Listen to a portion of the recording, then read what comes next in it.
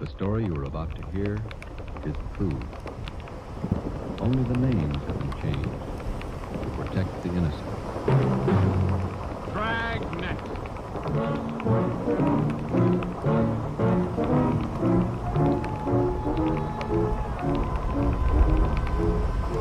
Dragnet, the documented drama of an actual crime, investigated and solved by the men who unrelentingly stand watch on the security of your home, your family, and your life. For the next 30 minutes, in cooperation with the Los Angeles Police Department, you will travel step by step on the side of the law through an actual case from official police files. From beginning to end, from crime to punishment. This is the story of your police force in action. Dragnet.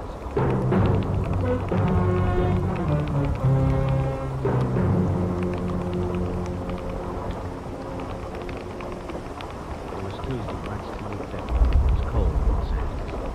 We were working the night watch out of homicide. Detectives in Los Angeles work in pairs. My partner's Ben Romero. He's a sergeant, so am I. My name's Friday. The boss is Ed Backstrand, chief of detectives. I was on the way back from the record bureau, and it was 13 minutes past 11. I got to room 42. Homicide. That's a hot shot. Somebody grab it. I got it, Ed. At 1245 East Doheny Street, 2 officers shot. At 1245 East Doheny Street, 2 officers. What you got, Friday? Rated. 2 officers. Where's Romero? Right here, Skipper. Okay, you've got one to roll on. Get going.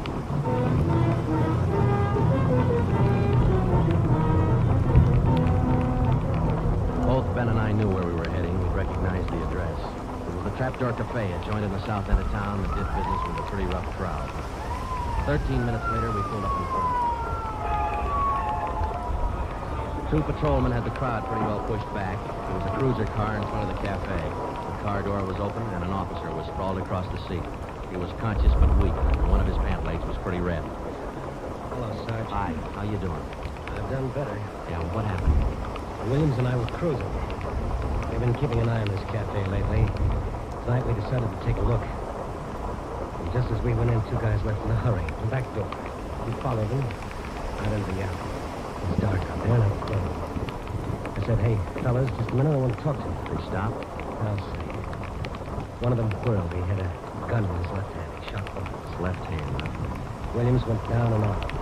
I went down, but I took a shot at him. No effect. I started crawling out here to the car, so I crawled in. Started crawling. Wait a minute, Emerson, were there any people around at that time? Yeah, quite a few ran out after shots. You mean nobody would help you to the car? That's right. Did you get a good look at either of the guns? One of them was tall. I think he was a redhead. There was something funny about his nose. That's all I saw. It's too dark out there. Williams was closer. I think he had a good look. Williams, he's in pretty bad shape. Is he breathing? Still alive, Emerson. I don't know how much time. Ambulance? Okay, let's round up all the men who are in the cafe. We're taking them in.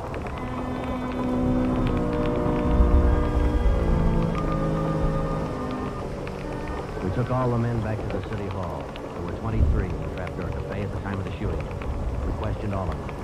One of them said there had been a redhead in the place, but he couldn't describe it. Ben and I left the interrogation room, and we went back to the squad room.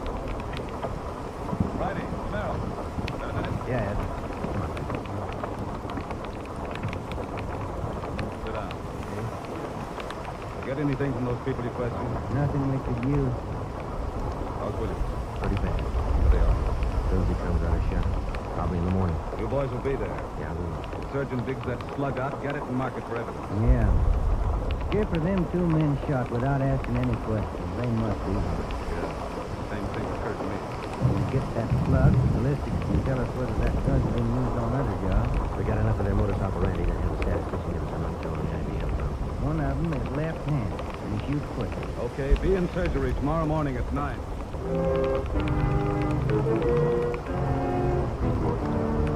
Neither Ben or I said much on the way home, but we were both thinking the same thing. I knew the chief was thinking it too. Here were 2 men who'd shot a couple of police officers without asking any questions. Now, I suppose you've heard a lot of stories about what the force thinks of cop killers. like to lose our friends and partners any better than anybody else would. Why not figure it this way? If these two guys would gun a couple of armed police officers, do you think they'd hesitate to shoot you, the unarmed citizen?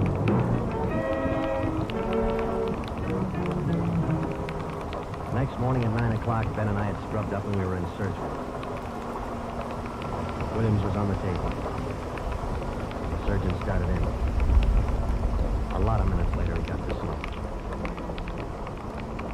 As for Williams, I took out 7 Peters and tested and said he might pull through.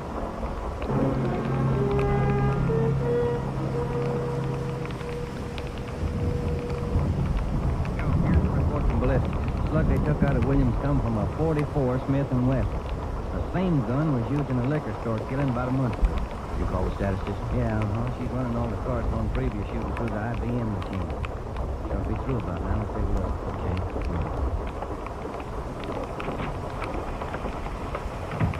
Hi, Helen. Okay.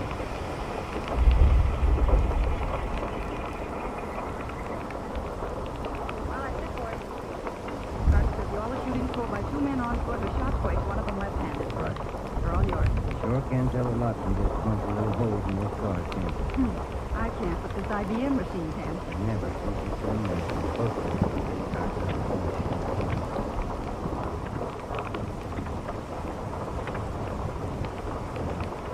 Wait a minute, Ben. Here we are. Oh, yeah. Here's that liquor store coming. The looks tied to something Wesson in on. One gun and Emerson Williams was shot with? Checks out. The liquor store was in the same neighborhood as the Trapdoor Cafe. Same gun, huh? Got to be. How long ago? A month ago, yeah. Ben, take the BR number off this card and let's pull the crime report on that job.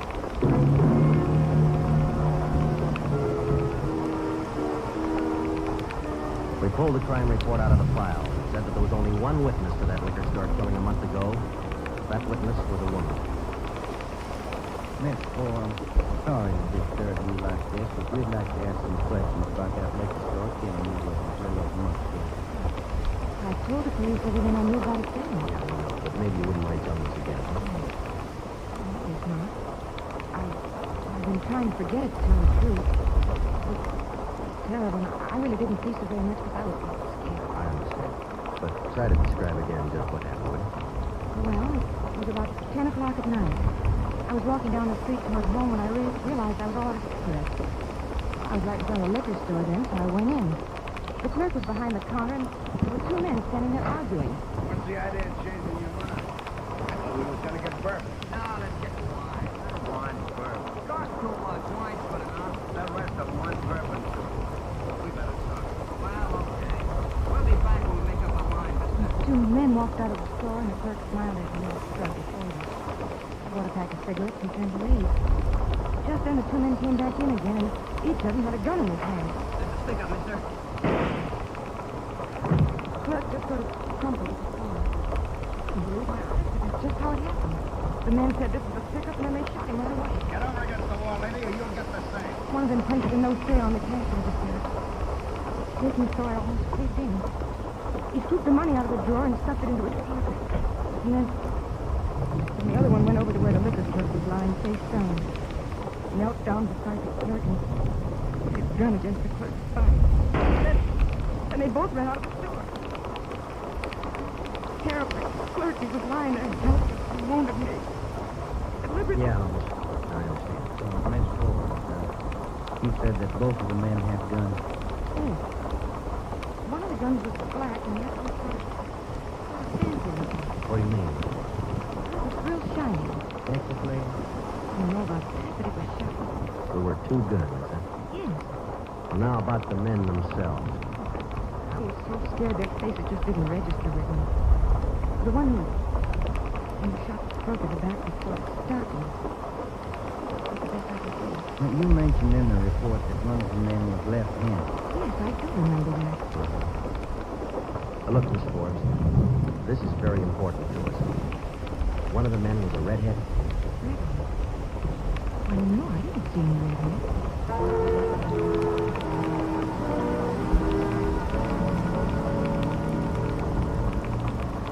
Here from me and Joe's run right smack into a stone wall on this thing. What's the complication? Well, there's more than one, Ed.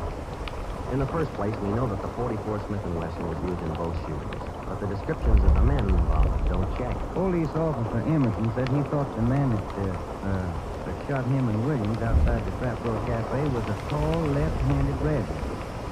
There's something funny about his nose. You think Williams got a better look at him? We did, but Williams isn't strong enough to talk to. And the girl that witnessed the liquor store killing a month ago said that one of those men was left-handed. But she said neither of them was a redhead. And on top of all that, now we've got 2 guns to worry about. The girl mentioned 2 guns, so we took the autopsy report on that liquor clerk. And Ed, the bullet that actually killed him came from a 32-20, not a 44 Smith & Wesson. That fact didn't get any publicity at the time, did it? No, it didn't. Okay. We won't give it any publicity now either. A lot of them, it's just the 44 Smith & Wesson we're after. Because if whoever owns the 32-20 finds out it's hot, we'll never get it. Anything else? Well, we sent teletypes to all outlying stations and neighboring cities. Told them if they get any red-headed suspects, no matter what charge you got them on, to hold them for questioning. Yeah. Now, how about this 32-20, the actual murder weapon? Any leads on it? We've got one, Ed. We've been checking the records, and we discovered that 4 hours after the liquor store killing, a taxi driver in the neighborhood was shot and robbed. Blood was pretty well matched, but there was enough to tell it from the 32-20. So we're going over the question of supervisor now. Good. Well, I think you boys are on the right trail. The problem we've got is mostly unrelated facts. Sooner or later, those facts have all got to tie in at some point along the line. Find that point.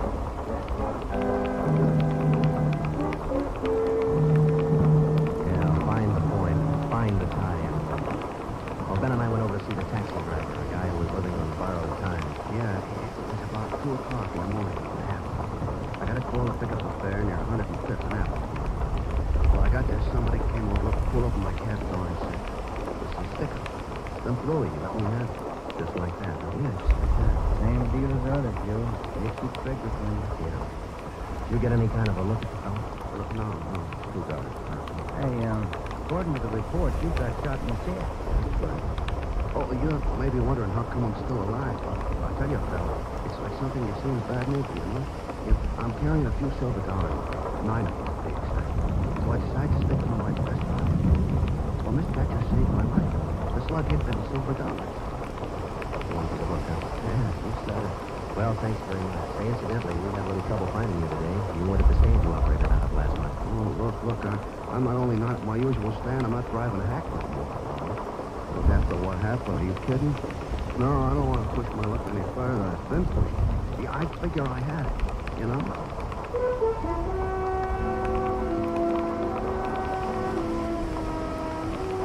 And about that time, Ben and I were beginning to figure we'd had it. We were getting nowhere fast. We had a few informants nosing around, but so far they hadn't come up with any leads. Well, Ben and I followed up all the teletypes that poured in. We just got back from Santa Ana, where we'd been questioning a red-headed suspect, and we flopped in the squad room when Chief Backstrand's door opened. Righty. Romero. Got a minute? Yeah, Skipper. Any luck with the Santa Ana Redheads? None at all. Guess you haven't heard the latest. We just now got back in town, Skipper. Early this morning, another cab driver got shot. What? Yeah.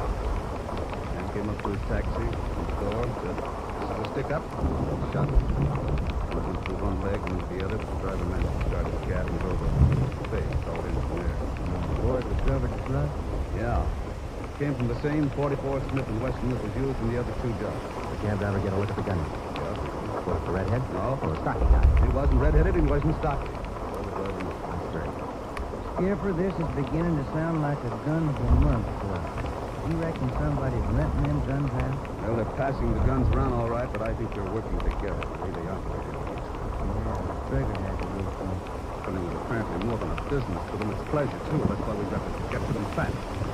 Come over here. All right. Here. Take a look at this map. Here's the trapdoor cafe. And over here's the liquor store. Down here is where the first cab driver got shot. And here's the second one. All of the shootings have taken place within an area of 10 square blocks. Okay. Tonight we're going to throw a blockade around that whole area. Good. It'll go into effect at 10 p.m.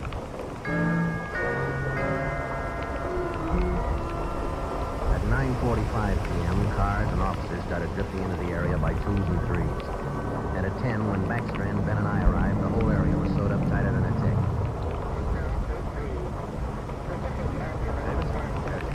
All set?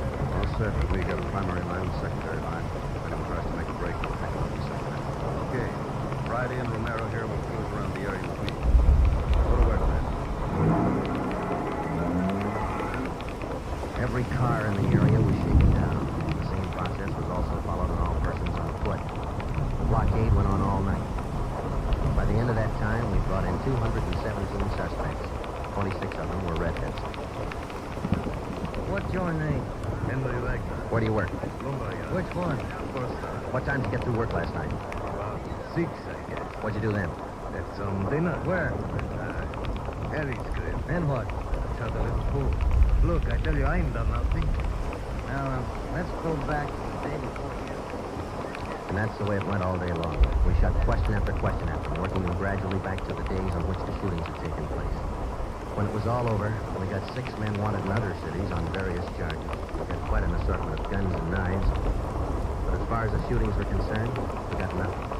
Yeah, I guess that's the last one. I was running out of questions there at the end. I was kind of figuring on checking back over the reports to see if we might have overlooked something. I said go on home. You boys have been at it for 32 hours straight. Look at you. Both so groggy you can hardly stand up. You need sleep. It's 4 p.m. now. Don't come back until 10 p.m.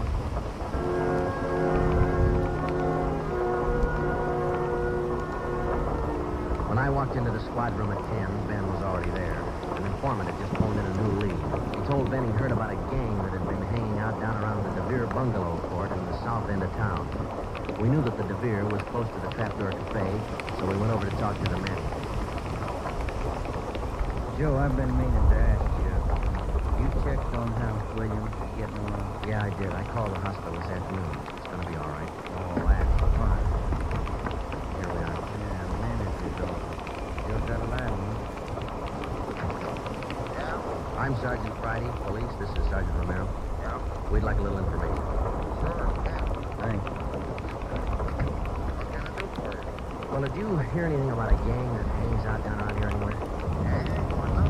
How about your tenants here? Any of them ever been in trouble, you or nothing? No, ain't exactly the best neighborhood in town. We try to keep things under control. Once in a while, one of them will get out of line. When that happens, we keep them out of here. Heaved anybody out lately? Yeah, I did. Paul and his wife, a few weeks ago. They had a fight, one in the bungalow. She took a shot at him, but she missed. A party by the name of Stuba, Carl Stuba. What did this Stuba look like? Oh, sort of tall, skinny. Was he a redhead? No. Now, we'd like to take a look at that bungalow that he lived in. Sure, help yourself. Down the end there, number 5. Still vacant.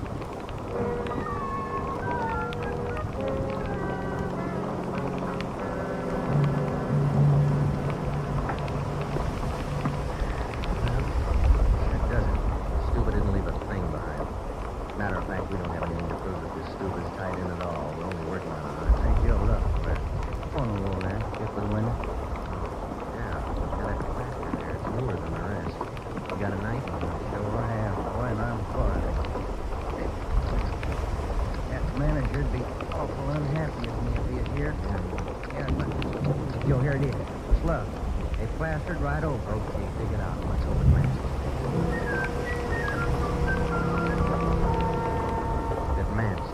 The slug from the wall came from the same 44 Smith & Wesson that had been used in the other shootings. So now we had a name to work on, Carl Stuba. But he'd done a good job of dropping out of sight.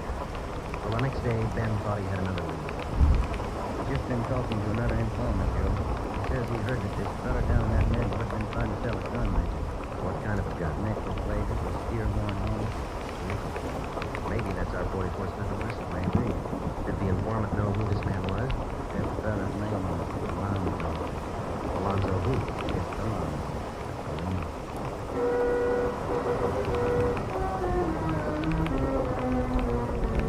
So now we had 2 names, Stuba and Alonzo, but no men to go with them. So we went back to making the rounds of the substations, interviewing red-headed suspects. We took a few of them to Williams, who was home from the hospital by now, but he couldn't identify any of them as the man who shot him. Still, we kept checking. Finally, we got around to the 77th Street station.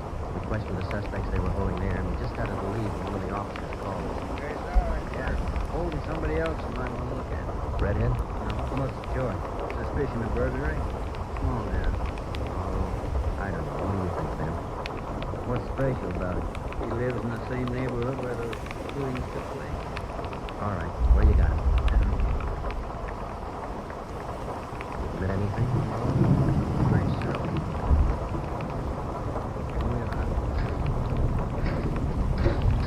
Thanks. Hi. What are you? I'm Sergeant Friday. This is Sergeant Romero. We'd like to ask you a few questions. Look, I already told the other cops all I know. I didn't steal no radio from that shirt. What's your name? We've been through all that. Come on, what's your name? Jackson. Alonzo Jackson. Alonzo. I looked at Ben and Ben looked at me. This could be the Alonzo who'd been trying to peddle that Smith & Wesson. Ben and I both knew here was one suspect we'd have to be real careful with. Lonzo, according to the records, this burglary you're suspected of took place on the night of the 27th. Look, how many times do I have to tell you guys they didn't have anything to do with it? You got an alibi for that night? Sure, I got an alibi. I was out with a couple of friends, I can tell you. What's your friend's name, Lonzo? One of them's Tranquil and the stupid. Stupid. The guy who used to live in the bungalow. Well, we told Alonzo he'd have to produce his two friends to give him an alibi for the burglary charge, and he bit. He went with us, and he pointed out where Stubble was living now. No wonder we haven't been able to find him. It was a little shack at the back of a lot behind two houses. We thought it was a chicken coop at first. We took Alonzo back to the station, and then we picked up Stubble. He was surprised to see us and not very happy. We took him in. Next, Alonzo gave us Crandall's address.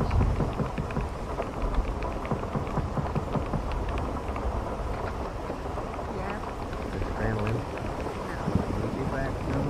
I don't know. Who are you? Sergeant Friday, Sergeant Romero, police. Oh, nothing important, lady. We just wanted to wait. Oh. Well, I don't know just when I'll be back. Probably an hour or two.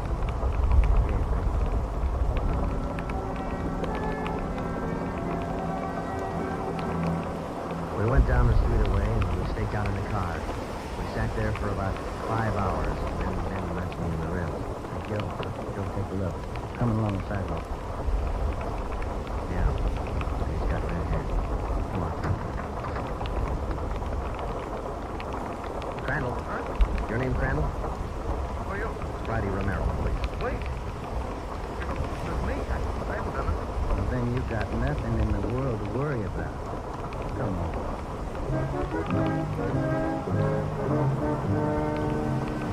We questioned Crandall for an hour, but he wouldn't give an inch. Denied everything. Then we put him in a car and we drove over to Officer Williams' house.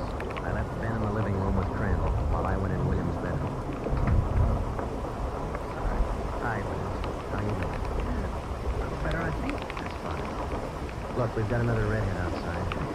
Bring him in. Okay. All right, Crandall, come on in here. What's your name? Come on in here.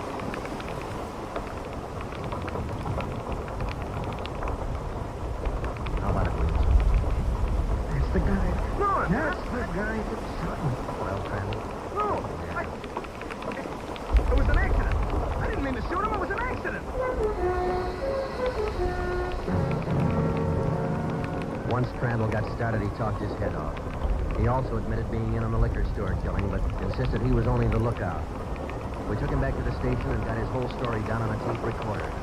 Yeah, he was left-handed. Then we went back to Alonzo, who didn't know we had Crandall's confession. We met the chief in the hall outside the room I reported Alonzo. About ready to start enough. Alonzo hasn't given any yet, and we still haven't found no gun. There's one of them. Smith & Wesson. Stubble talked about it 10 minutes ago, but he left out the girl. The boy won't ever get it.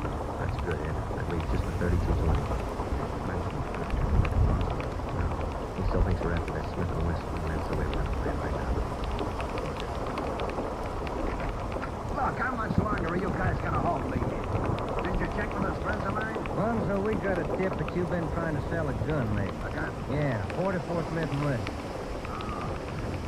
No, it's not true. That Smith & Wesson's been used in a couple of robbery jobs this month, and we think it's your gun. That's a lie. Any proof of that? Wait, yeah. Sure, I got proof of that. I used to have a gun, but it wasn't a Smith & Wesson.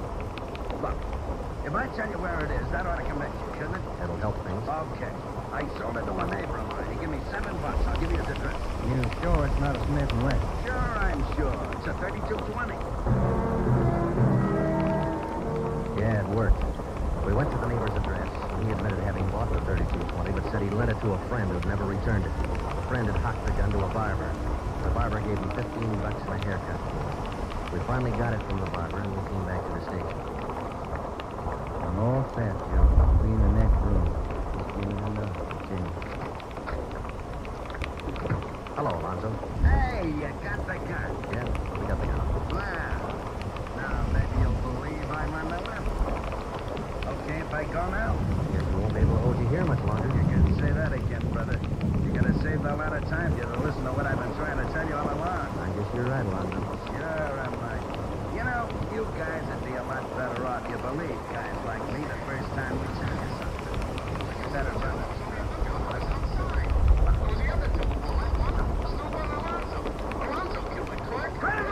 Hold it, Alonzo. All right, Alonzo, that's enough. Now, come on, how about it? What's the use? All right. That's like you said. Okay, Ben, bring the recorder in here. Alonzo's ready to make a record now.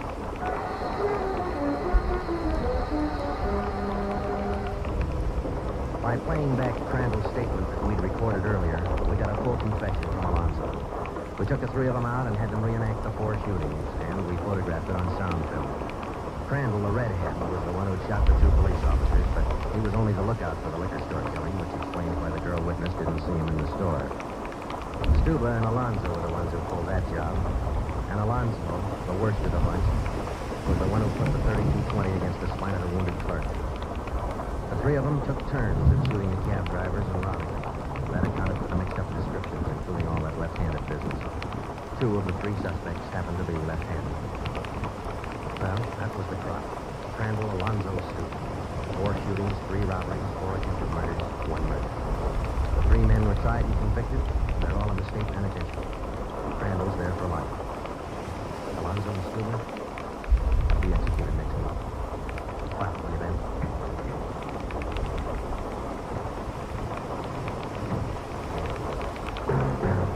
Dragnet.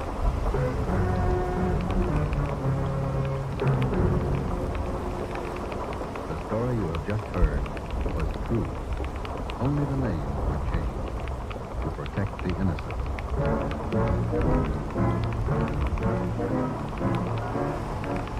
You have just heard the second in a new series of authentic cases from official files. Technical advice for Dragnet comes from the office of C.B. Horrell, Chief of Police, Los Angeles Police Department. Tonight's program is dedicated to Radio Officer Delmer E. Cook of the Los Angeles Police Department, who, on the afternoon of December 6, 1948, gave his life so that yours might be more secure. Dragnet came to you from Los Angeles. This is NBC, the national broadcasting company.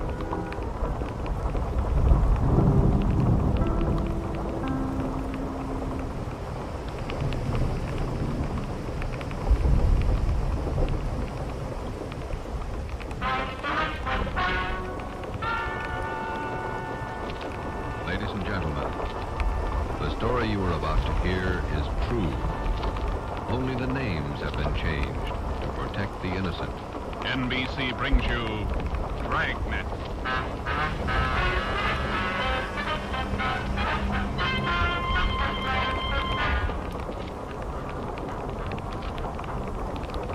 You're a detective sergeant. You're assigned to robbery detail. There's a potential killer on the loose in your city. 18 women have been beaten and robbed by this man. The newspapers call him the werewolf. Your job is to get him. Dragnet, the documented drama of an actual crime, investigated and solved by the men who unrelentingly stand watch on the security of your home, your family, and your life. For the next 30 minutes, in cooperation with the Los Angeles Police Department, you will travel step by step on the side of the law through an actual case from official police files from beginning to end, from crime to punishment. Dragnet is the story of your police force in action.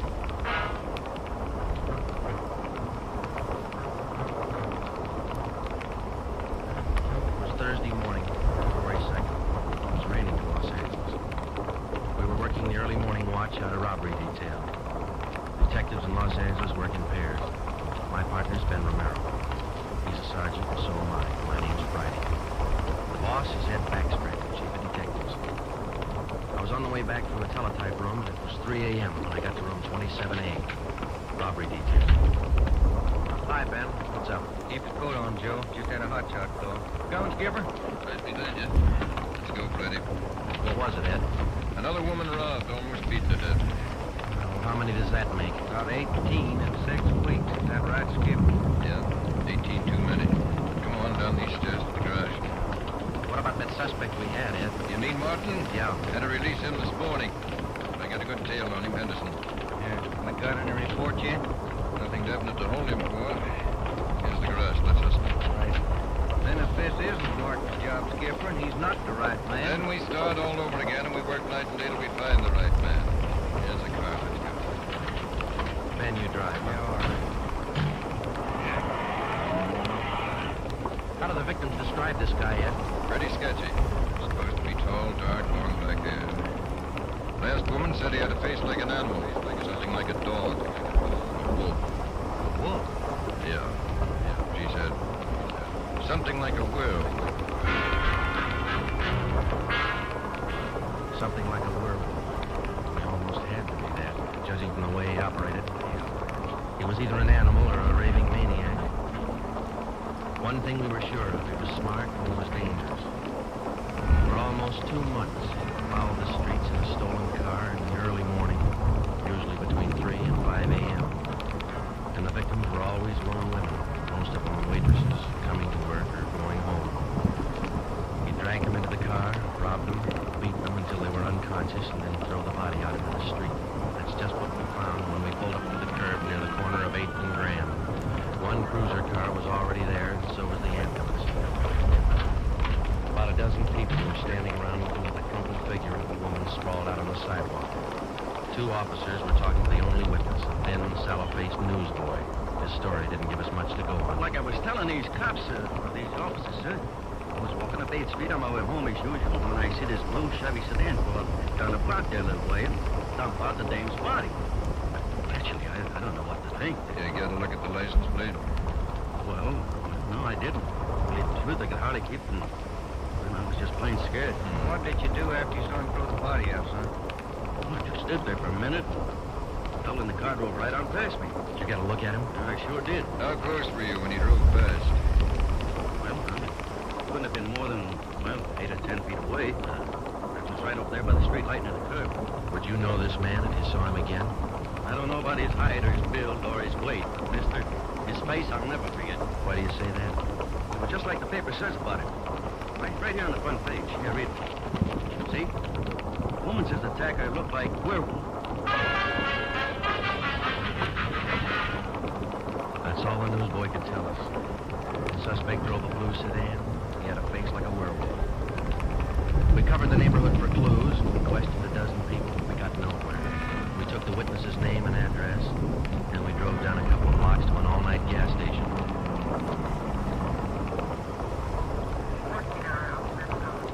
I'm going in here and call the office and see if Henderson's called in on Martin. We might still have a suspect. Right, Skipper? Look, this man is a wet hornet, doesn't he, Joe? Yeah.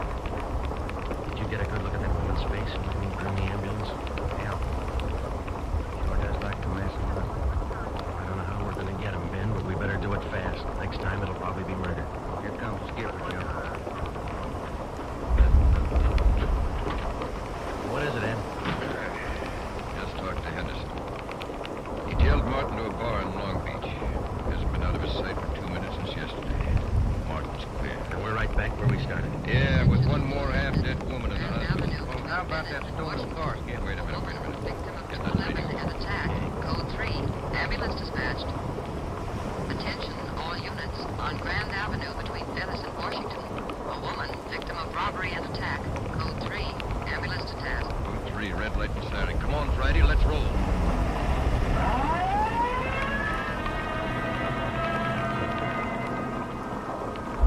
We couldn't be sure, but it sounded like another one. 6 minutes later, we were there. Same story. Werewolf.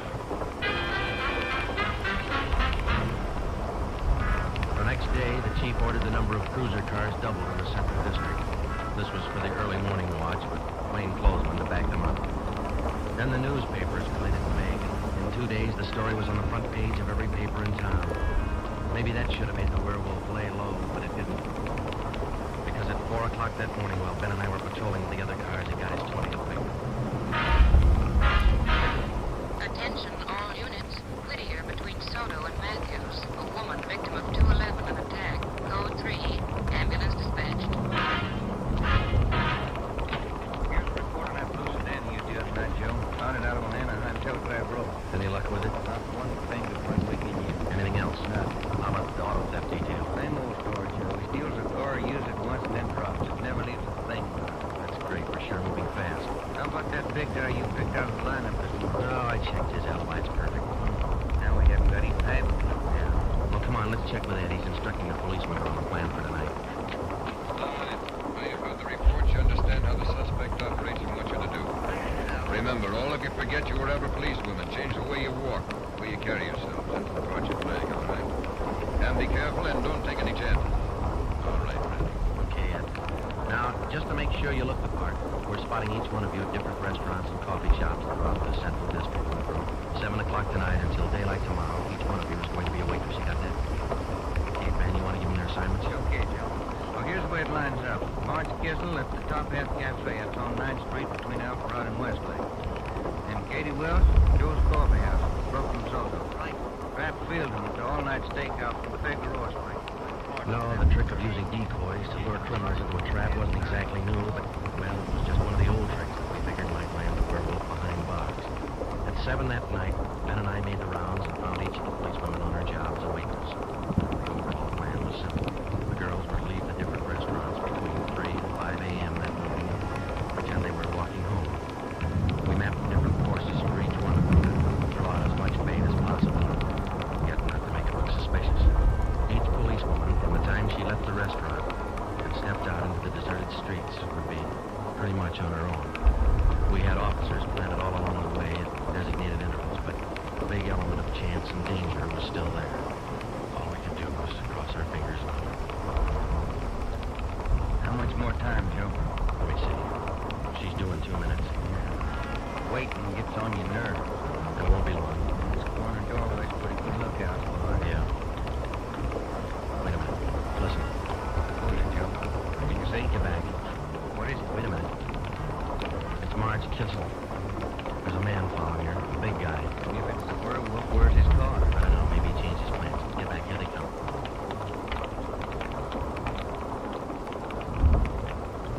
You look at him, Joe. Oh, pretty. Not too suspicious. Might be coincidence. I got a pretty good lead. Come on, let's go. Stay back in the shadow. Hey, Joe. Joe, where'd the guy go to? Hello? A little coffee shop on the next corner. See? Take a look. Oh, yeah. He's opening the door. He's turning on the light. Looks like a false alarm. But let's check him anyway.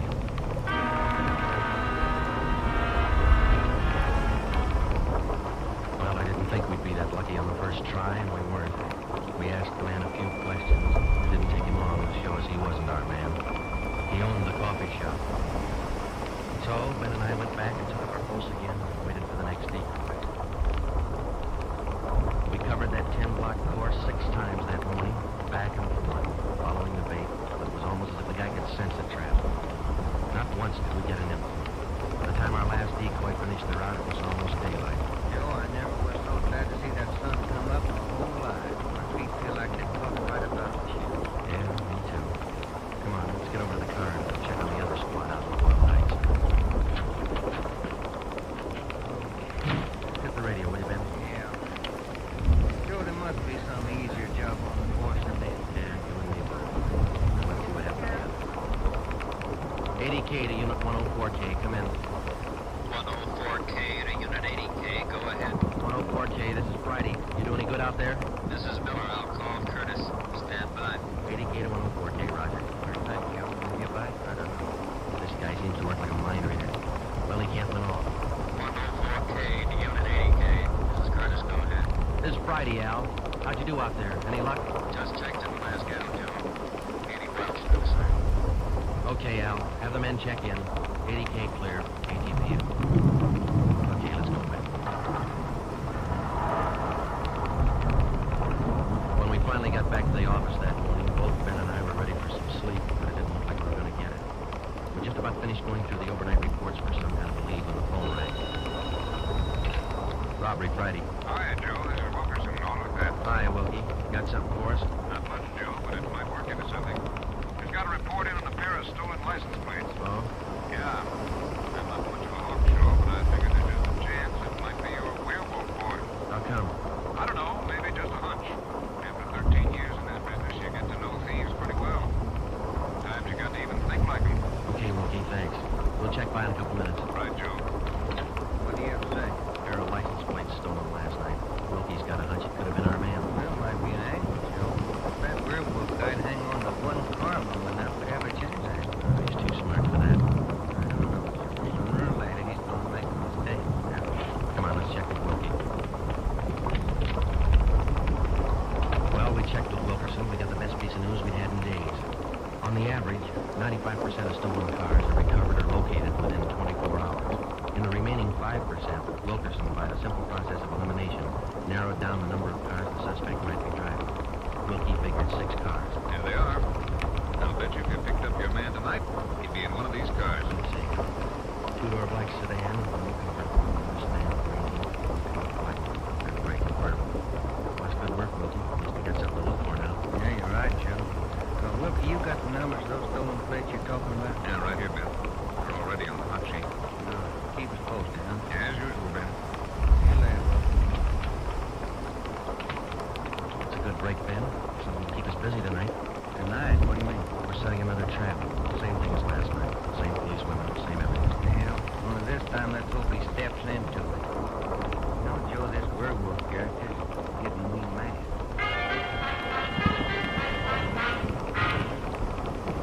That night, we followed in our own footsteps. We planted the policemen and decoys in 3 separate districts, and a few minutes before 3 a.m., our squad of men took up their positions. The same police women went to their waitress jobs in the same restaurants. Ben and I and the rest of the men stood in darkened doorways of empty fuel stations, whatever cover we could find. And we waited and waited. What time is it, Joe? 4:30. Thank you. Any sign, Joe? No, nothing yet. Come on, stay in the shadows. That's the way it went all through the early morning. Same plan over and over again until daylight. Ben and I would check in at the station, go over the late stolen car reports with Wilkie, catch a few hours sleep at home, and then come back and do it all over again. The next night, the next morning, the night after that, and the morning after that. 5 days later, Ben and I were ready to call it quits. I'll admit it, Joe, I can't figure. The guy's either psychic or else he can smell a cop a mile away. Well, at least we got that stolen car angle. Did you check with Wilkie yet this morning? I'll give him a phone, that's right.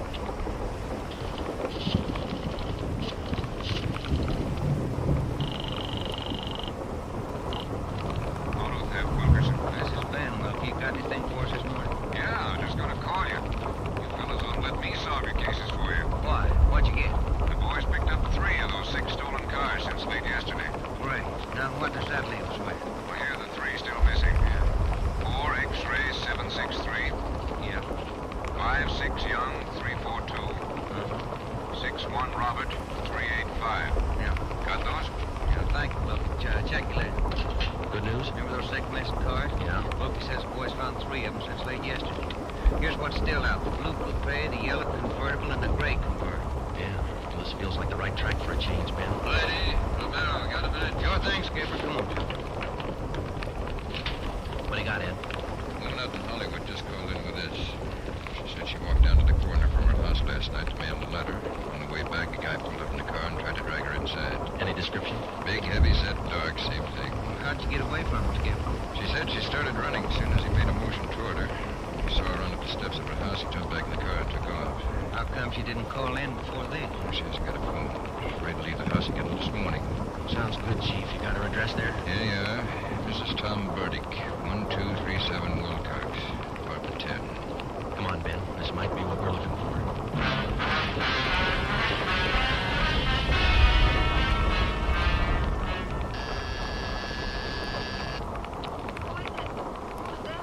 Sergeant Friday, ma'am. Police.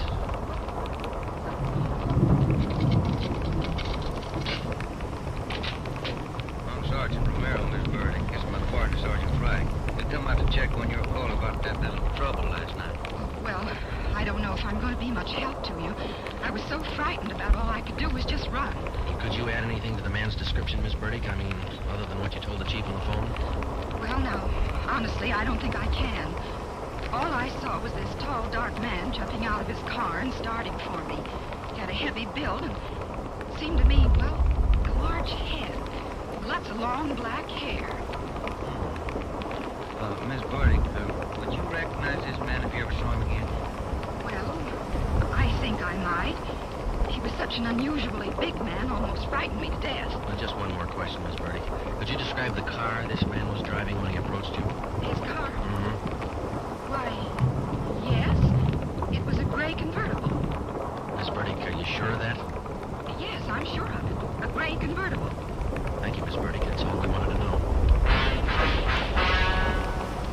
Sometimes when you're on a case, you can chase yourself around in circles for weeks trying to fit together just two little pieces of a yard-long jigsaw puzzle. And a lot of the time, you find the answer where you least expect it. But once you get that feeling you're after the right man in the right way, there's nothing that can shake you. When Ben and I got back to headquarters, we went straight to the chief's office with the story, and we had him stake out the gray convertible. In other words, if any detective or officer spotted the car, he reported it back to us, but he stayed away from it. We figured that there probably weren't more than two of the victims who could take the witness stand and identify the man who robbed and beat them. Not with a smart defense lawyer, anyway. So there was only one way to catch this suspect. Red-handed. Here they are, Joe. Both sets of license numbers for that gray convertible. Here the original. Here the numbers on the stolen plate. Good. Everybody got a hot sheet? From the chief all the way down to the Jim. Fine. Now let's get together with them. Joe, grab it. I got it. On the corner of California and Oakwood, a woman badly beaten. On the corner of California and Oakwood, a woman badly... Come on, Ben, another one. But Joe, it's broad daylight. Yeah, doesn't figure, does it? Come on.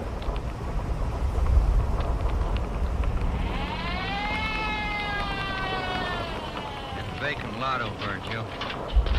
Two plainclothesmen and uniformed officers were keeping the crowd back. An ambulance was drawn up to the curb, but it was empty. When we got down to the rear of the lot, we found out why. They were waiting for the coroner.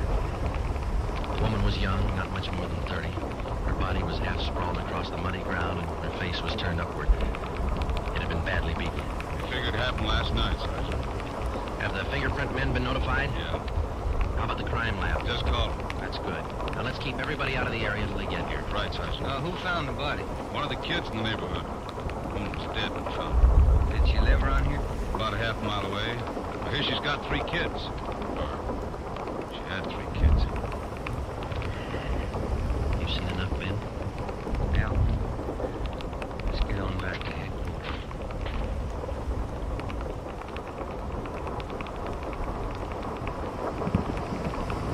All the way back to headquarters, Ben and I planned our next move.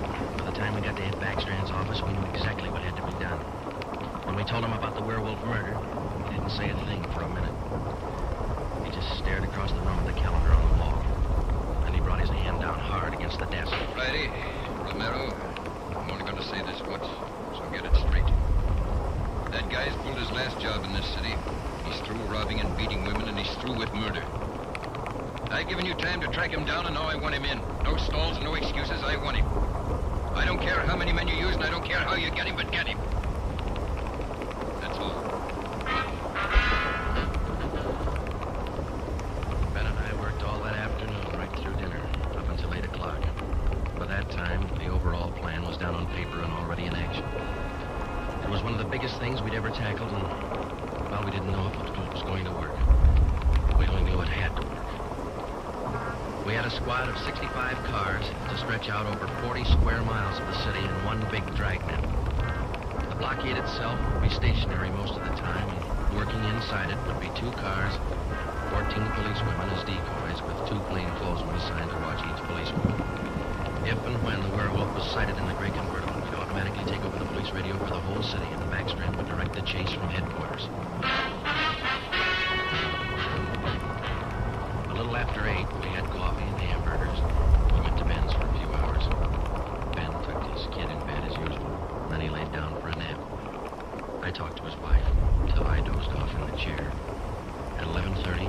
7. I comb my hair, put on my coat. Cops' wives are like everybody else's. They worry. When we met Ed at headquarters, we did some last-minute checking on details with Backstrand for about a half an hour, then we were all ready to go. By 5 minutes past 2, half the Dragnet crew pulled out of the police garage and scattered over the city to their places. By 2:35, the other half pulled out, and a few minutes later, Ben and I followed. At 3 minutes to 3 that morning, Backstrand took over communications and checked every car in the operation. It was a good start. Every man in his right place at the right time. The trap was set. All we needed now was to find our suspect, the werewolf, inside. Control 4 to Unit 80K. Control 4 to Unit 80K. 80K to Control 4, go ahead. This is Backstrand, standing by. 80K, roger. Clear. KGP up. Okay, Ben. Now let's go find him. I got a hunch, Joe. Let's try the Wilshire district first. Sounds all right to me. Let's go.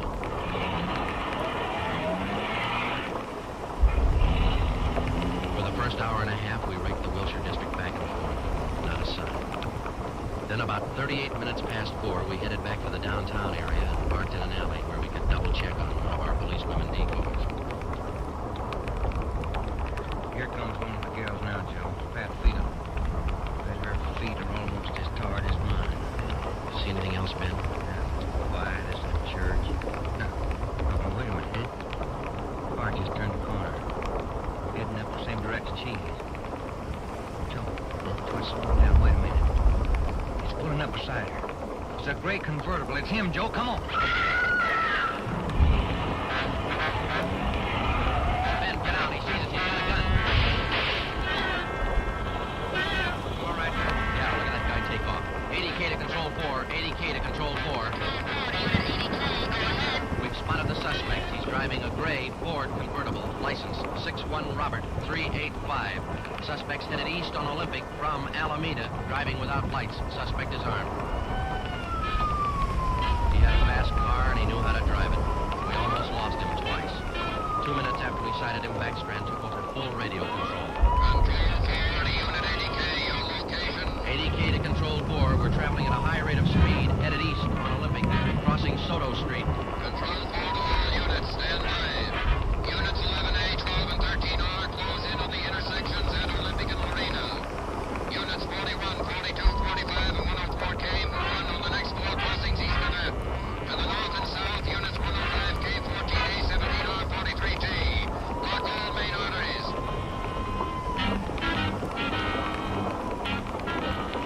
In the next half hour, the 65 cars in the Dragnet had pulled in like a noose around a 5-mile area. Ben and I hoped it was just a matter of time. Unit 80K to Control 4. Control 4 to 80K, go ahead. He's headed north on Fresno Street, crossing Whittier Boulevard. Attention all units. 80K now pursuing suspect north on Fresno from Whittier Boulevard. Units 15, 105K, 11R, and 18A block off the intersection on Fresno and 4. Hey, Ben, up there ahead. What's he trying to do now? Look, he's turning around. Yeah, and he's coming right for us. Watch it, Joe. Look out. Pretty close. 80K to Control 4. Control 4 to 80K, go ahead. Exchanging shots with suspect. Watch it, Ben. Here he comes again. Sure likes to use that gun, doesn't he? Sure does. Hey, Joe, look. Look, he's turning east. He's running for Hollenbeck Park. Yeah, 80K to Control 4. Control 4, go ahead. Suspect just drove up over curb and into Hollenbeck Park. Control 4 to all units. Control 4 to all units. Converge on Hollenbeck Park. Suspect is in the park. He's armed. Use caution. Code 3.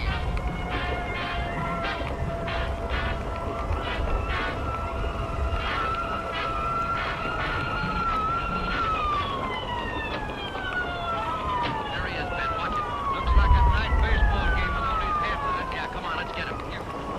Never say die, huh, Joe? Joe, can you get a shot at him?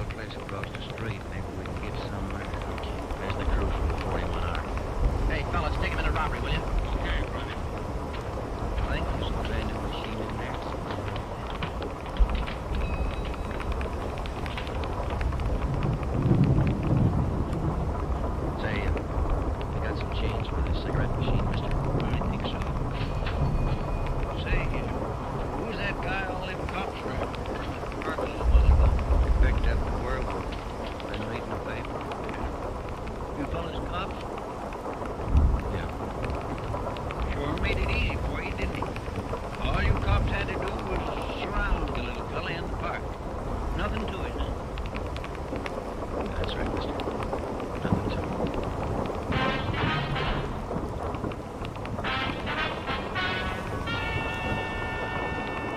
The story you have just heard was true. Only the names were changed to protect the innocent. Walter Barton, known as the werewolf, was tried and convicted and is now serving a full life sentence at the state penitentiary.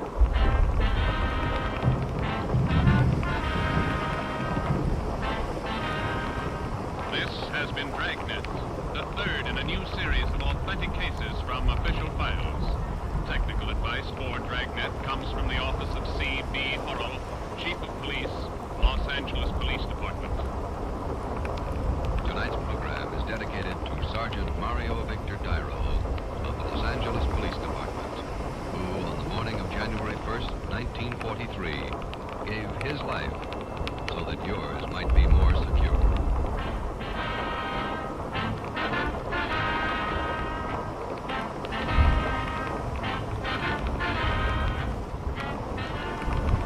Dragnet came to you from Los Angeles.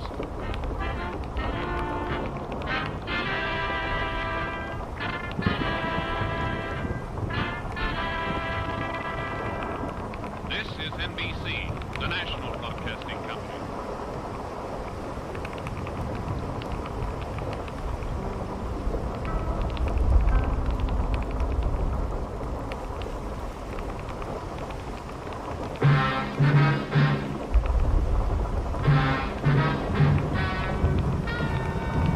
Ladies and gentlemen, the story you are about to hear is true. Only the names have been changed to protect the innocent. NBC brings you Dragnet.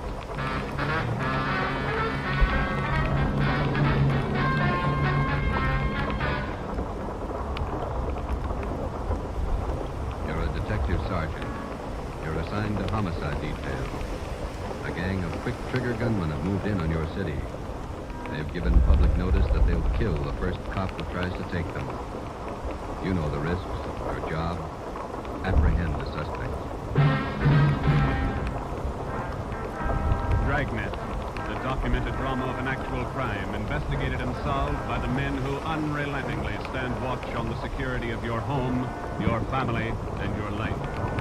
For the next 30 minutes, in cooperation with the Los Angeles Police Department, you will travel step by step on the side of the law through an actual case, from beginning to end, from crime to punishment.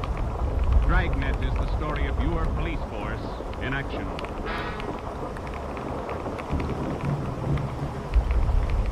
It was Wednesday, April 17th. It was warm in Los Angeles. We were working the night watch out of homicide.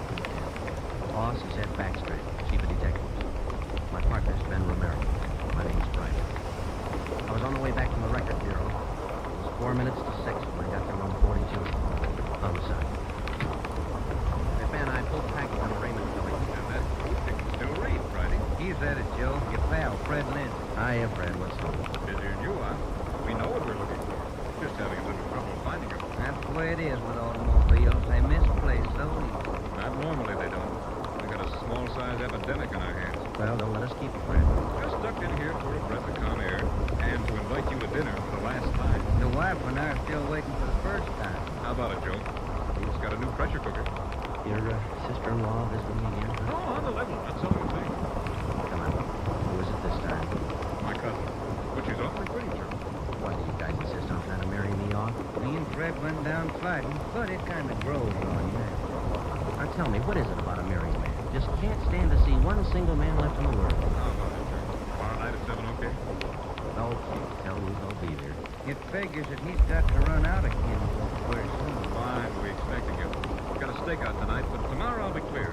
Anything big? Nothing definite, Ben. Just follow up on the stolen cars. See you, men.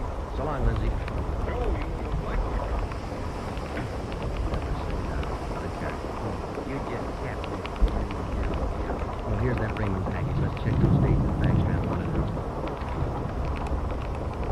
Wednesday, April 17th was just routine. The dinner date I tried to get out of was paperwork the chief wanted done.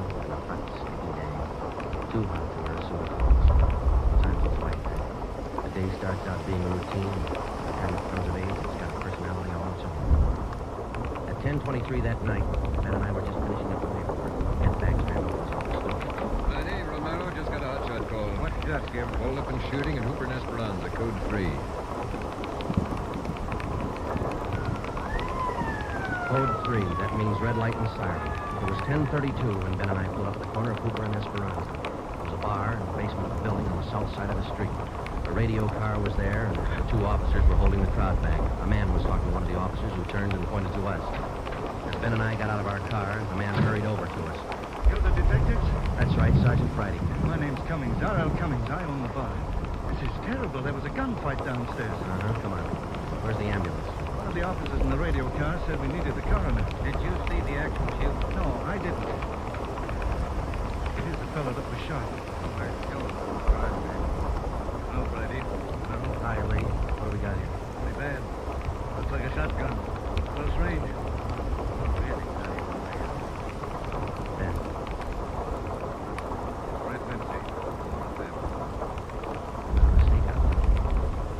Tell us about it. You know this fellow, Sergeant?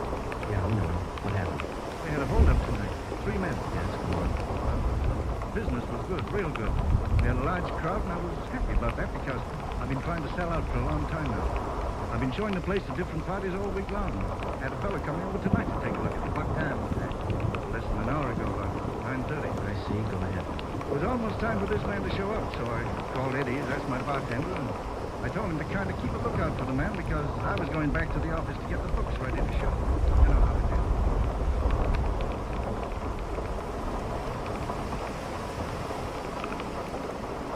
You'll watch for him, Eddie? That I will. If you want me, I'll be back in the office. Your mouth shut and stand still. Huh? You'll own this one, don't you? Yes. What is this? You're the boy we want to say. Which one of you? All 3 of us. What's going on? What's it look like, genius? There's a stick-up.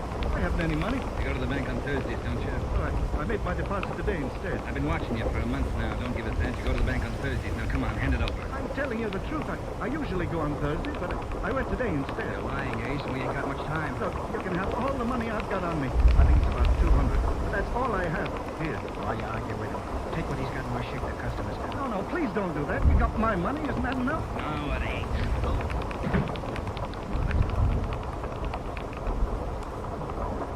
That's all I remember, Sergeant.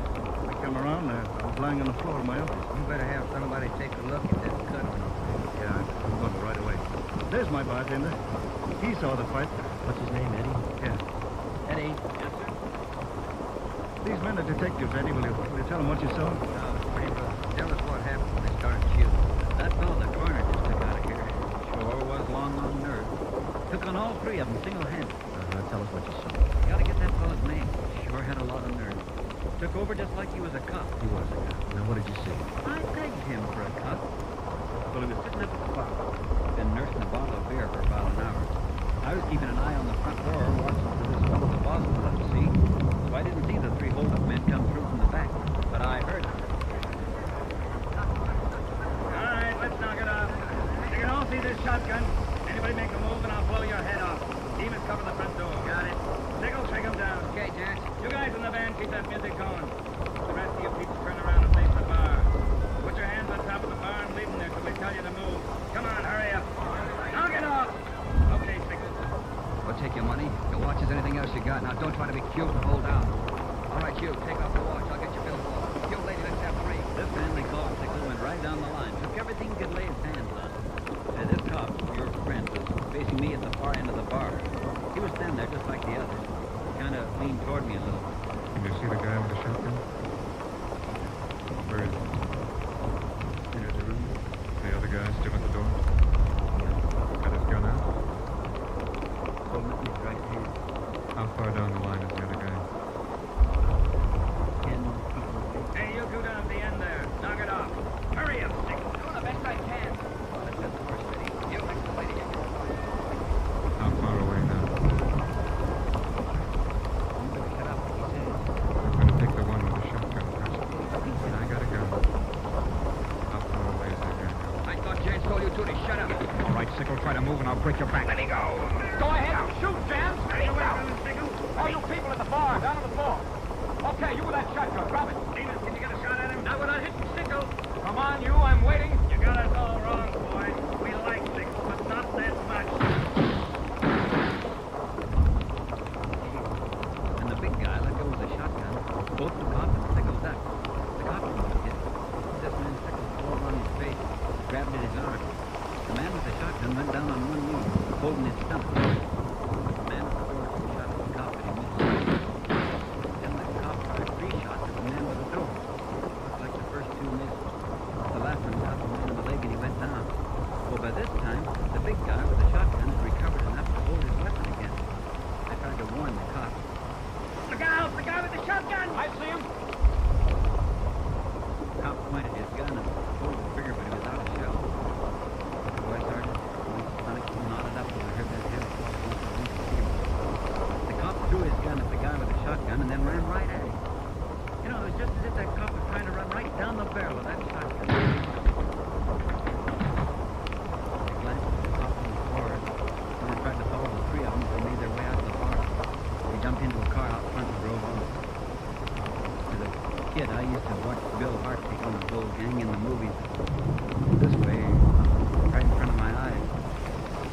Sergeant, he was an awful brave guy. Did you get the license number of their car? No, I didn't. I couldn't see very well. You got a pretty good look at all 3 of the men, did you? I believe I recognize any of them. Thanks, Eddie. What's your last name? Bowers. Eddie Bowers. Got that, Ben? You'll be hearing from us, Eddie. We want you to look at some pictures for us. Glad to help any way I can. I hope you get the men that shot this cop. I'm sure gonna try if I can. Yeah, Eddie. We're sure gonna try.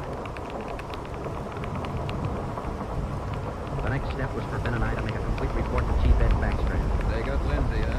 That's Red Lindsay and out of theft? Yeah, Good cut. You say he wounded 2 out of the 3 in that order. Yeah. That means they'll have to have medical attention in a hurry. Check all the small hospitals, cover all the drugstores to get in line on anyone who's bought medical supplies in the last hour. As soon as medical detail notifies Miss Lindsay, I'd like to go over to see her. Spend some medical details out there now. By the time you get back, we may have a flash in the drugstores or hospitals. Back in 30 minutes. I'll let me get out there. Right, Ed. You might carry this with you. Yeah. I'm sick. I'm sick to my stomach about this thing. I want you to get this.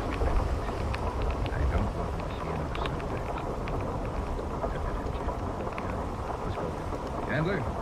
Put out an APB. Have communications broadcast to the different state suspects every 30 minutes.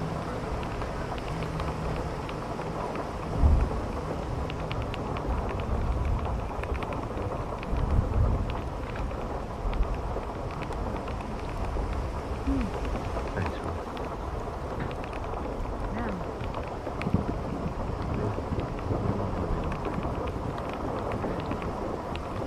American compensation is expecting it. You like that? Now, that's a possibility, is it? Used to worry about it. Doing a lot, too. All those nights when you go in and stay. Worry. Anything you want or need?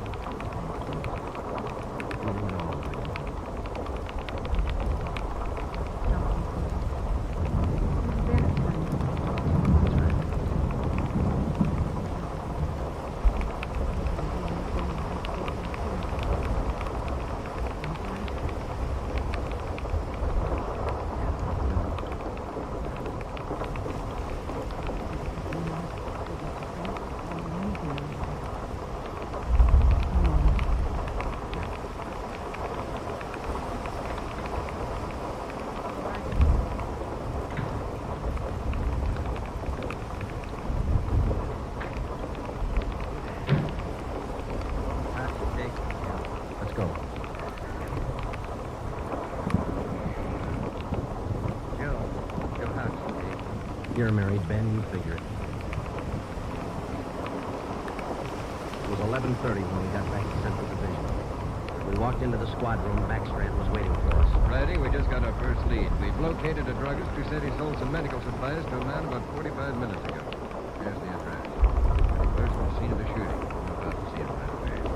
The Rex Pharmacy was exactly 14 blocks from the Red Feather Bar where the shooting took place.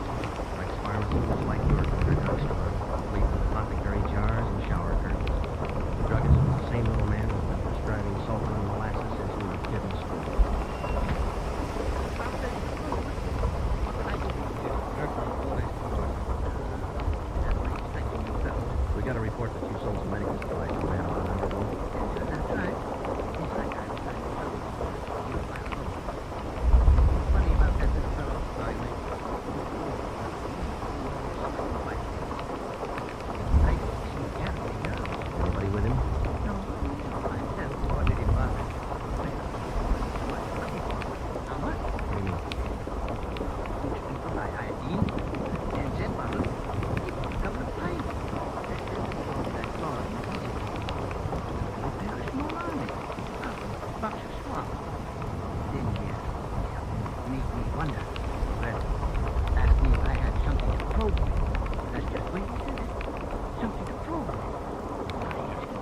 what you want to go for.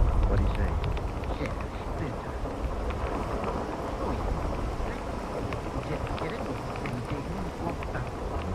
Describe the man. Like I said, but you think you could identify him? If I swim it, or did he leave one foot or was there a car outside? They can't. Right out. Did you happen to take down a license number? Well, no, I didn't. But I did jot down the taxi cab number. Would that help?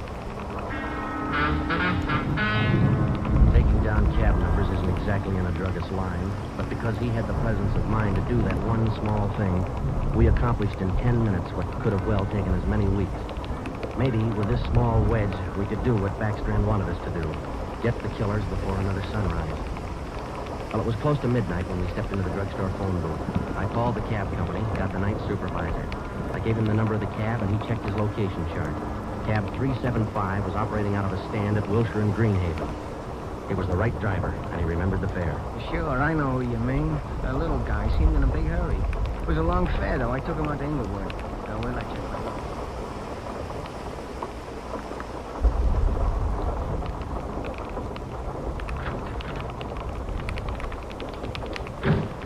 Here it is, Joe. 1523 Imperials. The room and half. Yeah, come on, we'll check with the landlady. Kind of late. Yeah, let's stand away from the door. Might not be the landlady who is. Yes, what do you want? Police department.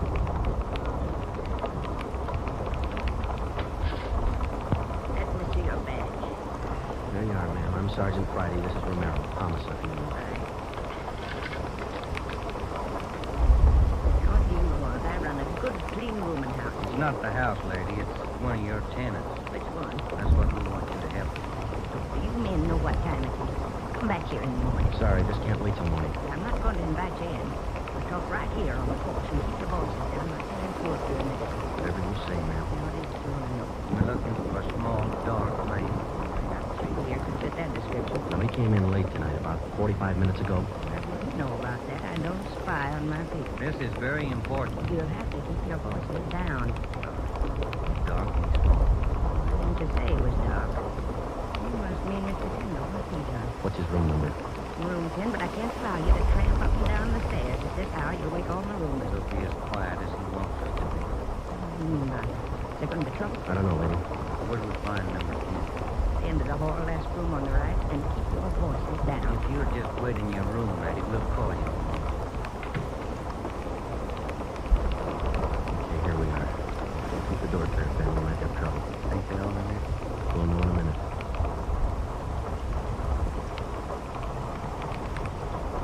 Good.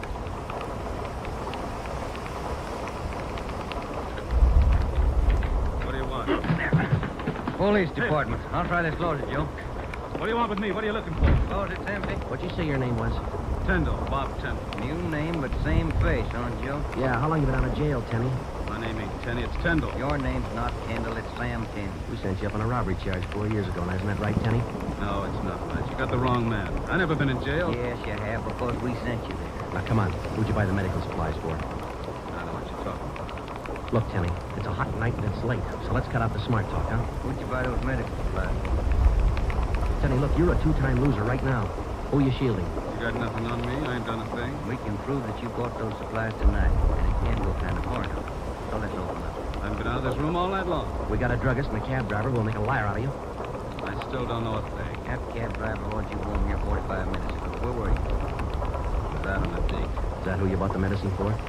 Ben, call the druggist and get that cab driver. We'll take Tenny downtown. All right. I did was buy the bandages and stuff. I got nothing else to do with this. What'd you buy the stuff for? You know everything else, you figure. Oh, now, look, punk. We know there were 3 of them. One of them killed a cop. We're going to get to him, and Tenny, you're not going to stand in our way. Killed someone. They didn't tell me that. Who didn't tell you? I don't want any part of murder. I'm going to tell you who it was, but I'm clean. I got nothing to do with it. I was trying to help him out of a jam. Who are you trying to help? Roy Bemis, Charlie Sickle, and Red Jams. They didn't tell me nothing about murder. Oh, why'd you help? They offered me a pretty good piece of change to run an errand for me. You know I got paid for. That's all I had to do with it. Where did you deliver those medical supplies? They have to tell you that. I'm afraid of Jans. He's awful free with that shotgun. We'll give you protection. Now, where are they? Can I go to jail if I get him? You'll get protection. Give us the address. It's in the parking lot. Just around the corner. The Blue Eagle. We took Sam Tenney down to Central Division with us. On the way downtown, he told us that Red Jantz and the other two had their room at the Blue Eagle barricaded. Tenney said that they told him that they'd kill the first cop who tried to take them. Well, we knew they were wounded. He told us that Sickle had an arm wound, Bemis got it in the leg, and Jantz had a slug in his side. We figured they'd be weak from the loss of blood, and we could take them easy. You'll never take those guys easy. Sure, they lost a little blood, but they had enough fight left to stack that room. And they got enough left to kill you if you try to take them. On the way to headquarters, we stopped at an all-night drive-in and called Ed Backstrand. We told him we had a radio car watching the Blue Eagle. We gave him the whole story and told him we were on our way in. By the time we checked into Homicide, Ed had the plan all mapped out. It was 2:25 a.m. Here's the map from the city engineers. It's one city block bounded on the north by Hawthorne Street, on the south Lawndale Avenue, on the east 16th Street, and the west 17th. Blue Eagle's apartment house is right here, on 16th and Hawthorne. West of the Blue Eagle is a private residence. South of the Blue Eagle on 16th is a vacant lot. There are 12 apartments in it. The men we want are on the second floor, number 11. That apartment faces east on 16th. How do you want to handle it, Ed?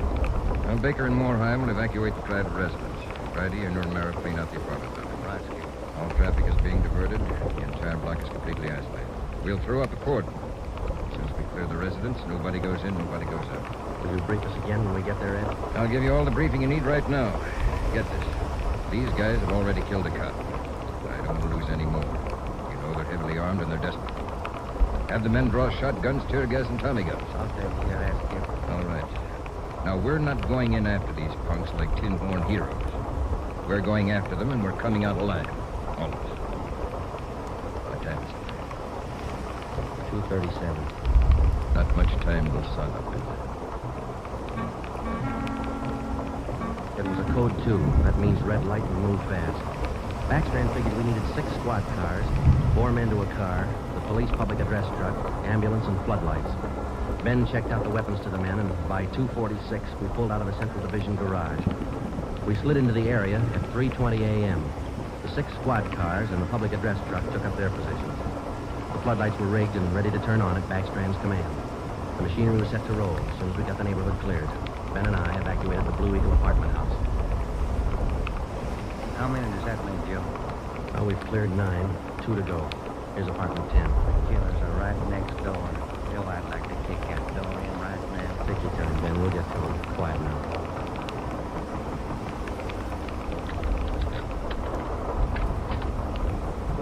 Yeah, what is it? Police department. May we come in?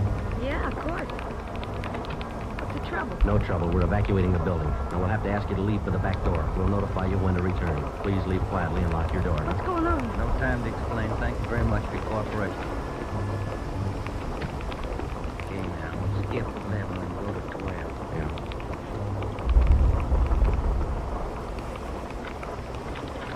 Yeah? Who are you? Police department. Can we come in? Sorry to disturb you at this hour. We're evacuating the building.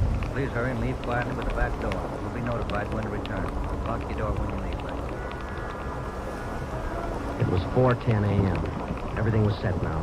The neighborhood was completely cleared. The entire block was empty except for apartment 11 on the second floor of the Blue Eagle. I left Ben to watch the door of apartment 11. I went downstairs and across the street to join the rest of the men. It was Ed Backstrand's show from here on. That's it, Ed. All set. Baker, Moorheim, all clear? All clear, Chief. Baker, you and Moorheim take 3 men and cover the rear of the building. Right. Is that detail covered Hawthorne Street? They're all set, Ed. How about the vacant lot? Taken care of. The rest of you men? Yeah. Friday and I are going into the building. We'll try to get him to come out now. Johnson. Yes, sir. Come with us and keep us covered. Let's go.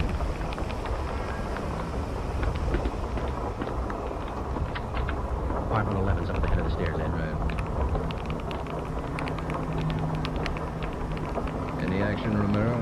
Not a thing, Skipper. Keep down, all of you. I'll try to get him out. Jantz, Bemis, Sickle, you're all alone. The building's clear. Come on out with your hands behind your head. Come on out, Jantz, or we'll come in and get you. You hear me? I hear you. Come on, let's get out to the street. Johnson, cover that door and be careful. Keep down. Right, Chief. Friday, Romero, come with me. We left Sergeant Johnson to watch the door, and we ran out into 16th Street and ducked down behind the police sound truck. The floodlights hit the side of the building. Backstrand grabbed the microphone. Chance, Bemis, Sigel. You've got 30 seconds to come down out of that room. Walk out backwards with your hands behind your head. Stay together. Don't fan out. 30 seconds, Chance. They're making it tough, Ed. Romero, lob some tear gas through that window. Right, Skipper. Come on out, Bemis. We're giving you a chance. That's more than you gave that cop in the bar. Come on out. That's Jance, Ed. He isn't coming out. You must have got Johnson because he's in another room. Shoot the gas in there. That's not going to get him out, Ed. Give it time, Friday. Burn those floodlights in up there. Friday, rig that second floor with the Tommy gun. Let's keep him in one room. Right. Hold your fire, Friday. George, give us a couple of masks. Ben and I are going in. The rest of you men concentrate your fire on those 2 rooms. Hit them down. Here's your mask, Joe. Let's go. Come on.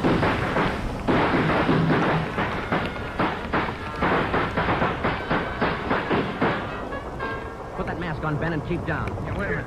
Somebody coming down the inside stairs. Duck, Ben. He's got a gun. I got one, copper. Get out of my way. Stop it, you. You haven't got a chance. I'm coming through, copper. Take a stop, Joe. Can you see Johnson? No, it's too much gas, man. All right, you two up there. We got one of you. The other two, come on out. Joe, think we got him? I don't know. Can you see Johnson? No, Joe. It's still too thick in there. I'm going in, Ben. Cover me. Come on. We know there are 2 of you up there. Just one, copper. Throw your gun down the stairs ahead of you. Hurry up. Shotgun, Joe. Jance. I see him. I'll take him at the foot of the stairs. All right, I got my hands up. I found Johnson, Ben. All right, Jance, outside. Come on. Move. Put the handcuffs on him, Ben. I'll cover you. How's Johnson? I don't know.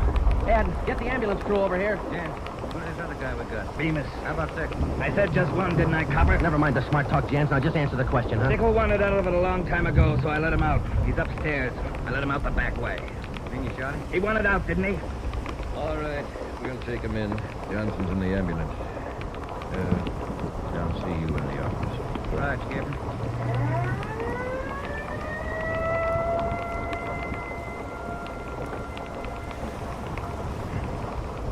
How about a smoke, huh?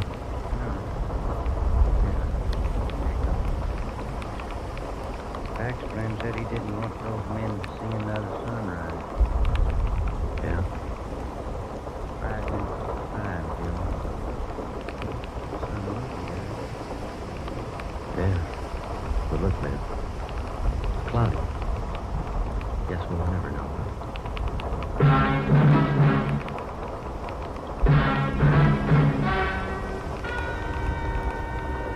The story you have just heard was true. Only the names were changed to protect the innocent. Edgar Red Jans, the sole survivor, was tried and convicted and sentenced to be put to death in the state penitentiary in the manner prescribed by law.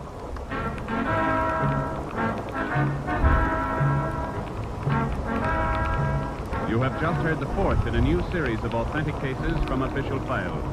Technical advice for Dragnet comes from the office of C.B. Horrell, Chief of Police, Los Angeles Police Department. Tonight's program is dedicated to radio car patrolman Horace B. Sawyer of the Denver, Colorado Police Department, who on the evening of March 8, 1937, gave his life so that yours might be more secure.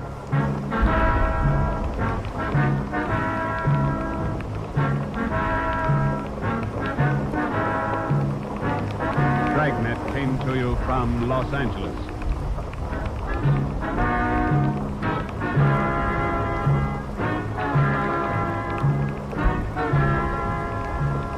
This is NBC, the national broadcasting company.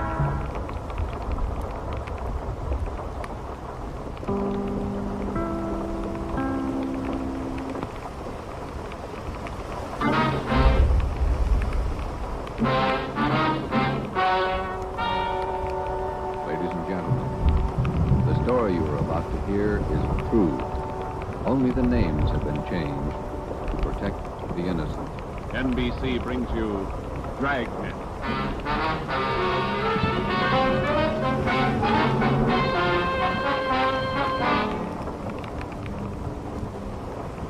You're a detective sergeant. You're assigned to homicide. Somewhere in the tangled web of your city, there's a killer on the loose. A young woman has been brutally murdered. A weapon, a steel bludgeon. Your job is to get him. Dragnet, the documented drama of an actual crime, investigated and solved by the men who unrelentingly stand watch on the security of your home, your family, and your life. For the next 30 minutes, in cooperation with the Los Angeles Police Department, you will travel step by step on the side of the law through an actual case from official police files. From beginning to end, from crime to punishment. Dragnet is the story of your police force in action.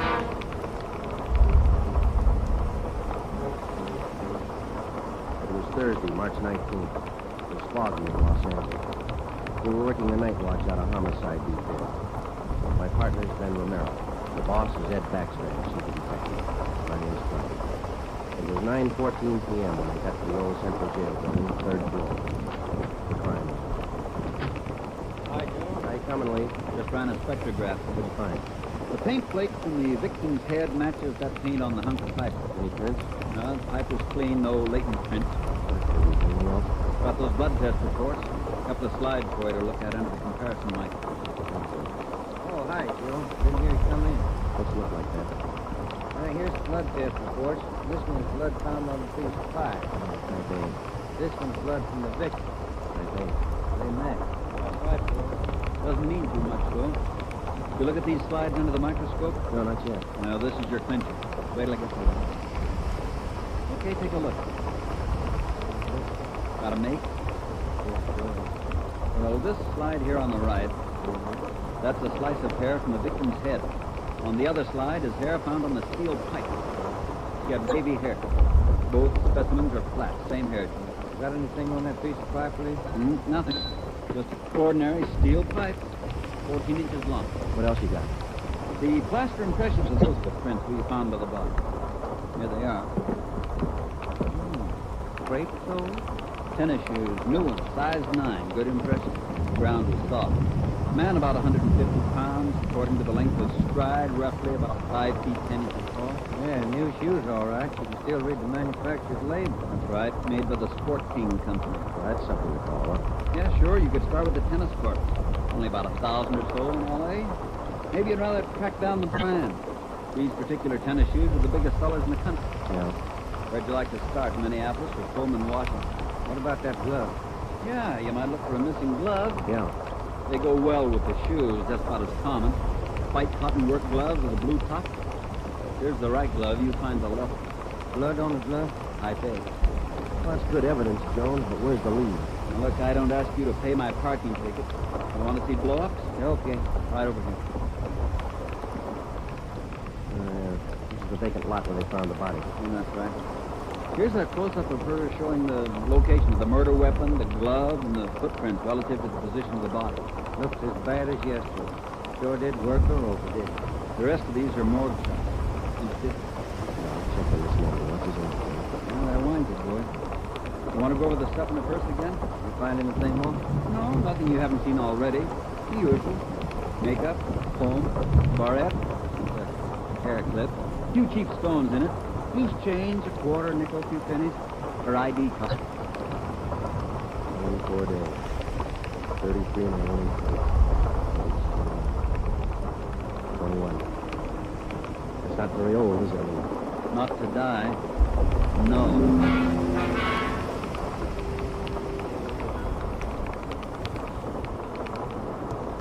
Helen Corday. Who could kill Helen Corday? Why? Why do you say that, Mr. Meyer? But the people kill for money. They kill for love. Helen Corday had none of these. No boyfriend? Nobody here. No, she was a good worker. 5 different waitresses the union sent me 1 month. 5! Did the union send Helen to you? Sure. All the girls come from the union, but none like Helen. Look, she was sweet, honest, and courteous. Mr. Meyer, did you know anything about her personal life? Only that she was a good worker. Everything else she took home with her from the place. Did she ever mention any men to you? Anyone at all? No gentlemen, not one. How much money did you make here? I paid her $26.50 a week every Tuesday. Not much salary for so much work, but the tips are very good for my stuff. This her home address, 33 Naomi Place? 33 now, and that's all. Thank you very much, Mr. Meyer, for your time. I wonder what kind of a person does things like this. What is free everybody likes. You're in Corday? No, I never liked it. Come on in the office, boys. Know what you're talking. Never liked it because I never knew her. You the head of the union? Just as good. I know most of the girls. This Corday girl, what'd she look like? Small brunette, about 5'3". Here's the picture. Yeah. Pretty girl, wasn't she? Oh, sure. They strutted out of his place. Nice little Dutch fella. Out of Meyer. That's right. He seemed to think quite a lot of it. Yeah, fine worker. Always right up on her dues. Paid all the assessments right on time. Thought you said you didn't know her. Drop, I didn't. Showed me that picture there. Placed her right away. You know anything about her personal life? Wait a minute. All these questions. Helen Corday was murdered that night. Who did? You know anything about her personal life? Sergeant, go on him through. Check him in, check him out. It seems to me that I see a picture of him. You wouldn't know if she had any boyfriends here. Waiter, butler. That I wouldn't know. Like I tell you, Sergeant, I never knew Helen Corday. Sure, I knew Helen Corday. Gus plays a nice piano, no, Sergeant? Yeah. I read about it in papers this morning. How long you been selling pianos here at this place? About as long as I knew Helen. 3 years. How'd you find him? Helen's landlady, we talked to her yesterday. She told us you worked here at this piano store. Funny, isn't it? What's funny? See, Gus, isn't it? A fellow demonstrating piano. A few weeks ago, I made a deal with him to give Helen piano lessons. Help her with singing. Trying to be a singer. Did Helen know that fellow Gus? Who gave her the singing lessons, Miss Olson? She took some Ostrander. Carl Ostrander out on Melrose. A lot of movie people used to take him in. What do you know about her personal life? How do you mean? Do you have any boyfriends? Well, yes. You don't seem sure, Miss Olson. Well, it's just that I don't know. I never asked Helen. But she did have a few days with Paul Ostrander. I don't think she was killed. How about Ostrander? Gee, I don't know, Sergeant. I don't involve anybody. You want to help us find the killer, don't you? Yes, but if you're thinking Paul Ostrander did it, no, I'm sure he didn't kill her.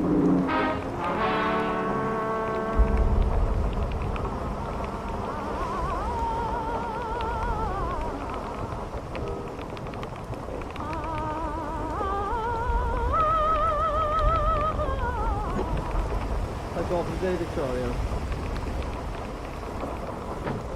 No, gentlemen, I did not kill her. You gave her singing lessons, Mr. Ostrander. You knew her pretty well? Yes, I gave her voice coaching a year and a half. Mr. Thomas, not a great voice, not bad voice. You knew her pretty well. Why did you say that?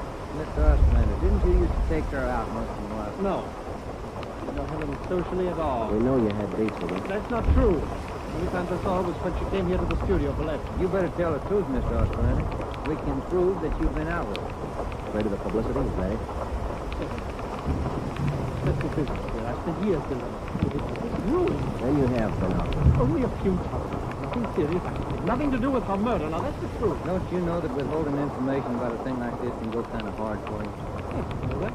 What else could I do? Mr. Ostrander, somewhere in this city right now, there's a guy who beat a young girl to death. He crushed her skull with a piece of steel pipe. We need every bit of information we can get to track him down. I know that. You could have come to us. We wouldn't run to the newspapers with it. If the information's confidential, that's the way we treat it. Most of the time, it's the people who run to the newspapers first. Then they come to us. That's right, Mr. Ostrander. People are their own press agents. Sergeant, I'd like to know what right you have to invade my privacy and lecture me on my civic duty. All right, I'll tell you what right, Ostrander. We want the man who murdered Helen Corday. I got as much right as he had at 12:14 this morning. Come on, Joe. Yeah. Thanks, Mr. Sorry if I'm voting for private.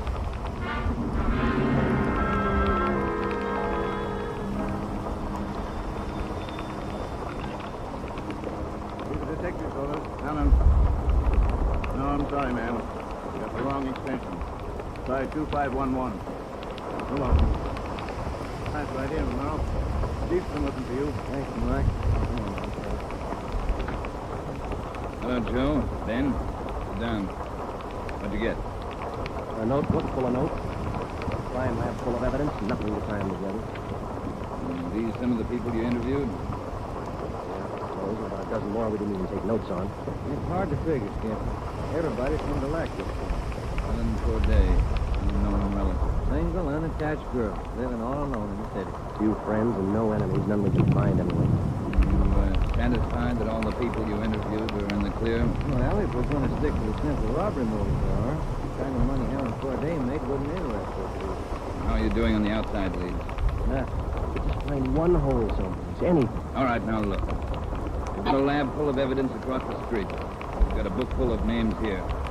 You've got the pieces. Now put them together. They just don't add. Well, go over them and keep going over them until they do add. Anything from the informant? No, nothing. And no tips on anybody that's been dough hit lately. Nobody's shooting off their mouth. Well, the guy we want won't advertise. Figures himself a pretty smooth operator. He probably made a mistake somewhere along the line. We'll find him. Yeah? All right, Friday. You and Ben run it down. We ran down the hotshot call for 3220 Casino. Turned out to be a typical dead-end lead. Her name was Mrs. Lillian Horn. For the past 5 years, Mr. Horn had been paid regularly on Wednesday. He spent all day Thursday drinking up his paycheck and beating his wife. The call had no connection with the court inmate. They made the usual call into communication. Unit 80K to Control 1, 80K to Control 1. Control 1 to 80K, go ahead. On that probable attack, 3220 Casino, code 4. 80K, roger. 80K to Control 1, KMA 267. That was the beginning. For the next 3 days, we followed up every lead and every call. They were all blind. All units were alerted, and they had as much information on the killer of Helen Corday as we did. Ben and I cruised throughout the entire Central Division. We covered every probable call that might have some connection with the murder. Attention, Unit 41R. 1654 Swanson Terrace, a woman. Victim of probable attack. Code 3. Unit 41R. It didn't make any difference what the call was. If there was a possibility it might tie in with the Corday murder, we ran it down. We made it a 24-hour job. So far, if the killer made a mistake, we hadn't been able to find it. The Corday funeral was on Monday. We were all there. The girl Landon, voice teacher Ostrander, the girlfriend Marie Olson, the man from the union, their boss, I don't know. But nobody else we wasn't sure. That was Monday afternoon. Monday night, we went back to the old routine, tracking calls during the night in the squad car, picking up small threads that led nowhere. 3 more days of the same thing. Thursday morning, 1 week after we found Helen Corday's body, we got an anonymous phone call. I know who killed Helen Corday. His name's George Barlow. He lives at 418 White Oak Avenue. He used to date her up all the time. Get him and you've got the murderer. We checked George Barlow and about 10 others just like him. None of them knew Helen Corday. Saturday night, Ben and I were back in the squad car cruising the Central Division. Saturday night's a good night for robbery. By 10 p.m., we'd run down 4 various calls. 123, code 1. 123, roger. 12G, while your station. Number 13R, 1254 Tower Road. Woman screaming. Investigate the trouble. Let's have it out. I'll notify communication. Unit 80K to Control 1. 80K to Control 1. On your 1254 Tower Road call, we are in the vicinity. We will handle it.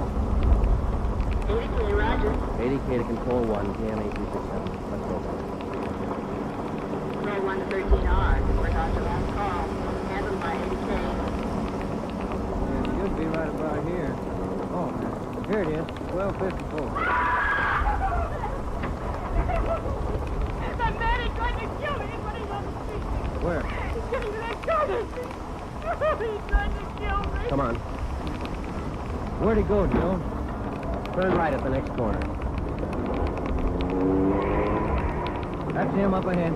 Got a good lead on us. Hit the siren. He's gaining, Joe. Took a left at the next corner. Oh, he isn't going to stop. Close in as tight as you can, Ben. Down to the floor now. Swing out to the left a little. I'm going for his tires. Right. All right, that'll slow him down. Pull up on him. Yeah. All right, you. Keep both hands on that wheel and get over to the curb. Over me, Joe. Right. Out of that car, mister. Take him down. Hey, take it easy, will you? I haven't got a gun. Put the cuffs on him. These boys work fast. I might put the gas to him. Just save that. There's lots of people speeding. All right, come on, you. Look, I got a right to know where you're taking me. What's the charge? We'll let the girl tell you. What girl? You just sit there and be quiet. Oh, I know what you're talking about. Place back on Car Road. Well, I asked to use the phone. The girl slammed the door in my face. I don't know what your cops are trying to prove. I just wanted to use the phone, that's all. I even tried to scare her a little. I told her I'd hit her over the head if she didn't let me use the phone. Loud. All right, you got that. Yeah, get out. Hey. I got nothing to hide. That little girl's gonna lie, you know. Who's there? Police officer. It's the man. That's him. He tried to kill me. His full name's Frank Philip Larson. I have no previous record. This the girl's report? Yeah, it's just kid. Who did come? Oh, the 19th, the baby said. He's stuck there, isn't he?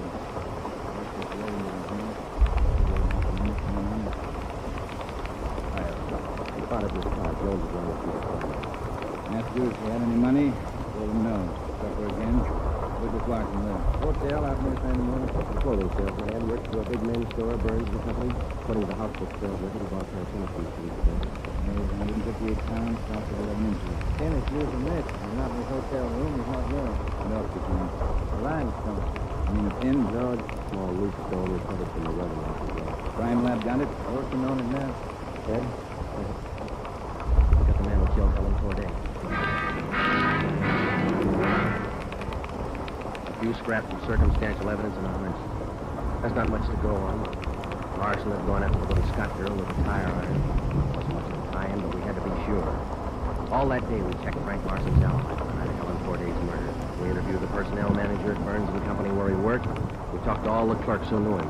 The manager of the hotel where he lived. We found out everything we could about Frank Larson. And that night at 10 o'clock, we had the prisoner brought to the interrogation. How are you, Larson? Fine. Just fine. I like it. Sit down. Lousy weather, been foggy all over town. I wouldn't know. I'm inside. How old are you, Lord? 31, same as last time.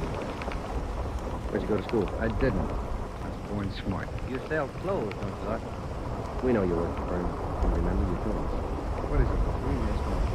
Just want to know if you like selling clothes.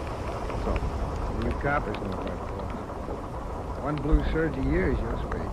you know quite a bit about clothes, don't you? I mean, some of them. Can you tell me something I've been wondering about? Are your socks and tie always supposed to match? Style books. Bet you always know the right things to wear, don't you? You wouldn't wear black shoes with a brown suit, would you? Is that what you're keeping me here for? Styles? Oh, would you? You'd wear black shoes. Most people do. Bet you wouldn't wear brown shoes with a tuxedo. Been smoking on much, Oh, yeah, sure.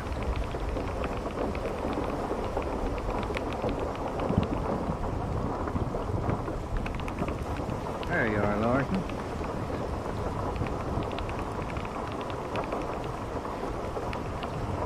How about it? Would you ever wear brown shoes with a tux? No. That's a navy blue flannel you've got on there, isn't it? Yeah. Good looking suit. Up runs? Suit like that flannel there you're wearing, you'd never wear tennis shoes with an outfit like it, would you? What do you... I think you did. I think you wore them the night you killed Helen Corday.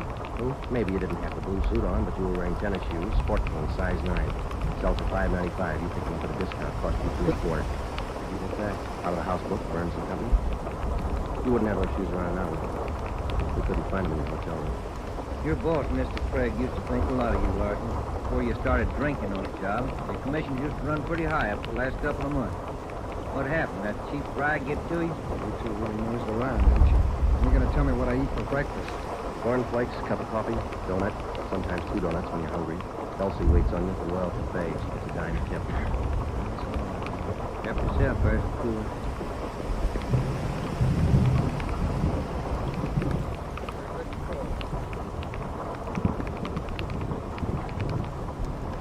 How about it, Larson? Where are the tennis shoes? Wore out. In 3 weeks, can't be very good tennis shoes. Oh, they wouldn't wear out. What'd you do with them? We know you bought the tennis shoes. We don't know where they are now. We know you had them.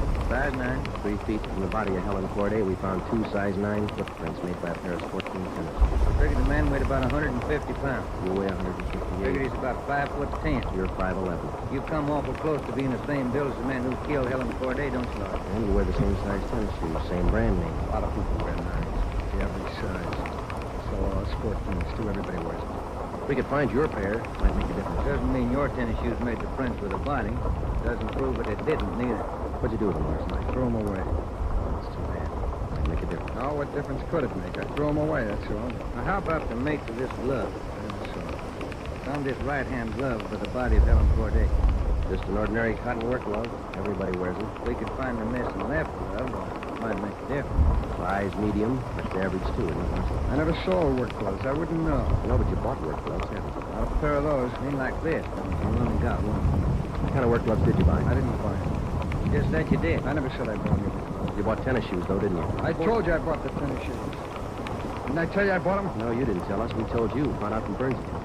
All right, you told me. I bought them. You know that. Same kind of tennis shoes that made footprints by Helen Corday's body. It wasn't me. Then why won't you tell us what you did with them? I've already told you I threw them away. They were only 3 weeks old. Worn out awful fast. I didn't say they wore out. They got too dirty. No, you told us they wore out. Remember, Larson? I don't remember what I told you, but I don't have them now. We know you don't have them now. Where are they? You told us. They got too dirty. Right, Larson? Yes.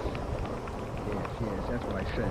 Anyhow, you haven't got them now. No, I haven't got them now. All right, now, just for the record, Larson, which was it? Did they get too dirty or did they wear out? Whatever I said before. You said both before, Lord. All right, I said both. You haven't got them. We got that little Scott girl statement from last night. She says you tried to kill her. She's lying. I told her she'd lie tonight. I only wanted to use the phone. She says you hit her with a tire iron. Did you hit her with that iron? No, I only tried to scare her. I didn't hit her with anything. Then how'd you get those marks around her neck and arm? Police doctor says they were made with that tire iron. I don't care what your doctor says. I didn't hurt her. Now, what do you mean, Larson? You didn't hurt her or you didn't hit her with that tire Neither iron? one. I just wanted to use her phone. How'd you know she had a phone? I didn't know she had a phone. I just went out to find out. To find out To what? find out if I could use her phone. But you said you didn't know she had a phone. I don't know anything more. You twist everything around. Sorry, Larson. Better want the truth. How about a cigarette? Here's the light. Larson, where were you Wednesday night, March 18th? How many times have you asked me the same question? I just want to make sure we got it right. I told you this morning. I went to a show. I got out about 11, had a beer, and I went home. What time did you get home? About 11:30. Did you stay home? I went to bed. What'd you see at the show? I never remember the names. You ought to try to remember this, and it's pretty important. No, it was a deluxe theater. Spencer Tracy's. What was on when you walked in? The news. I never go in the middle of it. Neither do I, spoiled. Yeah, that's right. The girl in the box office doesn't remember seeing you go in. She knows. Keno night. There's a big crowd. Did you win anything? I never. Anybody hit the jackpot? I don't remember. They give away a lot of money at those neighborhood theaters. I always remember who hits the jackpot. Well, all right, you do. I don't. Do you remember if anybody won the I jackpot? told you, no. Did they have a jackpot at that show? I guess they do. I don't know. You knew it was Keno night. You should know if they had a jackpot. Maybe they had a jackpot. I don't know. I went out for a smoke. You said the cartoon was on when you walked in. Why do you always twist what I say?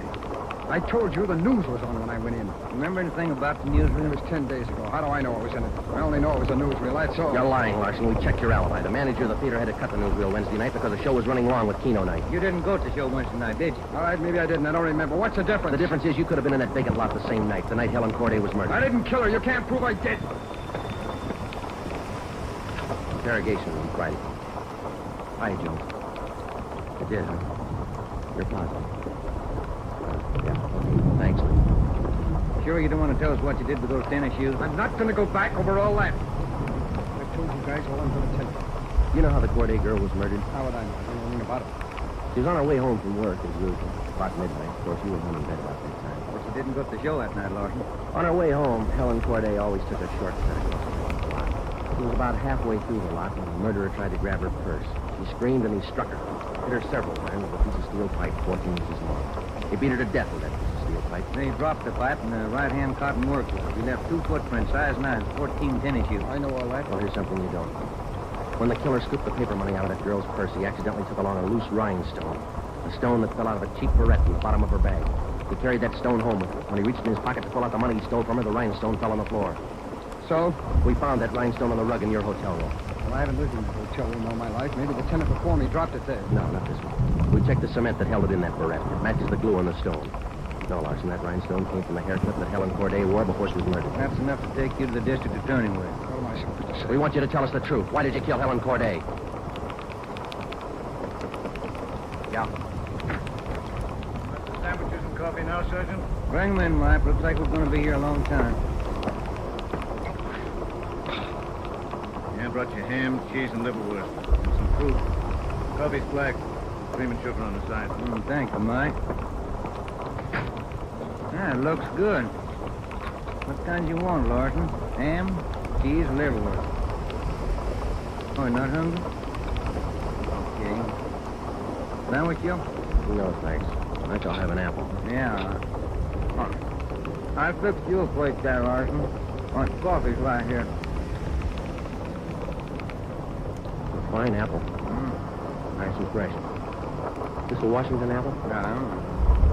Is that coffee hot enough? That's fine.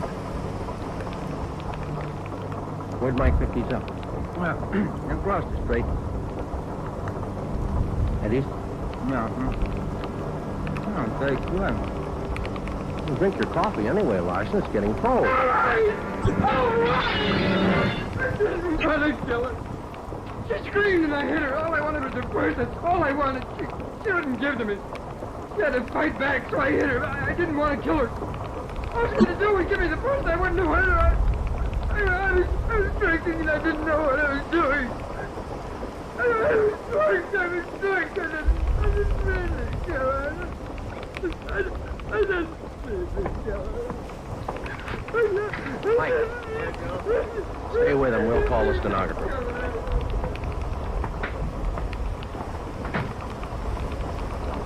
See you tomorrow, Joe. Good night. Yeah. Sour racket.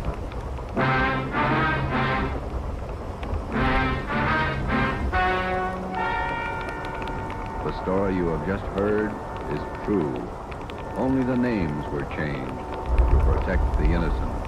Frank Philip Larson was tried and convicted of murder in the first degree. He was executed in the lethal gas chamber at the state penitentiary.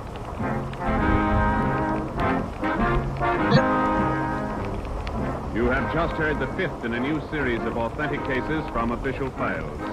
Technical advice for Dragnet is furnished by the Los Angeles Police Department. Tonight's program is dedicated to Police Officer Charles A. Brady of the Chicago, Illinois Police Department, who on the night of September 2nd, 1945, gave his life so that yours might be more secure.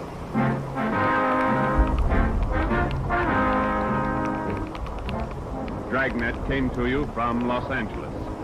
This is NBC, the national broadcasting company.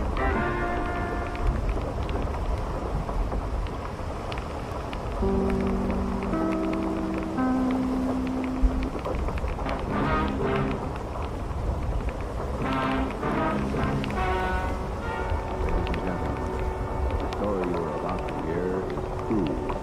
Only the names have been changed to protect the innocent. NBC brings you Dragnet.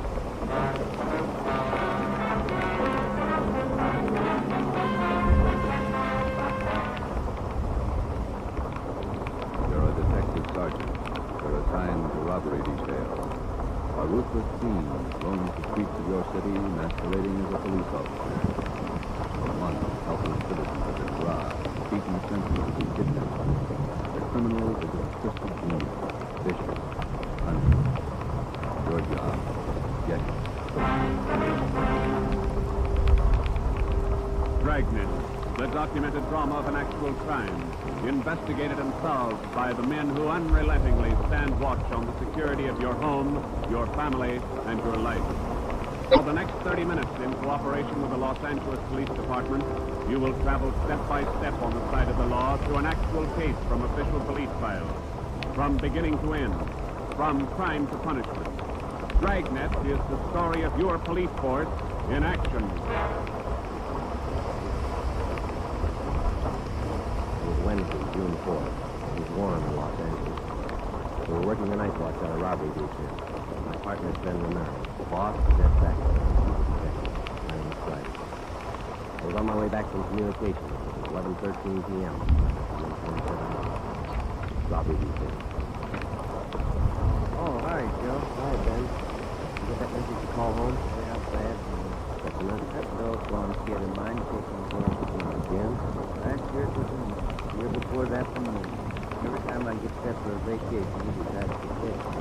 Don't forget it, Ben. Thinking the company's going to be in their old age. Boy, you'll find it. You'll find it. Yeah. How are you, Friday? Romero? Fine. What can we do for you? You don't look like you remember me. Oh, no, wait a minute. Your name's Savage, isn't it? George? Johnny. Johnny. Oh, sure. Those liquor store robbers out in York again. About 6-7 years ago, wasn't it? 10 years ago. You ought to remember that. We set at the crime court every week. 10 years is a long time. Longer than, say, 10. Well, you tried a little that trial, didn't you, Savage? You said you beat that confession out of it. Yeah, that's why I figured I'd drop in for a little visit. And apologize. Gave me a square deal. I lost my head. That's all right, Savage. When'd you get out? A couple of weeks ago. I did it the hard way. Served 10 flat. I don't know what it is. Find a job yet? Yeah, Friday. I'm working night. What kind of a job? Laborer and burner. Up in the town. Good. Decided to 11. 10 years in prison's a long time. I learned a lot of things. Nights so long and think a lot. Get things straightened out. What do you mean, there? Sure, I mean, got everything straightened out. Know who my friends are. You sound like maybe you're on the right track. I got it figured, Romero. Like you two fellas. You caught me red-handed and sent me up to 10 years. Well, you did all right, Savage. 5 armed robberies. You got off pretty easy. You got a break, Savage. Break the left. Oh, I'm not taking it. And real break. That's right. Well, just stopped in for a little visit. Maybe I'll see you fellas sometime. All right, Savage? Keep your nose clean? Sure. No hard feelings. No? You just took 10 years of my life. That's all. There's no such thing as a man going through prison without changing. Ben and I have seen him switch in both directions. Some men learn their lesson after they land behind bars, and when they're released, they turn into good citizens. Johnny Savage was sour. We made a mental note to check him out later on, and then we went down to the record bureau and pulled his coming out mark. That's about all we had time. About an hour later, we tried to get busy. Hot shot, Joe. Grab it. On the corner of Selma and Naples, drugstore, 211, a probable attack. Corner of Selma and Naples, 211. What you got? Selma and Naples, 211 attack. Come on.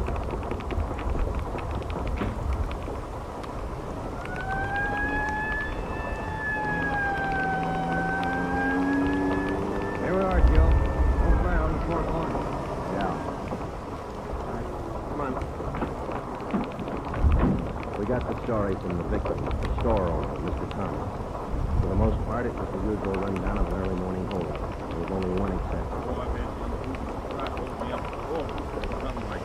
How you mean, Mr. Thomas? Well, he came in here just before closing. He ordinarily ought to keep an eye out. It's time to look for him. But this fella came to the door and said he was a policeman, so I let him in. He looked like a cop. He walked right up to me and the wife behind the counter and pointed a gun. And she screamed, and he hit her in the face with the butt of the gun.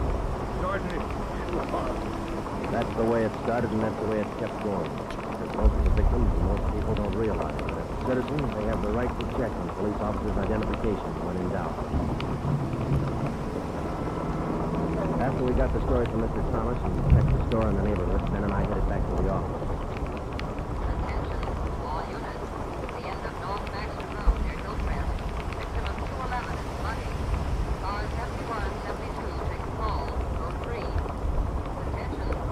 blocks away from the last one. Let's roll on it, huh, Ben? Right, I'll hit the siren. You get the light.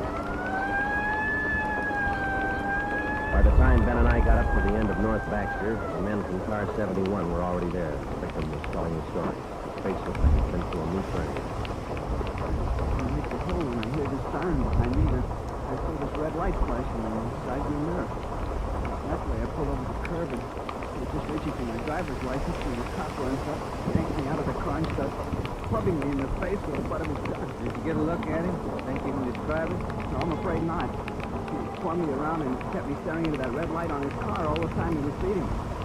After a while, everything just went black. When I woke up, my wallet was gone off my... 45 minutes later, Ben and I were interviewing the third victim, a young housewife out in the Wilshire district. Same trademark. I tried to tell him I didn't have any money, but he wouldn't listen. He kept holding me by the throat, beating me with his fist like he enjoyed. Yeah, all right, Mrs. Jameson. Could you tell us how he got in the house? He was in the front door and rang the bell. I opened the door, but I left the burglar to clean on. He said he was a policeman. But when he demanded I open the door all the way, I did. I just did. And you can't describe the man for it, Miss Jameson? He was tall. He had dark hair and big hands.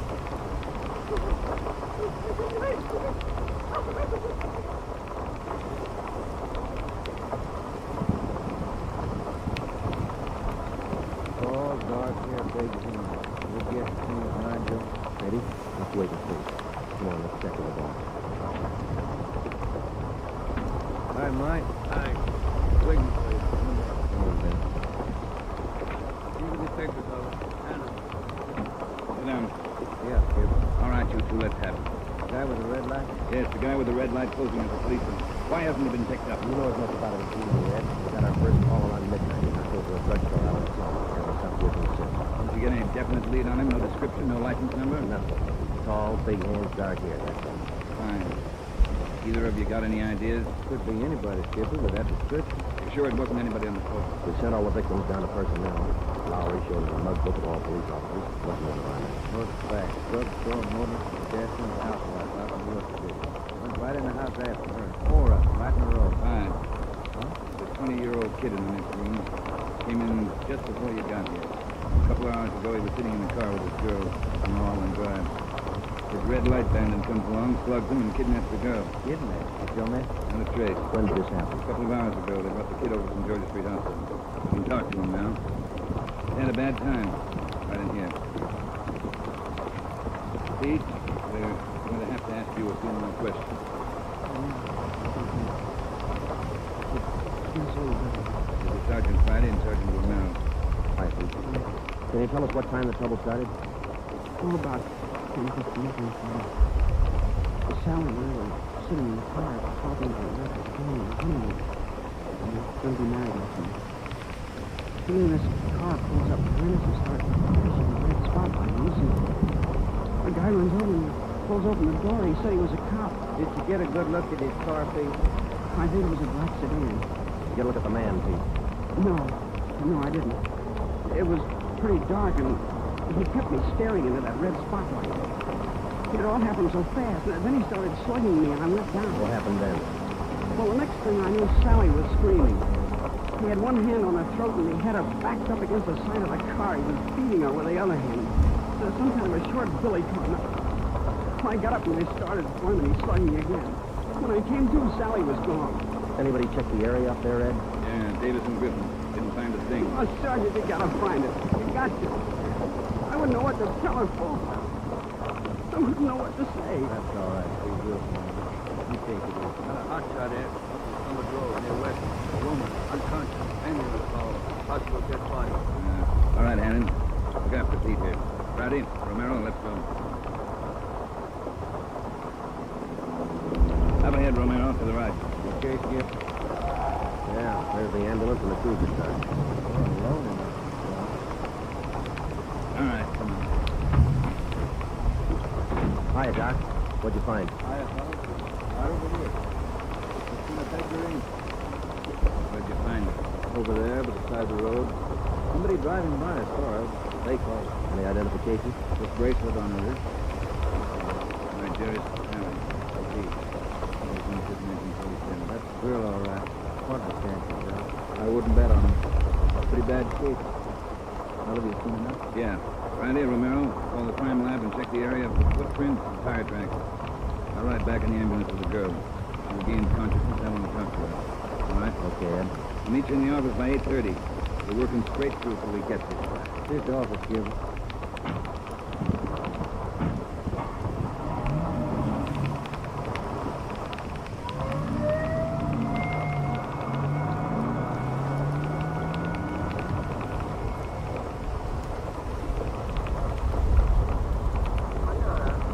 What time you got, Ben? 7 minutes before. Long night. For that car up there ahead. Let's take a look at it. That's the man. Hey, look, he's flashing the red spot on that converter. Come on.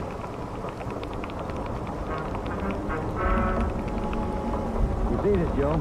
Pulling away. Get that gas pedal down to the floor. It's already there. He's turning off right. Hit the fire and I'll get the light. We're gaining a little, Ben. Next corner to the left. Joe, where'd he go? The fancy driver. Try the alley up ahead to the left. Must have turned up that cross street. Get through the alley and double back. Right. There he is, Ben. Look out. Watch it, Joe. Watch it. He's going to ram us.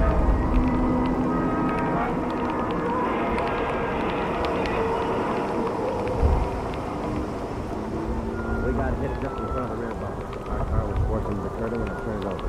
He was real lucky. It was right on door. But this time, Ben and I were sharing it.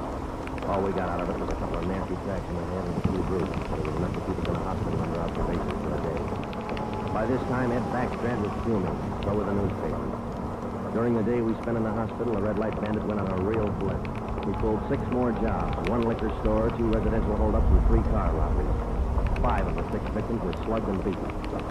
Davison and Griffin were taken over from the noon. When we got back in the job, we filled up a lead for it. We've been working with Wilkerson up in auto theft.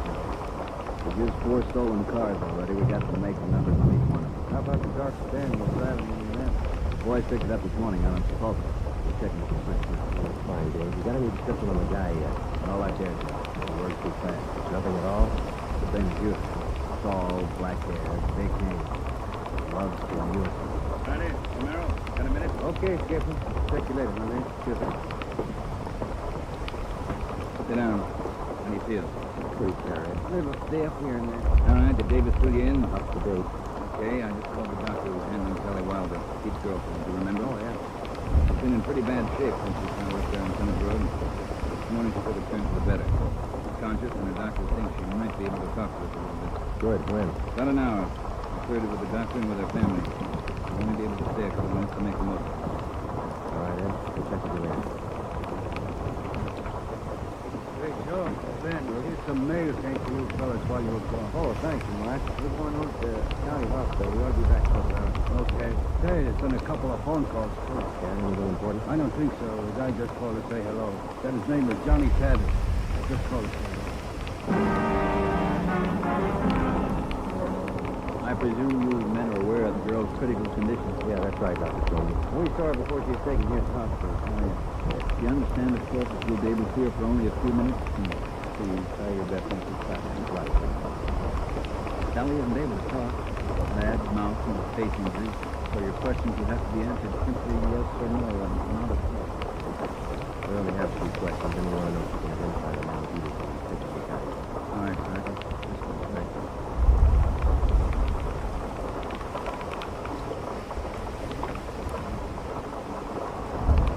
Sally, these men will complete the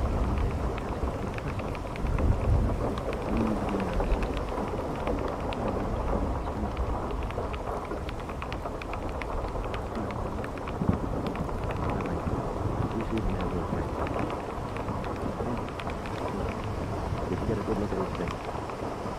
Good. All right, Sally, now you can answer these 2 together. Yes or no? Is he tall, dark hair, and he has a haircut?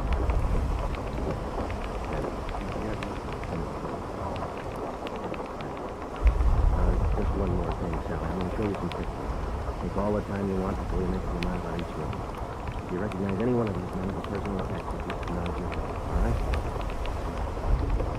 Look at this. No. How about this one? No. This little man? Are you sure, Sally? Thank you. That's all. Let's go. Did you find what you wanted, Sergeant? Yes, Doctor, we did. Here, this one. Nice looking chap.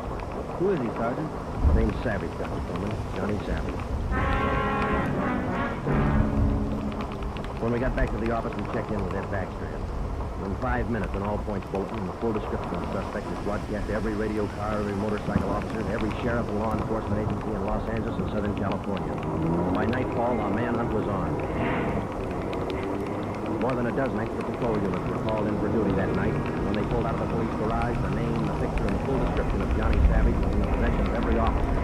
The names of the patrolmen, whether they walked a beat downtown or out in the residential areas, the picture of Johnny Savage went with them. Everything was done that could be done. On the second night of the manhunt, far out from the edge of town, Johnny Savage, the red light bandit, got his 12th victim, a 63-year-old storekeeper. 939 Market Street, near Clark. 211 and Sluggy, code 3. Ambulance dispatched.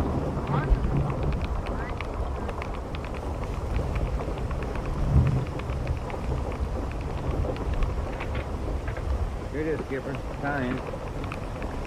What'd you get? Look, the lift the front off that black banana limb. Yeah? It belonged to Johnny Savage. Yeah, good. That storekeeper last night. This Savage all right. Victim identified him from the morning. All right. He's got enough in this Savage gun to put him in match for life. All we have to do now is to get him. Well, look, the way we figured it, this red light bandit is using stolen cars with cold plates, so there's no way of tracking down the cars of regular commercial garages. He's got to be renting private garages or something for that. All right, let's get the neighborhood patrolman on the job. Advertise. All over town. The city ordinance, isn't it? People who rent private garages are bound by law to register the car and license number with the police. Start a campaign if you want, but find those cars. Right. Wait a minute. Hello, Backstrand. Yeah? When? Yeah, thanks. This is the hospital. That's the girl, Sally. Sally Wilder? What about it? She died. 5 minutes. That night, everybody went back on the job as usual. The cruiser cars, the patrolmen, the motorcycle officers, and about a dozen decoy cars.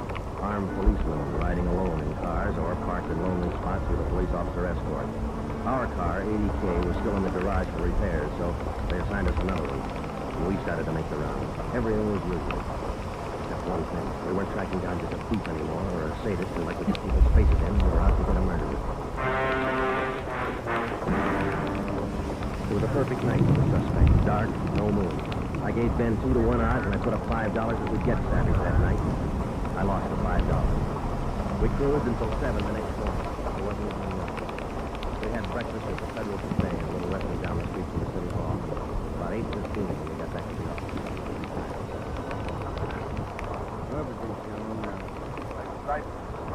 Sergeant Friday. Friday talking. Sergeant Friday, I want to talk. I want to talk to you in person. It's possible. Can you over the phone? What is it? I cannot say over. Very important. Can you talk now? Well, now look, mister, I'm awful sorry, but we're very busy down there. Can you come now? Well, what's this all about? Who is this speaking? Carl Evans. My son's name is John.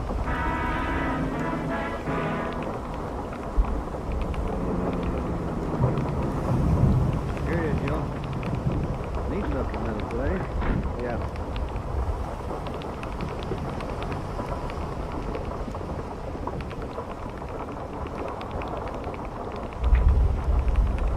I'm Sergeant Friday. You Mr. Savage? It's my partner, Sergeant Romero.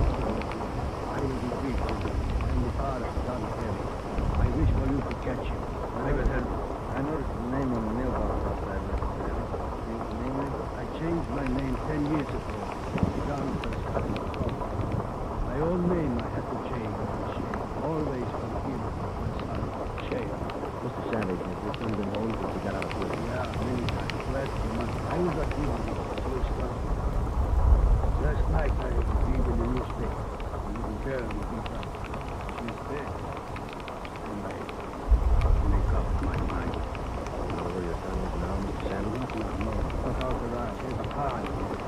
not here. Also in the car, I find many license plates. I find spotlights, red flags, ends. You don't have any idea where we can find him. No, but he will come back. He always comes back for money. We're going to station Marshal. Anything you want. He's mad. Like something poison all through his back. You're a stone bastard over in this family. Wife was a little Hidden days. before he stopped. I'm very careful. My wife. Sergeant, for 10 years, 10 years she stayed alive to see him confess. And basically, he died. He did not even come to see me. Sounds like an idea you might call us. No, I don't think so. We will catch you. Give me a gun. My own two hands.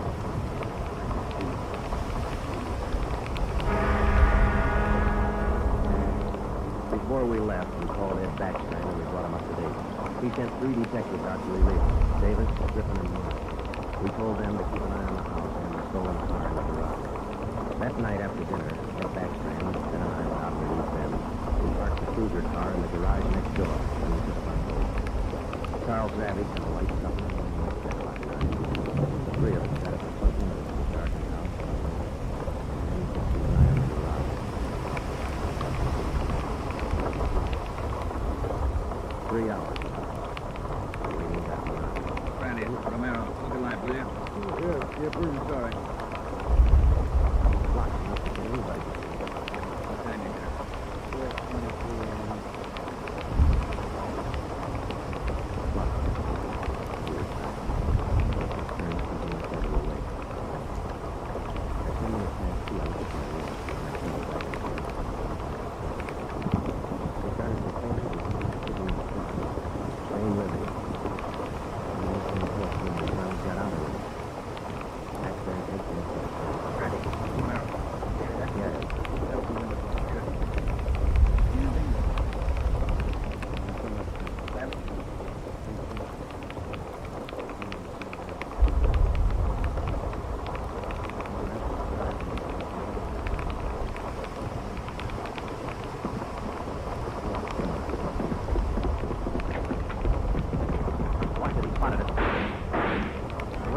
Into the yard. There he is, Randy. Hit him, Joe. Maybe. He's going for the street. He's headed for that car, Ed, that sedan up in the corner there. Yeah, Romero, go back and get the car. Right, Jim.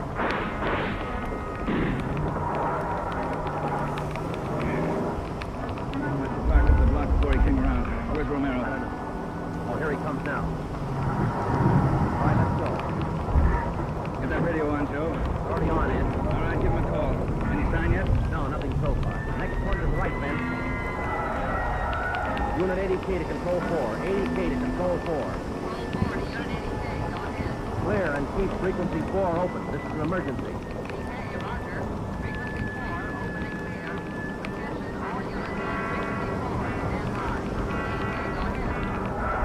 Yeah, there he is, Friday, up ahead. Dark blue sedan. Control 4. We are in pursuit of a possible red light bandit. The suspect is driving a dark blue 1949 sedan. License number in the 7 column. 61 Robert 784. Use caution. Suspect is armed. Code 3.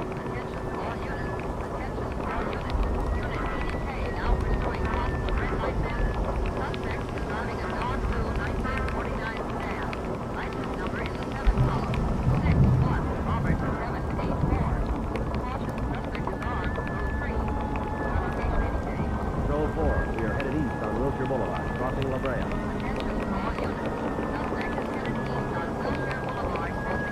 Watch it, Romero. Don't lose him. Control 4. Still pursuing red light bandit. Headed east on Wilshire, now crossing Rossmore.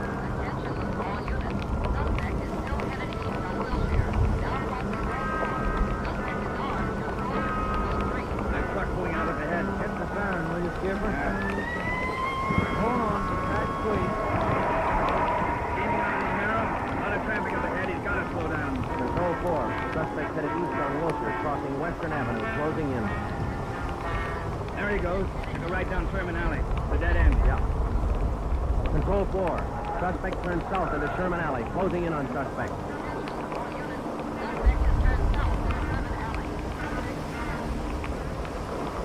There he is, Skipper. Pulling up ahead. Jumping out. All right, take the mic, will you? Here. Come on, Ben. I'll direct the other cars in. If you need help, holler. Right, Skipper. All right, which way to go, Ben? Down between those buildings. Come on. Starting up the back fire escape. All right, keep him busy. All right, Savvy, come on down. He wants to go to Rockwood. One more chance, Savvy. Come on down. No use, Joe. He's heading up for the roof. Come on. He climbs like a monkey. Come on, let's get him. Here, I'll give you a hand. Here's the roof. All right, where'd he go? I don't know. Let's spread out. All right, Savvy, you're through. Throw your gun out front with your hands up. Watch it, Joe. He's running for the edge. I'll get him. All right, tough guy back here. Lousy copper, you dirty, lousy copper. I'll take you out. You're through, Sammy. You're through.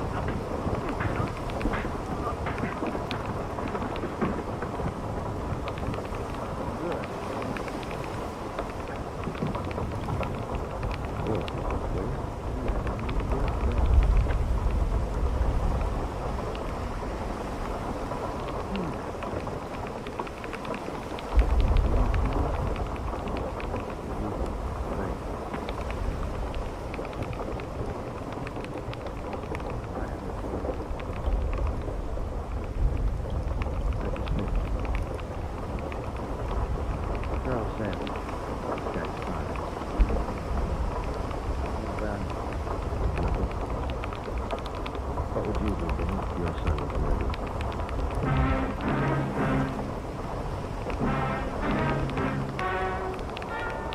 The story you have just heard is true. Only the names were changed. Protect the innocent. John Savage was tried and convicted of murder in the first degree. He was executed in the lethal gas chamber at the state penitentiary.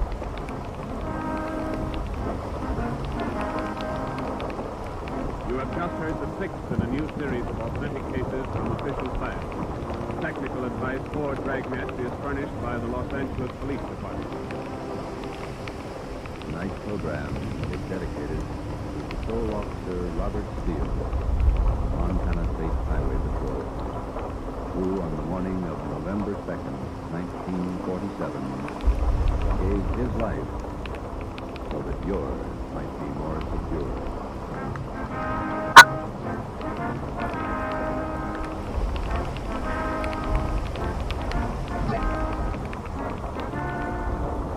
Dragnet came to you from Los Angeles.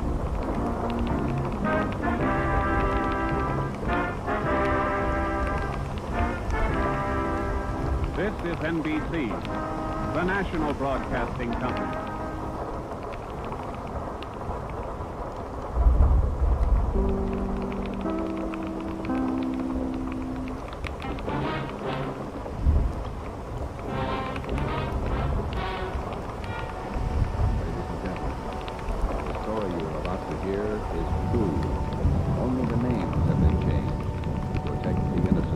NBC brings you Dragnet.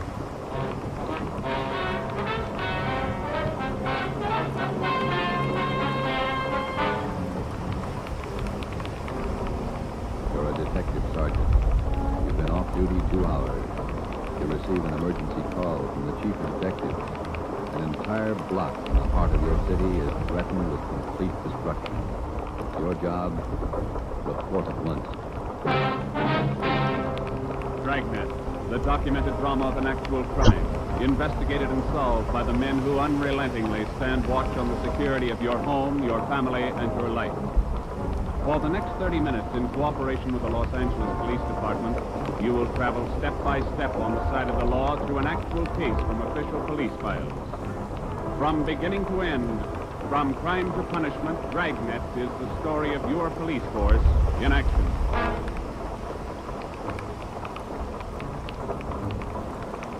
It was Tuesday, November 15th. It was raining in Los Angeles. We were off duty reporting in on an emergency call. Partner is Ben Romero. The boss is Ed Baxter, chief detective. My name's Buck. It was 8:32 a.m. when I walked in the Spring Street entrance of the City Hall. You Sergeant Simon? Yeah, that's right.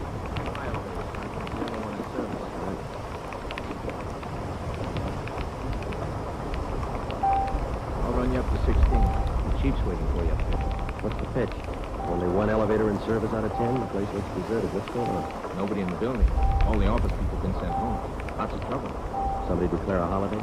No joke, Sergeant. Big trouble. Well, you convinced me. What is it? Here we are. 16th floor. Over here, please. Hi, Joe. Hello, Ben. Made good time. Came as soon as I got the call. Sorry to have to bring you back in. You worked last night, didn't you? Yeah, midnight to 8 this morning. Sorry. Come on. What is it, Skipper? Why all the hush, though? Wait till we get inside. In here. Okay. Number one, let's keep our voices down. Make it as brief as I can. Every minute counts. What time you got, Friday? 8:33. All right, here it is. 55 minutes ago, a man walked into this building with a homemade bomb under his arm. If we don't release his brother from the county jail by 9 o'clock this morning, he says he'll pull the trigger on the bomb and blow up the whole building. He's kidding. Who is the guy? Name's Brennan Carney. Here's his package.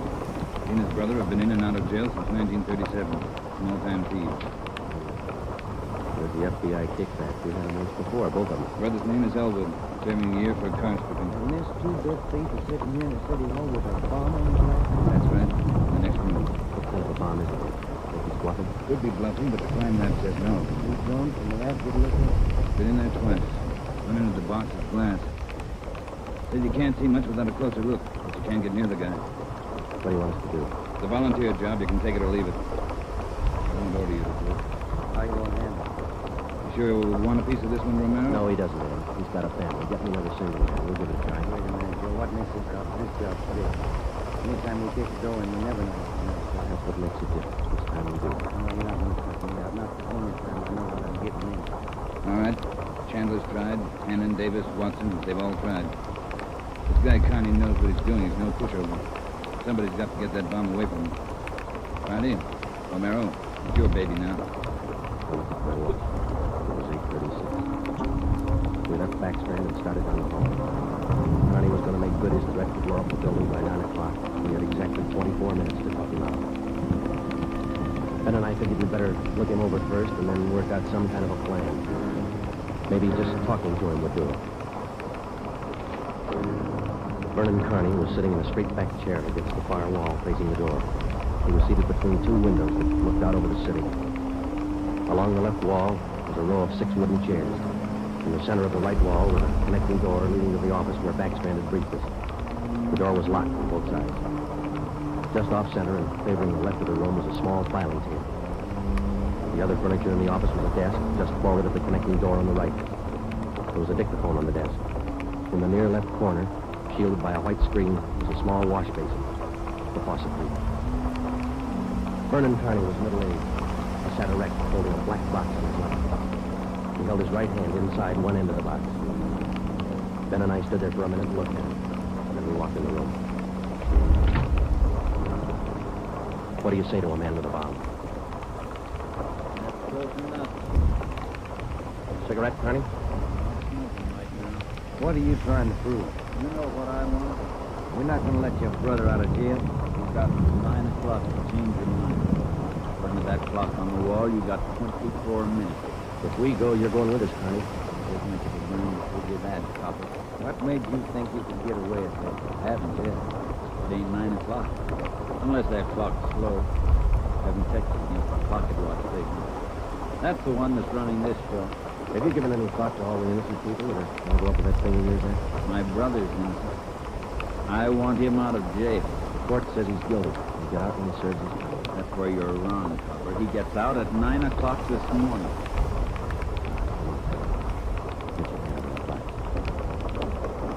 I think I'm bluffing, don't you? I'm going to let you get within 5 feet before I make a liar out of you. Okay, Colonel. I guess you mean business. You can take 3 more steps and find out for sure. What if we did let your brother out? We just come out and pick him up again, go along with him? If you could find him. Let's get this straight. If we let your brother Elwood out, how do we know you're going to keep your promise? What promise? I ain't made any promises. You just get Elwood down here first, and then we'll talk about it. There's only one thing I can't figure, Colonel. Yeah, what's that? If we don't let your brother out, you say you'll pull the trigger on this bomb. You're going to kill a lot of innocent people. What are you going to do? It's 8:37. We've got 23 minutes left. Well, I wish you'd answer that one for me. Why do you want to kill a lot of innocent people? Don't try that on me, copper. I know they cleared everybody out of this building 45 minutes ago. I know they cleaned out the whole block. They got it roped off. Where'd you get your information?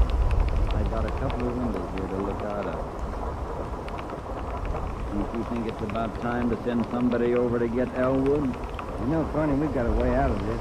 You don't have to let your brother out neither. I've heard that. Well, what's to stop us from leaving the building along with the other few officers and let you sit here and touch off Fat One? Go ahead. It won't be a long wait without... Did you let me blow up $10 million worth of taxpayers' money? We're gonna let Elwood out. You'll wait till the last minute to do it. But you'll let him know.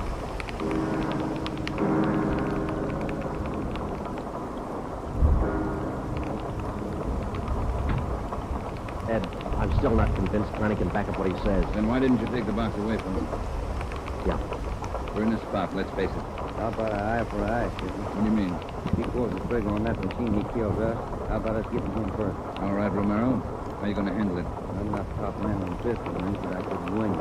And then he hands the box to you? Or maybe he falls and his reflex action pulls the trigger. Okay, I don't win him. I stop him for peace. You just can't walk in there and shoot him down. Why not? You do the same thing with armed criminals. Yeah, but you warn him first. And after you shoot him, you find out it's a harmless gag. He couldn't have gone off in a million years. No, a gun's not the answer. I can't shoot him until we're positive. We're positive at 9 o'clock, and there might not be anybody around to shoot him. We've located Connie's apartment. There's a detail out there checking it now for Charlie and Morris.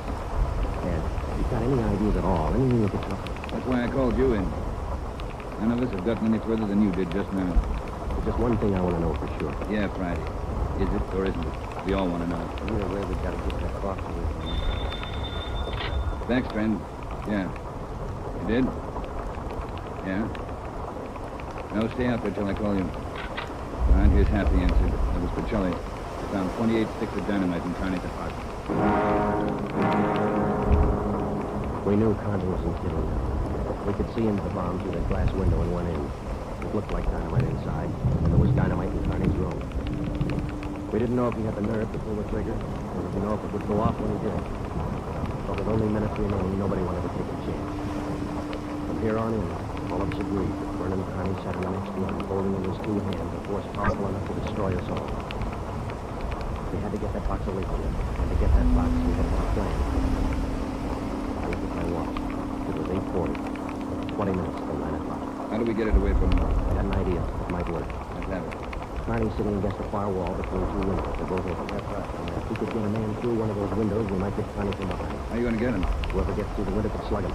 Do that. Somebody grabs the box. The fine lad can tell us what to do. How do we get a man through one of those windows? We're on the 16th floor. There's some kind of a ledge that runs around the building on each story. Wide enough for a man to walk on? Now, let's take a look. There, Joe. It's good 18 inches. Could be done. Too risky. It's raining out. That ledge is slippery. Oh, wind up there, Joe. Carrying them right off the beam. Yes, you're right. Well, there's still a way. How about a ladder? 16 floors, There might be a way. Fire department would know that. I'll get Battalion Chief Erickson. Lee Jones in the building. No, he's over in the climb lab. We'll get him up here, too. I don't know, Friday. Maybe it'll work.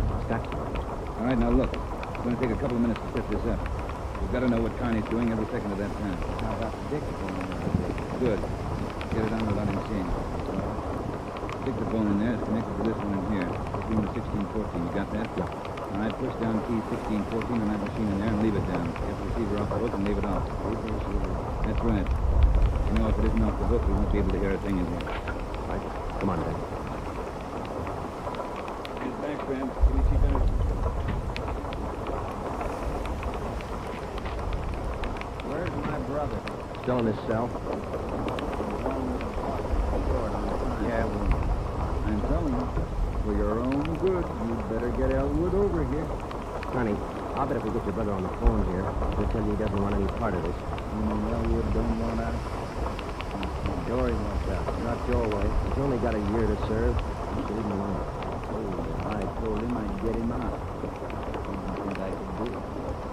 I'm doing it. I'll make you a bet, Connie. Let us get your brother on the phone. We won't walk out of here with it. Get him on the phone. Where you go on the phone's over here. Have to use the dictaphone. We'll get no case from the chief. Elwood's still a prisoner. No operators. You know the building's been cleared. Okay, you can use the dictaphone. This Friday, Ed. Connie wants to talk to his brother. Yeah, I know you'll have to send somebody over. Have them put the call on extension... Wait a minute. What's that extension number, Ben? 2351, Ed. Right. It'll take a minute. I'm kind of like Dr. L. In a couple of months since I've seen him. We've always been together, me and L, most of the time. Well, when people think that's all. Good idea, boy. 16 minutes to 9. Hey, cop. Yeah. Got to hang up this...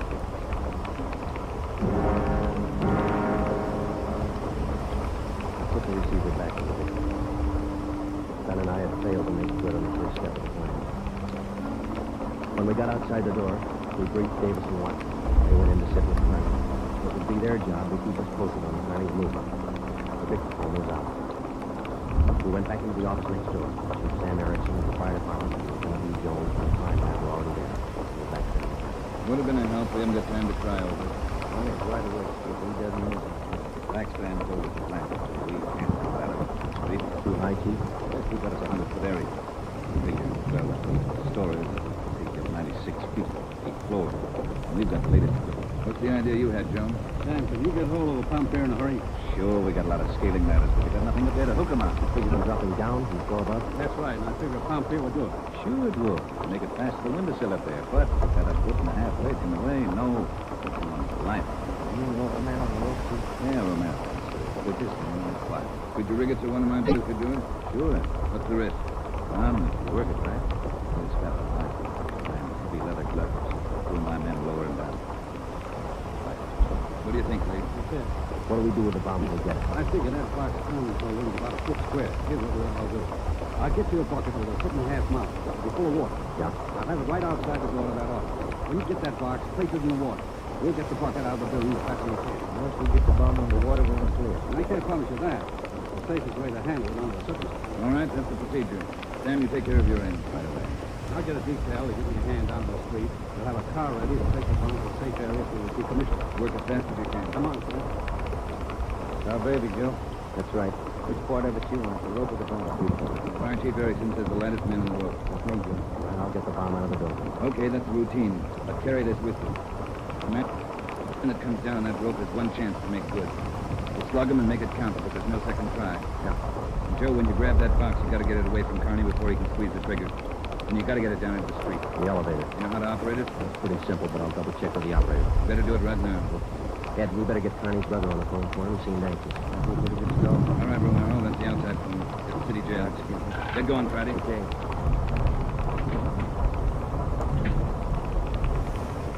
Hey, you. Elevator man. Yes. Let me see if I know how to work that thing. You taking over the elevator? You want to check me out? Nothing to it, Sergeant. Now, here's the control, see? You push this lever right to go up, left to go down. You see this little trigger on the underside of the handle? Yeah. That's the safety. Be sure you squeeze it or you can't move the lever. Let me try. That's it. Right to go up, left to go down. Right to go up, left to go down. How do you operate the door? Automatic. They work off the control lever. When the control lever is locked in the up or down position, the doors will close. I get it. Now, in case they jam, this red emergency button up here, Yeah. push it. If that doesn't close them, we call the repairman. Okay, I think I got it. You sure now? I had my orders to get out of the building. I'll just leave the elevator right here and take the stairs down. All right. Thanks a lot. Sergeant, just curious. You gonna take the bomb down on this car? We're going to try. You won't have any trouble. We haven't had an elevator failure in 18 months. The elevator man turned and went down the stairs.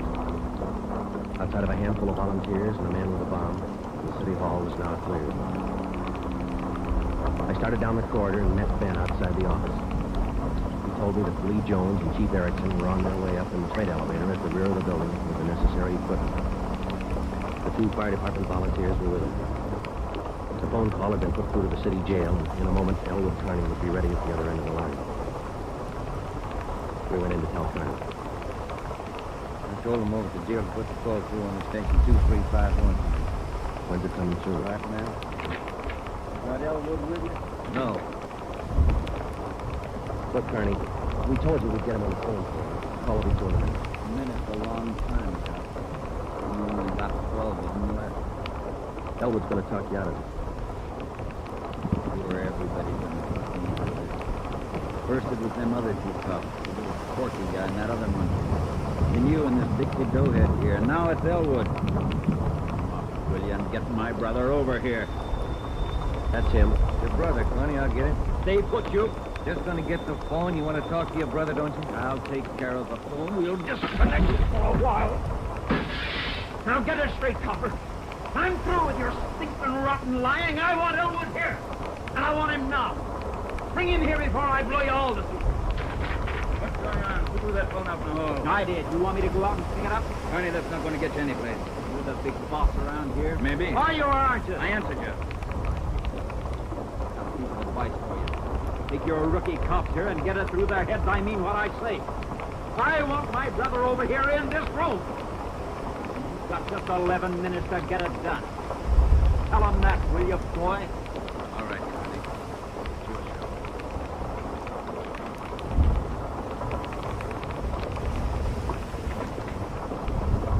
All right, we got to work fast now. Jones, everything set for you? Welcome to the water right here. Car's waiting on the street. Right. Erickson, your boys ready? Upstairs, waiting. We all know what to do. Ed, I gotta have somebody to give me a hand with Connie when he falls. I'll be in there with you, Friday. Go upstairs, Chief, anytime. One thing you ought to know. What's that? Strong wind. 20 miles an hour out there right now. That going to louse us up? No, but it's going to increase the sway. It'll allow for it. How do you mean? Wind's coming from the south. It'll blow you just to the right of the window. If I figure it correctly, the wind will do the rest. Bigger risk, but you don't control the weather. How you gonna do it, Ed? As soon as I get in position, I'll reach in through the window on his right. I'll use the billy. Try to catch him on the right side of his head. One good hit to put him in. Let's make it two, for sure. That's right. Good. Let's go. Ben.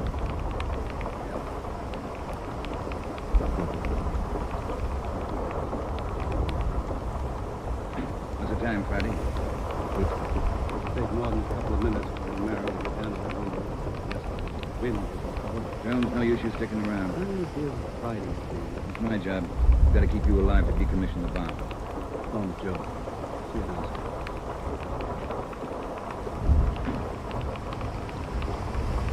Ready yet? Yeah. Scared, Friday? That makes us even. Come on. Ed Backstrand and I went into the next room with Vernon Carney. Our job was to keep him occupied until Ben was lowered to the windowsill from the floor above. Ben was going to make a try from the window on Carney's right. Somehow, we had to keep Carney's attention on us and away from that window. If anything went wrong, Carney got out of position. The plan would fail. If Ben was spotted, the plan would fail. If Chief Erickson didn't estimate the force of the wind correctly, the plan would fail. After Ben slugged Carney, my timing had to be perfect. If it wasn't, the plan would fail. I looked at my watch. It was 8 minutes to 9. Connie, anything we can say that'll make you change your mind? I've asked you 100 times. Now I'm ordering. We're going to get to a phone and have somebody send Elwood over here right now.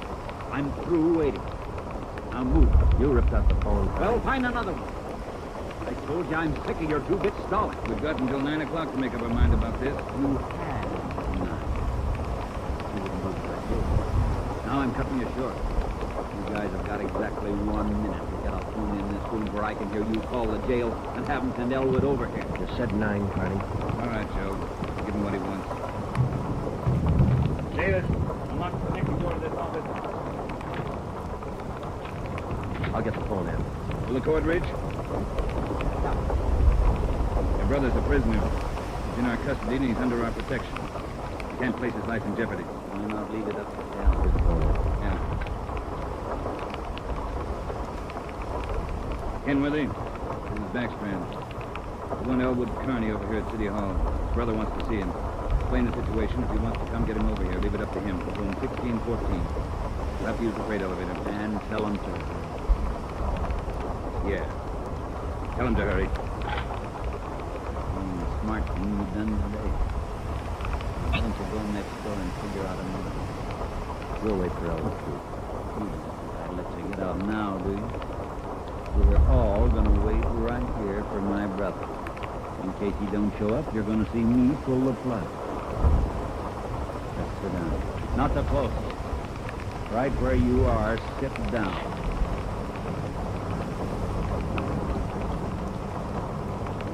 Loud clock, ain't it? Windy. Getting cold in here.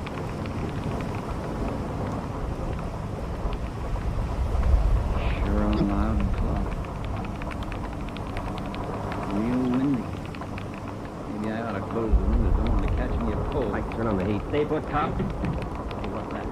What's going on? Just the wind. Shut up! There's somebody out there. I can see his feet. You stupid cops. Pull him up! Get back there, you! Pull him up! Ready, Tom, to pull him out? Right.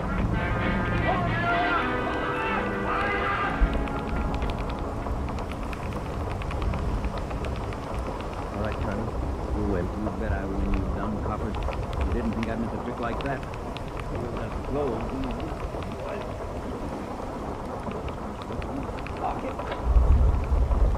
Here's your brother, Connie. You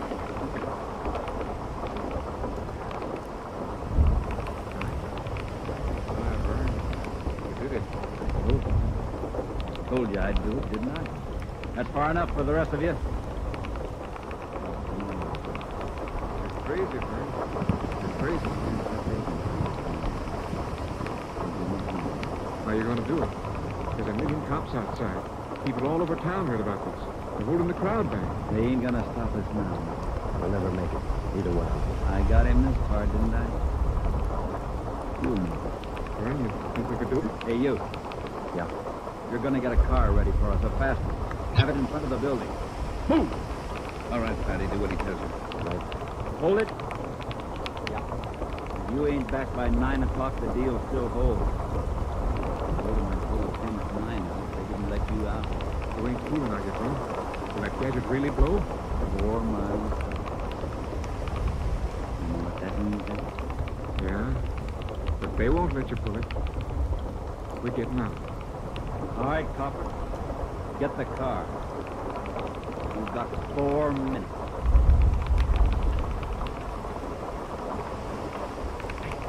Ben. Yeah. Sometime.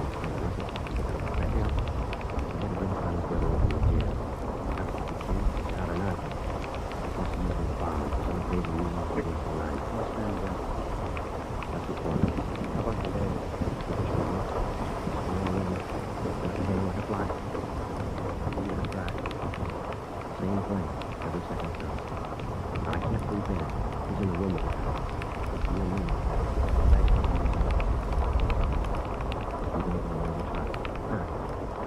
Hey, Pat, wait a minute. Not the windows. The one on the right. The lock. The one on the left.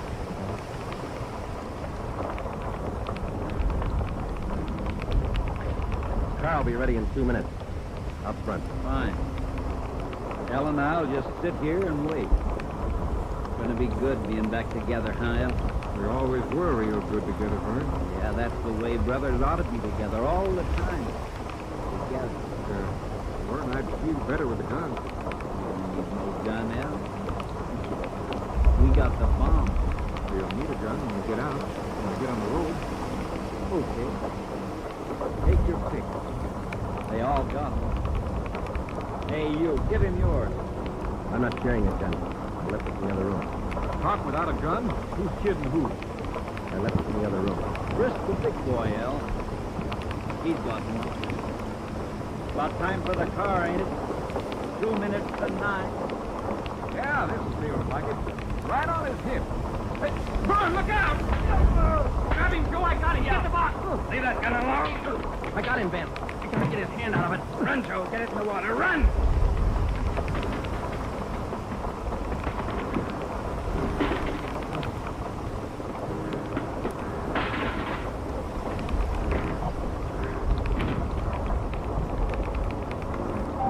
In a fast elevator, 16 floors isn't very much, but I've never shared an elevator with a live bomb. It seemed like minutes between floors. I kept watching the bucket. The bomb was completely underwater. A small stream of bubbles was hissing to the surface. I waited.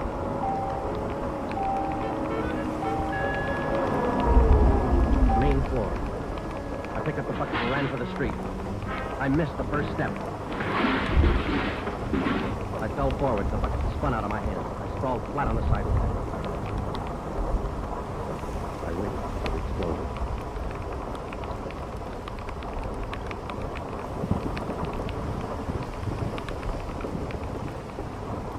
Didn't go off Friday. It was a good chance, man. It was all there. Look. At least a dozen sticks of dynamite. Snyder, bring that over here. Here you are, Lieutenant. Thanks. Here's why it didn't go off. Had it rigged for a hard trigger. It's taken a good yank to set this one off. Yeah.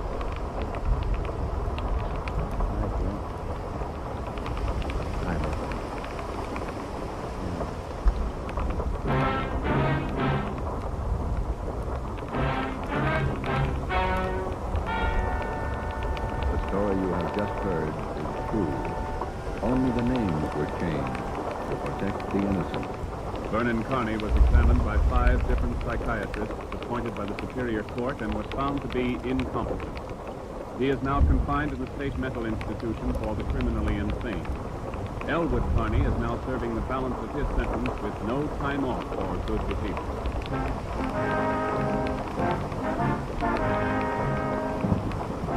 You have just heard the 7th in a new series of authentic cases from official files. Technical advice for Dragnet is furnished by the Los Angeles Police Department. Tonight's program is dedicated to Town Marshal Lon T. Larson of the Mount Pleasant, Utah Force, who, on the night of October 15th, 1945, gave his life so that yours might be more secure.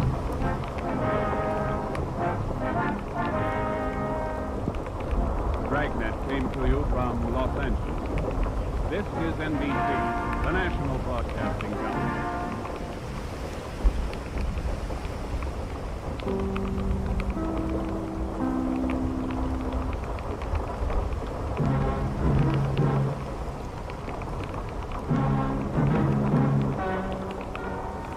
Ladies and gentlemen, the story you're about to hear is true. Only the names have been changed to protect the innocent. NBC brings you Dragnet.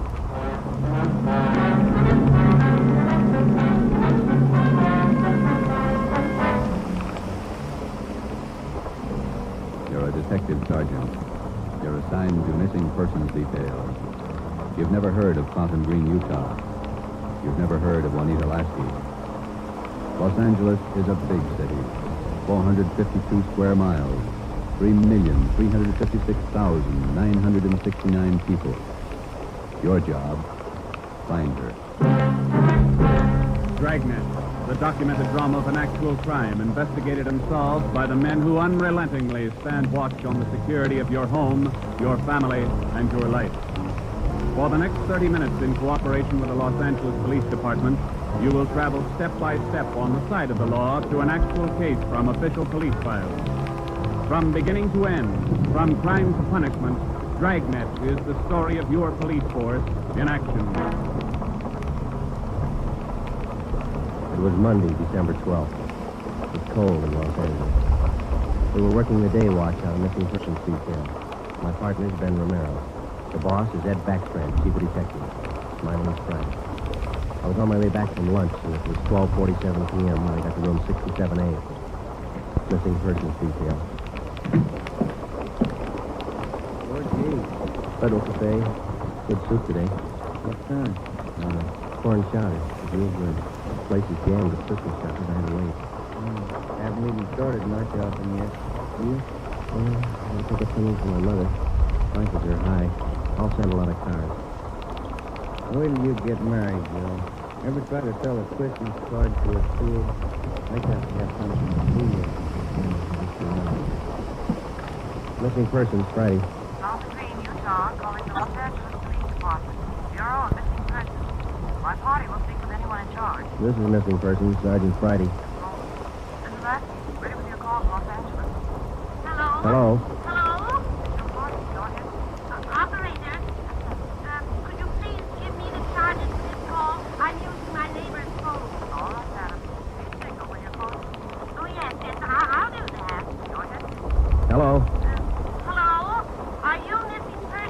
Yes, ma'am. Sergeant Friday. This is Cadillac. I'm calling you from South Green, Utah. Yes, ma'am. Since Jimmy Dodge signed off the one last week, I haven't heard from her in well over a month, and I'm terribly worried. Where was she staying in Los Angeles, Miss Lasky? At the Chelsea Hotel for women. I have the address. 941 South Melrose. I can't understand it. Ever since Juanita's been away from home, she's written twice a week regularly. When's the last time you heard from her? The last letter I have was on November 2nd. You know how it starts. We have no relatives in Los Angeles. She's trying to find work down here, living all alone. I just don't know what to do. All right, Miss Lasky. I'll take her description over the phone and make out a preliminary report. You'll have to send us a photograph of your daughter and a letter to the effect that you want us to trace her. I'll get the letter and the snapshot off today. Now, what's your daughter look like? What's her full name? Juanita Marie Lasky. L-A-S-K-E-Y. No. All right. Her age, weight, and height. 26 last July 10th, 128 pounds, and about my height. Well, how tall are you, Miss Lasky? 5 feet 7 inches. She has auburn hair. It's quite long, and her eyes. Okay, I got it. Any outstanding scars, birthmarks, anything that might help us identify her? What's that? I say any outstanding scars, birthmarks, anything that might help us identify her. No. Juanita's a pretty girl. Nice disposition. No, that's about all, Sergeant. Where can we contact you, Miss Lasky? 122 Brigham Young Street, Fountain Beach, Utah. When you find Juanita, someone should have her call me right away. I'll pay for the call. We'll do that, Miss Lasky. What's your number up there?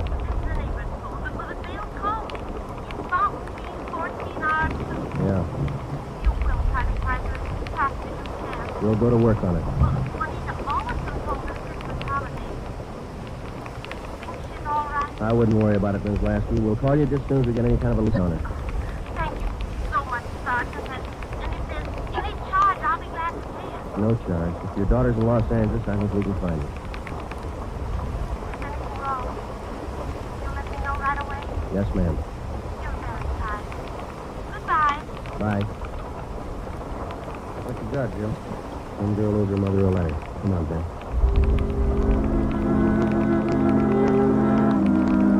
Just a routine call.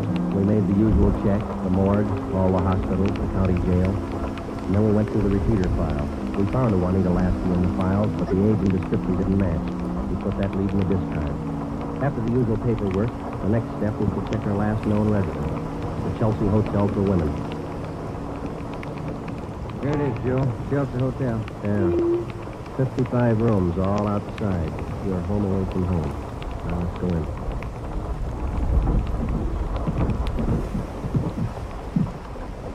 Chelsea Hotel. Thank you. Here's the bell. Yes, sir. I'll help you. We're looking for a Miss Juanita Lasky. I'll ring her room. Whom shall I say is calling? Is she in? I believe so. I just saw her about an hour ago. Okay, would you ring her room, please? Yes, sir. And whom shall I say is calling? My name's Friday. All right, Mr. Friday. Just a moment. Do you wish to speak with her on the phone, or shall I have her come down? Ask her to come down if she doesn't mind. She doesn't seem to answer. It's funny. I'll ring again. No, sir, she doesn't seem to be in. Would you like to leave a message? Didn't you say you saw her about an hour ago? Yes, I did. She must have gone out again. I wonder if we could check the room. Oh, no. Gentlemen are not allowed above the main lobby. I'm sorry. We're from the police department. Missing persons. I'm Sergeant Friday. This is Sergeant Romero. Oh. You men are from missing persons, did you say? Yes, ma'am. Well, I'm sure Juanita just stepped out for a moment if you'd care to wait here in the lobby. We haven't got much time, ma'am. We'd appreciate it if you'd show us the room. Certainly.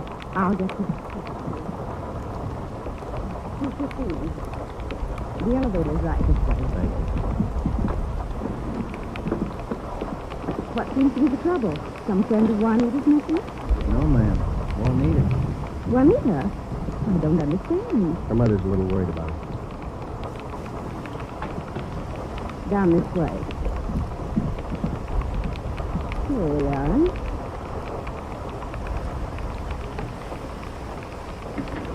No wonder she didn't hear the phone. She's in the shower. Yes, ma'am. Would you rap on the bathroom door until we'd like to talk to her as soon as she could? We'll wait out here in the hall. Certainly. Juanita? Juanita, there are two gentlemen here to see you. Juanita? Juanita? I'm coming in. It's Miss Waters. Sergeant, Yeah? there's no one in the shower. It's running, isn't it? Yes, and I see a robe and towel all laid out. You better take a look around. Turn off the shower, you know. You must have left in a hurry. Hey, there's a fresh change of clothing on the bed. Where's the closet, ma'am? Next door? Yes, that's right. Closet's full of clothes. There's a couple of pieces of luggage in there. This isn't like Juanita. Funny, isn't it? You say you saw her about an hour ago. Yes, I did. Coming in or going out? Coming in, I thought. You have room service here? Yes, we have a coffee shop downstairs. Tray of food here on the table hasn't been touched. Coffee's still warm. Shut that lady off, will you? But you gotten out of the building without you seeing her? No, we don't have a rear entrance. You sure you didn't see her go out the front door just before we got here? No, I did not. How about her mail? You been picking it up lately? I think so. We can check that on the desk. Yeah, here's some letters. Postmark Utah. Return address. First class. Let me see now. This is one of your telephone message forms? Let me see. Yes, that's right. There's long distance call here to see something. According to this slip, this call was received at 1:25 today. Yeah, I see that. Right here? Yes, that's Edna's writing. Mrs. Tollefson took that call. She relieves me for lunch. And do you know whether she returned this call? Well, if she did, there'll be a record down at the desk. Now, you're positive that you saw Juanita Lasky an hour ago? Yes, how? I'm sure. Just about an hour ago. 5'7", 128 pounds, green-eyed, red hair. Red hair? Oh, no. Juanita's a blonde. Her mother told us that Juanita Lasky had red hair. Now, we weren't too surprised. A lot of women change the color of their hair. It would make identification a little more difficult, but not impossible. We checked down at the desk. Juanita Lasky had picked up all her mail, but she had not answered that long-distance phone call to Fountain Green. The next step was to question some of the people in the Chelsea Hotel who knew Juanita. We tried room 217. Yes. Oh, Gloria, these men are police officers. They want to ask you some questions. Yes. Is it all for you to... Yes, of course. This is an exception. Won't you come in? Thank you. What's your name, miss? Gloria Edgerton. You know Juanita Lasky? Yes, I know her. She has a room right next door. Have you seen her today? No, I haven't. I've been out doing my Christmas shopping. Why? We were trying to locate her, Miss Edgerton.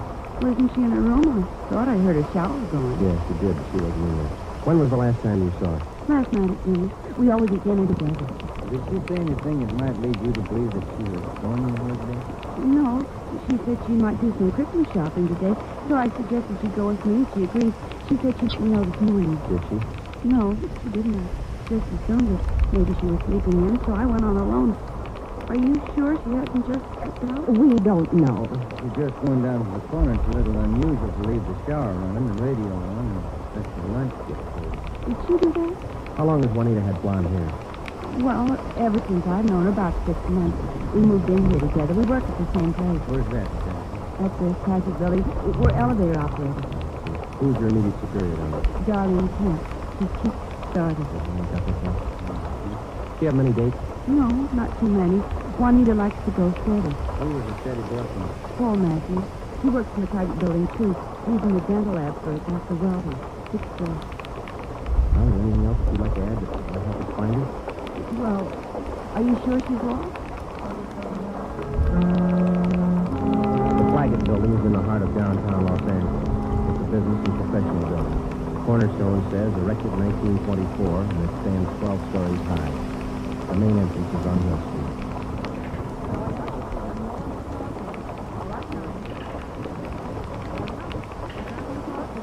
Are you Darlene Camp?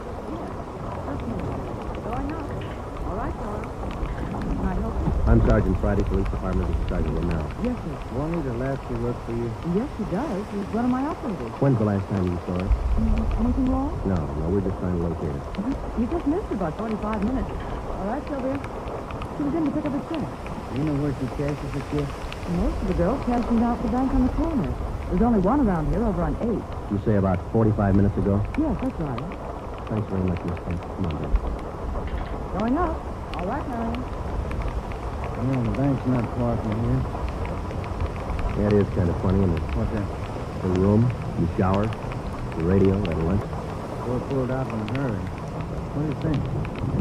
I don't know what to figure. It's a new one on me. She's alive, we know that. She was 45 minutes ago, anyway. Christmas is here. Santa Claus is coming. Yeah. Uh-oh. I beg your pardon, sir. That's all right. Merry Christmas. Same to you. Here we are, Joe. You better check with the manager, huh? You the manager? I'm the assistant manager. Can I help you? Police department. Yes, sir. I'd like to find out if a check has been cashed here within the hour. Yes, sir. And what's the party's name? Lasky, Juanita, payroll check, Spikett building. Yes, sir. I know Miss Lasky. If you'll step behind the counter, I'll get the check. Thank you. If you'll just wait right here. Okay, thanks. I wonder why she stopped riding to her mother. It's a good question. When we find her, we'll ask her. Wonder if anything was wrong where she worked. No, I didn't see anything. We'll check back there when we finish here. Yeah. That boyfriend, Paul Matthews, too. Yeah, here's our man. Yes, sir. Here's the canceled check. I will get it. You sure it's the same girl? One girl, elevator operator, and second person. Was she alone?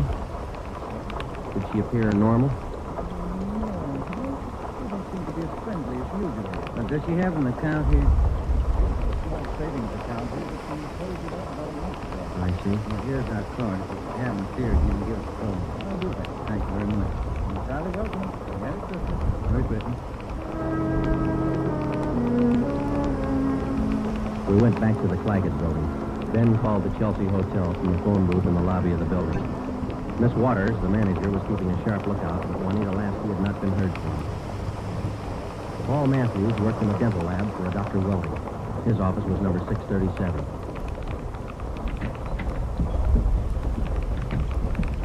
Yes, sir. We'd like to see Paul Matthews. I'm Paul Matthews. We're from Missing Persons Police Department. Sergeant Friday. I'm Sergeant Merrill. Yes, sir. You know a Juanita Lasky? Yes? When's the last time you saw her? Saturday night. We went to a show. Something wrong? We're trying to locate her. Do you see a lot of each other? Yes, we do. I don't understand. Lasky disappeared from the hotel a couple hours ago. Maybe you might know where she is. Oh, I don't. Today's the day off. Maybe she's out shopping. Has Juanita done anything wrong? No, it's just that her mother hasn't heard from her for quite some time. I can explain that. Juanita's an elevator operator here in the building. That's how I met her. They don't make much money. Yeah. She was having a hard time making ends meet. She sends money home to her mother every month or so, and besides that, she's got to pay rent and buy clothes, and it's pretty rough. She seems despondent over all this. No, I wouldn't say that, but she was kind of unhappy about not getting a raise. Do you have any outside job? No, sir, she didn't. What kind of a girl is she? What do you mean? Cheerful, good-natured? Oh, sure. Fine girl. We get along swell. I still don't get it. Well, maybe there's nothing to it. Just a routine check.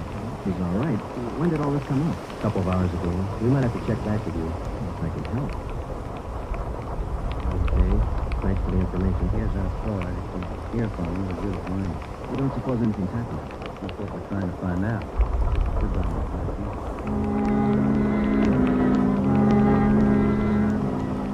When we got back to Central Division, we had a full description of Juanita Lasky teletyped to all outlying stations in the metropolitan area of Los Angeles. We also put out on ATV. We double-checked the repeater file and the wanderer file. We made out a full report on our findings to date. During the next 8 days, we located a missing husband for a wife in Memphis, Tennessee. We picked up a runaway boy missing from his home in Reno, Nevada, and a 79-year-old veteran of the Spanish-American War who left his home in Bakersfield, California because he didn't like his daughter-in-law's cooking. But Juanita Lasky was still a mystery. For 8 days, we checked and rechecked all our known friends and habits. We went back over the course a dozen times, with no trace. It was almost as if she had ceased to exist that day in the Chelsea Hotel. The letter and photograph that her mother had arrived, and we circulated it to cities all over the country. Her mother wrote that during the war, Juanita was a wax corporal.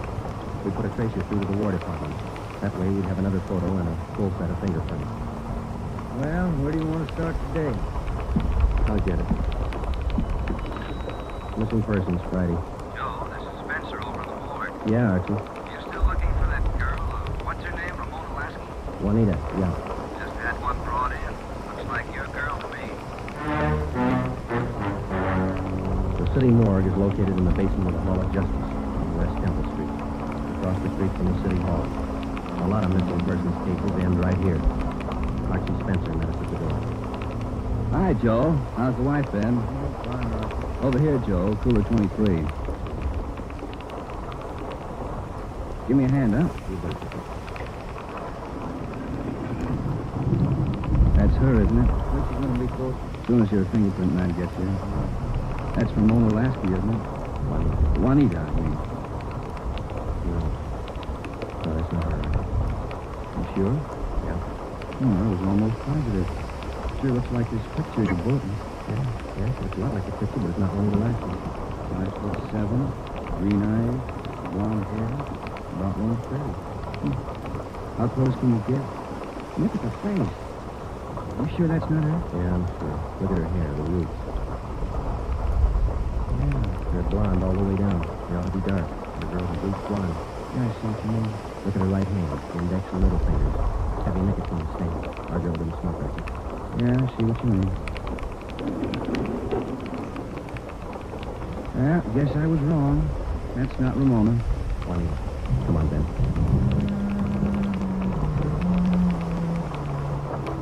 That afternoon, we got another phone call from Fountain Green, Utah.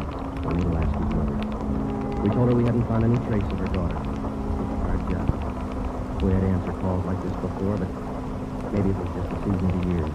Somehow we felt that we had to find Juanita Lasky by Christmas. We covered every angle we could think. We kept a close watch on all incoming reports. We stayed in close contact with her friends and Miss Waters at the Chelsea Hotel. Regardless of the name on the incoming reports, we checked every set of fingerprints against those we had received on Juanita Lasky from the War Department. Still, no trace. December 23rd, we checked in for work at 8:30 a.m. Chief Ed Backstrand wanted to see us. A little something on the Lasky girl. Can I help you? What is it, Kevin? Man by the name of Willard Harris. Owns a bar out in Pomona. Phoned in this morning. Yeah? Found a woman's handbag left in the bar. Driver's license made out to Juanita Lasky. Why'd you think to call that? He's got a television set in his bar. Saw the Lasky girl's picture on Sergeant Rosenquist's broadcast last night. How about the girl? Says he can't place her. You better hop out and pick up that person. Willard Harris owned the Mission Trail Bar. It was in the bus terminal in the heart of Pomona.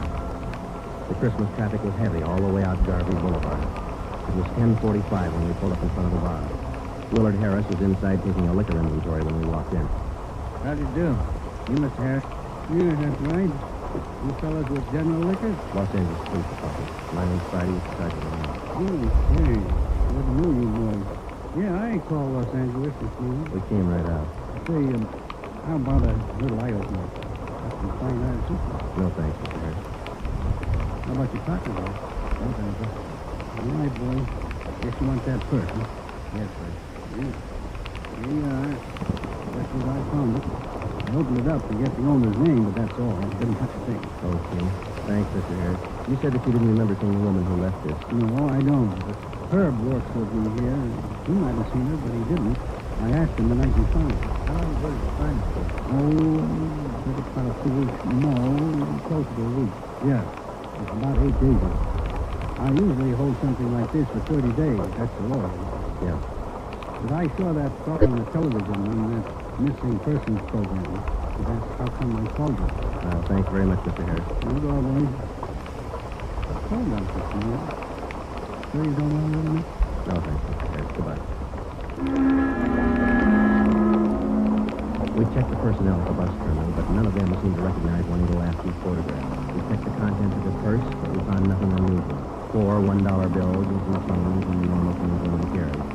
Since there was money in the bag, we felt sure that Juanita Lasky had lost the purse herself. That meant that she was alive 8 days ago, 2 days after she walked out of the Chelsea Hotel. We checked Chelsea Hotel. We checked Chelsea Hotel. We checked Chelsea Hotel. We checked Chelsea Hotel. We checked Chelsea Hotel's license thumbprint. That's the only print carried on the California driver's license. It matched the same print on the War Department record. It didn't prove anything except that all the evidence tied in and belonged to the girl we were looking for, Juanita Lasky. The next morning, December 24th, we checked in for work at 8:30. Morning, Ben. All right, Joe. Here's the data report. Want to check it? Let's get down. You look William. No, not yet. I figured I'd look for you. I will take care. Family shopping, though? No, you? No shopping. Found some nice cards. Good, someone. Yeah, I'll hand it to you. Let's spread shaving off like we did last year. If I get any. You can get some. My kid's got a bottle all picked out for you. It's called South Pole for that food. Just like it. Yeah. Just like it. Yeah. Just like it. Yeah. Just like it. Yeah. Just like it. Yeah. Just like it. Feel one. I was on the kid. Feel one. I was on the kid. Feel one. Thanks, Alan. Ben, listen to this. Bureau of Criminal Investigation, Sacramento. There's a kickback on our OPD. Reading our HD, number 43 on 12-1248. Our records disclose that Juanito Lasky applied for position civilian clerk at Marshfield, California, U.S. Army Air Base, using alias Gene Davis. How about the things classification? Yeah, FCC. C-19, primary 32 over 32, inner over outer, final 15 over 17. Let's check out that. They're girls, huh? The Sacramento report stated that Gene Davis had applied for government work at Marshfield, California. Well, a couple of things dropped into place. Her purse had been found in Pomona. That's right on the main highway from Los Angeles to Riverside. And the application for a job at the Army Air Base a few miles beyond Riverside. We put through a long-distance phone call, and they told us that Gene Davis was employed there as a civilian clerk, but failed to show up for work that morning. It seems like we went fresh out of like every clip, nothing. We get so close, and she's gone again. What do you think she's on the go for? I figured out I could find it. I got it. Missing persons Friday. Yeah? We'll be right over. We didn't find her, but she's been found. Juanita Lasky just walked into the Chelsea Hotel. We went over to the Chelsea Hotel. Technically, our job was completed now. Juanita Lasky had been found. We went over to make out a routine report. The streets were pretty jammed with last-minute Christmas shoppers, so we walked the last block to the hotel.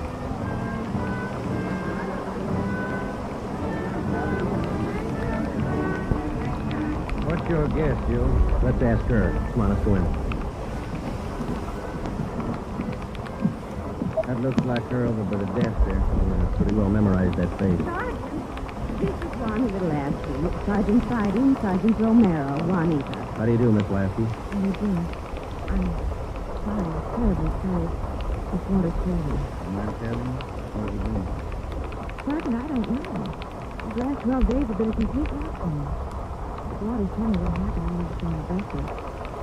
That I had temporary amnesia. I can speak to you. What's the doctor's name, Miss Lasky? Dr. Rudley, is my phone? We're glad you're okay. Haven't had us going there for a while. Could I use the phone for you? Oh, certainly. Help yourself. Thank you.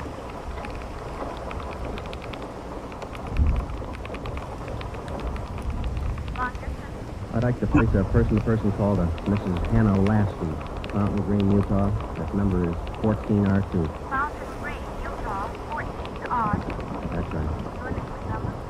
Joe Friday, and this is Hempstead, 8594. Range operator. Fountain Green, Utah, route is night way from Los Angeles.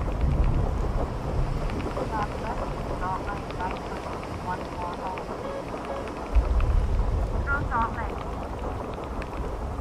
Salt Lake, sunset. Sunset, Fountain Green. Fountain Green, 14R. This is Hannah Lasky, Los Angeles, California, calling. Ringing operator. Hello. This is Hannah Lasky, Los Angeles, California, calling. Oh, yes. Hang on. I'll get her. Waiting on you. Thanks. Getting through all right, Joe? Yeah. Hello? Hello? Hello, Ms. Lasky. Yes? Just a minute, Ms. Lasky. Juanita, Yes? you're wanted on the phone. Oh, who is it? Just say hello. She'll take it from there. Let's go, then. Hello? Yes? Hello, Mother. Come on, Dan. I'm all right.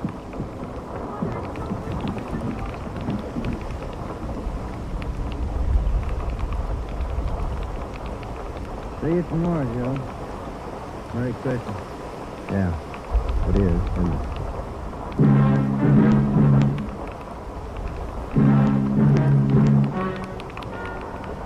The story you have just heard is true. Only the names were changed to protect the innocent. Upon further examination by competent medical authorities, Juanita Lasky was found to be suffering from periodic spells of amnesia. She was given treatment, and a complete cure was effected.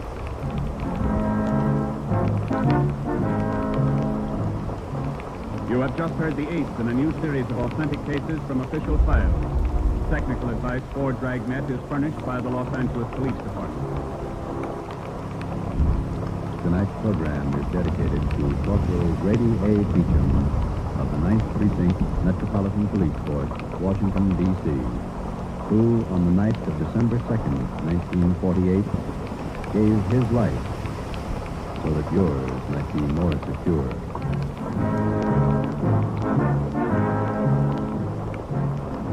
Dragnet came to you from Los Angeles. This is NBC, the national broadcasting company.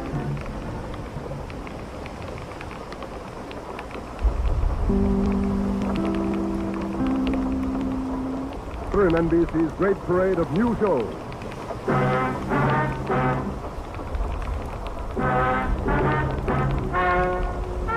Ladies and gentlemen, the story you are about to hear is true. Only the names have been changed to protect the innocent. NBC brings you Dragnet.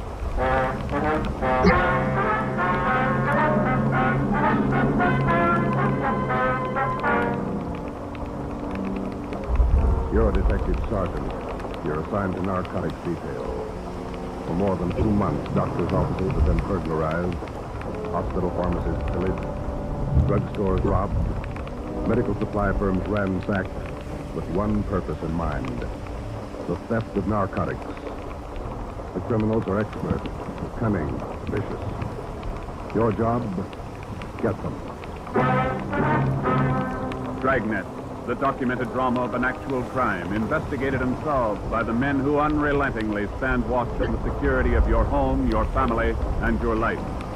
For the next 30 minutes, transcribed in cooperation with the Los Angeles Police Department, you will travel step by step on the side of the law through an actual case from official police files. From beginning to end, from crime to punishment, Dragnet is the story of your police force in action.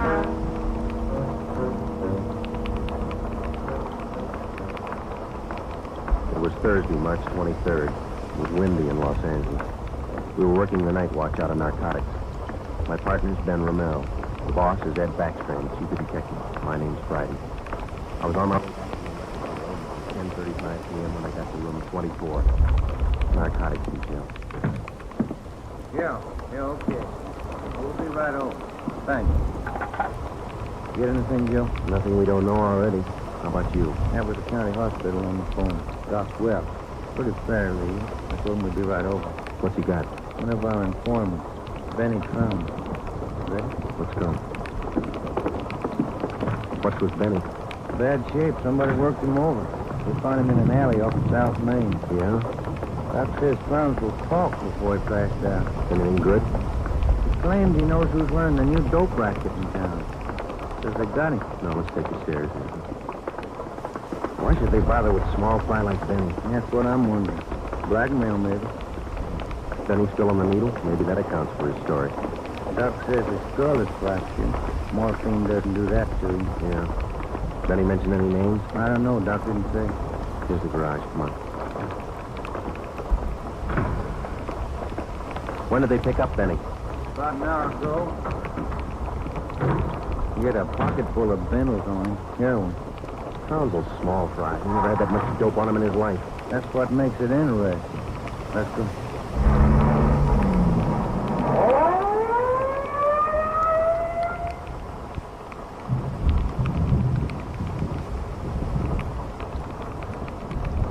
County Hospital? Yes, sir. The line is busy. Will you wait? Thank you. Can I help you, gentlemen? We'd like to see Dr. Welch. Checking. Your name, please? This is Sergeant Romero. My name's Friday. Police officer. Oh, yes. Around the corner to your left, room 127. The doctor's waiting for you. Thank you. Come on, hope Benny's still talking. He could more usually. Yeah. Here it is. 127. Hiya, Ben. Joe? How are you, Doc? Anything new? Just left Tranquil upstairs. You think we can talk to him now? Didn't do much good. He died about 6 minutes ago. For almost 2 years, Benny Trounsel, an addict himself, had been one of the most valuable informants Ben and I had in the narcotic game. More than once, he had helped us solve a case, but this time, Benny Trounsel had any direct leads to the nerve center of the newest narcotic ring. He took them with him. Besides his dying accusation that the ring had gotten to him, he left behind only 2 small scraps of information. First, when he arrived at the county hospital, Dr. Welch reported that Trounsel repeatedly muttered the name Patterson. Secondly, among the few personal effects found in his pockets was a good amount of heroin and a small piece of white paper with 2 words scrawled on it, Tucker Building. Benny Trounsel's body was taken to the county morgue, and the next morning it was posted. At the coroner's inquest, the cause of death was listed as a brain hemorrhage induced by severe blows by a blunt instrument on the sides and base of the skull, inflicted by a person or persons unknown. Besides Ben and myself, the only identification witness at the inquest was a woman who managed a rooming house in Benedict Alley, where Trounsel used to stay periodically. After the inquest, we questioned her briefly in our office. Miss Stripes, you say you can't remember any friends Trounsel had while he stayed at your rooming house? No, I can't. Besides, if I knew that man used dope, I never would have rented him a room. How long did he rent from you, Miss Stripes? About 6 months. I run a respectable house. I don't mind if my people drink a little now and then, but those dope users, no, sir. Did you know anything about Trounsel, Miss Stripes? Where he spent his time? Where he had his meals? No, don't serve at my place. Too much trouble. Most of the people eat at the Ace lunchroom. Down the corner. Where's that, Miss Stripes? Grant and South Main, right on the corner. You think Trounsel might have spent some time there? He might have, I don't know. Miss Stripes, did Trounsel ever mention anyone by the name of Patterson? No. Patterson? No. And you can't recall any friends you might have had? He had any friends and never set foot in my house. That's all I know. All right, Miss Stripes, thank you. Here's a card, ma'am. If you come across any information about Trounsel, we'd appreciate it if you'd call us. All right. That all? That's all, ma'am. Thank you. Yeah. Bye. Goodbye, ma'am. Big help. Yeah. Not even a good identification list. You got those listings we made on the Tucker Building? Yeah. Now, let's see. Here it is. Tucker Building, 7310 South Wilshire. I wonder what Benny Trounsel could have been doing out there. Shouldn't be too hard to check. It's a small building. Yeah. 6 listings for the whole place. A couple of law offices, real estate guy, dentist, architect, and a doctor. One dentist, one doctor. Good building. Maybe. Pretty thin. Friday, Romero. Got a minute? Yes, Skipper. Come on. Yeah. What do you got, Ed? Letters. Here's a sample. Listen to this. Chief of Detectives, Ed Backstrand, City Hall, Los Angeles. In view of mounting wave of narcotic robberies, strongly recommend that your efforts to curb this lawlessness be redoubled. They all like that? All of them. They're mad. Can you blame them? Not a bit. We haven't got much to go on, Chief. The gang's pretty smart. All right, then let's be smarter. There's no law against it. Doing the best, Skipper. Make it better. I'm sick of that bunch, and I'm tired of these letters. And look at that record. In 2 months, 15 drugstores robbed, 8 medical offices, 2 supply houses, 2 hospital pharmacies. Narcotics missing every time. Now, who's behind it? None of the old-timers. We've checked them out. Gone over every hype and mainliner we know of. All right, then get on the transients. New faces. Climb on every one of them that suits the stuff. Until you get to that gang and break it. If you need help, holler. But get to that gang and break it. You understand? Okay, Skipper, we'll try. You dig up anything on that Tranquil case yet? Still checking out one name. What? Slip of paper we found in Trounsel's pocket, Ed. Said Tucker Building on it, that's all. Just going to check it out when you call. All right, hop on it. Fast. There's a lot of pressure on us. Set you down. It was almost noon when Ben and I got out to the Tucker Building. It was a 2-story affair, comparatively small, very modern. We checked with the dentist in the building first, but he'd never heard of anyone by the name of Benny Trounsel. His records and appointment books proved it out. Well, that's one down, Joe. Yeah. Let's try that doctor's office now. What's his name? Let's see. Springer. Dr. Fred Springer. He's on the 2nd floor. Okay. There's the stairway down there. Come on.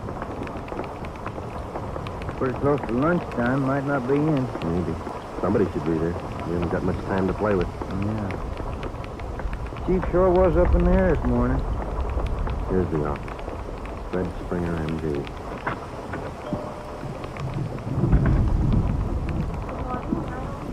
We'd like to see Dr. Springer, please. Do you have an appointment? No, we don't. Well, the doctor's not in at present. Would you like to make an appointment for later in the day? No, ma'am. We're police officers. This is Sergeant Friday. I'm Sergeant Romero. How do you do? I'm Miss Turner. I'm the doctor's niece. Then you must take care of the appointment and record books for the doctor. Yes, I do. Well, maybe you can give us the information we're looking for, Miss Turner. Did the doctor ever have a patient by the name of Trounsel? Benny Trounsel? Trounsel? Mm-hmm. No, I don't think so. What's the number, Miss? Thank you. No. Trounsel, is that the way it's said? Yes, ma'am. No. The name's not listed here. Let me check the accountants.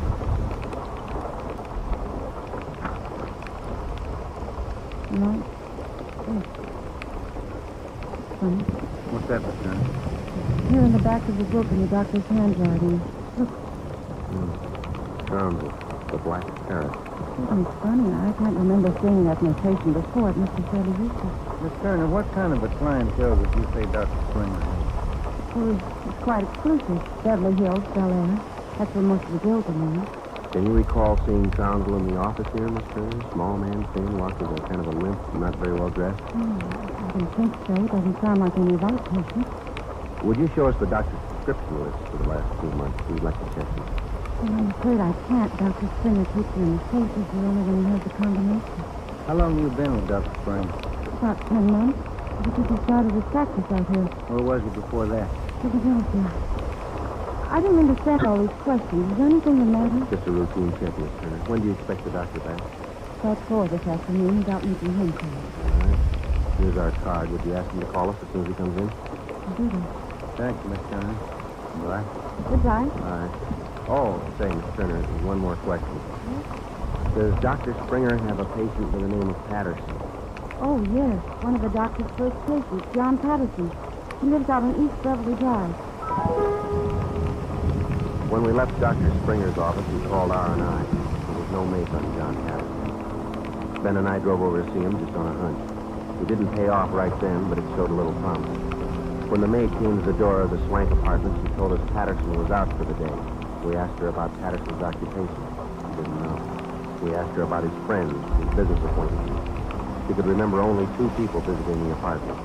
One of them was Dr. Springer, apparently a constant visitor. The other, a tall, dark man who spoke bad English. We asked the maid how long she had worked for Patterson. She said ever since he moved to Los Angeles, about 6 months before. A few things started to fall into place, but it was strictly a guesswork operation.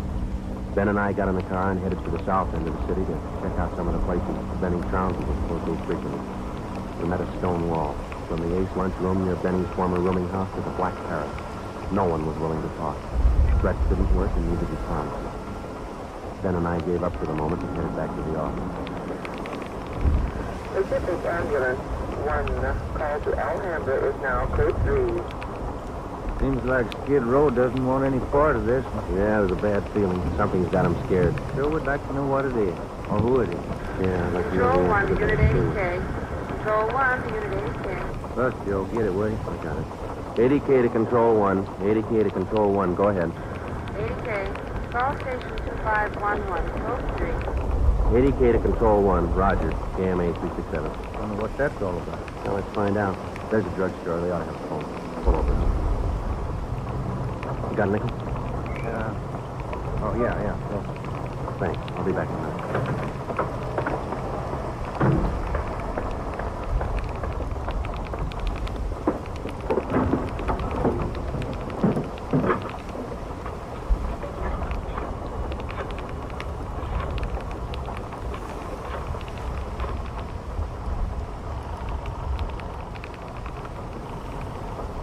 City Hall. 2511. Chief of Detective's office, Hannah. This is Friday, Mike. The chief there? Oh, yeah, just a minute. Next man talking. This is Friday, Ed. What do you got? You signed up? Nothing big. Then check in as soon as you can. Got something good. What? You remember the stick-up at St. Agnes House? hospital about a month ago. Pharmacy there. What about it? 2 patrolmen picked up a user down near Union Station about an hour and a half ago. Yeah? Guy was way back in his heels. Had 2 vials of morphine on him. Vials had serial numbers. Good. Did they match out? Perfectly. Thanks, Ed. We'll be right in.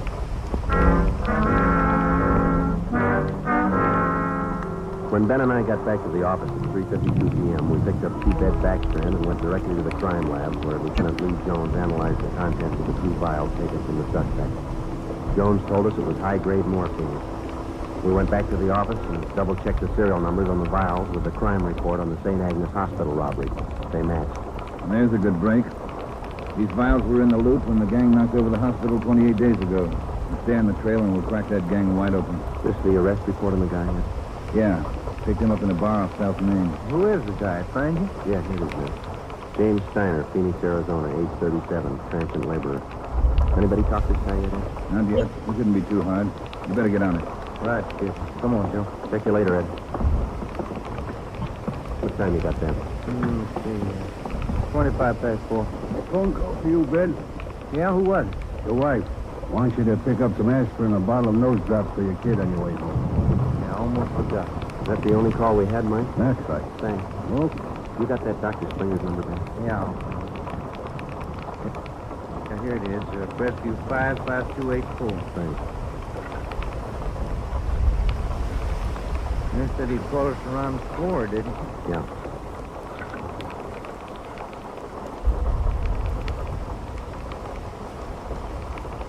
Dr. Springer's office? This is Sergeant Friday down at the police department. Dr. Springer there? No, he isn't, Sergeant. He called me about 20 minutes ago. Yeah. He said he'd call you. All right, Miss Turner. When he comes in, tell him to call us. Impress on him. It's urgent. All right, Sergeant. Bye. Bye. No luck? I don't know. Just a hunch. He may be ducking. Who are you calling now? State Medical Board. Maybe they can check us out on Dr. Springer. I put the call through to the State Medical Board and asked for a check on Dr. Fred Springer. They said they'd call back within the hour. In the meantime, we had James Steiner brought to one of the interrogation rooms for questioning. It was all talk. Sergeant, when they booked me, I don't know anything about this hospital. Sit down, Steiner. Oh. How long have you been in the city, Steiner? L.A.? About a month. Came to Phoenix. Looking for work. Things pretty slow in Phoenix. Where'd you get the morphine? Huh? I said, where'd you get the morphine? What's that? Oh, I bought it. Just for a pop now and then. I just play around with it. Just for kids. Where'd you buy the vials from? Who? I don't know. But in the bar. Came here Friday. Which bar was that? Which bar? Black Parrot. I'm not hooked. I just play around with it. Just for kids. What did the guy look like, Steiner? What did he look like? I don't know. That's all I get. Would you remember him if you saw him again? Remember? Sure. Saw him a couple of nights ago. Was he on the stuff? Was he a hype? Hype? Yeah. Maybe. Tall fellow, though. You shooting the stuff? Shooting stuff? No. No, I'm no mainliner. I never took in the veins in my life. I told you. Do it just for kicks. Just for pop now. Take off your shirt and see your arm. Huh? Am I on it? Come on, take it off. Who are you kidding? Standing your arm looks like a pincushion. I told you just once in a while, just for kicks. I'm not hooked on it. They found 2 vials of stolen morphine on you, Steiner. You can go 2 ways, hard or easy. Hard or easy? I told you I ain't done nothing. I bought this stuff. I use a cap or a bingle once in a while for kicks, but I'm not hooked. I bought this stuff, I tell you. Who was he, Steiner? Who sold it to you? Who? I told you. I met him in a bar, the Black Parrot. Who was it? He's tall. Dark, he's on a good price. Come on, let's have it, Steiner. His name. Feeling sick. You got something for me, I'm sick. All right. Mike. Get some milk. A couple of quarts right away. Okay. You ready to tell us, Steiner? Who was it? We're getting some milk for you now. Come on, you better talk. Mac. That's what we said. Name is Mac. What's the price? I only take a pop now and then just a kick. You think you could point him out for us? Yeah. Maybe. Six. Narcotics, Camaro. Hello. This is Dr. Springer calling. You wanted to talk to me. Yes, we did, Doctor, and we've got a few questions like that. Oh, hold on just a minute, will you? I tell him we got to see him tonight and call him back later. Dr. Springer? Yes? Sorry, Doctor, we'll have to see you later on tonight. You be at home? Well, I have an appointment this evening. Would you mind telling me what this is all about? Sure, Doctor. It's about a man named Benny Tranquil. Oh. I see. And if you don't mind, we'd like to check over your prescription this week. Yes. I'll cancel my appointment. Contact me here at home. 1538 South Road. I'll be here all night. All right, Doctor. Thanks. See you later, then. Yes. Goodbye. What'd he say? All right? Yeah, it's all right. I'll buy that hunch of yours now, Joe. Dr. Springer, he knows who killed Benny Tranquil. I bet he knows why. When Mike Hannon came back with the milk, we fed it to Steiner, and then we put him back in his cell. We put in another call to John Patterson out on East Beverly Drive, but there was no answer. We left word with Hannon where we were going, and Ben and I headed out for Dr. Springer's home. It was 7:35 when we pulled up into the driveway at 1538 South Road, a low, rambling ranch-type home. We got out of the car and made our way down the path to the front door. The gray Persian cat followed us. The door was half open. We knocked, but there was no answer. Through the window, we could see the living room was dimly lighted. We went in. We found Dr. Springer sitting in a large carved mahogany chair in the dining room. The room was hung with drapery. He was slumped forward, face down in the dining table. There was a bullet hole in his right temple. On the floor near his right hand was a .32 automatic pistol. In the center of the dining table was a white paper. Looks like you beat her. Yeah. Any names in that confession? One says he killed Tranquil. Oh, wait a minute. It says, John Patterson, he forced me to this. What? I don't know. It looked like to you. Here's another one. Norberg. That's all it says. Then he signed his name. Red Spring. Ben, come over here. Let's see. Hypodermic means to work. This morphine? White powder. Could be. He was on it himself. Looks like it. We'll find out when they post it. I'll get it. Yeah. Sergeant Friday there, please. This is Joe, Mike. What do you got? Talk all right there? Yeah, go ahead. Just got a King Patrick call in the state medical board. This is Dr. Fred Springer. Mm-hmm. He's not a registered physician in the state of California. Besides that, his license was revoked in Pennsylvania 2 years ago. Illegal operation. That explains it. Notify homicide. Get the crime lab in the corner out here, will you? Looks like Springer shot himself. Okay, Joe, right away. We'll wait for him, but hurry him up, Mike. We've got a couple more places to check out tonight. Okay, Joe, see you later. Right? What's next? Patterson place? I don't know. Maybe we ought to try Steiner first. Sounds good to me. Seems like we're getting close. Yeah, man. Real close. 12 minutes later, homicide and the crime lab men checked in at the Springer house, and Ben and I checked out. We went back to the office and found Ed Backstrand waiting for us. We told him our story, and we sent 2 men out to keep an eye on the Patterson place. 2 other men went to work to try and track down the other name in Springer's confession note, Norberg. Ben and I went up to the county jail and picked up Steiner. The 3 of us started out to look for the man who sold Steiner the 2 vials of morphine stolen from the hospital pharmacy a month before. The man's name was Mac. He was tall and dark. That was all we knew. The rest of it was up to Steiner. 2 other men from the detail, Davis and Emerson, came along with us to take care of Steiner if anything went wrong. Our first stop was the Black Parrot Tavern. Davis parked the car in an alley down the street. Steiner, Ben, and I got out and walked the rest of the way. You understand what you're supposed to do, Steiner? Me? Yeah. I go in first, sit at the bar. You 2 will follow. I sit at the bar, and if I see Max, I give you the sign. That's okay. That's right. And you don't try to break for it. Break for it? Me? I told you, I'm squaring with you guys. All right, Steiner. Go ahead. Let's hope it works, Joe. Yeah. There he goes inside. Come on. Now, look, try to grab one of the boots along the wall if you can, huh? Right. Here we are.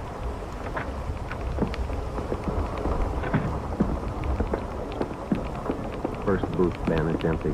Yeah. Oh, it's about to order at the bar. Wait till it's got a night off. Make it a couple of beers, will you? Couple of beers? Okay. Yo, go look at Steiner. There, he's signaling. Must mean the guy putting on his coat over there. Don't hold it then. Then we get past it.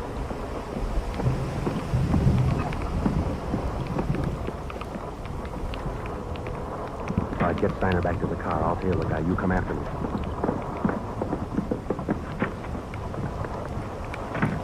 I didn't know how right Steiner was or how much we could trust him. All I knew was that the man I was following was tall and he was in a hurry. I followed him 3/4 of a block before he turned in at a motel. He went to a cottage at the rear of the lot, let himself in, and closed the door quickly behind him. A minute later, Ben and the others pulled up in the car. Got him staked down, Joe. Tanner says that was Max. Let's make sure. Come on. Which one's the end? The one down at the end here. Now be careful. Me too. Right, here we are. Wait a minute right there.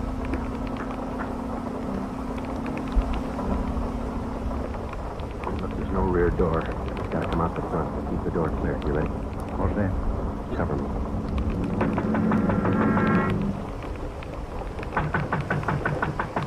Open up in there. Who is it? Police officers, open up.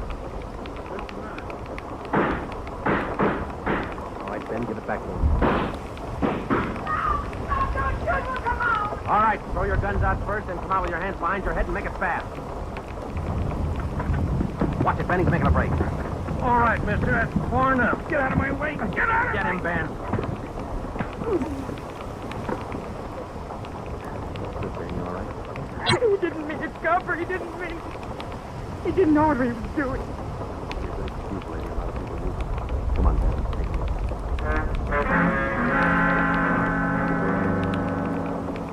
It was 10 minutes past midnight when we got back to headquarters. Both the man and the woman were booked for violation of the State Narcotics Act, a felony.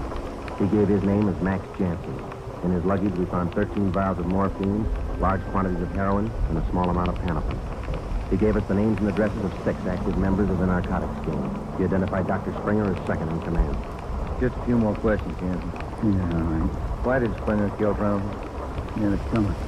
Tranquil knew the score and he was likely on him, bleeding him white. Why didn't the gang take care of him? The boss said no rough stuff. Things were going too good. He warned Springer, but he wouldn't listen. All right, Jensen, just one more question. Who's the boss? Can we get off light? State's witness? It might help. We can't promise you anything. Who's the boss, Patterson? Yeah. 138 East Beverly Drive? What about Norberg? How does he figure? The same guy. Patterson, Norberg, both the same. And what's his real name? Norberg. What's his front? He's a jetter. He used to be importing things. Where? Here. Got an office downtown. Do I get protection? Where's Norberg now?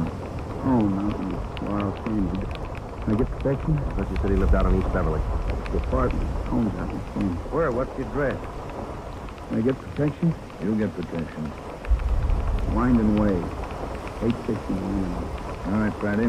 Romero, take your men with you.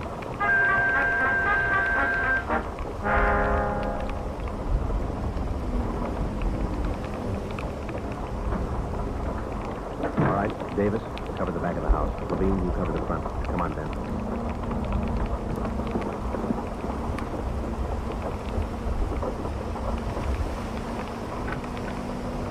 Yeah? Mr. Norberg in? Who's calling? Police officer. Oh, come in, Martin. Thank you. Now get your hands up. Face the wall. We'll never make it, lady. The house is surrounded. Tony, get the stuff. It's our only chance. They'll cut you down, Norberg. All right, Kitty. Don't be a fool. They're going to march out the door in front of us, right to the car. I'm not going to. Quiet as you want. I'm not going. All right, Tony, stay. Come on, coppers. Never make it, lady. I said move. Fast. All right, Ben, hit the dirt. He's going for the car. See if you can get those tires.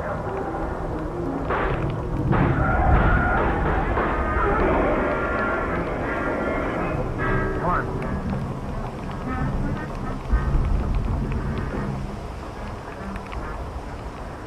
Dan?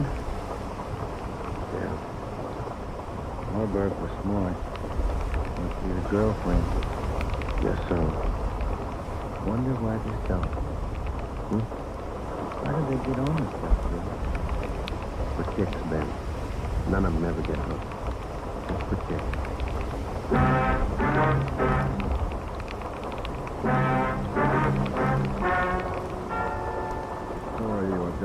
is true. Only the names were changed to protect the innocent.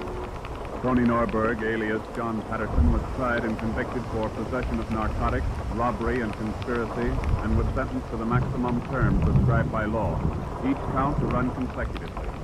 He died 3 years and 11 days after his arrival at the state penitentiary.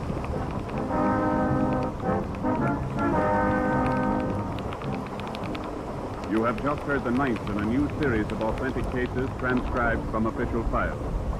Technical advice for Dragnet is furnished by the Los Angeles Police Department. Tonight's program is dedicated to Chief Erskine Earthquake, the North Sacramento Police Department, who on the night of August 11th, 1935, gave his life so that yours might be more secure.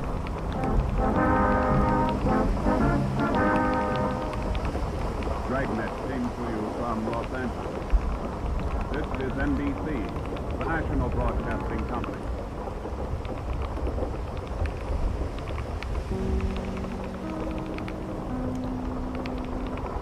NBC's great parade of new shows.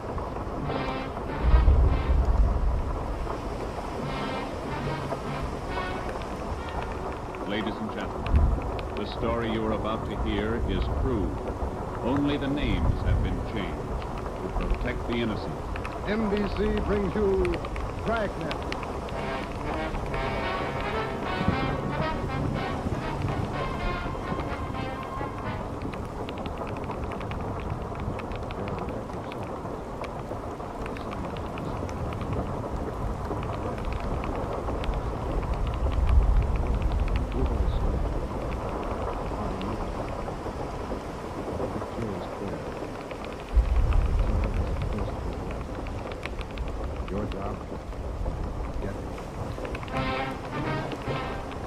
Dragnet, the documented drama of an actual crime, investigated and solved by the men who unrelentingly stand watch on the security of your home, your family, and your life. For the next 30 minutes, transcribed in cooperation with the Los Angeles Police Department, you will travel step by step on the side of the law through an actual case from official police files. From beginning to end, from crime to punishment, Dragnet is the story of your police force in action.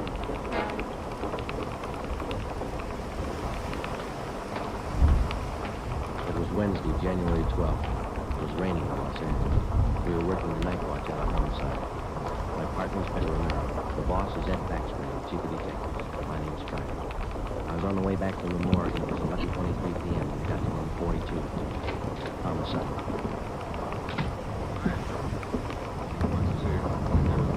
Thanks, Jim. How's the wife? Fine. Better, thanks. Hi, Joe. Friday, sit down. What's the body here? In the morning. Pretty messy. Strangled and mutilated. Guy's a maniac, Skipper. The body shows. Murder like this, anybody's a suspect. The coroner looked at the body. Says the weapon was a long, sharp instrument. Found in the hotel down on East 3rd Street. Manager's son discovered it about 7:30. You talk to him? It's too much for him. He passed out. Manager wasn't home. We'll check with him before midnight. Let's do it now, Joe. We better get going. All right. Boys from the crime lab check the room. We're still down there. The place is a mess. Get back as soon as we can. We're working straight through on this thing. That's a hot shot. I'll get it. Lux Hotel, room 219, corner South Grand and Cordova. Dead body. Possible homicide. Lux Hotel, room 219, corner South Grand and Cordova. Dead. What is it, Friday? Lux Hotel, possible homicide. Busy now. You coming in? Right. Let's go.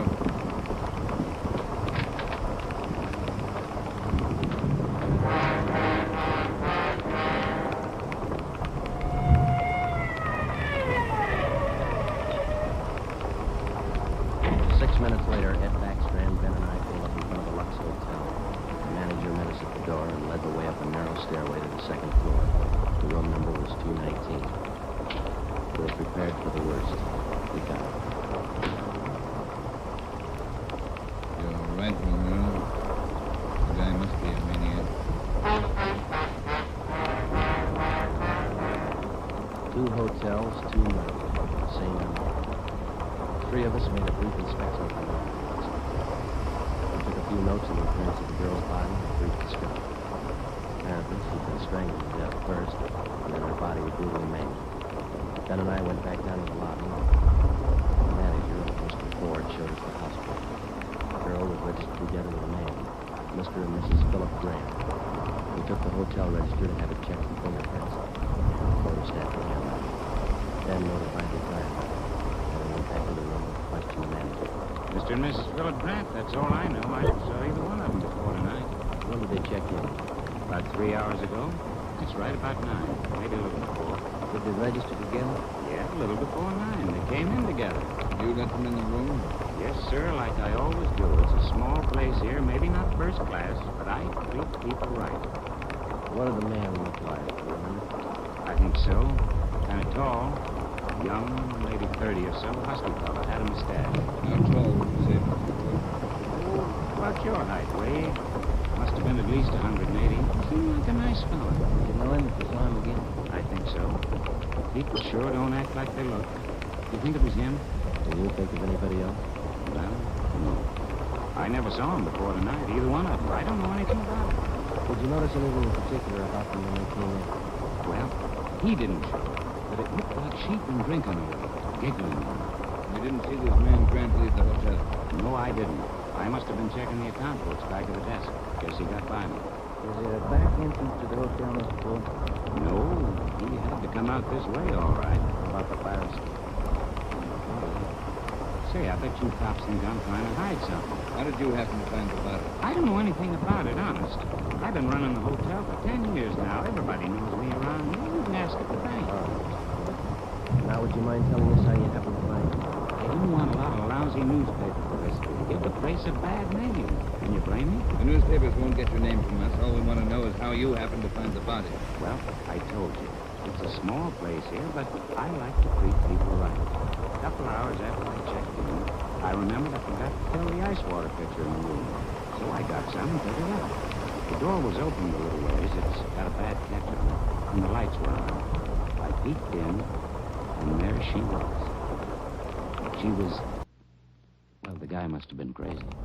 You remember what time it was when you found her? Just before I called the cops, about 11:30, I guess. All right, Ford, that's all for now. When the other officers get here, show them up for me. Yes, sir, I sure will. Romero? Yes, Skip? Get on the phone downstairs and call the Metropolitan Division. Have them send us every available man from the reserve unit. We're going to patrol the area for the rest of the night. Right, sir. Least we can do is make it hard for them. 2 murders in 7 hours. 3-block radius. Same pattern. That'll be the same pattern. All right, we got a description. When the reserve unit shows up, have them cover this whole section of town.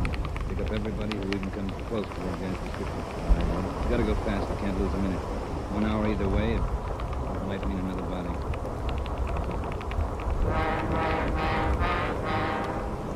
9 minutes later, at 4 minutes past midnight, the men from the crime lab showed up. They started the prison.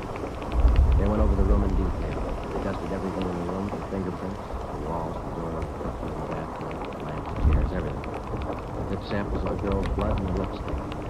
Small pieces of flesh and human hair were found in the girl's fingernails. The nails were scraped carefully and the contents came out of the marked and sealed.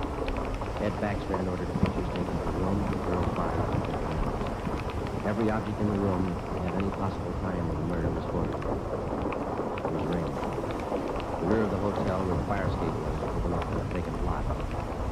Then, while the lab men were at work, we left the hotel and circled around into the lot for a look at the ground directly underneath the fire escape ladder. It was raining hard. Must be an easier way to make a living. Mud's almost up to my knees. Mine too. Watch your step. See any prints? No. Wait till my wife sees these new shoes. Put it on your expensive bill. Oh, real. Ben, get that light over here. Look. Yeah. Good set of prints. Lucky that rain didn't start trying to wash them out. Yeah, hand me that cover from the trash can over there. I'll cover it. Wait a minute. What? Here, on the edge of the fire escape ladder. Oh, man, too? Oh, looks like it. Might have caught himself in that sharp corner.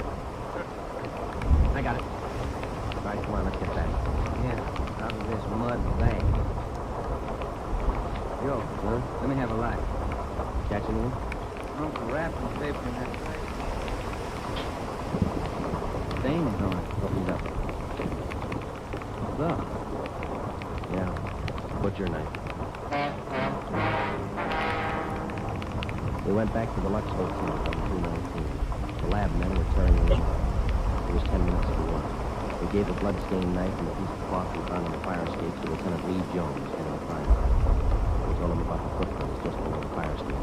The knife will help us go with cloth. You don't know about the footprints. Say you covered them? That's right, Lee. He still looks in pretty good shape. Maybe we can do something if the rain hasn't broken them down too bad. Bracken. Yeah, Lieutenant? You and Sloan get downstairs and take a look at those prints. If they're good enough, get a torch, dry them out and make it fast. Okay, Lieutenant. Come on. That's about all I can do for you now, Ed. I think we got everything there is to get. All right, Jones. Call you back to the lab in a couple of minutes. Okay, Ed. Thanks, Lee. We're going to need it. All right, Friday. Romero, it's your baby for the rest of the night. Did he get anything? Few prints, woman's purse, and the bed. I don't know if it's hers or not. No identification. You're going to be at the crime lab, Ed? All night. As soon as we find anything, I'll let you know. Yeah? Gang of cops just came to the lobby. They asked us to move. He's a reserve man from Metropolitan. Tell him we'll be right down, Ford. You want us to run along? That's right. Just as I told you. Spread them out over the whole area. Cover the streets, the alleys, the flop houses, restaurants, bars, everything. Got a description if you want. And the man that fits it. Right, Skipper. Don't forget. The guy's the killer, myself. I don't think he'd hesitate on you.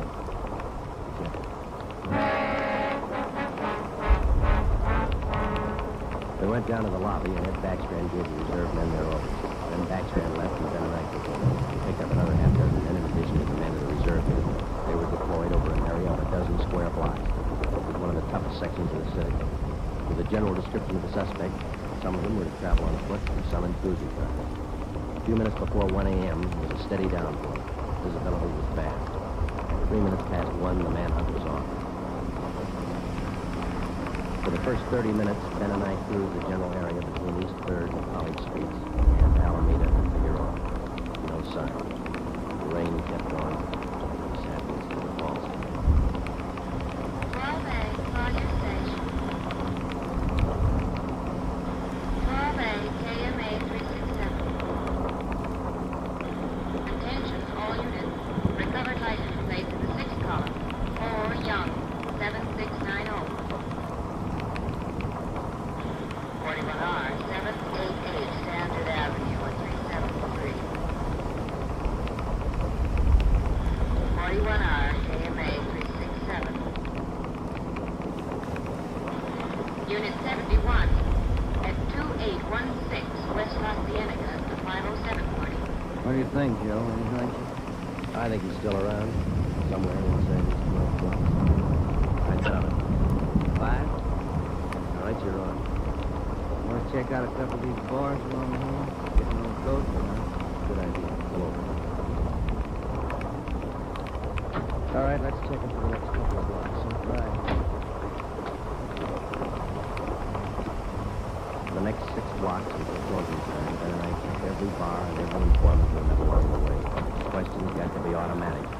Have you seen a man answering this description? Tall, dark, about 5 feet 11, 180 pounds, well-built, stash, about 30 years old. The answer's got to be automatic, too. Sorry, officer, I haven't seen him. Oh, can't remember him. Try the place down the street. We kept on checking the bars until they closed for the night. Then we started the all-night restaurant, coffee. We did plenty of regular. Not a trip. About 2:30, the rain went up. And it started in heavy all over.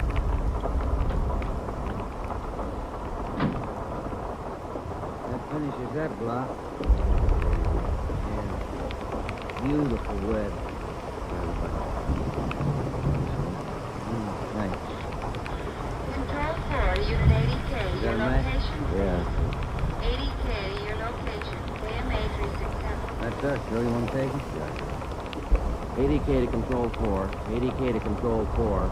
Our location, corner of Alameda and Commercial. KMA 267. 80K, stand by. Okay, Joe. Control 4 to 80K. Go to the crime lab, room 2. 80K to Control 4, KMA 367. Fine. Those twins paid off.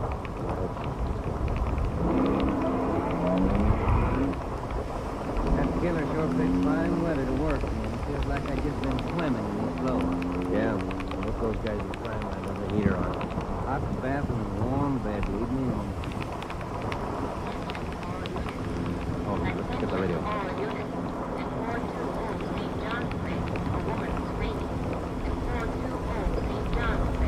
All right, double around, Ben. Hit the siren. I'll get the light. Right, hold on.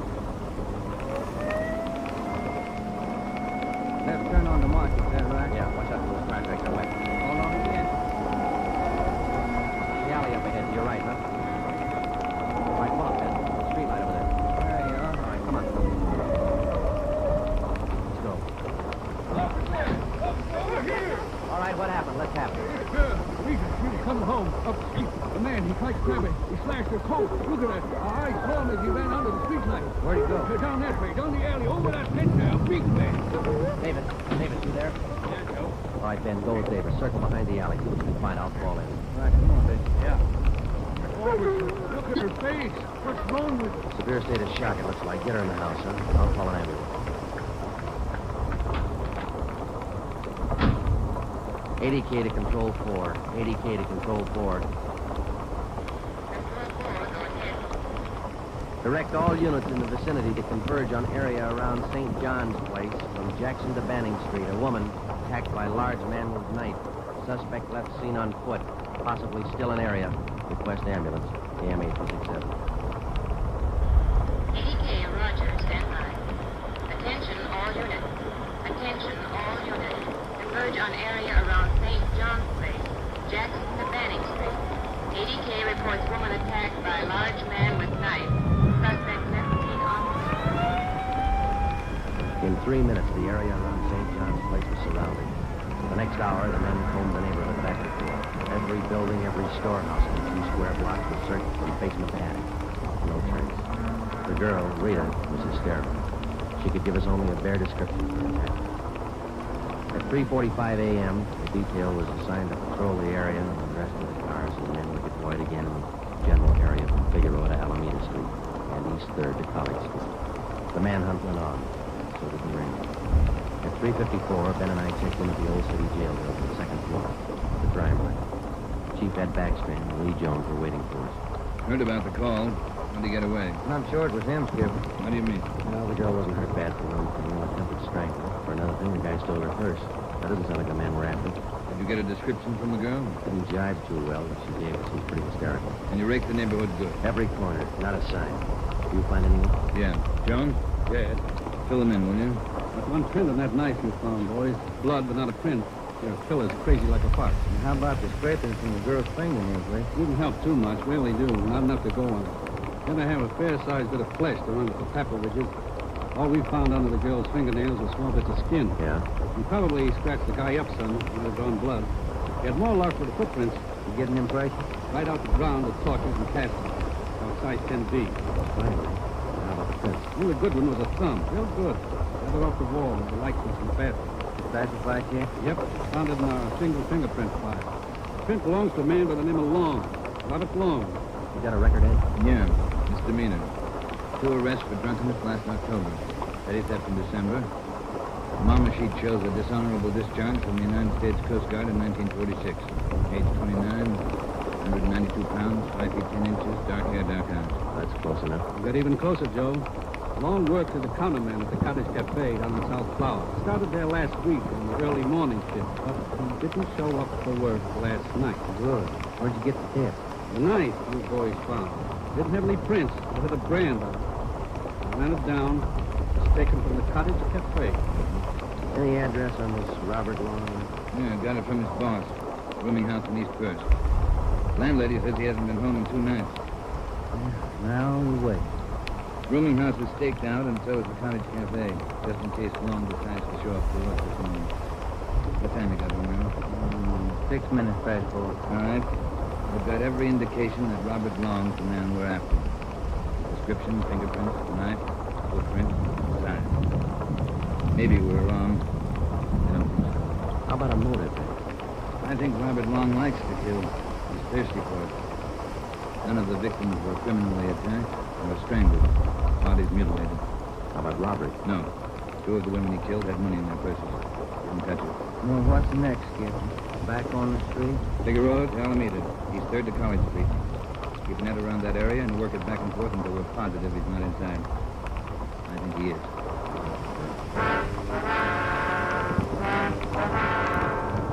At 10 minutes past 4 a.m., Ed Baxter and Ben and I left the crime lab and drove to the surrounded area. It was still raining. We passed several patrolmen from the reserve unit making their rounds. They didn't look any more comfortable than we felt. At Broadway and Alpine Street, Ben and I got out and started patrolling on foot again. Backstrand followed in the car to maintain a radio check. We must have covered 24 blocks and a half a dozen coffee counters before we got to the Criterion Restaurant and Donut Shop, 2 blocks up the street from the cottage cafe.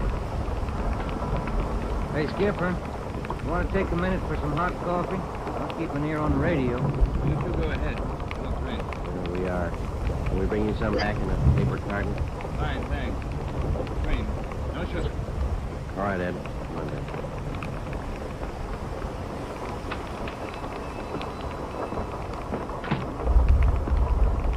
Place is empty. Yeah. Yes, gentlemen, what'll it be? Hot coffee? Yeah, there's 2 of us here. Can you fix up 1 to go? Sure thing. Ben, that 1 to go. Cream, no sugar. Hey, you fellas cops? Yeah, why? No offense, just wondering. Here you are. Thanks. Cop in uniform was around a couple hours ago. I wanted to know if I'd seen some guy who was looking. Tall, about 190 pounds, mustache, about 30 years old. Yeah, that's the description he gave me. He was looking for me. Oh, wait. Say, that's good. That other cop came in right at my busiest time, a little after 2 when the bars closed. You know, it gets pretty rushed, and I didn't have much time to think, so I just said no. Then after the cop left, I remembered. You saw a man answering that description tonight? Yeah. I would have told the cop, but I was rushed. You know how it is. No time to think, and then I remembered. Are you sure? Oh, I'm sure, all right. Whoever he is, he's a lady killer. What do you mean? No offense. There was a sharp-looking dame down the end of the counter, and this guy breezes in and picks her up. Talks to her about 20 minutes, buys her a cup of coffee, and they walk out together. You remember what she looked like? Oh, nice-looking dame. Not beautiful, you know, more on the cute side. Ben, give it more shot. Yeah. Here it is. Here's a picture. This the girl? Yeah, that's her. Who is she? I don't know. Down at the morgue, they call her Jane Doe. Set. Just by accident, we come across a concrete lead on the killer's method of operation. The picture we showed the man in the donut shop was a shot of the strangler's first victim the night before. Evidently, the killer would enter a bar, a coffee shop, a restaurant, strike up a conversation with a woman, either buy her drinks or invite her to a bar in the neighborhood. The rest of the puzzle was still unsolved. We went back to the cottage cafe, checked with the men on the stakeout. Not a sign of him, Chief. How are you men covering the place? Baxter up in front of the booth across from the cash register. Lyman's back with the dishwashers on the counter. When's long due to report for work, Dave? At 5. About. Lucky you're inside. It's wet out. You look at. All right, Davis. We'll be around about 5. Right, Chief.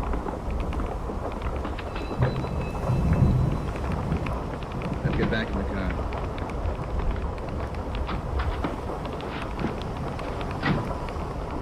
Where to, Skipper? Cruise the next 2 blocks, but don't go too far. If Long shows up to work this morning, we want to be around. The next 10 minutes dragged by. The rain kept on. Backstrand chewed nervously on the cigar. At South Flower and First Street, the sewers were clogged with street refuse. The rain backed up and filled the intersection. A group of aircraft workers huddled together in the doorway on one corner, waiting for the bus. It was cold and damp. I opened one of the back windows in the car to get some fresh air in. Off in the distance and close by, you could hear the sounds of the big city waking up slow to a rainy January morning. It was 8 minutes to 5. Attention all units. Attention all units. At 780 East Main, a restaurant. Man answering description of murder suspect. All right, Romero, step on it. Right, Skipper. About 10 blocks away, Ed. Who's going to cover the men at the cottage cafe? This is a blind lead. It won't take us long to find out. They can handle it alone if they have to. Hang on. kidding. That was a close one, Ben. Yeah. This is the guy I owe you $5, right? Yeah. Additional information on your call to 780 East Main. Officers in pursuit of suspect. Suspect is on foot. Step on it, Romero. 2 more blocks, Skipper. Watch this, Ben. Next one to the left. Got it? That's the joint up ahead there. All right, watch your step and don't take chances. Don't play with it. Right. Here we go.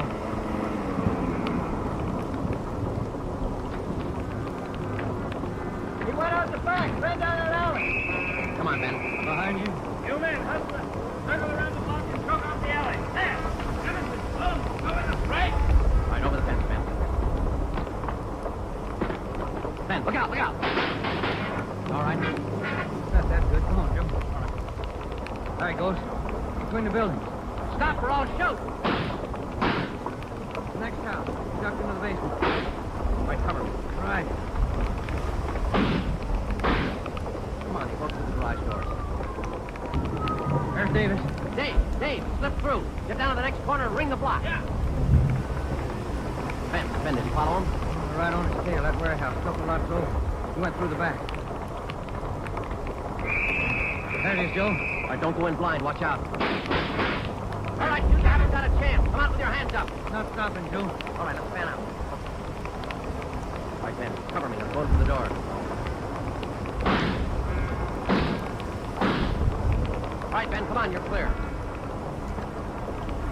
You spot him? There he is. Good spot, this one. Up to the lot. Come on, let's head to the stairs. Would you?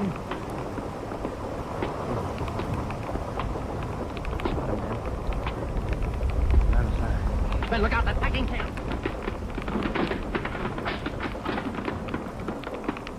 Kind of close, man, Joe. Yeah. Let's get the coat now. Look out, Joe. There's another one. All right, you. We got the warehouse surrounded. Come on down. All right, then we'll blast you out. Dropping down the ladder. It's going for the front door. They're waiting for you with Tommy guns out there. They'll cut you down.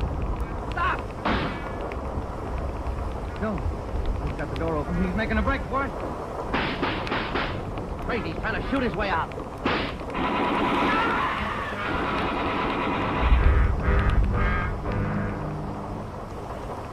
What do you ask for? Let's take a look.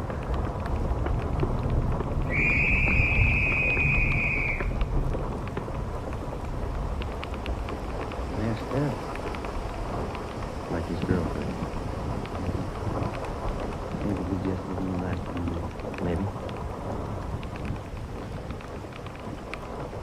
I am. You all right? Him, huh? Even the scratches that girl made on his face. Description match? 5 feet 10, 192 pounds, dark hair, dark eyes, age 29. Probably wrong.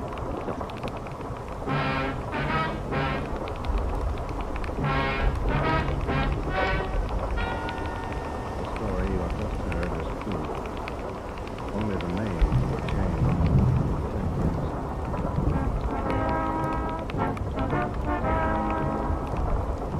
You have just heard the 10th in a new series of authentic cases transcribed from official files. Technical advice for Dragnet is furnished by the Los Angeles Police Department. Tonight's program is dedicated to Detective Louis A. Abbott of the Chicago Police Department, who on the afternoon of March 3rd, 1947, gave his life so that yours might be more secure.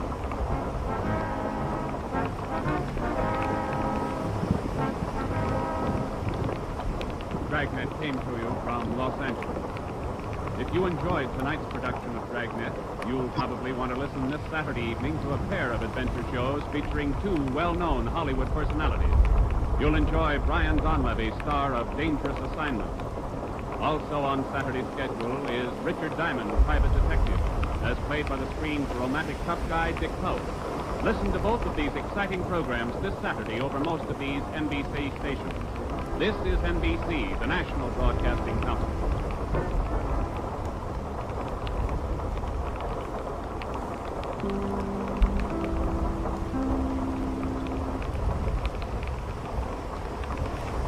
another in NBC's great parade of new shows.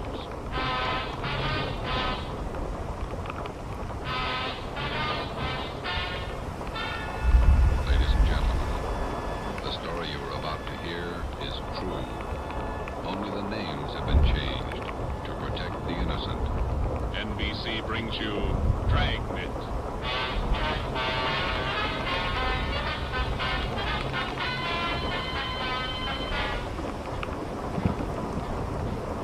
You're a detective sergeant. You're assigned to burglary detail. A sudden wave of jewel thefts is sweeping the city. In 16 days, 16 burglaries have been committed, one each night. They bear the same trademark. Thousands of dollars of jewels are missing. The thief is a master at his trade. Your job, get him. Dragnet, the documented drama of an actual crime, investigated and solved by the men who unrelentingly stand watch on the security of your home, your family, and your life. For the next 30 minutes, in cooperation with the Los Angeles Police Department, you will travel step by step on the side of the law through an actual case transcribed from official police files. From beginning to end, from crime to punishment, Dragnet is the story of your police force in action.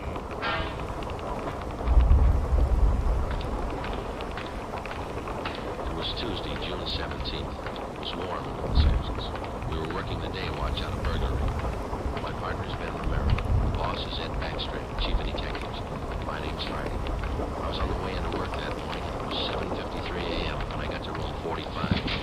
Burglary detail. Hi, Joe. Boy, Walker. Gonna be a scorcher out today. Yeah, just like yesterday. Ben in yet? I think he's over in communications picking up the mail. Thanks. You guys been busy? Kind of.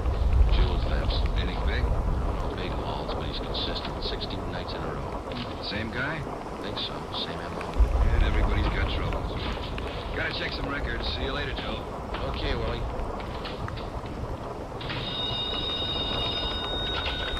Burglary Friday. Yeah. Okay, Mike. Soon as Ben gets back. He's picking up the mail. Right. Bye.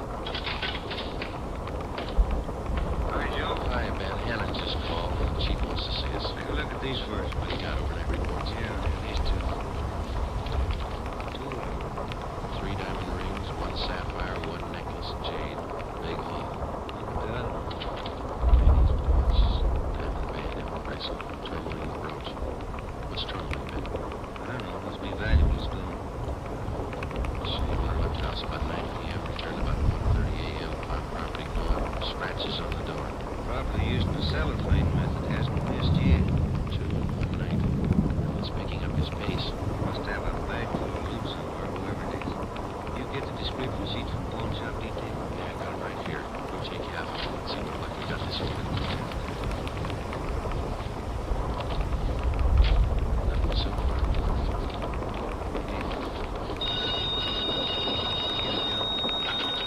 Burglar Romero. Hi, Ben. Chief still wants to talk to you, boys. He's got an appointment at 8:30. Wants to see you before he leaves. Okay, Mike. Just checking some buy sheets. Be right in. Better make it fast. He's in a bad mood this morning. Okay, Mike. Thank you. Back straight again. Yeah, it wasn't that bad. What's bothering him? Something's bad. He doesn't blow very often. Chief of Detective's office had it. Go ahead in, boys. Thank you, Mike. All right, ma'am. I'll connect you. Ready? Romero, sit down. Will I get the two? Backstrand. Oh, yes, Mrs. Spencer. Yes, ma'am. We're doing all we can. Yes, ma'am. Yes, ma'am. Yes, I'll do that. Yes, ma'am. Goodbye. Got trouble, Ed? Taxpayer. Mrs. Winthrop. You two ought to remember the name. Do, Skip. 10 days ago, somebody lifted $2,000 worth of diamonds from her bedroom while she was at the symphony. Last night, she was hit again. Diamond watch, an emerald bracelet, and some kind of a brooch. Tourmaline. I don't care what kind it was, it's gone. What's the pitch? We just read a report a couple of minutes ago, Skipper. Could be a time on those other 16 jobs. 16 jobs in 16 days. You haven't got a lead on the thief yet? Nothing shows up. No prints, nothing. What about the pawn shops? Nobody's trying to soak any hot stuff as far as we know. We double-checked the detail. We got every hawk shop in town on the alert. Whoever it is, they've got to try to pawn the stuff sometime. Unless they're going to give diamond rings for Christmas presents. They haven't tried the pawn shops yet, Skipper. We're sure of that. Look, 16 burglaries in 16 days. Jewels and watches. Good ones. That's got to stop. Gotta stop soon, you understand? Stay right on top of it, Ed. Doing all we can. For 2 weeks, I've had half a dozen women calling me every day. Society women. Some of them figure they should get extra treatment. They're only DR numbers to us, Skipper. They all get the same attention. Try and explain that to some of them. I think you're in on the racket. Maybe you boys would like to take these calls some morning. No thanks, Ed. All right, then, let's get some action. Keep the pawn shop operators on their toes and get after every known fence in town. That's all. Got an appointment. All right, Ed. Check you later.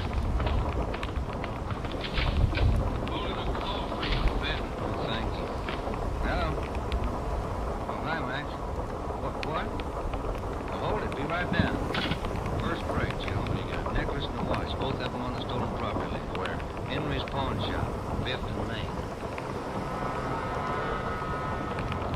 6 minutes later, at 8:25 a.m., Ben and I drove up in front of Henry's Square Deal Pawn Shop. Quick cash, no red tape, watches, buttons. The proprietor was Max Murphy, an old friend of Ben's. Well, pal, of all days, it had to happen yesterday. Took the day off and went fishing up at Big Bird. I left my nephew in charge, Harry. Real knothead, that kid. What do you mean, Max? Joe, if I told him once, I told him 100 once. Whatever you do, whatever they come in with, Hart, check it with the list. Check it with the stolen property list. What does he do? He forgot. He forgot. Oh, a real knothead, that boy. How old is he, Max? 32. A real knothead. I checked the slips from yesterday. Then I checked the stolen property list. There it is. That stuff. When did the stuff come in, Max? Do you know? About 4 o'clock yesterday afternoon. Can we look at it? Oh, sure. Back here behind the car. There it is. Did you check out the serial numbers on the watch yet, man? When I found out, yes. They matched to a T. Yeah. The description on this necklace matches, too. Let's have a look at your buy book, huh, Max? Yes, sir, Joe. Here you are. There's the deal right there. Here? Yeah, that's him. That's how he gave his name. Walter Tracy, 132 and a half Blackstone. Let me check the book for the description. Oh, sure. Here. Okay, Max, thanks. I'll check in with you later. Sure, Joe. Anytime. Sorry. All right, Max. See you later. You fellas take it easy. Right.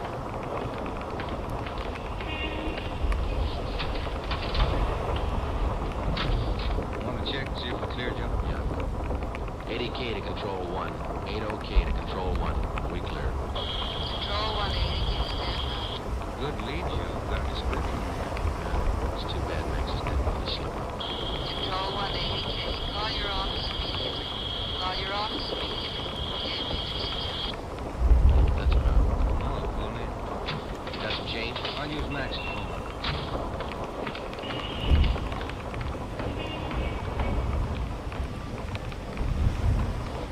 Use your phone a minute, Max. Oh, go back? Sure. Help yourself. Thank you.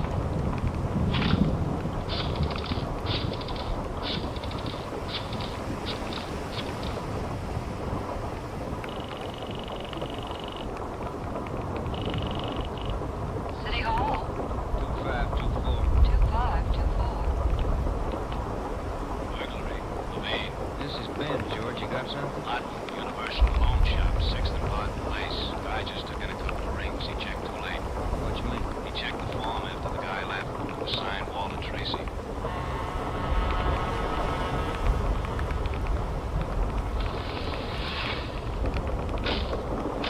There they are, Sergeant. All prints.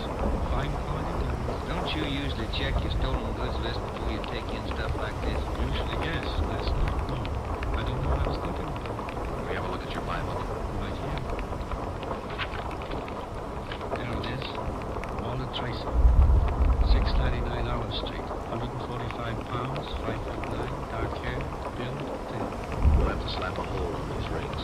Can you think of anything else that might help us to identify the man? Got a light suit on. Nice car. Thank you. That's all for now. Here's a card. If the guy happens to drop back, give us a call. Sure will, Sergeant. Safe. Yeah. I've got some nice watch pens. Yours are gold. Can I interest you? No, thanks. Come on.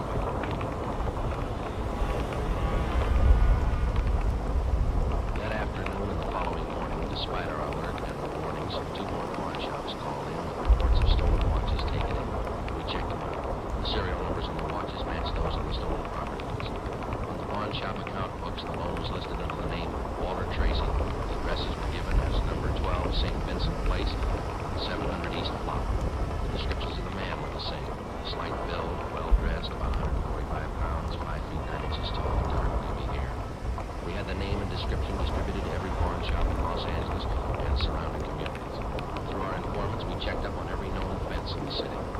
the next 2 nights, we received no reports of stolen jewels. That made up for the double burglary the night before. On June 19th, the box score read 18 successive nights, 18 successive jewel burglaries.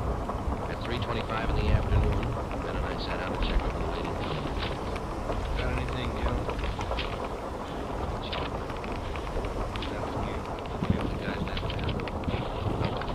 No such thing. That's it, number 90. He may send a wreck. It's making monkeys out of us in the man's watch, ladies' watch, Chinese amber necklace, diamond shirt studs, and a bracelet with 2 large rubies. He's getting ambitious. How's the value of that? $1,800. Burglary Friday. Yeah. What? Yeah. Right down. Stall. Let's go, man. Where? Captain's down East Second. Walter Tracy's in there now, trying to hock a gold watch.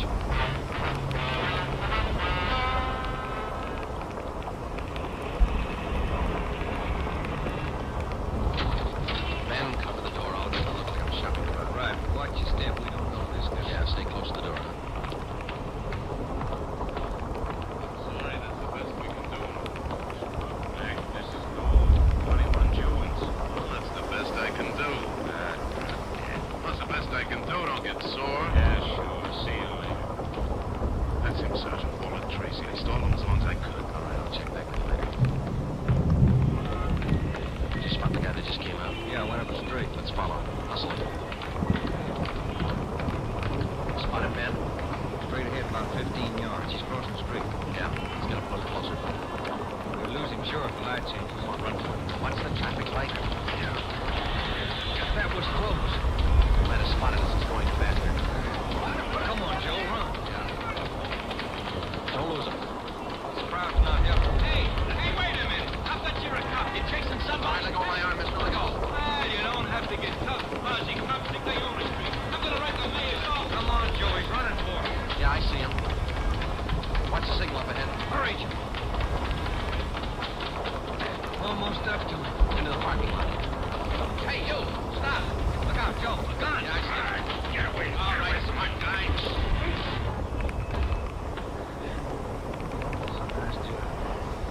Yeah. He's too fast to run out of strand. Let's take him in. When we got back to headquarters, Walter Tracy was under technical arrest. We took him directly to the interrogation room. We searched him thoroughly. We had him take everything out of his pockets and put it on the table. Then we had him take all the money he had in his wallet, count it out, and hold it in his hand. What is all this routine? That's all the money you have on you? $47.17, right? Yeah. Okay, keep it in your hand. Ben, shake him down. All right, Tracy. Take off your coat, shirt, tie, and shoes and socks. What kind of a pitch is this? I'm no good. Take them all. Heavens. You're not feeling anything on me. I don't care what you do. Sleeves. It's fine. And then coat, Joe. Get his shirt. Take it light with the threads. Costs money. How about the trousers, Ben? Cuffs. Buckle. Let me get the belt. Slip on the inside of the belt. No, it's clean. Shoes are okay. All right, Tracy. Let's see the soles of your feet. I hope you don't mind. They're dirty. Why don't you take a shower? Let's see. All right, Joe. Nuts. Put your toes back on. Yeah, thanks. All right, sure. What's your name? Huh? I said, what's your name? You telling jokes? Walter Tracy. You know that. Your real name. How old are you, Tracy? 27. Where do you live? No place. Just got in town a couple of days ago. Where are you from? Salina, Kansas. Where you been sleeping the last 2 nights? Park. Pershing Square. Clothes don't show it. Pretty natty. I had him pressed. Where? Down by the square. I don't remember. You ever been arrested before? No. Where'd you get this gun, Tracy? They blew it on us. I didn't know who you were. Could have been a couple of hoods. You kind of look like it. Where'd you get the gun? I won it in a crap game coming out on the train. Where'd you get the watch? Graduation present. You want to run a make on him, Joe? Gun on. Yeah, I'll call him. Go on, check. You can't prove a thing. Watch out, records, Gilmore. Gil, this is Friday. Can you give me a make on a watch? Sure, Joe. Go ahead. Time Master, yellow gold, man's wristwatch. 16F23. Right.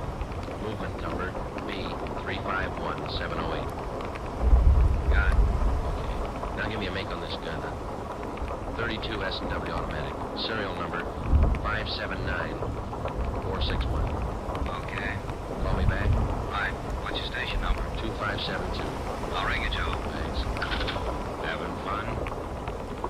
What'd you do with all those jewels you stole? When do I get out of I here? don't think you're gonna get out. You got nothing on me. How tall are you, Trace? Get your tape measure. 5'9". How much you weigh? 140. I'm 27. My name's Walter Tracy. I come from Salina. I've been in town 2 days, and I don't know what you guys are talking about. Sounds smart, you don't act. You're flying blind cover. What'd you do with those jewels you stole? I don't know what you're talking about. What color are your eyes? I don't know. I'm colorblind. What color would you say your hair is? You colorblind, too? You ever been arrested before? Straighten out. He asked me that. I'm asking you. No. You ever done any big time? No. All right, I don't care if you level with us or not. We're gonna make you on those prowl jobs, all 19 of them. You guys are smart. You got in Los Angeles 2 days ago, is that right? Yeah. You don't know anything about any jewel thefts. That's what I said. And how come your name and your handwritings on the account books in 4 pawn shops in Los Angeles? It's not mine. You can't prove We it. can, Tracy. Come clean. What'd you do with the stuff you stole from 1250 Moraga Drive, June 5th? I didn't steal any stuff. What'd you do with the rings and watches you took from 1400 Placerville Road, June 9th? I wasn't in town. What'd you do with the diamond dress pins you stole June 13th, 123 South Van Ness? Did I do that? You're not only kinky, you're a bad liar. Quarter get you a sawbuck, your prints bounce, Tracy. Our handwriting man's not over those signatures of yours. You haven't got a chance. Now, come on. Where'd you hide this stuff? You can't prove a thing. Where'd you say you've been sleeping the last 2 nights? In the park, Pershing Square. You want a map? Clothes sure look nice. I said I had them pressed. But you can't remember where. No, I can't remember where. That a crime? Friday, something. Joe, this is Gilmore. Here's the stuff you asked for. Let's have it, Joe. No make on the watch, no make on the gun. Okay, Joe, thanks. Yeah. You're in up to your neck. You said that, didn't you? You gonna talk, Tracy? Kinda tired. All right, we'll let you sleep. Come on, man, let's go. All right. Don't get your jobs covered. Sure.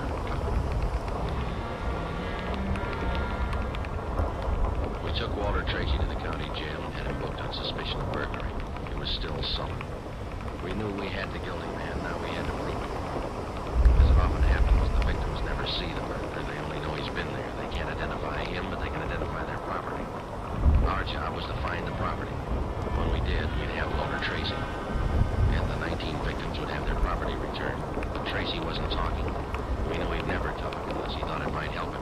We took the problem dead backstraight. Smart punk, Skipper, but he's done time before. How do you know? Tried him out last night when we brought him in. He talks like it and he acts like it. But he won't cop out.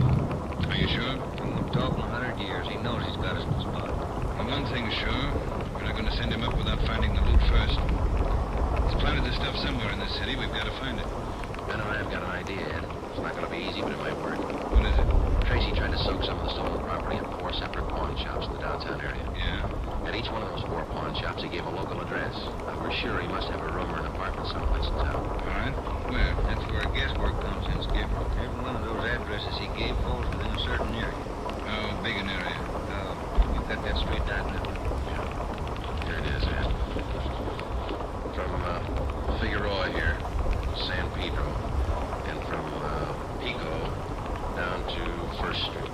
Area's about 12 blocks wide, 14 blocks long. That's a lot of territory. How are you going to cover it? On foot. Take Tracy with us. Plenty of legwork. You sure it's the answer? We've got to find the stuff. It's the only way we can figure it. Hotels, apartments, rooming houses. There must be hundreds of places he could stay in that territory. It'll take a couple of weeks. Yeah, on foot it will. All right. It's tough, but it's your idea. Go to it.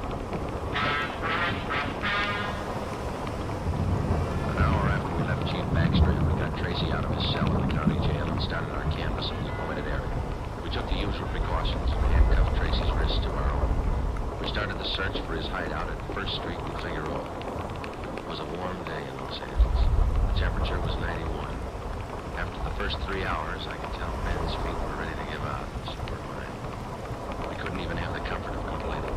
That had encouraged Tracy, and he was cocky enough already. He cursed and threatened every step of the way. Thanks all. All right. Quit calling, will you?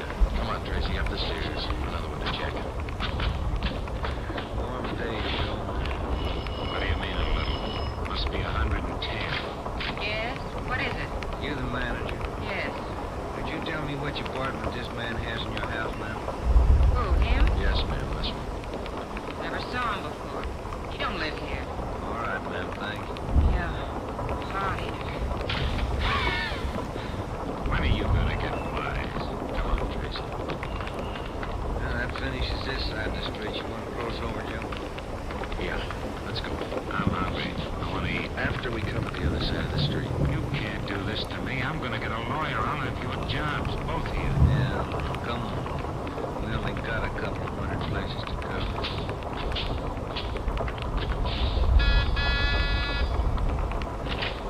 Hi, gents. What can I do for you?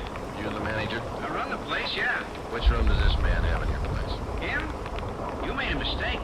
He doesn't live here. All right, thanks. My feet are killing me. Wait till I get a lawyer. I'll find both of you dumb cops. What do you think you're doing anyway? All that day, and the day after that, and the day after that, Ben and I, with Tracy handcuffed to our wrists, canvassed the designated areas from hotel to hotel, from rooming house to rooming house, and the apartments, too. Every day our feet ached a little more, our pace slowed down, Tracy got more irritable, the weather got hotter. The second day it reached a high of 92, the third day 94, the fourth day. Police regulations say plainclothes officers must wear a coat and necktie on the street at all times. We wore our coats and neckties. The search continued into the fifth day. Our pace got even slower. Ben and I started to lose heart.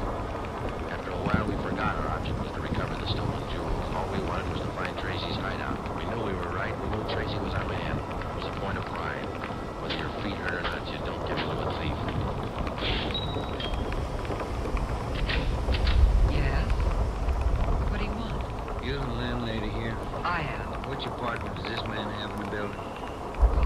None of them. He's not one of my tenants. Thank you, ma'am. Come on, Tracy. By the sixth day, all three of us had special pads in our shoes. Our feet ached worse than ever. Tracy let us know about his every 3 minutes. By late afternoon of the sixth day, we'd covered more than half of the designated area. The temperature was 95. You guys gonna go on forever? I'm sweating like a horse. I'm getting tired of your talk. That looks like the manager behind the desk. Yes, sir? You the manager? Yes, sir. What can I do for you? Can you tell us which room this man has in the hotel? Him? He doesn't live here. Hey, you fellas look awfully warm. Like to cool off in the lobby? We're air conditioned. Thanks. I'm hungry. When do we eat? You're always hungry. You got the biggest mouth on a cop I ever saw. All right. Yeah. I'm hungry. I want to eat. Now. Wait till I give this story to the papers. Mistreating innocent guys. They'll break. All right. Up the stairs. I'm gonna get a lawyer tonight. I'll show you. Yes? Why, Mr. Baker, where have you been? We questioned the landlady, Miss Elizabeth Hunter. She told us that Baker, alias Tracy, had rented an apartment from her about 2 months before. That's all the information she could give us. Tracy clammed up. He would admit nothing. We asked Miss Hunter to accompany us as a witness. We took the elevator up to Tracy's apartment on the 6th floor. Miss Hunter, Tracy, Ben, and I. Down this way. Here. Do you want me to open it? Please, Miss Hunter. There's a girl. What is it, Walter? I told you to get out of town if I didn't come back. I didn't want to leave. I didn't want to leave without you. I thought you slept in the park. Take it, Joe. Where's the stuff hidden? Right down, handcuffed to a chair. The girl's behind it. We'll find the stuff ourselves. All right, Tracy. All right, you next. I haven't done anything either, so you can't prove it. Lily, shut up. That's better.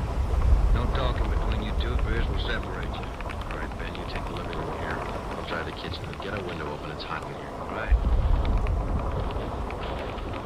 Sergeant, you will be careful of the furniture. Yes, ma'am. I had no idea. You, Mr. Baker, of all people. Don't talk to him, please, ma'am. Dear God. Why don't you stay up?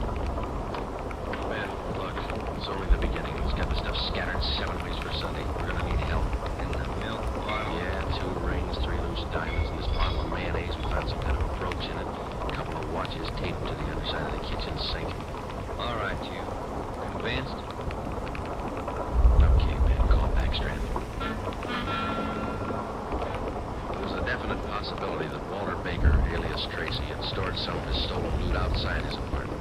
We stood little chance of ever recovering it unless we got him to break. Ben called Chief Backstrand, and in 10 minutes he arrived at the apartment with another man from burglary detail, George Levine. Together we went over the 4-room apartment foot by foot. We found jewelry, watches, loose stones in every conceivable place. In cartons of cottage cheese, in jars of cold cream, in the garbage can, everywhere. Who's your girlfriend? All right, I'll ask her. What's your name? I said, what is your name? Billy. Billy Crawford, he didn't do anything. He didn't. All right, Billy, maybe you can tell us. Where's the rest of the stuff he stole? He didn't steal. He didn't steal anything. Billy, shut up. Keep quiet, you. And wait a minute. What? Just a minute, I'm looking for you. Papers. Taped to the underside of that top roll. What is it, Fred? No, you can't. You can't. Look at these. All right. Found them. I'll talk. No, Walter, don't. Your own papers. Next car. Yeah, I'll cop out. Don't do it, Walter. Billy, shut up. The rest of the stuff, where is it? On the roof. Inside the ventilator, the one near the front, you'll find a couple of paper bags. That's it. Levine? Got it, Chief. I'll check it. Your papers say you did time in Oregon. What for? Fell for robbery, did 5. I owe 7. What about the girl? Walter, I'm going with you. Her? I don't know. You figure. All right, Friday. Romero, take the girl to Lincoln Heights and book her. We'll take him. Right in. Come on, Ben. No. No, Walter, I want to go with you. I'm sorry, ma'am. This way out. All right, easy, lady. Oh, no, wait a minute. Just a minute. Walter? You're a telltale. So. Walter. All right, come on, let's go. What's the matter? You feel all right? He lied. He said he loved me. He lied to me. Don't feel hurt, lady. You lied to everybody.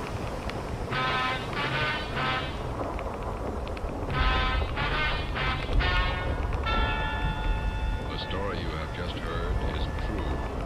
Only the names were changed to protect the innocent. Walter Baker, alias Walter Tracy, was tried and convicted on 3 counts of first-degree burglary and received the maximum sentence prescribed by law. He is now serving out his term in the state penitentiary. A hold has been placed on him by the state of Oregon, where he will serve out 7 years for violation of parole.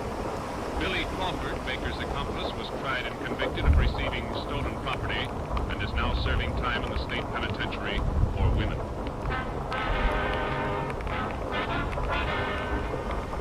You have just heard the 11th in a new series of authentic cases transcribed from official police files. Technical advice for Dragnet is furnished by the Los Angeles Police Department. Tonight's program is dedicated to Warden Clarence A. Larkin of Folsom Prison, Sacramento, who, on the evening of September 24th, 1937, gave his life so that yours might be more secure.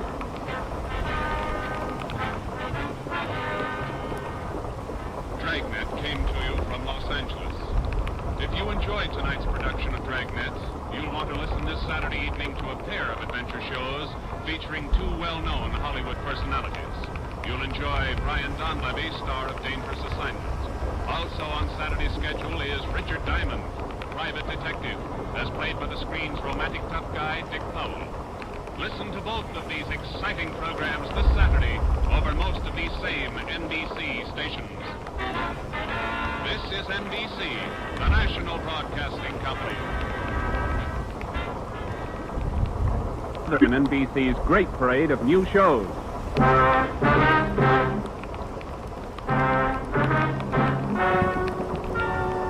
Ladies and gentlemen, the story you are about to hear is true. Only the names have been changed to protect the innocent. NBC brings you Dragnet.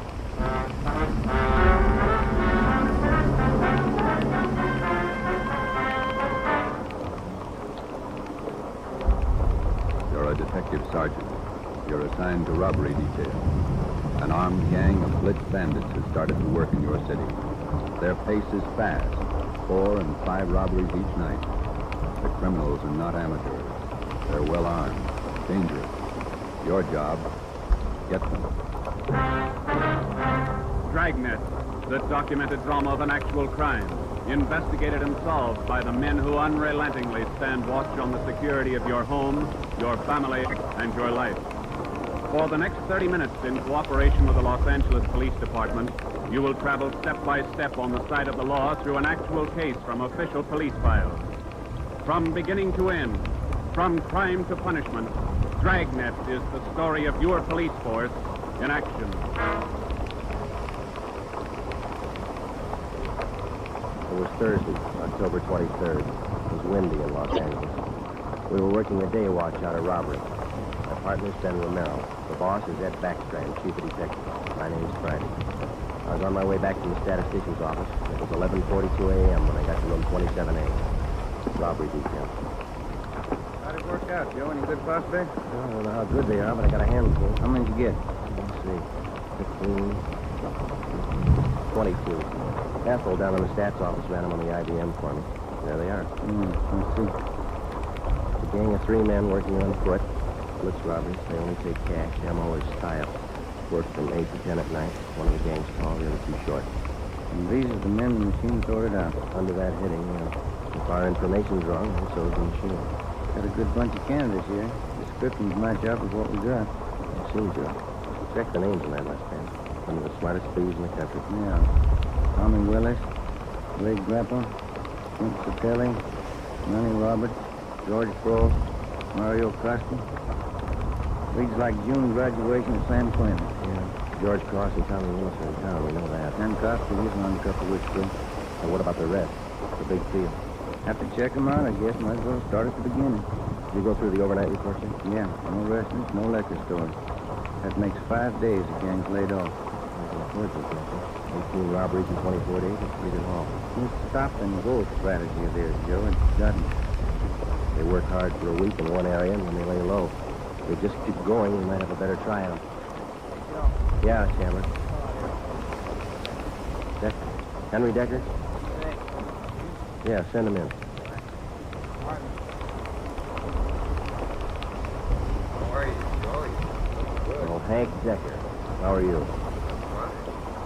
Well, what are you waiting for? Applause? Come on in and shut the door. Hank, this is my partner, Ben Romero. Ben, Hank Decker. All right, Hank. Hank and I were in service together. Yeah, I just dropped in for a visit, Joey. Are you busy? No more than usual. Thanks. I remembered you telling me you were on the 3D, so I figured I'd drop around and get an inside track. How do you mean? I just filed with civil service to take the exam next month. Figure I'd like to work with being a cop. He shell shot, Joe. Great pep talk. You sure you want to be a cop? Look, I'm 30 years old, Joe, and married, high school education, got a year of junior college. What's your wife think? That's so. Well, that's why I dropped in. How about coming out to the house for dinner tonight? You want me to sell her? Just talk. 7? 7's okay. Glad to met you, Ben. Same here, Decker. See you again. All right. Bye, Joe. See you tonight, Hank. Well, what do you think, Ben? Ought to make a good job. We had a list of 22 possible suspects. By 5 o'clock, Ben and I had checked out 2 of them who might possibly have had a hand in the blitz robberies at the 18 liquor stores and restaurants in the past 24 days. Number 1 man was Thomas Willis, Caucasian, age 29, 5 feet 11 inches, 175 pounds, dark hair, blue eyes. Number 2 man was Mario Costa, Caucasian, 5 feet 6 inches, 170 pounds, dark hair, dark eyes, large scar under his chin, running across his throat, up to and behind his left ear. According to our informants, and after questioning some of their associates, either Willis or Costa or both could have taken part in the blitz movement. We showed their mugs to the victims, but none of them could give us definite assurance that either Willis or Costa were in the hold-up game. At 7 that night, I went out to Hank Decker's house for supper. Met his wife, Linda, his 4-year-old twin boys. We talked about the Army, maybe the kids for a while. Before we sat down to eat, we put the boys in bed. Hank was in the kitchen carving the roast. His wife closed the door to the kids' room, and we started downstairs to the kitchen. What do you think about you, Adam Baum? Fine kid, Miss Decker. Hank told me that you were worried about him going to join the force. I was 12 years old when my father was shot. He was a policeman in Dragnet. He was only 37 when he died. I wouldn't have looked too if something like that happened to me. You know what to say. What does Hank really want? Sure is life. Do you? Well, I think it's his choice, Miss Decker. He's going to have to make up his own mind. What Hank wants. I guess I worry too much. A lot of women marry cops. They have, and they will, and they all worry. Hank will be all right. Will you guarantee it, Tom?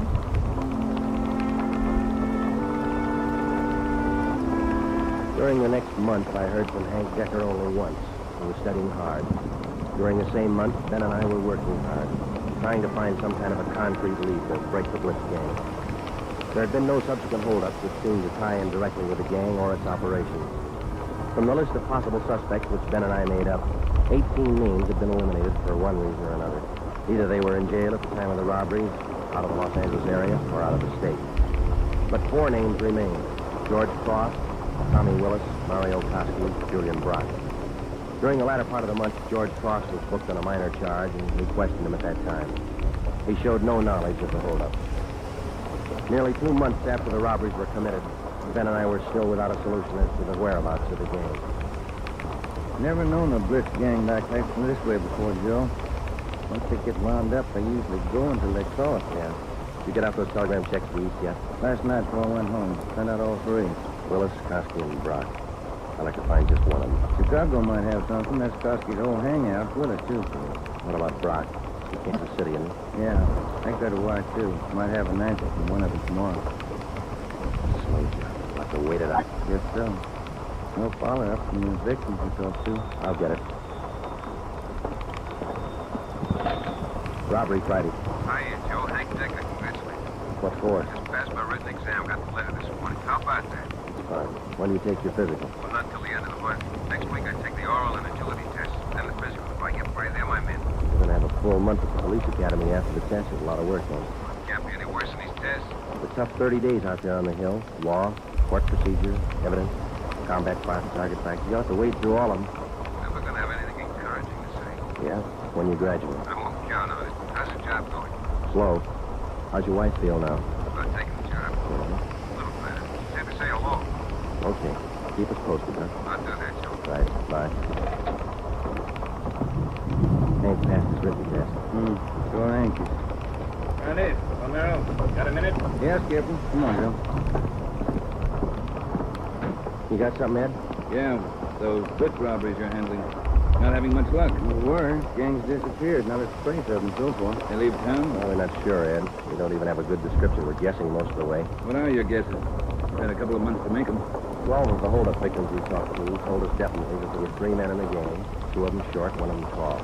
We've just been working from there. All 3 of them have dark complexion. Started with 22 possibilities and got it weeded down to 4. No, wait a minute, 3. Yeah.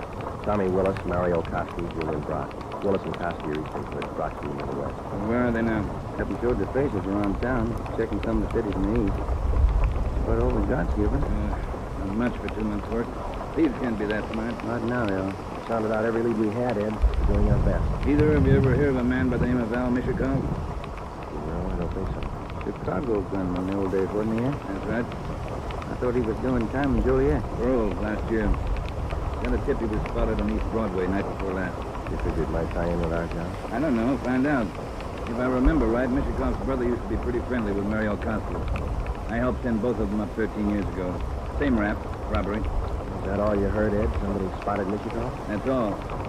If you can track him down, you might get some kind of a lead. That's more than you got now. That night, and for the next 2 nights following, Ben and I had dinner downtown instead of going home, and then we spent the rest of the night covering the lower end of the city in search of Al Mishikov. We got more than a dozen leads on where to find him from some of our informants, but none of the leads paid off. We kept missing him. No one knew where he was staying. No one knew, or no one would tell us. Worst thing about this job, Joe, legs were? He must be averaging 10 miles a night. My feet say 20.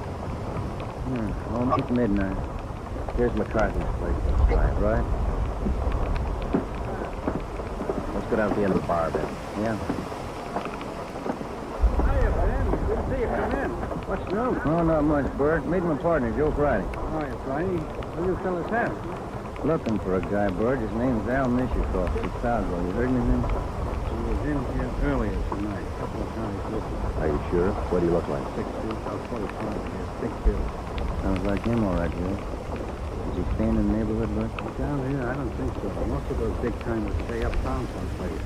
You looking for Michigan? Like to talk to him. How long ago was he in? Oh, about 8 o'clock. A couple of guys with him. We were talking about driving out to the airport. Something about Las Vegas.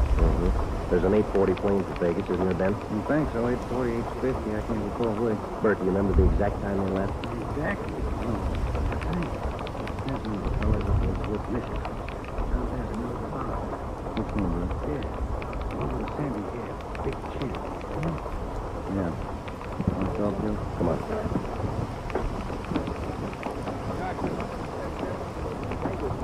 Pardon me.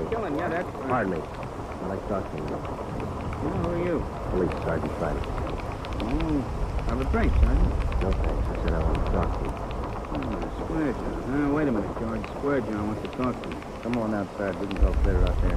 I ain't done nothing. What's the pitch? I got a right to know. Let's go. Outside. Maybe I don't want to go outside. I think you better. Come on. All right. Quit shoving, you dumb cock. Shoving people around. What are you trying to do? All right. Down this way. Car's parked up the next alley, Joe. Hey, look, what's this all about? Huh? I got a right to know. You were seen with Al Mishikoff tonight. Where is he? Who? Al Mishikoff. You want us to spell it? I don't think you can spell your own name. Nobody's asking you to play smart. Where's Mishikoff? Out of town. What do you care? Mishikoff. All right, inside here.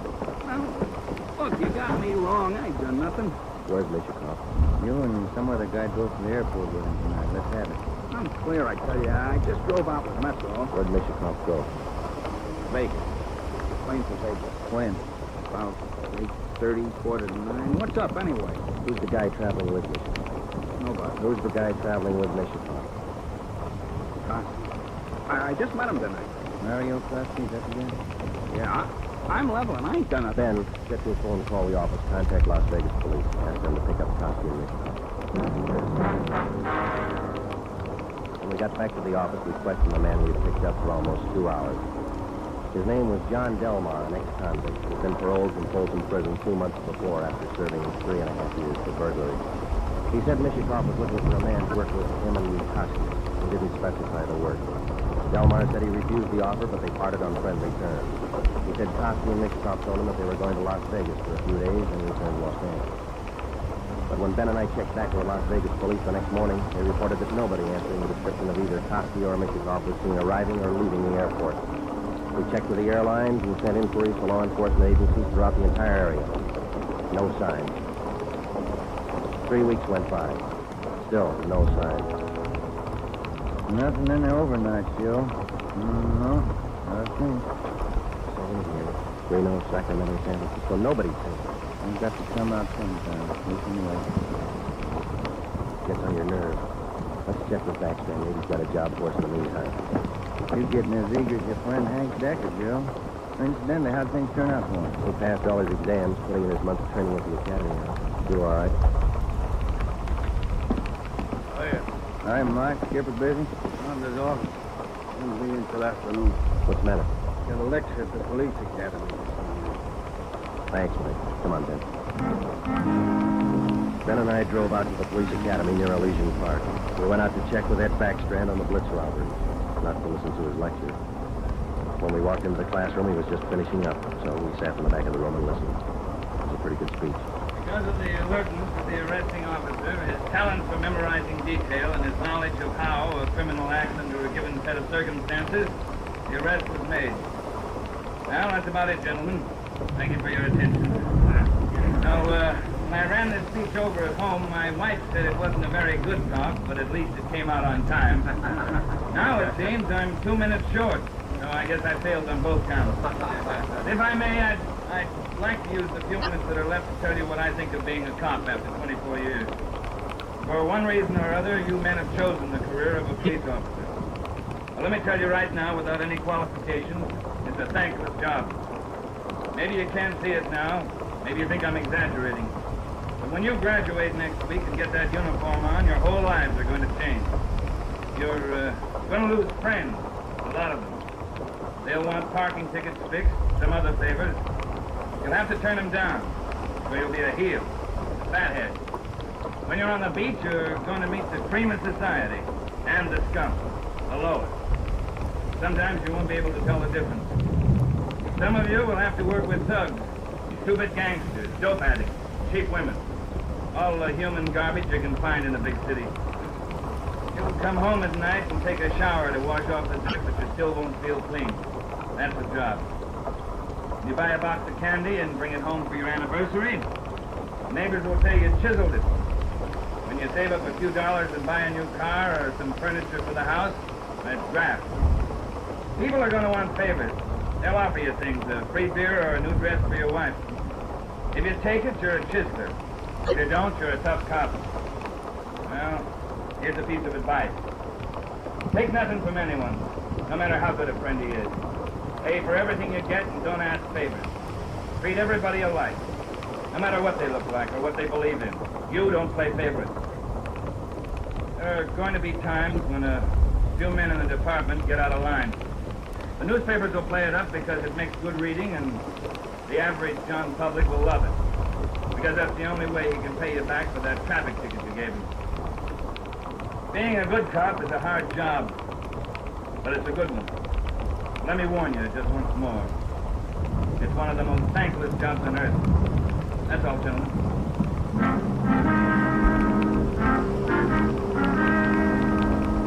The following week, Hank Decker graduated from the police academy and hit the transfer list for a regular assignment. He drew a job of teaching combat firing and boxing at the academy. He didn't like it, so he put in a request for a transfer and waited. For the next 6 weeks, Ben and I waited, too, for some sign of a blitz bandit. There wasn't any. The only possible suspects, Mario Koski and Al Mishikoff, had disappeared completely. We kept a close check on every possible avenue of information. Still, no sign. Ben and I were transferred to the night watch on robbery for a few weeks, and that gave Hank Decker a chance to drop in and visit with us a couple of hours when he went off duty at the academy. He was still as eager as ever. Hi, Fred. Oh, anything new? Hi, Hank. Nothing here. What about the academy? Oh, big news. What's up? Getting a transfer starting next Monday. Gonna start on the beat. Thought you were all tied up with that boys' club you started out there. Oh, I was, but Hanson's gonna take over when I leave. The kids sure love it. Free swimming, the pool, boxing lessons. We teach them everything. Where's your beat going to be, huh? Central, right in the downtown district. Quite nice. You learn a lot. You want to forget most of it. But it's 7:15. Don't you ever go home for dinner, Hank? Getting the wife used to it. New shift's gonna be night work. Wait till you're on it for a year, and you tell us how you like it. Yeah, it'll be a mistake of joy. You're not even going to last a year if you don't get home to dinner. Your wife's called twice this week already. She calls me. Okay, when did she call tonight? She hasn't, Jim. Well, I guess I better head her off. Let me know if anything breaks, huh, Joe? I'd like to tag along. Okay. Now, on your way. Good night. So long. Good night. Yeah. How eager can you get? Were we like that when we started? Not me. I never had that much energy at one time in my whole life. Hot shot, Joe. I'll get it. At 767 East Broadway, the liquor store, 211 and slugging. At 767 East Broadway, the liquor store, 211 and... 767 East Broadway, 211 liquor store. Let's go.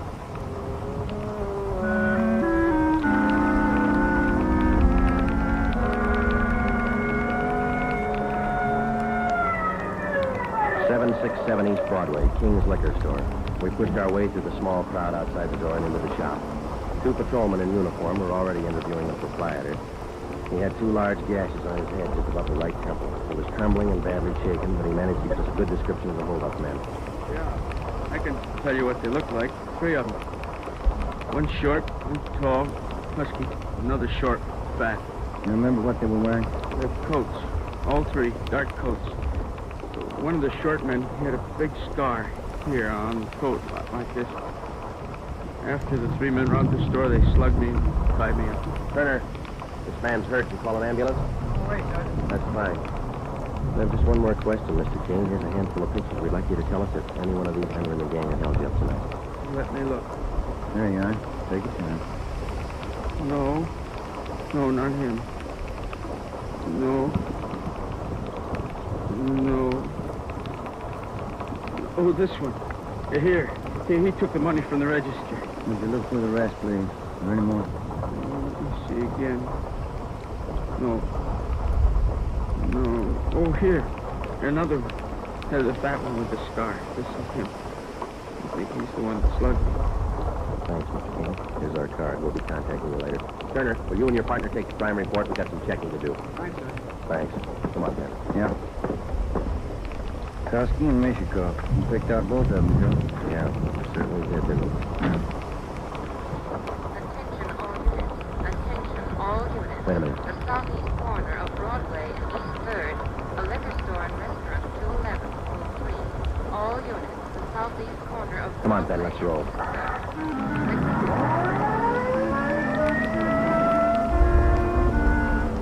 When we got to the liquor store and restaurant at Broadway and East 3rd, Ben and I knew for certain that Kosky and Mishikov were back in the city and working hard. Their M.O. matched down to almost the smallest detail. We put a call through to communications, and the entire Central Division was alerted. Then we called Chief Backstrand and told him the news.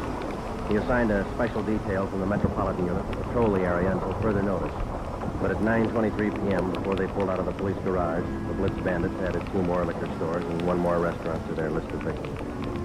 Early the next morning, Ben and I met with Chief Backstrand in his office. You got a make on that third man yet? We ran his description through R&I early this morning, Ed. Closest candidate's a guy by the name of Julian Brock. Done time here in New York. Any tie-up with Kosky or Mishikov? Mama, Chief says he knows Kosky pretty well. Well, that's good enough. Now, how do you think you're going to get these thieves? We've got the alert out, Chief. Special detail from Metropolitan Division's been briefed. Communications all set. All right, here's a tip for you. Tell the men if there's a hold-up call that only the car in the area of the hold-up will handle it. These thieves are no amateurs. Let me try some decoy tricks. Tell the men to stay in the area they're assigned to until they receive a call. Check? We'll take care of it, Ed. You want to be on hand tonight? And when do you figure on starting? We'll have the full detail out for 6:30. Play it safe and start at 4. My chance missing.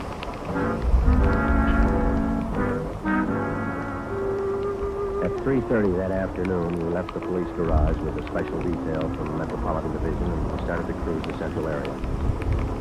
We weren't looking for any action the first few hours, and we didn't get any. The 5 o'clock traffic in the downtown area was heavy as usual. Hope that gang holds off till after 6. We couldn't get out of this traffic if our lives depended on it. Well, we'd probably do better on foot if it wasn't for radio contact. Control 4 to 8K. Control 4 to 8K, your location. Get it, will you, Joe? Yeah, we'll look at the mic. 80K to Control 4, 80K to Control 4. Our location on Spring Street between 2nd and 3rd. 80K, stand by. 80K, call your office code 2. Call your office code 2. 80K to Control 4, Roger. KMA 367. Yeah. Now what do I do for a parking space? You know, you're lucky. The guy up ahead there, he's pulling out. Good. That hasn't happened to me in 6 months. Okay, hold on, Ben. I'll be back in a minute. Yeah.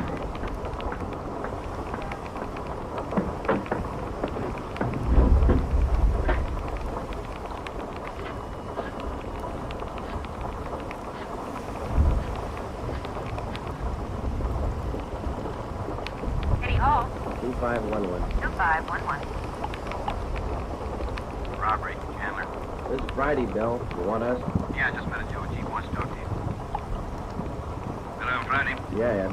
Cruiser car just brought in a guy answering the description of Mario Kosky. Yeah. Get over here right away and question the guy. If it is Kosky, we can all go home early. Ben and I went back to the office and questioned the man who gave his name as Conrad Larkin. He was Kosky's approximate height and weight, same color hair, same color eyes. The resemblance to Kosky's picture was evident. We questioned him thoroughly about the Blitz robberies, and then we checked out his fingerprints. The coincidence was hard to overlook. We were satisfied. The man was not Mario Kosky. There was a phone message on my desk to call Hank's wife. I called her, and then we checked with Chief Backstrand again and started for the police garage. It was 10 minutes past 6. Hey, Ben. Joe, wait a minute, will you? Oh, hi, Hank. What's all exciting? Heard about those jobs last night, the Blitz gang. How about tagging along tonight? What's the stare? Suit yourself, Hank. Plenty I do home for dinner. I told the wife I'd eat out tonight. You sure you're not due home for dinner? No, not tonight, Joe. Every luck. Not so far, Hank. Maybe later on tonight. Come on, here's the garage. close did you come to the gang last night? Not close enough. 2 steps ahead of us all the way. Sure must have worked fast. 5 shots in a row. All right, Hank. Let's don't rub it in now. Hey, Ben, watch it, will you? Yeah. Woman driver. How about it, Joe? You think I can make you out? You talk to Ed Backstand, he might get you transfer after a while. Yeah, I might try it. Joe, look across the street. There's a guy coming out of the bar. Where? In front of the bar. He's standing there. Guy in the dark coat, you see? Yeah. 2 other guys behind him. Who is it? I can't be sure. Ben, you better pull up. All right. Come on. All right, hold it, mister. We want to talk to you. Run for it, Al. Cover! Watch it, Joe! Hank, get down. Get down. 2 of them down, Ben. Other one up alley. Let's go. Did they get Hank? Yeah. All right, hold it right here. All right, Kosky. Throw out your gun and come out with your hands up. All right, let's return the fire. Come on.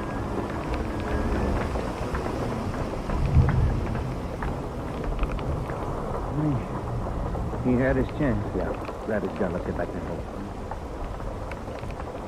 Did you get the guns from the other 2? Yeah, they're dead. Hank got them both. All right, one side, please. Officers, did you call an ambulance? Yeah, they're on their way.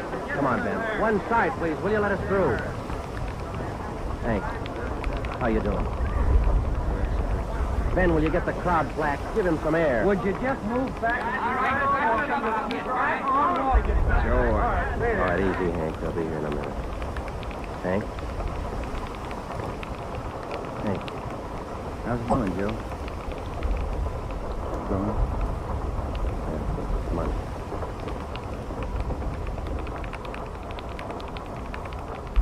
What have you got, Joe? Phone message from his wife.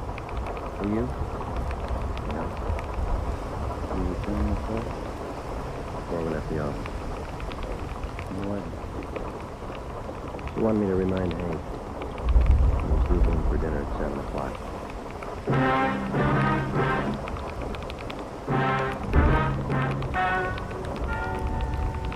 The story you have just heard is true. Only the names were changed to protect the innocent.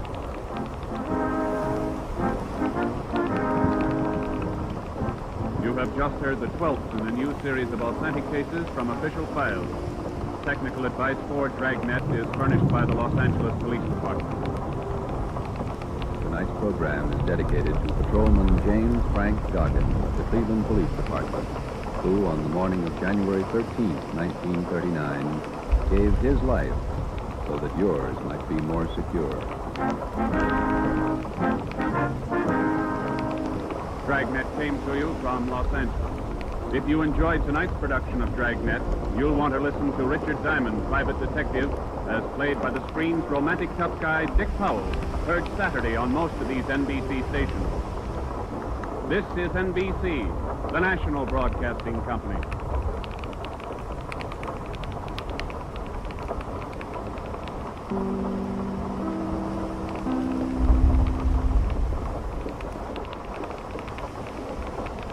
Here is another in NBC's great parade of new shows.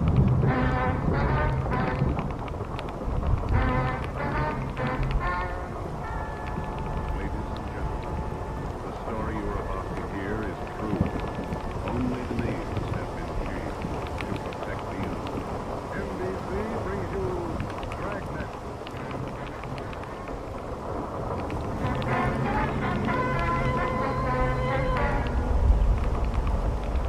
You're a detective sergeant.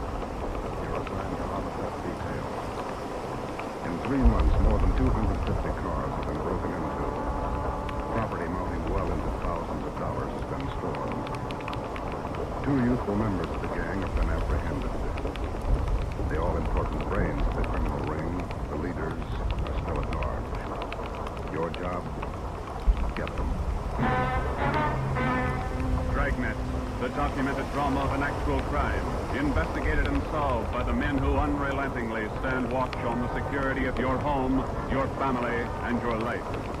For the next 30 minutes, in cooperation with the Los Angeles Police Department, you will travel step by step on the side of the law through an actual case from official police files.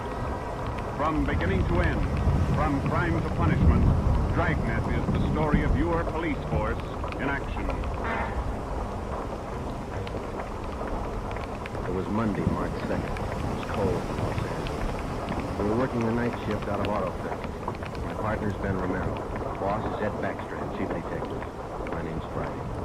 I was on the way back from the interrogation room, and it was 10:58 p.m. when I got to room 26, chief of detective's office. Real tough kids, aren't they? Yeah, they won't admit a thing. Now sit down. When did you pick him up? About 8:30 tonight in the parking lot behind the Star Theater out on Sunset. Flipping the radio out of a 48 convertible. He's had lots of experience. Report says you picked up a 19-year-old girl with him. She was waiting for the guy in a parked car across the street from the theater. The car was full of loot. Yeah. The first real break we've had on those auto burglaries in 3 months, and it's no good to us. Neither one of them will talk. They won't even admit they know each other. You run makes on them? Just did. I've been questioning the boy for an hour, getting nowhere. What's his name again? Freeman, Stanley Freeman. Oh, yeah. Age 20. Address? Butte, Montana. Down here for a vacation. Here's a lie. He's never been to Butte, Montana in his life. He knows less about the town than I do. Well, get to him. Right in. Where'd you put the girl? We had a policewoman take her to our office. We'll talk to her when we finish with the boy. Well, what's her story? Hasn't any. She won't even open her mouth. 19 years old, probably needs a good spanking. Now get him to talk. Right.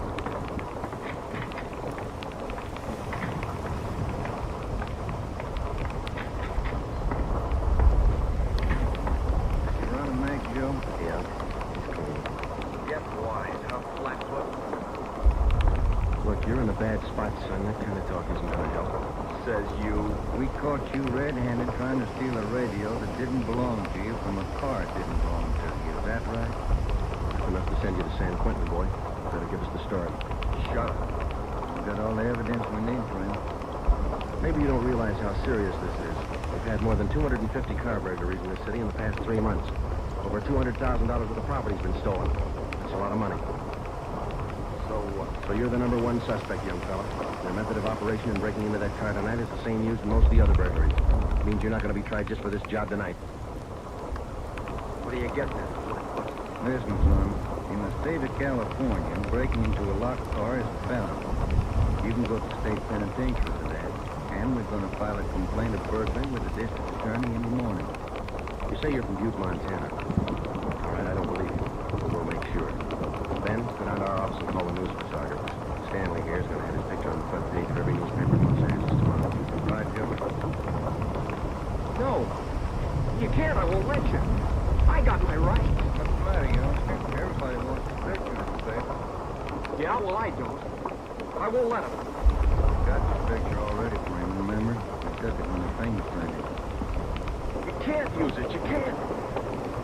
I'll get a lawyer. The orders will be over in a couple of minutes. We have to give you your story and your picture, too. This one. You won't. You won't. Give it to me. All right. Give it to All right, me. Freeman, get your hands off him. Now sit down. All right. Now let's have it straight. Don't let him use the picture. Don't let him. You can't. We gotta have the truth, son. Now look, you're 20 years old. You know right from wrong. You'll have to take your medicine. Your cooperation will do all we can to help.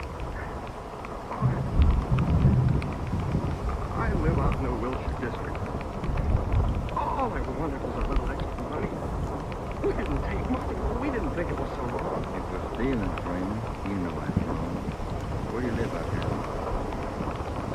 Piper. 821 Piper. Why, you won't give me my picture. You live there with your family? Yeah, Father's dead. Promise me you won't give him the picture. My mother, she'd see it. Oh, promise me. You're working with a gang of auto burglars. We know that. Now, who are they? Where are they? And what's the setup? I can't. They get me. Who'd get you? I can't tell you. I can't. Who's your girlfriend, Stanley? The one you're with tonight. Joanne Miller. Where does she live? Same as me. Lives on the same block. 866. At her home? You live there with her folks? Yeah. Mother and father. They work. And you got her into this. Isn't that the story she gave us, Ben? I did not. I didn't. It was her. She said a bunch of kids were doing it, and it was quick money, something to do at night. She started it. All right, Romero. I'll go see the girl. You stay here with Freeman. Right, Joe. Just stay put in that chair.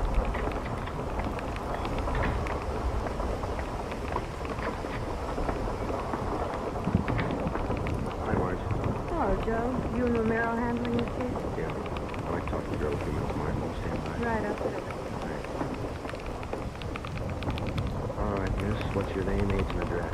I told this lady cop 15 minutes ago I'm not saying anything. All right, then we'll tell you. Your name's Joanne Miller. You live at 866 Piper Avenue. You live with your father and mother. Both of them work. You're a liar. That's not me. You're 19 years old. You live on the same block as your boyfriend, Stanley Freeman, and you're the one who got him mixed up in this gang. Isn't that right? No, it's not right. It's not. I didn't do anything. It's only half the story. Freeman told us everything. You want to hear the rest? No. Stan wouldn't tell you. He wouldn't. He told us how you got him mixed up in it. Quick money. Oh, it was him. I can prove it. The rest of the kids will tell you. He got me in this. Ask them, they'll tell you. It was Stanley and Fred Milford and George Jansen. They started it, all three of them. All right. Will you tell the story to the police stenographer? I'll tell them everything. He's not blaming this on me. Marge, you go get the stenographer. Right. Now, how many persons in this gang of yours? About 10 or 12. And it's not my gang either. He got me into this. Now he's trying to lie his way out, blaming me. How long you been doing this, burglarizing cars? Me? About 2 weeks. It's supposed to be fun, something to do at night. The rest of me had a couple of months. Who's the head of the gang? I told you, it's him, Stanley, and Fred Milford and Jansen, all three. I only started going out with 2 weeks ago, maybe less. Tell the police stenographer the same way. I'll put you in a minute. Stay with us.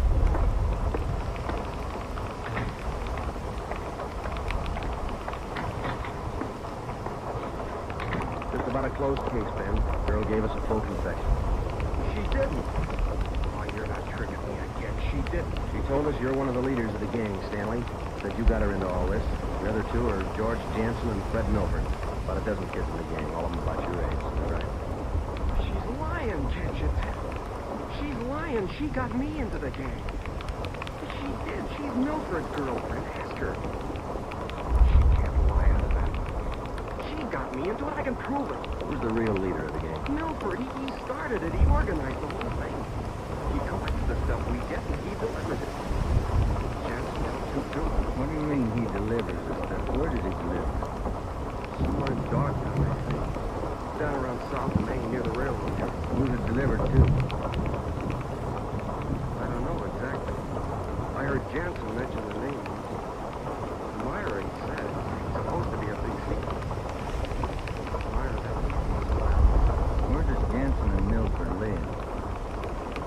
Jansen rooms down on East Lawn. 1042, I think, takes a room there. And Milford lives 2 blocks over from me on Quincy. 234 Quincy. There's with his grandmother. Got that, Ben? Right. All right, let's pick up Milford and Jansen.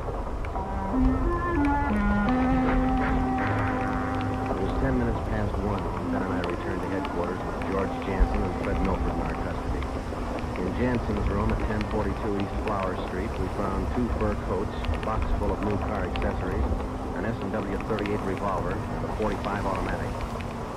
When we picked up Fred Milford at his home, we discovered 5 deluxe car radios hidden in the garage, plus a valuable assortment of cameras, cigarette lighters, and clothing. Both Jansen and Milford refused to talk. When we got them to headquarters and showed them the signed statements of Stanley Freeman and the girl, Joanne Miller, they broke. Milford, where else did you and your gang operate besides the Wilshire district? No place, only out there, that's all. Same type of car burglars have been committed all over the city. Telling us your gang didn't have a hand in it? It's the truth. Our territory was Wilshire District. We didn't go outside. You mean some other gang is responsible? I don't know. All I know is we didn't have any part of it. Is there another gang, Milford? Maybe, I don't know. We'll find out. It's none of my business. It is your business, Milford. You admit you and your gang committed 55 jobs in the past 3.5 months. That leaves about 200 jobs to be accounted for. That's right. You figure it out. We have figured it out. I think you and your gang of young thieves pulled every one of those 250 jobs. There isn't any other gang. That's the story the district attorney's going to get. You're crazy. There is. I know there is. Then give us the information to save yourself a lot of trouble. Well, we're not the only ones. That's all I know. Milford, do you know how many years you get for auto burglary? I told you, we're not the only ones. There must be a couple of others besides us. Vince Mahoney, he's got a gang. Where does Mahoney operate? West Hollywood and Beverly. Where does he live? I don't know. Honest, I only met him a couple of times. Where'd you meet? Where'd you meet him? Still got break. I met him down at the delivery desk. When you delivered the property you stole from the car, is that right? Where was that? Down to the railroad yard. Where? Chandler Street. A little alley on East Main. Where'd you deliver the stuff to? He told you her name's Myra. That's all I know. We meet her and some guy on Tuesday night. We give him the stuff and they pay us off. We deliver Sunday night. Do you meet her every Tuesday night? We're going to meet her this Tuesday. Same place? Are you the only one she deals with? Same as Joanne. You're Joy. I know what you think. You want to use me to trap her. What's it worth? You know better now. How about it, man? Give me another second. By 3:30 that morning, the signed statements and confessions were piling up fast. Milford gave us a list of the names and addresses of each member in his gang, and within an hour, they were all under questioning at headquarters. Most of the suspects, about one-third of them girls, ranged in age from 18 to 21. As they told their individual stories, the scope of the case grew until it covered most of the city. By late afternoon of the next day, Tuesday, March 3rd, 3 more gangs operating in Venice, Bel Air, and North Hollywood had been apprehended. They confessed to more than 175 burglaries from locked cars during the past 3.5 months. At 5 o'clock that afternoon, Ben and I met with Chief Baxter in his office. How many admissions you have now? Over 50, Ed. Here are the gang leader's statements. What's their story? Yeah, pretty much the same. They all say this woman Myra set up the operation. You mean she got the kids and put them to work burglarizing cars? Not exactly. She picked the leaders, contacted them in bars or on the street, asked them if they wanted to pick up some spare money getting auto parts for them. Then she didn't tell them to go out and burglarize cars. Not in so many words, Ed, no. After they brought in auto parts for a couple of weeks, she told them to bring her everything they could find, outside the car or inside. The words she used. Why would the kids dictated those words into their signed confession? Oh, that should hold in court. What else did you get on this woman? Oh, she taught them how to work them, to wear gloves, all the angles. Well, we got most of the small crimes. Now, where do we find this Myra woman? Any description on her? Yeah. Kid 6 is about 33, 34. Good-looking redhead. 5 feet 5, about 120, 12 range. No description on the guy she was with. You run a make on her yet? Yeah, no previous record. We set up a stakeout for her tonight. 2 of the gang leaders have volunteered to go along with Milford and Vince Mahoney. Good. Down on Chavez, where she usually meets them? Yeah, that's right. When? 11:15. That's the regular time for the meet, according to the kid. All right, I'll be at home. Call me. I don't want to miss out on this one. When Ben and I left Ed Backstrand's office, we went home for dinner and a few hours sleep. At 9:30 p.m., we were back at the office. We met the men in the special detail which Backstrand had assigned for the stakeout that night. We briefed them on their duties, and then we got Fred Milford and Vince Mahoney out of their cells. To avoid any possible suspicion of the presence of a trap, we had Milford's permission to use his car in the stakeout. The car which he had said he had driven to the delivery meetings with the woman Myra at least a dozen times before. We arrived at the stakeout area, Chavez Alley in East Main, at 9:58. The meeting was scheduled for 11:15. The moon was out, but the sky was overcast. There was a cold wind blowing from the east. Hey, what time you got, Sergeant? About 10. Why, Milford? Getting nervous? No, just wondering. How you cops gonna rig this thing? In just a couple of minutes, we're going to plant you 2 in Milford's car parked up there in the alley. So you stay there until Myra shows up. We'll do the rest. Yeah, I know, but what'll we say? Suppose she asks for some stuff. We ain't got any. We won't need any. We won't have much time for talking. Suppose she wises up. Maybe she'll pull a gun. Maybe. Does she carry one? No, never saw one. Don't worry, Milford. We'll make sure you're not in danger. An awful temper, that redhead. Got mad at me once when I squawked at the prices she was paying us for radio. What was she paying you, Mahoney? An 8-tube radio, good shape, $7. She got all the gravy and you got all the grief. You're not kidding. Joe, this for you? Yeah, Steve. What do you got? Well, the men are all staked out, Joe. Got the area covered from every angle. All right. You got an extra man to stay in Milford's car? Oh, I have that myself. All right, thanks. Don't Set, Jim? Yeah. Now, Milford Mahoney, I'm going to put you two in your car now. There's going to be an officer with you, so there's no need to be nervous or afraid. Just sit in the car and act natural. When Miss Myra drives up, don't leave the car. Have her come to you. Got it? Sure. All right, Joe, let's go.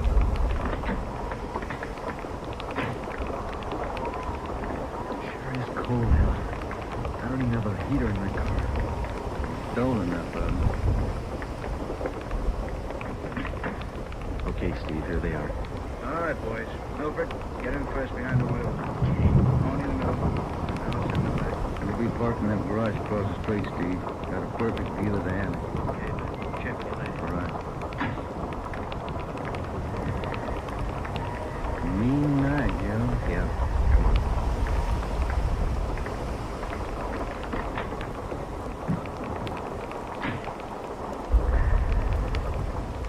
It's cold here in the garage, isn't it? Yeah. And it might be a long wait.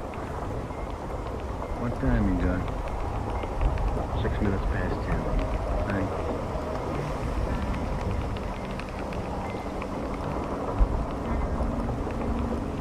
Hey, Joe. What is it? It's nothing. Thought that passing car was turning in the alley. Relax. It's early.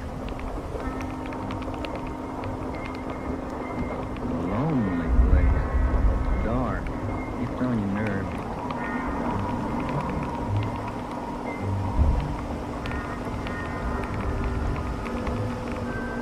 That's it, Ben. 11:30. Nothing yet. Somebody might have tipped her off. Yeah, that's what I was afraid of. Now, let's wait it out anyway. Joe, that blue coupe Yeah, just turned in the alley. Let's go. Come on, run, Ben. Behind you. All right, wait, young fella, quicker, right? What'd you get, Steve?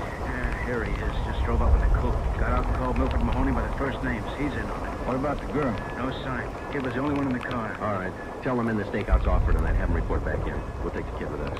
All right, young fella, this way. You cops think you're doing? I ain't done nothing. Look, sport, we heard that from 54 different kids yesterday. We're tired of that line. Come on. When we got back to the office, we took the boy to the interrogation room and questioned him. He gave his name as Matthew Leiter, age 21. He wouldn't break until Vince Mahoney definitely identified him as a member of his car burglary gang and a special favorite of the red-headed woman they called Myra. Then Leiter copped out and told Ben and I that he had talked with Myra as late as 10 o'clock tonight. He told us that she had heard that the police had picked up some of the gang members, and she asked Leiter to drive down to the Chavez Alley meeting place. He was supposed to tell Milford and Mahoney that the weekly delivery date was off until further notice. We questioned Matthew Leiter for an hour and a half. You told us a little while ago that you talked with this woman, Myra, late tonight. Yeah. Where'd you talk to? Their home? We stood up when we know where she lives. Met her at a bar. Which bar? Julius. Down Santa Monica. How's he contact you? Oh, you know. Not much of a bad name. Sure, that's why you're in jail. You ever call her on the phone? Lord, no, not the kid. He's smart. Told me all I know about the racket. You'll have a rough time getting her. Maybe. We'll get her. Ben and I left the office at 2 a.m. and went home to bed. We reported in at 8 that morning to head back Strand. 3 of us went down the street to Cokin's restaurant for a cup of coffee. Nobody was in a good mood. We had most or all the small fry in the citywide burglary ring, but it seemed we were still a long way from cracking the inner circle. Latter kid said that none of them knows where she lives, what her phone number is, nothing. Pass the sugar, I think we still have a few angles to study on that score. Right now, I've got some more bad news for you. What's that? Been through your mail this morning? Not yet. Haven't had a chance. I saw the overnight reports. There were 32 car burglaries last night. 32. All the way from Wilmington to North Hollywood. Now, you figure it. I can't. This girl Myra must have an army of kids working for her. How much did they get in? Any idea? Rough estimate about $3,000. Usual stuff people are foolish enough to leave in their cars. Watches, cameras, furs, expensive clothes. MO's the same. Yeah, like the others. If the car happens to have a rigid handle lock, they slip a piece of pipe over the handle for a lever and break it. If that doesn't work, they pry open the wing window. Some of the windows were smashed out.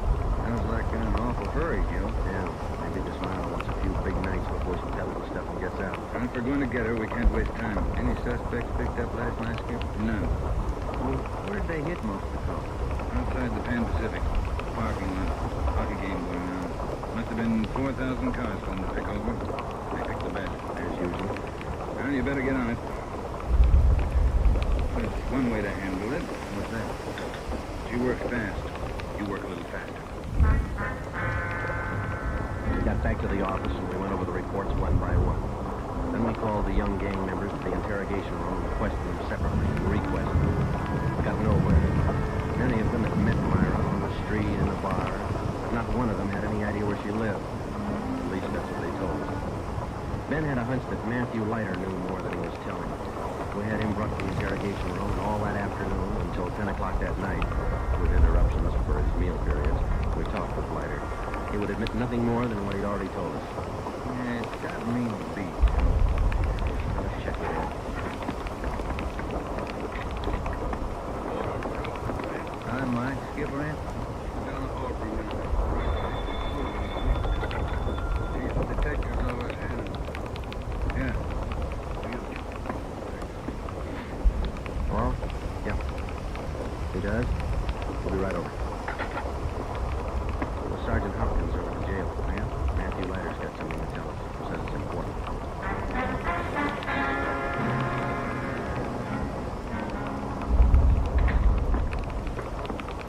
Have a chair here, Leiter. Yeah, thanks. All right? You wanted to see us? Getting even with that dame Myra. Swearing. Yeah. She told me if I was picked up, she'd have me out in a couple of hours. She promised me a lawyer if anything happened. Said she'd get me bail. All right, where can we find her? I don't know if she's there now, but you can find out at Francisco Motors. Big used car lot. Garage, too. It's out on Melrose past Los Angeles. What's the time? That's where she spends most of the stuff we stole. Some old guy she buddies with runs a big shop in the back. Store a lot of hot stuff. Barney. We're through with him. Take him back. We checked with Chief Backstrand, and then we drove out to the Francisco Motor Company. We located it on the corner of Melrose and Geneva Avenue. Big layout. Consisted of a large used car lot sign bannering the slogan, Deluxe Auto Accessories, lowest prices in town. Along the back end of the lot, there was a large L-shaped garage. We found the man in charge, and he gave his name as Paul Hackett, the owner of the car lot. In the garage, we found the entrance to a large back storeroom. It was loaded with thousands of dollars worth of auto radios, spotlights, cratefuls of assorted car accessories. A special closet built into the walls of the garage contained racks of fur coats, suits, dresses. Below that, smaller boxes containing watches and cameras, all wrapped in tissue paper. You can save all of us a lot of time and trouble by talking to us now. Mr. Hackett, where is Myra? I don't know who you're talking about. I don't know what you're talking about. Can you explain what we just found in your garage? I didn't know it was there. I didn't know it was stolen. Which is it, Mr. Hackett? Make up your mind. I caught. I didn't know it was stolen. Can't prove I did. I think we can prove it, Mr. Hackett. Some of those stolen car radios stored back there, serial numbers are filed off on this workbench here. We pulled a file. I didn't know. You'll have to do better than that. How does Myra figure in? I don't know. I don't know what you're talking about. It's all right with us, Hackett. We found the stuff and we got you. If we don't find Myra, you'll be doing time for two people. Stand still. You can't do this to me. I don't know anything about it. Come on, Hackett. We're taking you in.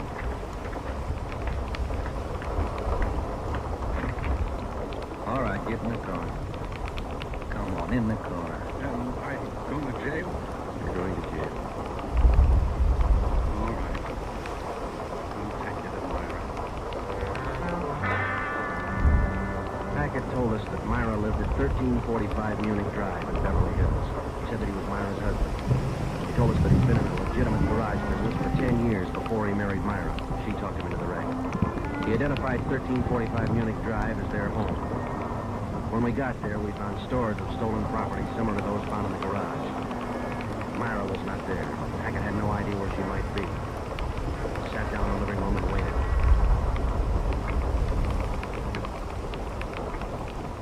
1 hour, 2 hours, 3 hours. After 5 hours of waiting, we were not in the especially Hackers. The whole thing, it was her idea. I should have known, all hers. She did this to me. I won't take her alone. Where is she? You tell us, Hackett. I told you, I don't know. She couldn't have gone. She didn't know. I'm not going to take this alone. Quiet down. That's your fault? But I heard you talking to someone. The police, Martha. The police. Your smart kid told them the whole story. What are you talking about, my smart kid? What are these cops All doing here right, in the that's living enough. Get your dirty hands off me. Get away. Kid's right, Joe. She got a Get away. damn out. Who do you think you're... There, that ought to hold you for a while. All right, come on, you two, let's go. All right, Copper. You win. How many times did I tell you? Don't touch those kids. Don't store the stuff in the garage. Don't open it for anybody. Get a lawyer. No, you knew better. Dumb jerk. The idea of having those cops camping in the living room waiting for me. Why didn't you warn me? I'm going to divorce you. That's what I'm going to do. I'll stick you for plenty. Jerk. All right, inside you two.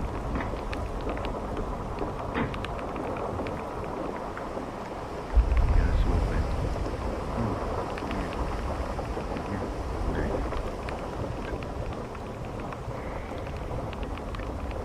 I just think, well, those kids are right.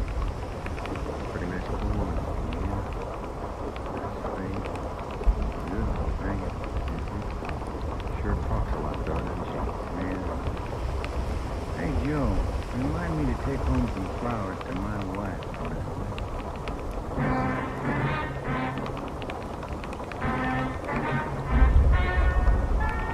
The story you have just heard is true. Only the names were changed to protect the innocent. Paul and Myra Hackett were tried and convicted on 7 separate counts of receiving stolen property. They are now serving out their sentences in a state penitentiary. Realizing that most of the young persons involved in the case were influenced by the strong personality of Paul and Myra Hackett, a separate investigation was made into the backgrounds and home life of the young offenders.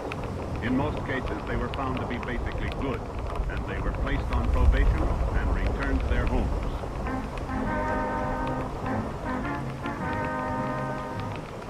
You have just heard the 13th in a new series of authentic cases from official files. Technical advice for Dragnet comes from the office of W.A. Wharton, Acting Chief of Police, Los Angeles Police Department. Tonight's program is dedicated to Detective Harry William Vosper of the Seattle, Washington Police Department, who on the night of July 21st, 1949, gave his life so that yours might be more secure. Dragnet came to you from Los Angeles. And now, an important announcement. Starting this Saturday, September 3rd, Dragnet will be heard at a new time over your NBC station. Consult your local newspaper for the new listening time. And now, speaking in behalf of the producers and the entire cast of Dragnet, we would like to take this opportunity to thank you for your many kind letters of encouragement and approval. Remember, next Saturday for Dragnet, this is NBC, the national broadcasting company.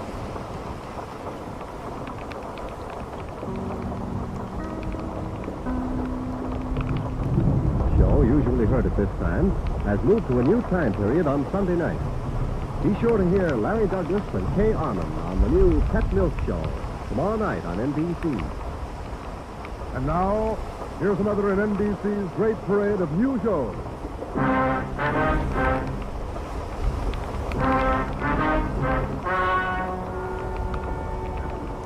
The story you are about to hear is true.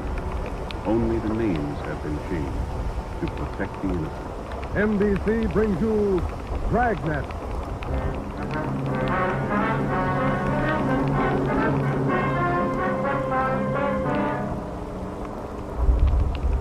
You're a detective sergeant.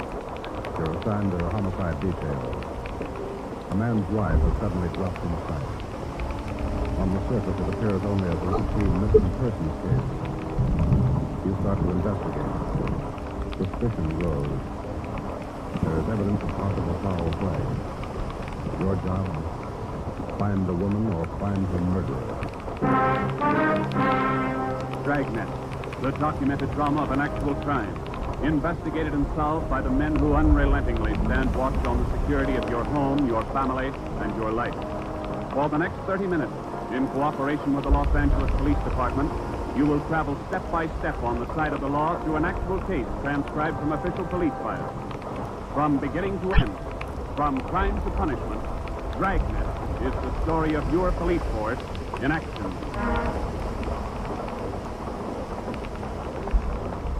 It was Wednesday, September 15th. It was warm in Los Angeles. We were working a day watch out of homicide. My partner is Ben Romero. The boss is Ed Backstrand, chief of detective. My name's Friday. I was on the way back from lunch, and it was 12:56 when I got to room 42. Homicide. Hi, Ben. Al. I hear you got something for us. Yeah, here's a report right here. Gardener by the name of Eric Kelby called in day before yesterday. Said his wife disappeared from their home out in the valley Sunday night.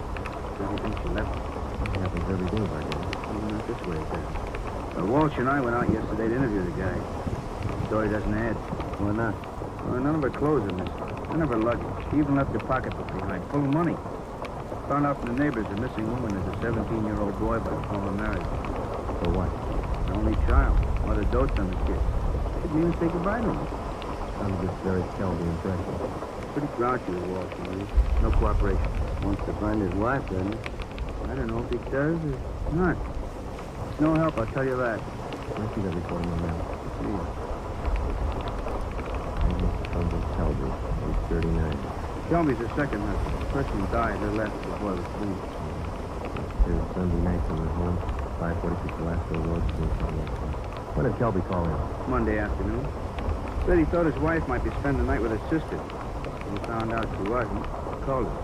You meet the boy while you were out there, Barget? Yeah, that's another thing. Kid came riding in on a bike while we were talking with the neighbors. Trying to talk to him, but the old man came out hustling inside the house. Then he started beating us out. What did he say? Told us it was our job to find his wife, not to go prying into his stepson's affairs. How about her friends and relatives around here, Al? Any besides her sister? Walsh located a couple of her aunts. I think he's checking it. I'll tell you, boys, this is in the family.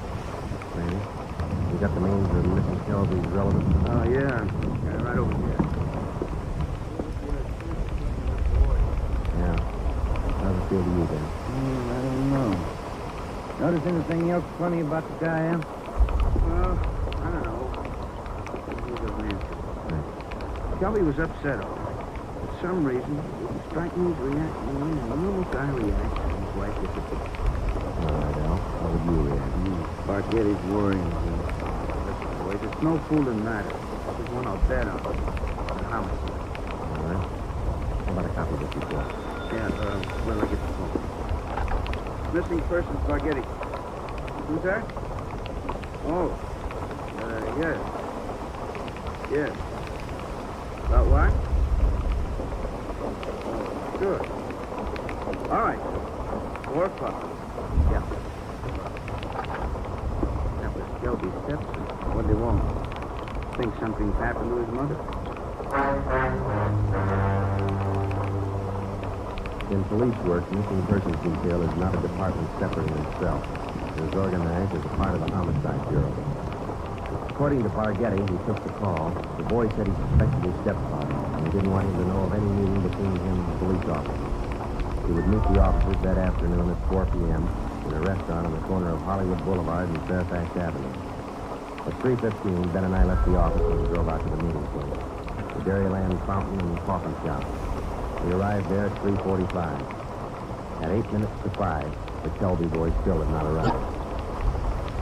Elm Street's not very far. Let's wait a little while longer. Smoke? Yeah, thanks. Want some more coffee? No, thanks. Maybe the boy isn't going to show. Think something's happened?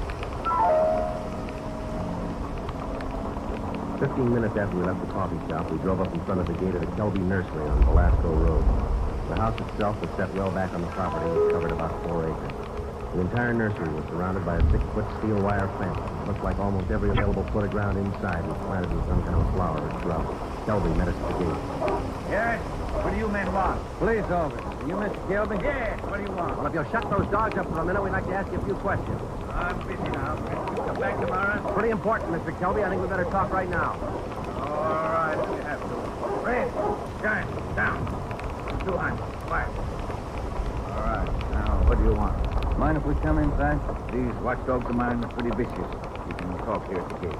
All right, Mr. Kelby, this is Sergeant Romero. My name's Friday. We've been trying to look into your wife's disappearance. Find anything yet? Nothing definite. Maybe you can help. Would you tell us exactly what happened the night your wife disappeared? Well, when did you last see her? When did you first notice she was gone? We finished up Sunday night dinner about 7 o'clock, and I lay down for a nap. Agnes went out on the front porch with the mail. It was 4:08 and went outside to look for her. She was gone. Nobody saw her leave, Mr. Kelby? Not that I know of. Some of our nosy neighbors, I don't know. How about your stepson? Was he around Sunday night? Bruce? No, not the show. Come upstairs. When did he get back from the show? About 10. Think. Why? Where's your stepson now? Who are you looking for, my wife or my stepson? Both, Mr. Kelby. Where's your stepson? Gone. I took him over to my sister's in Alhambra. Feeling bad since his mother disappeared. Changed to him good. Why did you take him over to your sister's, Kelby? This afternoon. What's that got to do? We like to talk to you. No, I can't allow it. The boy's too upset. I can't allow it. I'm afraid you're going to have to allow it. Listen, mister, you can get off this property right now. No cops giving me sass. Nobody's giving you sass, Kelby. You want to talk to your stepson, that's all. You might give us a clue as to the whereabouts of your wife. I say you can't see the boy. Only you cops couldn't find thorns in a road patch. We'll get somebody else to look right. It's my business anyway. Nobody else. It's our business, too, if anything's happened here. Let's talk. Better get your coat, Mr. Kelby. We'll take you in for questions. You come through that gate, and I'm going to let these dogs go accidentally. You can shoot the dog. Now go on in the house and get your coat. Eric Kelby turned and made his way up the path and into the house. 5 minutes later, he came out. Without a word to either of us, he came down the path, closed the gate behind him, and got into our car. On the way back to headquarters, he chatted pleasantly about the weather, the nursery business, and his dog. When we pulled up in front of the city hall, we met the reason for his sudden change in temperament. His lawyer was waiting for us at the door. We took Kelby to one of the interrogation rooms. His lawyer tagged along. We tried to question him, but the lawyer objected to 2 out of every 3 questions we asked. It was hopeless, we knew it. So did the lawyer. We released Kelby, but we did get the name and address of his sister where the stepson Bruce was staying. After they left, Ben and I got back in the car and drove out to Alhambra to check on the boy. Forget he had this in peg right, Joe. Real sleepy. Yeah. I'd like to know how the stepson missed that date with us this afternoon. Well, if the kid called us from the house, his stepfather could have overheard him. Possibly. Sister's house ought to be along this block, shouldn't it? Yeah, let's see. 1408, 1406. Heidi's got a great card. It's 1402. Right. It's a nice-looking little place, isn't it? Well kept. Yes, nice neighborhood. I wonder how the lock prices run out here.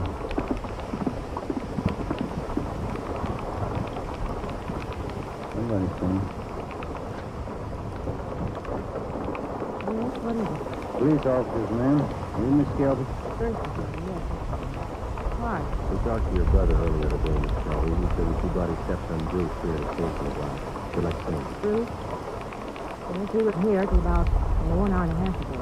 I went to the store, and when I came back, he was gone. Have you any idea where he might be, Miss Kelby? Well, I telephoned my brother Eric's place just before you came to the door. He's not there. I don't know where he might be. I'm worried about him. Business about his mother's disappearance. Do you mind if we came in and looked around, Miss Kelby? No. We went in and looked the house over from one end to the other. There wasn't a trace of the boy. We drove back to Kelby's nursery and satisfied ourselves the boy wasn't there. Then we came back to Alhambra and we kept an eye on Miss Bertha Kelby's home until midnight. No one came or went. At 5 minutes past midnight, the lights went off in the living room, and a few minutes later, in the back of the house. The next morning, when Ben and I checked in for work as usual at 8 o'clock, we met with Captain of Homicide, Frank Serene. What makes you two so positive there has been any foul play in this Kelby thing? Not just it, Cap, but not positive. It's the whole setup. It smells bad. For instance? That lawyer. The man's innocent. He doesn't need a lawyer to sit with him in the interrogation room and tell him not to answer questions. Number 2, that kid's telephone call. Maybe he doesn't get along with his stepfather. It happens, you know. Maybe he's trying to get back at him for something or other. Maybe. And why is Kelby hiding him out? You sure he's hiding him out? No other way to take it, Cap. The Kelby woman walked away from her home Sunday night. Nobody saw her. She took nothing with her. No clothes, no luggage, no money. You checked with the family doctor. Yesterday. They told us Mrs. Kelby was in perfect health. We double-checked the wanderer's file and the repeater's file on missing person. Couldn't find a name in either one. How about her relatives in town? Haven't had a chance to talk to him yet, Jeff. We'll check him this morning. Well, one thing's certain. The woman couldn't have gone very far. We checked the sheriff's office, the jail, the hospital. Sent out a shop type and an ACB. We shot in the city with the description. It's been gone almost 4 days, but nobody's seen it. How does that add up to you? It doesn't. You better move on it. Check every one of Mrs. Kelby's friends and relatives. Right, Frank. Then try the neighbors. As long as I've been a cop, neighbors have been able to tell everything about anyone.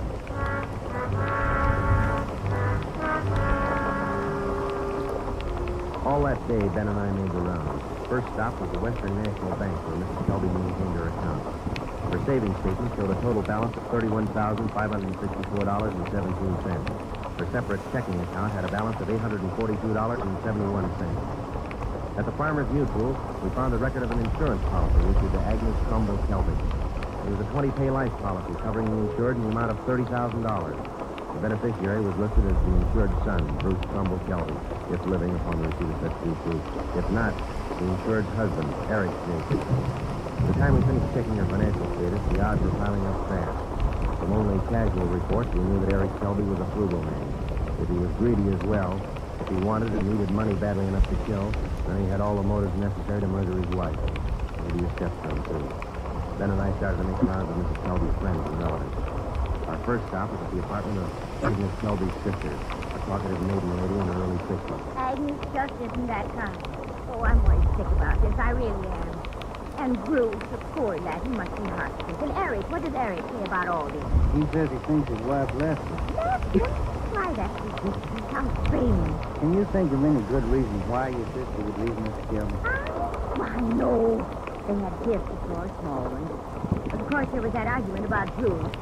Two of them always seem to be arguing about Bruce. How do you mean, man? Oh, well, they do. The last time I talked to them, they were tipping about whether or not Bruce would be paid for working in the nursery for Eric. And the strangest thing, Eric seemed to be so upset about it all. Imagine. All on account of paying the boy a few dollars for good, honest work in that same nursery. Well, you know, I'm the outspoken one. I just told him. Eric, I said, don't be an old me. Pay the boy. That was the extent of the information that Mrs. Kelby's sister had to offer. Next, we called on an aunt, Mrs. James D. Trumbull, 83 years old. She could hardly understand our questions, let alone answer them. She hadn't seen her niece Agnes in a year. After that, we paid a visit to one of Mrs. Kelby's friends, Mrs. Lillian Humboldt. Sorry, Sergeant, but I can't think of any good reason why she would leave him. What's that silly business about Bruce got out of hand? You know, maybe Eric is... Next, we called on Daisy McLeod, who worked as a day maid for Mrs. Kelby. Officer wasn't seen Mrs. Kelby thought, they said, but they did. I come in the morning and do my work for these men. I'm not to know what I feel inside. I take half an hour for lunch, and when I'm through, I take my pill, and I need to get tips, and I just about home. I'm not for picking through the keyhole kind, sneaking around corners with me. But what I couldn't say. Exactly what you mean, Mrs. Brown. Oh, he's a hard man. Always arguing about Bruce this, Bruce that. He's a nice boy. He's never done anything mean. Oh, no. Will the boy be faithful with him?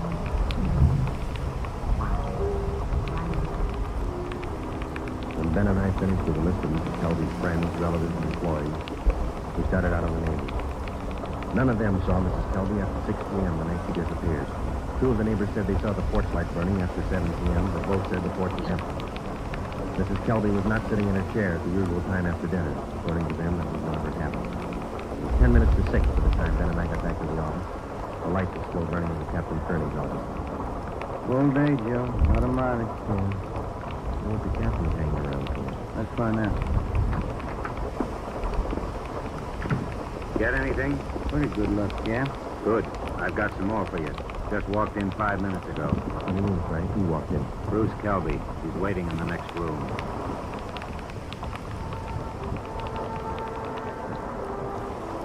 We went in the next room and met Bruce Kelby.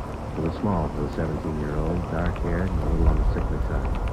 He told us that he couldn't keep the date he made with us on the phone because his stepfather apparently did overhear the conversation and drove him directly to his sister's home in Alhambra. We asked him why he was so sure that his stepfather was responsible for his mother's sudden disappearance.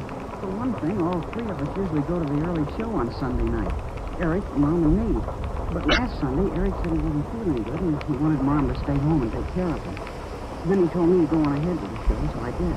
What time did you get home, son? About 9:30, quarter to 10. And what was your stepfather doing when you got home? Sitting in the living room reading the paper. You notice anything unusual about the way he acted? And he was nervous and jumping, more than usual, I think. Anything else? Yes, sir. When I came in through the front yard, I noticed the dogs had mud all over their paws. They'd been out somewhere in the nursery pot. And they won't go out much unless Eric's with them. He doesn't want them to trample the seedlings. What would your stepfather be doing out in the nursery at night?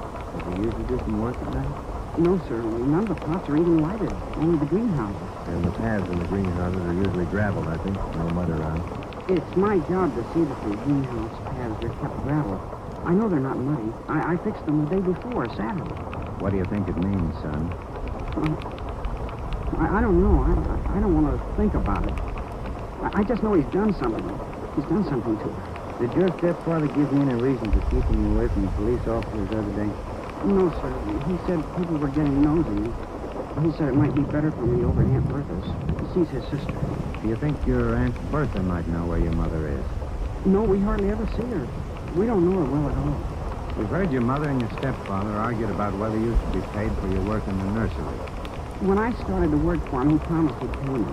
I was saving up to buy a 31 Model A. And then after a couple of months, when he didn't pay me, I asked him. He told me I ought to be glad to work for him for nothing. And your mother argued with him over that. Sure, it was her money that bought the nursery anyway.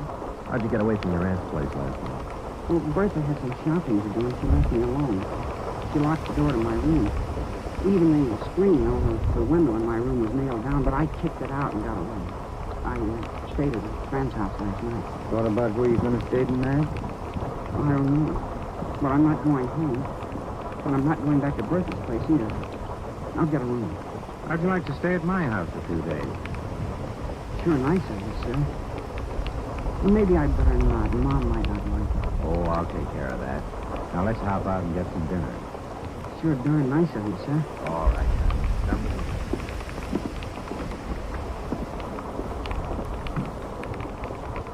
What do you think, Ray?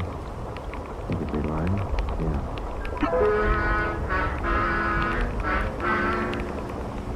Now what, Cap? Did we bring Kilby in again? No, not yet. He's found out by now from his sister that the boy's gone. He probably figures the police station's the first place he'd come. Wouldn't do much good pulling him in now, Ben. We couldn't even question him. 10 to 1 his lawyer would be waiting for us when he got back. That's the problem. How do we get to this Kelby without his lawyer finding out? Well, what about the early morning? Can't say tomorrow. About 5 or 6 a.m. Think you'd be looking for us then? Yeah, that might do it. We'll just get by that pack of hounds he owns without waking the whole neighborhood. Might work. If we could just question him alone. I've got an idea it wouldn't take much to make him drop out. All right, give it a try. Get out there in the early morning and bring him in for questioning as quietly as possible. I'll be in at 6 a.m. If you want me before then, call me at home. All right, Frank. Kelby's got a smart lawyer. It's going to be plenty hard to convict him without a body and corroborating evidence. He's got 4 acres out there, Cap. And hide a lot of bodies in this place. Well, that's what I mean. This case isn't ending. It's just beginning. The next morning, Ben and I met at the office at a few minutes past 4 a.m. We had a cup of coffee and a donut at an all-night restaurant, and then we started for the Kelby place out on Velasco Road. We took 4 pounds of fresh horse meat with us to keep the dogs quiet as they raised the class. It was 28 minutes past 4 when Ben pulled the car to a stop a few hundred feet from the gate of the Kelby nursery.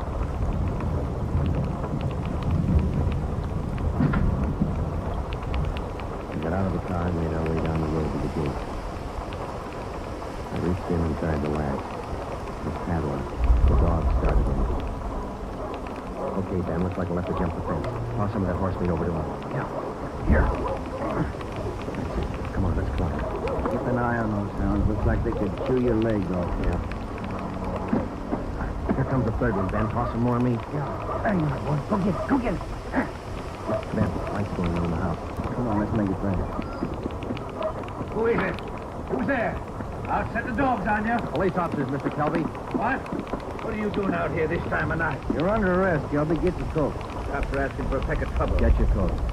Stetson, what have you done with him? What have you done with your wife? You're going to pay for this. I'll have your job. That's not the first time we heard that, Kelby. Let's go.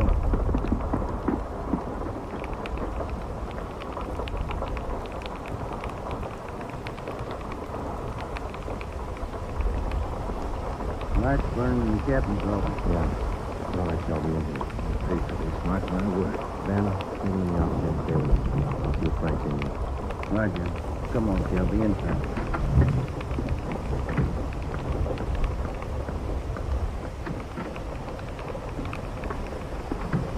Friday?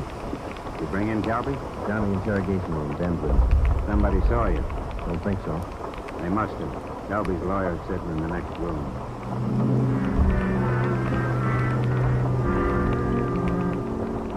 Kelby again refused to answer any questions without the advice of his attorney, so we released him. That day, Captain Kearney sent out 2 men to keep an eye on the nursery and report on all of Kelby's movements. Shortly after 7 o'clock that night, just after nightfall, we tried once again to bring in Kelby for questioning without his lawyer's knowledge. It didn't work. A little after we booked him, his lawyer obtained a writ of habeas corpus. We had to release him again. The 2 men assigned to stake out the Kelby place reported definitely that somebody was tipping the lawyer whenever unknown visitors showed up at the nursery and drove off with Kelby. There's nothing we could do about it. Next morning, Kearney came to the lead. I had a long talk with the boy last night. Accidentally, I think he's given us a pretty good lead. Yeah? There's only one way we'll ever get a conviction. That's by finding the body and evidence to tie Kelby in. That'll do it. Where do we start looking? In a new rose bed next to one of the greenhouses in Kelby's nursery. The kid came up with it last night. How come?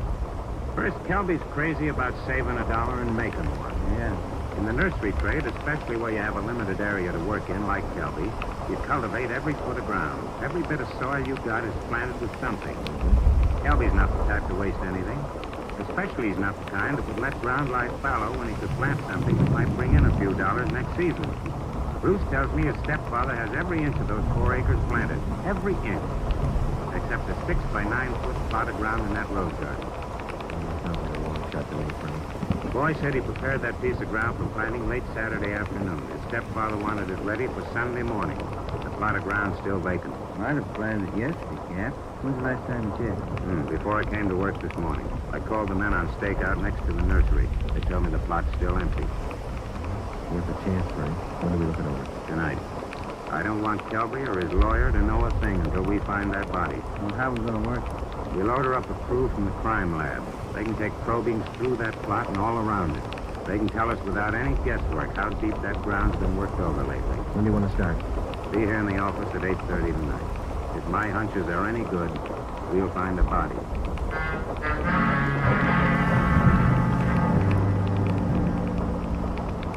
It was 10 minutes past 9 that night when we got to the Kelby place. Lieutenant Lee Jones and his assistant, Kearney, Ben, and 2 other men from homicide. The men on stakeout told us that Kelby had left about 20 minutes before in a dark blue coupe. Ben brought along the usual supply of horse meat for the dogs for the evening over there. We found the empty plot of ground in the rose bed next to the greenhouse, exactly as Bruce described it to Kearney. Ground's been worked over all right, boys. At least 4 to 5 feet down. All right, Lee, let's start digging. Romero, take care of the dogs. Watson, grab one of these doubles. Right, Cap. Hey, Gilbert said these dogs were vicious, didn't he? Yeah, why? Look at these hounds. They're no more vicious than a lively coal. Look. Higgins, get that light over here, will you? Thanks. What is it, Lee? Let me see. Teeth. Set of false teeth. Been in the ground long? Don't think so. Judging from the shape they're in. How far down would you say you are, Lee? Couple of feet. Ground's real solid. Lee, come here a minute. What is it? Body. Here's the shoulder. All right, you men over here with Watson. Get the dirt off the face. Romero, you got a picture of the Kelby woman? Yeah, Cap. Let's see. Right here. Thanks. Get the light down here. Come straight up, please. Sure.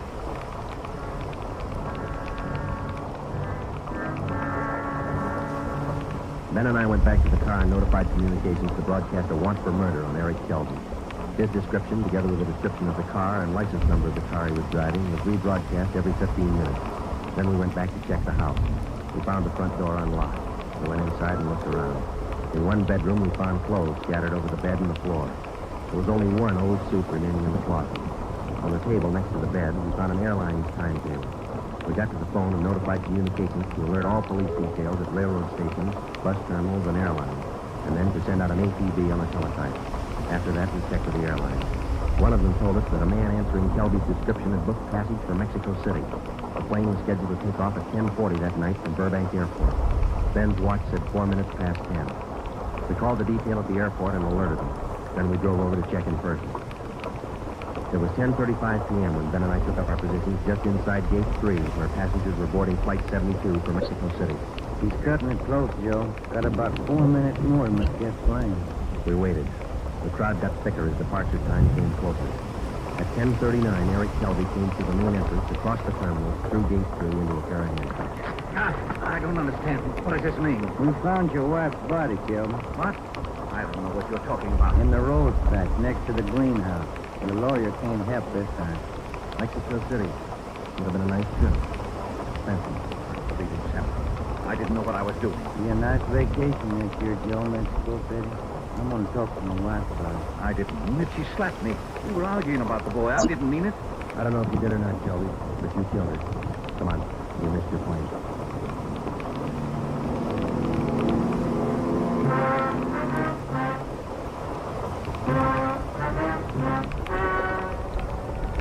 The story you have just heard is true. Only the names were changed to protect the innocent. Eric Kelby was tried and convicted of murder in the first degree. He is now awaiting execution in the lethal gas chamber at the state penitentiary.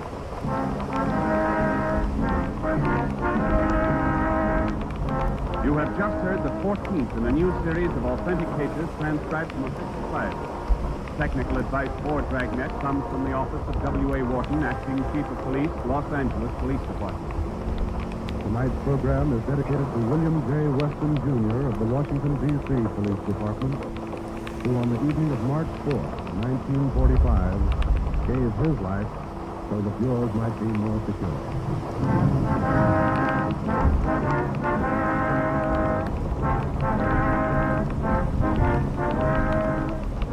Dragnet came to you from Los Angeles. If you enjoyed tonight's production of Dragnet, you'll want to listen to Richard Diamond, private detective, as played by the screen's romantic tough guy, Dick Powell. The Pet Milk Show, usually heard at this time, has moved to a new time period on Sunday nights. Be sure to hear Larry Douglas and Kay Arman on the new Pet Milk Show tomorrow night on NBC. This is NBC, the national broadcasting company.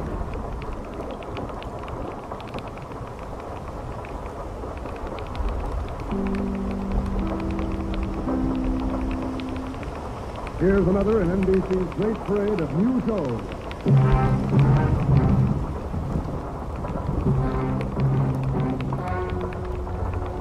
Ladies and gentlemen, the story you are about to hear is true.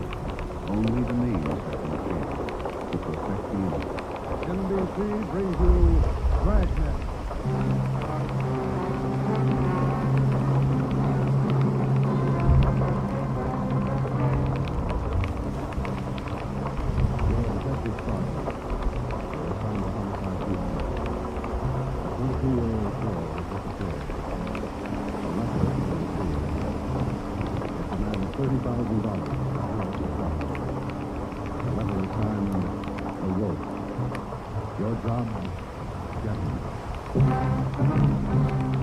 Dragnet, the documented drama of an actual crime, investigated and solved by the men who unrelentingly stand watch on the security of your home, your family, and your life. For the next 30 minutes, in cooperation with the Los Angeles Police Department, you will travel step by step on the side of the law through an actual case, transcribed from official police files. From beginning to end, from crime to punishment, Dragnet is the story of your police force in action.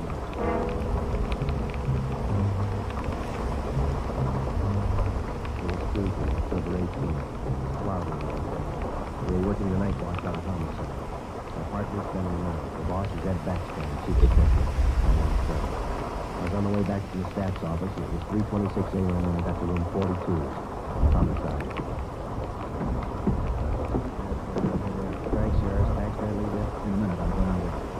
the address out there, Sullivan? 614 Castro Boulevard. You go straight out Santa Monica to the left of Castro. You ready, Chief? Yes. Friday, you call Romero yet? Right now. Get on it. This one we're done through with. Come on, Harris.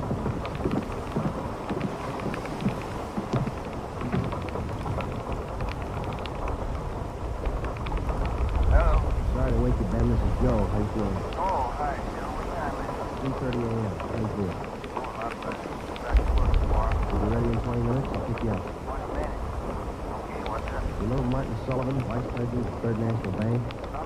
Yeah, what about? Got a 22-year-old daughter. We had one. She's gone.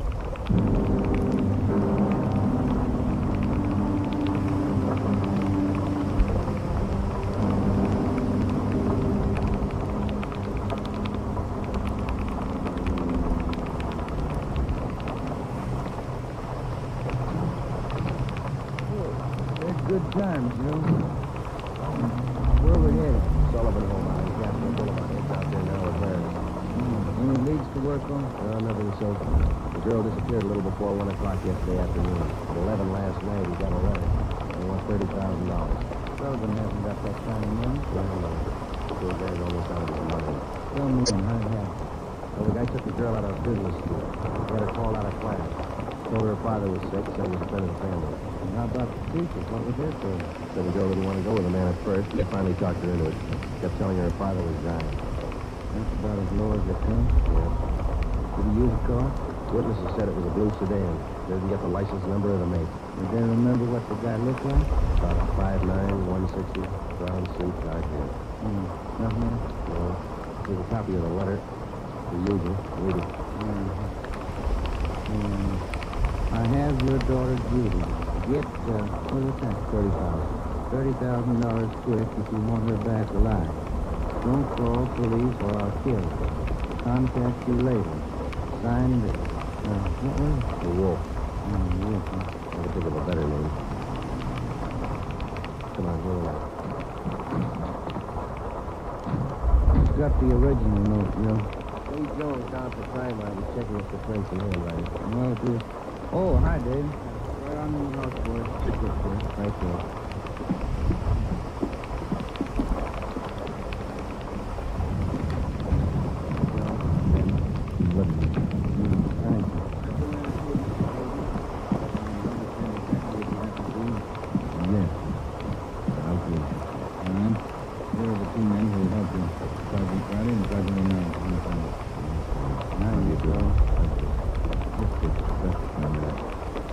Are you sure about all this?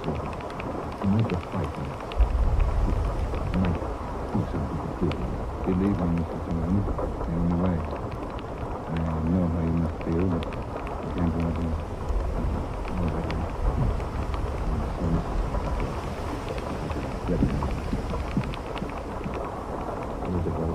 Yeah. I'm back on anyway.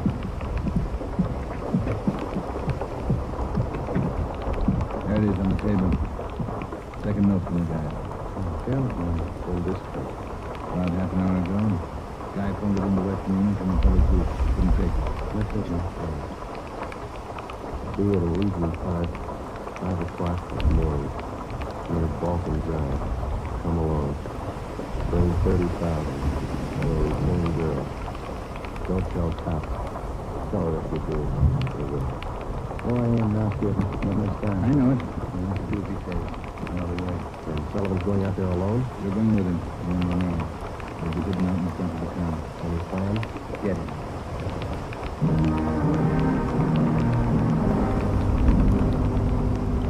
Ben and I went out the back door and into the Sullivan garage. We jammed ourselves into the trunk compartment and Harris closed the door. The latch was fixed so that the door could be pushed open from the inside. A few minutes later, Mr. Sullivan came out, got in the car, and we drove off. At 3 minutes to 5, we pulled up at the meeting place in the Legion Park. We waited. Nothing happened. At 5 minutes past 5, it started to thunder. So we moved that thunderstorm.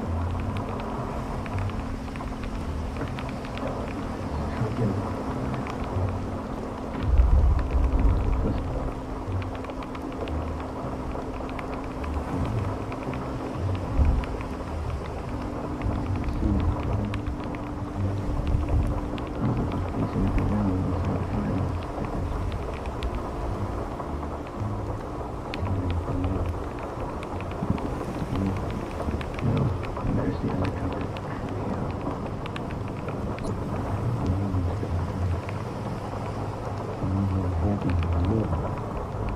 Cold feet, maybe. Let's wait a minute.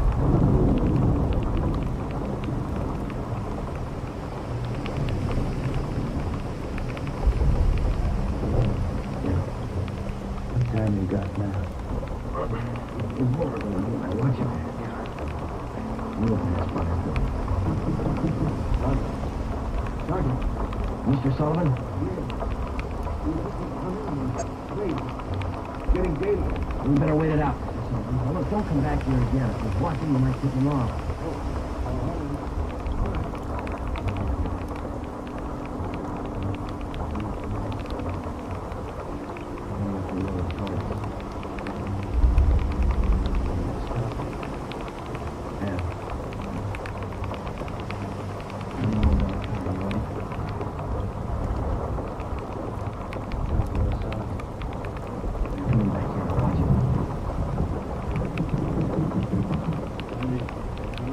That's you, Ed?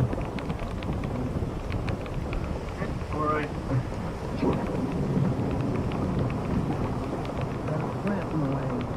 That's all over. Mr. Sullivan, drive back home.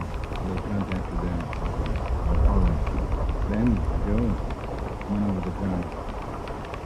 What's the story, Ed? Guy had no intention of following through with his meeting tonight. How come? Told us. Only 5 o'clock. Tried to trace the call. He didn't seem around. What do you have to say? He wanted more money. Bragged about how smart he was. So he'd never get it. Well, he knows Sullivan's called in the police. Sure. Said he didn't care. He'd never get him anyway. Who's this guy? Pretty smart. Take my word for it. He's no dummy. I'll get it. 80K to control 1, 80K to control 1. Go ahead.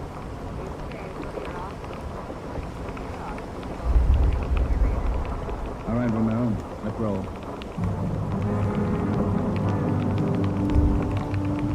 More than 12 hours have passed since Judith Judy Sullivan disappeared from the house. During that time, at all points of between the 15 suspects, his car and the girl, was sent out on the teletype. The law enforcement agencies throughout the area. The same except for the police radio every hour. The Sullivan home has been placed under strict surveillance, and Mr. Sullivan instructed not to contact the suspect without knowing who the police were. He'd raised almost $10,000 in cash to buy him off. The serial number on each one of the bills had been copied by a police stenographer and then rechecked by a homicide officer. So far, the Wolf, as he called himself, had made 3 separate contacts, but he covered his tracks well. We knew that he was somewhere in the city, 500 square miles, and we knew we had to find him fast. It was 18 minutes past 6 when we got back to homicide. You got something for us, Mac? Yeah, this letter. This is the letter. Put in about 25 minutes. Let's see what it is. According to the postmaster, Mr. Mills would run after he grabbed the girl. Stay away from the Sullivan. If the kid's found dead, it's your fault. Stay away from you. All right, Mike. Get over to the crime lab and have these records between practice. Did we find any prints on the second note, Mike? Two. Coming through R9. Friday, Romero. Get down there and see if they got a make. I'll phone out the Sullivans and check the Dragnet. Who's watching the Sullivan now besides Hank? Saturday and Dave. That's going to stay the girls down and tell them what to do. Have you tried it yet? Pretty brain what you did. Hi, fellas. Just coming down to see you. Got something right? Those 2 French lead Jones lifted off that letter. Got a make on them from a single print file. Good one. There it is. Pull the whole package on them. Donald Alfred Keeper. Looks like a real bad one, doesn't it? Donald Alfred Keeper, male, Caucasian, age 29, 5 feet 8 inches, and maybe 70 pounds, brown eyes, dark brown. He had one previous arrest for forgery in Los Angeles 10 months before. Keeper's occupation at the time of his arrest was look at his bank account at the Third National Bank. Then went back into the files and pulled the crime report, and used all their tax money. There's an answer, Keeper. At the time Keeper pulled that forged job at the bank, Mr. Sullivan was one of the vice presidents. Go on. Sullivan was the one who preferred charges against Keeper, and he thought he was prosecuted. Where's this Keeper now? Placed on probation, and on May 16th this year, he returned to his home in Omaha, Nebraska, at 1380 McAllen. All right, Romero. Get Omaha on the phone and have them check on Keeper. Right, kid? Friday, take Keeper's package and this note down to Don Myers. Have him check the handwriting. And get over to the crime lab and see what Jones lifted off that last letter we got. All right, the faster we work, the faster we'll put this guy behind bars. Now move.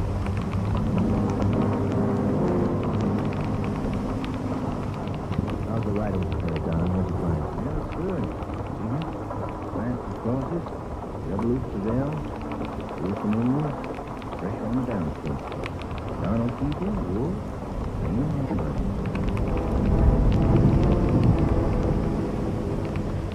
Just the three prints off this last note, Joe. Brought them out to the iodine tomb down there. And that's the third. I don't know if it'll help you much. We examined the papers for watermarks and textures. Both notes were written in the same kind of paper. The freshman showed both pieces of paper from the same tablet. Checked the density of the carbon and the pencil we used. Both specimens matched. Same pencils.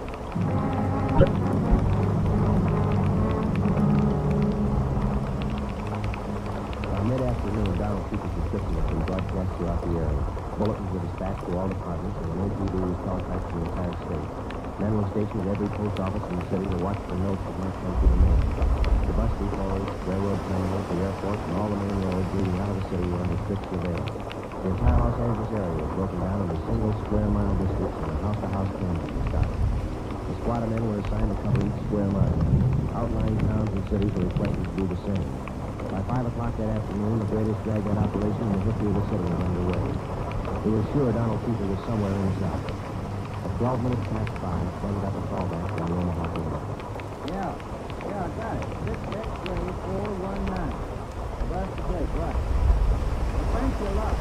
Goodbye. They had to make up the time. Well, the Omaha cop that looked at the future too. Went in for a robbery there 2 months ago. And that robbery used a stolen 1939 Buick sedan. Arrest the license plate. 6X-419. How about his family, his friends back there? They all been checked? Yeah, they said people left on him about 6 weeks ago.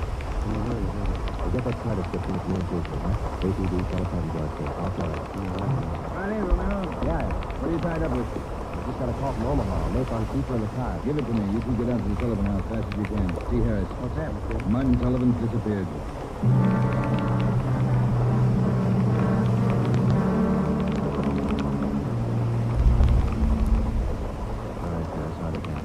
About 3 this afternoon, Mr. Sullivan got a phone call, so he had to go down to the back. He had me waiting in the reception room in his office. Waiting 10 minutes, I got suspicious in the room. It's gone. That's it. Did he get any more money? This morning, $5,000. Didn't see the numbers off the bills. Yeah. So let him get out of my sight. He did. Right now we've got to find out where he's going and who's keeping. You talked to Mrs. Sullivan about it? Says she doesn't know anything about it. Let's try her again. Come on, let's go inside. All right, fella. Where's Miss Sullivan doing? Back in the sitting room lying down. Doctor's room. Come on. What time you got there? 6:35. Okay. Hello? Well, where are you? Where are you now? Where are you now? We'll be right out. Where's Martin Sullivan? He met with Keeper. Oh, okay. Did he get his daughter back? Yeah. Back in newspapers.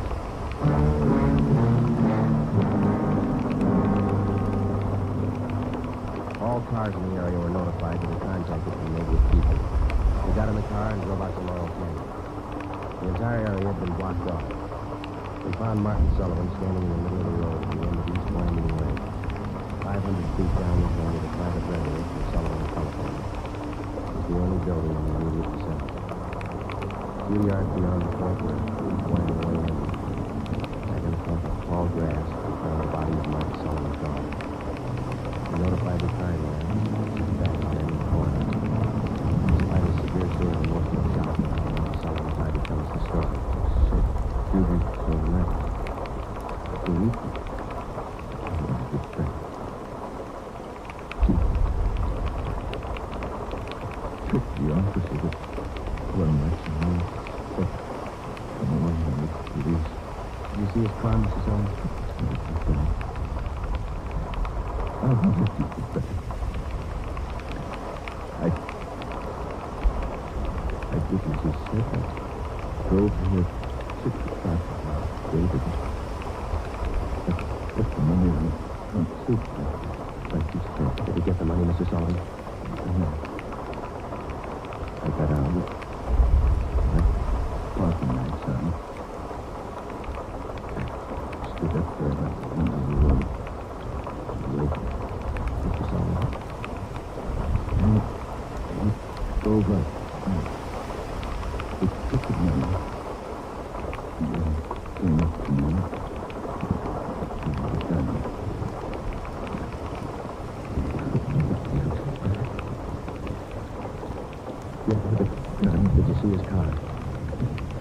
He said, secrecy. Strange. Behind the road. To a tree. Look, Mr. Sullivan, did you see his car? I looked. He drove away. He wasn't there. Couldn't find him. Moving back.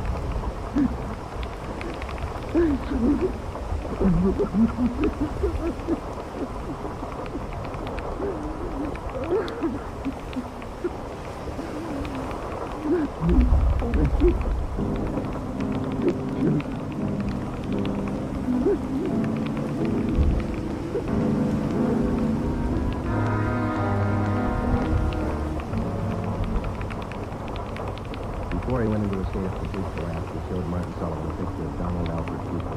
He definitely identified him. The information was immediately relayed back to Central Division, rebroadcast to the entire police radio system. A teletype was dispatched to sheriff's offices, and communications were sent to police stations throughout the country. The house-to-house search throughout the entire city intensified. The dragnet in which we hoped to trap Donald Cooper was drawing slowly inward. It was 12 midnight.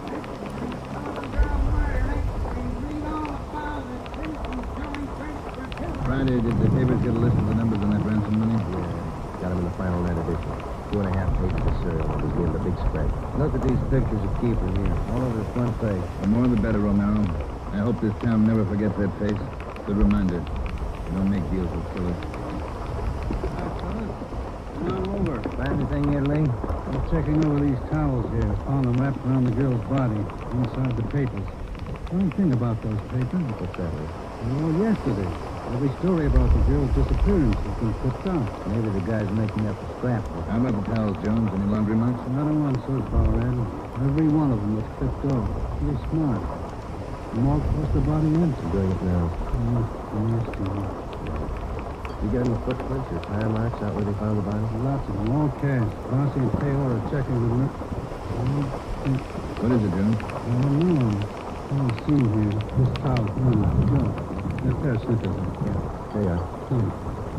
That's back under the sea. There. That's one tag he missed. Any markings, Lee? Yeah. Greenway Apartments, Los Angeles.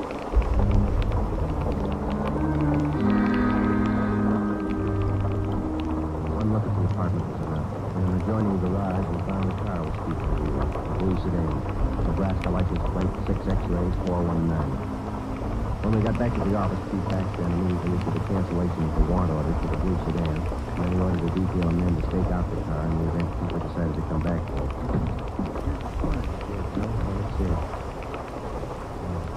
Death, strangulation. Time of death, Monday, October 18th, approximately. 1 hour after examine? That's exactly right. Tiffany's on? No, he's out for a minute. Hey, Joe, Ben, take the call up 2503, will you? Thanks, Mike. Right. Could you give me the call on 2503, please? Thanks. Hello? Yeah. Yeah, when? We'll be right over. Some of the ransom money things just showed up. Beverly and Highland. Come on.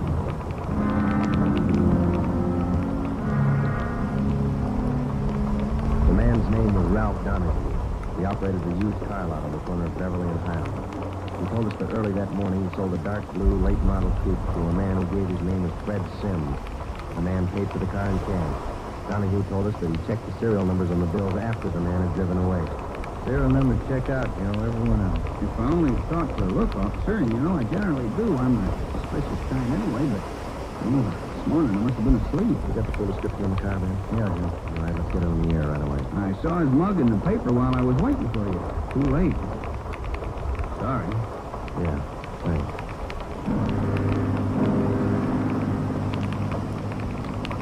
At 10 minutes past 3 that afternoon, another piece of the ransom money turned up at a busy downtown department store. The clerk was unable to remember who gave her the bill. The detail throughout the general downtown area was strengthened. The house-to-house search of the entire city for Judy Sullivan's murderer went on. The afternoon dragged into the early evening. At 20 minutes to 7, Ben and I had a hamburger and a cup of coffee in the drugstore at East Broadway and 3rd. And then we got checked his communications and started cruising the neighborhood again. At 9 minutes to 8, a man answering the description of Donald Kiefer was seen crossing Sunset Boulevard just below Highland. 7 minutes later, the same man was reported near the intersection of Hollywood Boulevard and Las Palmas. Communications relayed the information. At 21 minutes past 8, our car, 80K, along with a dozen others, were concentrated in the Hollywood Boulevard area from Gower Street to La Brea, Franklin Avenue to Santa Monica Boulevard. 24 minutes past 8, another piece of the ransom money was passed at a cigar store on the corner of Hollywood Boulevard and Hawthorne Street. The number of men and radio cars in the area was redoubled. Plainclothes officers were stationed at every intersection to keep an eye on pedestrian traffic. At 18 minutes to 9, the dark blue coupe which Kiefer had bought that morning was spotted parked in an alley just below Hollywood Boulevard and Cahuenga. We called Ed Backstrand. City Hall. 2503. 2503. Chief of Detectives over in Hannah. This is Friday, Mike. Chief there? Yeah, wait a minute. Just going out the door. Thanks, man. Friday, Ed. Just spotted Kiefer's car, the one he bought this morning, parked in an alley off Cahuenga. Harris and I are on our way up there now. Take care of the car. Take care of this call. Just came in. What do you got? Theater on the corner of Hollywood Boulevard and Fairview. Girl in the box office just paid a $10 ransom bill. Yeah? You got a good look at the man who passed the bill. He says it's Kiefer.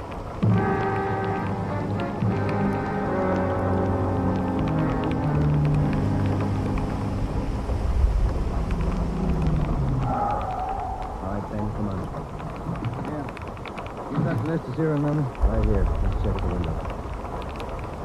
Yes, sir. How many, please? Police officer, Sergeant Romero, Sergeant Friday. Oh, yes, sir. Mr. Raven, please. Did you check around to the side door, Sergeant? Yes, ma'am. Margie, relieve Francis for a minute. Francis, come here. Bring that $10 bill with you. Sharp girl, officer, that Francis. Sharp. Here it is, Mr. Raven. All right, Sergeant. There you are. $10 bill and the list of serial numbers. Check out all right, Ben. That's it, Joe. Good work, man. We reported the man came in about a half hour ago. You're sure it was Kiefer? Yes, sir. I had his picture in the box office just behind the change machine. I recognized him right away. And as far as you know, he hasn't left the theater. That's right, sir. All right, Mr. Ribbon, I'm sorry. I'm afraid we'll have to interrupt the show. Anything you say, sir. Hey, Ben, you keep an eye on the front exit. I'll call communications. All right, Joe.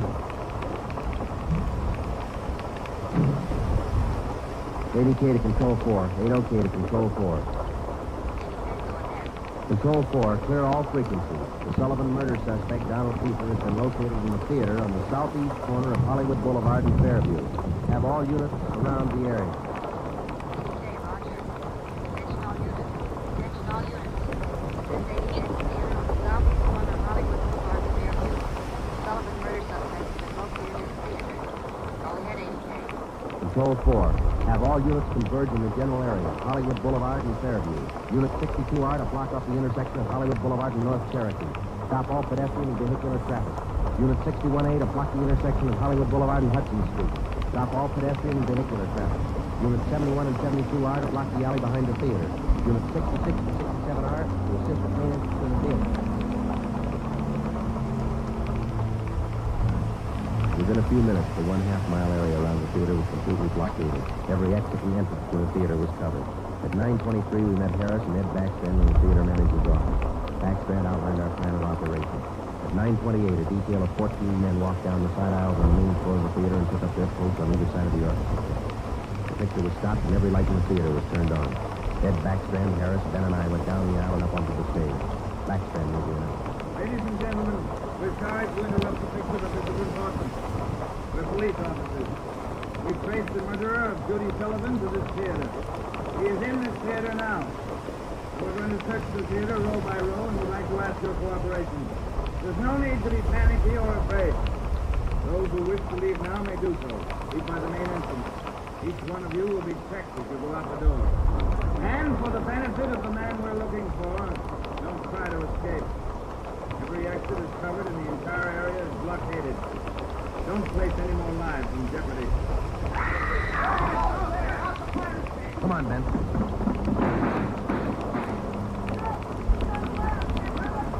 Backstage, Joe. We can make it from there. All right, let's go. Come on, hustle it, Ben. Yeah. Next building. We'll probably find a jump for it. All right, watch it. I think this girl leads out to the rope. There it goes. All right, keeper, hold it. Throw your gun down. Over here. Let's get her. All right. I got it figured. They won't cut me for this. Didn't know what I was doing. Put the cuffs on her, Ben. Get away from me, you... Shouldn't have hit him, keeper.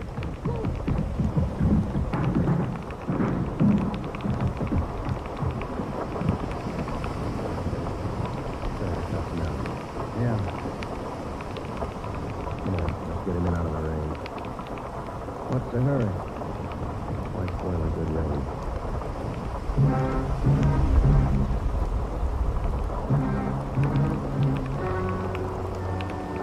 The story you have just heard is true. Only the names were changed to protect the innocent. Donald Alfred Keeper was tried and convicted of murder in the first degree.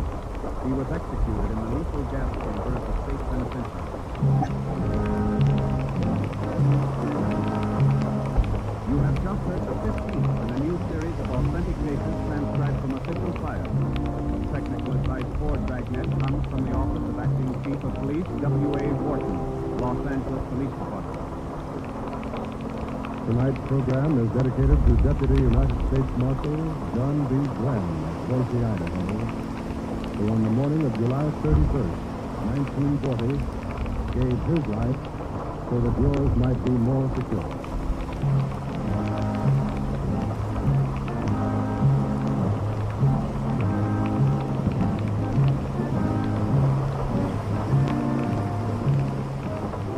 Dragnet came to you from Los Angeles.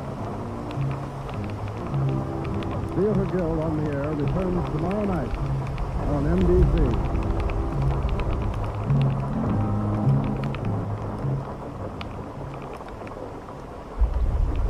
Another in NBC's great parade of new shows.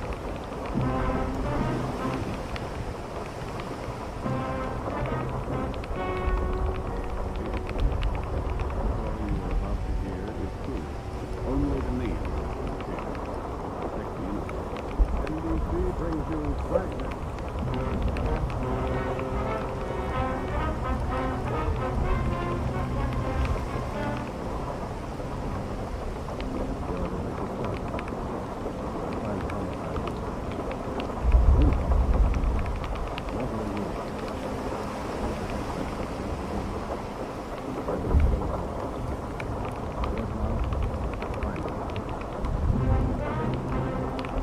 Dragnet, the documented drama of an actual crime, investigated and solved by the men who unrelentingly stand watch on the security of your home, your family, and your life.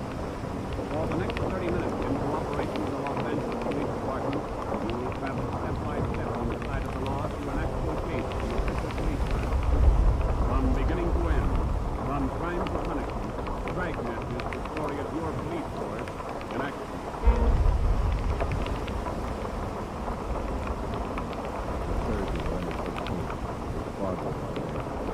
We're working the day watch out of London. Partner center now. Boss is at Paxton. 11:50 a.m.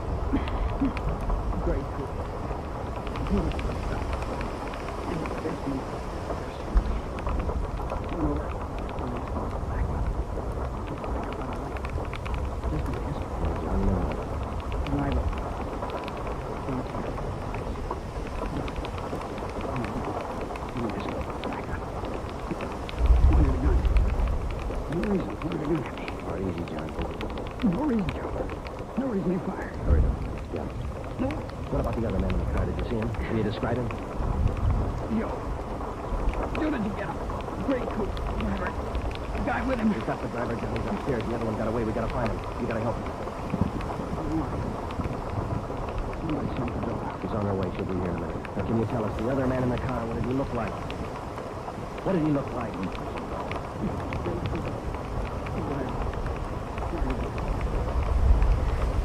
Yeah, well, the other man, John, we got the driver. What did the other man look like?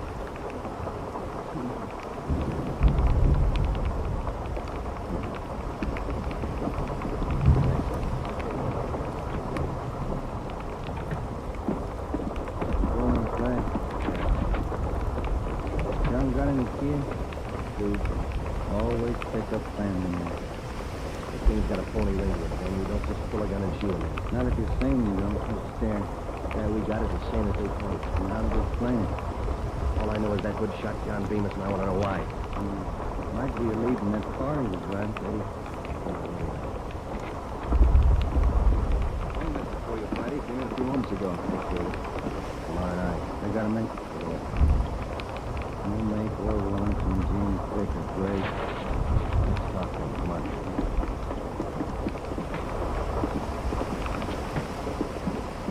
Minor wound, Joe. Bullet penetrated the fleshy part of his hand. Didn't touch the bone. But this guy had an arm and he'll do. Just the next one. That officer was shot, Vicky. Guy.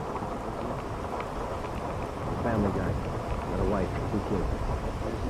Why did you shoot him, Vicky? They did. Said there wasn't any. Look, we're gonna make you on this, Vickers. You know that, don't you? Why'd you shoot him? Shut up. Why'd you shoot him? Joe. David. Doc, get us an empty slip in the car. We'll leave it back on. Come on, man. All right, Joe. Easy, Joe. Oh, easy nothing. I've seen so many good cops like Bemis cut down by punks like that Vickers. Getting mad won't help. Come on, John. Let's do it. Like to see Beans? What? Correct. Bemis definitely identifying the guy who shot him. We've got 3 good witnesses. We're going to case it for Bemis will clench it. Once you Vickers get everything he's earned when he goes to court.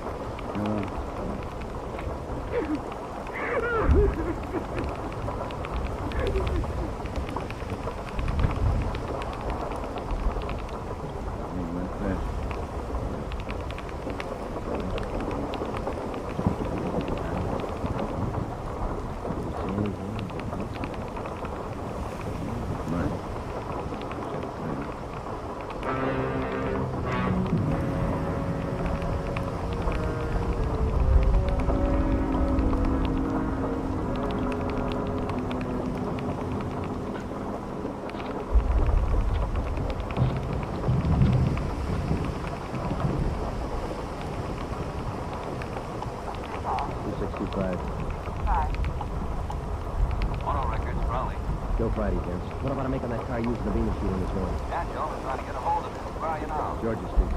What about the make? I was reported stolen yesterday afternoon. The Herald Assembly. 716 Everett Street. The boy said the car was taken to a parking lot in Randall. Okay, Vince, thanks. What about the guns you found in the car? Lee Jones still has no. No word yet? You make out the impound report on the car, Joe? Empty slip ready, Doc? Right here, man. Just being too. Ready for this? Watch these things. You saving me for the highlights? I'm not going to jail. You're in jail now. But hot. Bar is on the window. Give me a smoke. Okay. Right. What do I get if I open up? No, My talk. You could have said. Who was the other guy in the car? And why did he run in the case? Maybe he was scared. Which part of the game? Who was the other guy?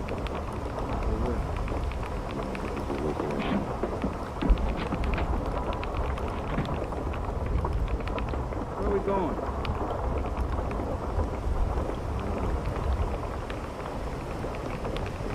My hand hurts. I want to call my own doctor.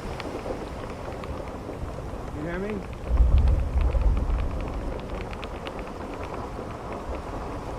The cop pulled his gun first. I can prove it. Yeah, I understand. Easy, huh? Where are we going? I still said where we're going. All right, what's the worst if I tell you all about it? Make a deal. You'll tell us anything. Wait a minute, huh? Cigarette shop.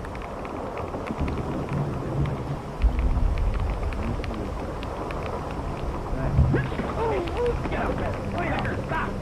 He's crossing the street. Fire over his head. Watch the ground. Vickers!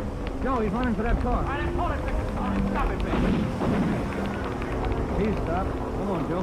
All right, come on, get back. Let us through here. Let us through. Will I call the doctor, Joe?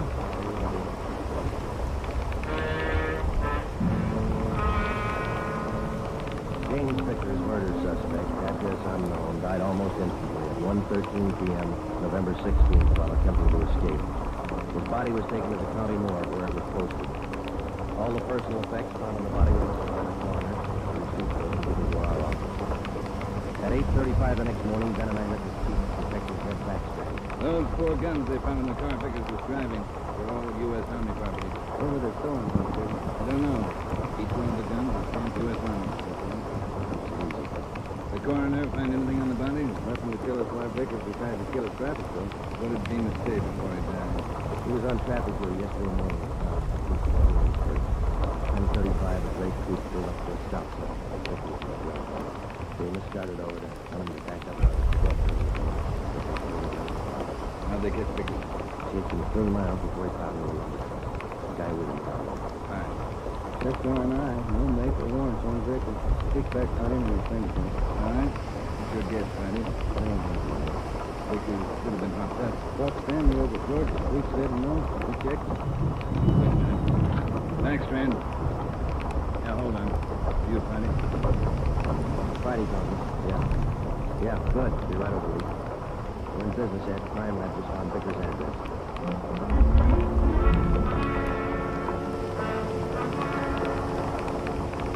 There it is, Joe. Silver Dollar Hotel. Mr. James Vickers. Where'd you find him? Under the front street, into the school. Two. Kind of smut. If he can really make it. No prints on those 4 guns yet? Yes. Not enough to test for. What was that? See if we can make it pay off. We located the Silver Dollar Hotel on East Grand between 16th Street and Peacefulness. With an old-type frame building with a brightly colored neon sign jutting out over the sidewalk just above the dark entrance. The manager's name was Luther Gabe. We showed him a picture of James Vickers. He definitely identified him as one of his former tenants. He told us that Vickers had stayed at the hotel 1 week and then 3:45 when he had checked out 2 days ago. Was Vickers staying here alone, Mr. Gage? Yes, alone, quiet. Did he have any visitors? Maybe. Don't know. Paid his bills, and most of his time away from the hotel. Good tenant. Did Vickers have any friends here in the hotel? Maybe. Fell in the room next to Mr. Vickers. He still lives here. 2 of them used to be kind of thick. Can we look at that room Vickers stayed in, Mr. Gage? Let's see. Yes, it's still vacant. All right, this way. This man Vickers was friendly with. What's his name, Gage? Knight. Raymond Knight. Room 343. In his room now? Went out about 8 this morning. Here's the elevator. How well would you say Knight and Vickers knew each other? Couldn't say. Good tenants, both of them. Pay their bills. Did they go out together? Did they know each other well? Wouldn't know. I don't try. Well, if this case involves murder, Mr. Gage, we told you that. We'd appreciate your cooperation. Cooperation don't pay the rent, Sergeant. 3rd floor. This way. Here, 345.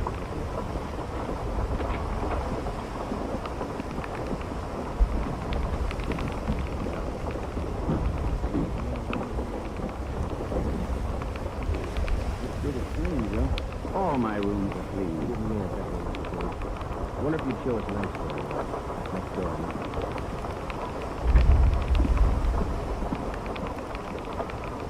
I don't know about this. Poking into other people's rooms. Not regular. Neither's news. Does Mr. Knight have his own himself? Sure ask questions, don't you? No, Knight has a friend staying with him. About 2 weeks now. Not in much. He in now? Don't think so. Oh, I then watch it. Drop that, you. Bad shot. The gate, look out.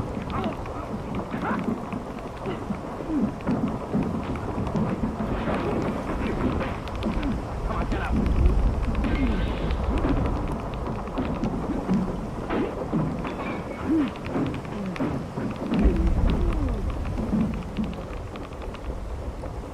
Ben? He's out cold. Look what you've done to the room. I thought you said Knight wasn't in. He isn't. This is his friend. Great friend. 45 automatic in his hand. He snub nose in the bureau, another 45. Look in his bag. I don't cry. He pays his bills. Good tenant. Can I get outside on the phone? Yes. All outside calls are intense. Here. Keep the books straight. Sure you... Who's going to pay for the damage? That's Mr. Knight's friend here. Well, say. Why worry? He pays his bills. Good tenant. That's all that back then. He's got our special detail to take up with him. Rain and night if we want to return. Ben and I drove to the Georgia Street Receiving Hospital where Doc Stanley had to set up Ben's scalp. Stephen Rain Knight's friend was from papers found in his wallet and the hotel room, he was identified as Frank Gannon, 9896 Wasatch Street, Kansas City, Missouri. When we got to headquarters, we had Gannon taken to interrogation room while we questioned him briefly. He told us that he was a self-employed watch salesman. He was in the city on a business trip. He admitted friendship with Knight, but not with Fisher. They booked him at the county jail for assault and attempted murder. The 3 guns found in the hotel room were turned over to Frank. Tell him I have found him like Gannon and me. I have. Hi, boys. Don't get myself ready.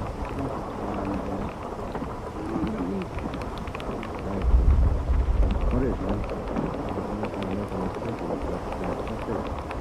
Yeah, that's nothing on June 2nd.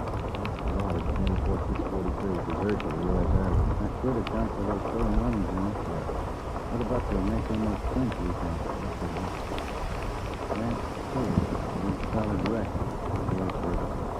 He went on the robbery. He was shot.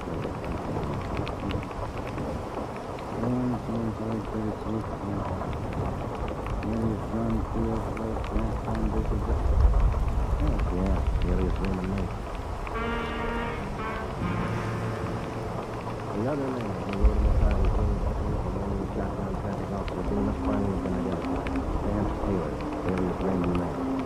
Well, that still didn't explain the supposed murder. It didn't explain 4 guns found in the car or 3 guns found in the hotel room. An assortment of arms like that could mean something big, but we didn't know what.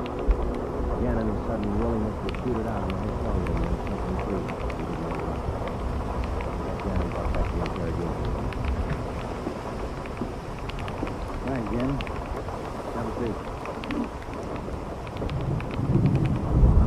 I bet you're worried. You want to be? You make me laugh. You're tied in with Raymond Knight this month worth. You send me up. How long did you know Victor? I didn't think so. I think we're all over one of those guns we found around. I'm not worrying. Well, you better start, Gannon. Victor's a night kill camp. If you run with him, your hands are dirty, too. My room was Knight, that's all. Knight didn't come back for a day or worse. Not that close. You share your guns and your friends. That's close enough for us. I don't know, Victor. You mean you didn't? You said I don't. We got it. Good, good.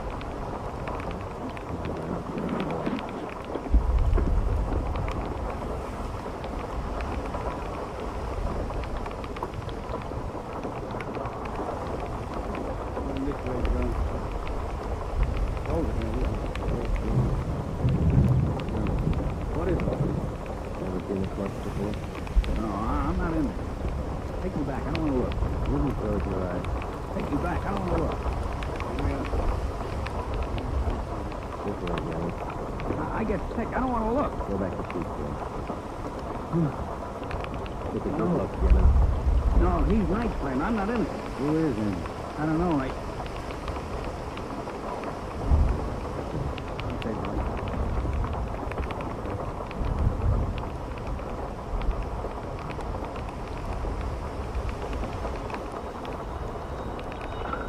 Interrogation on Friday. Joe, I'm Snake out at the $2 Hotel. Outside the Raven Heights. Okay, Dave, thanks.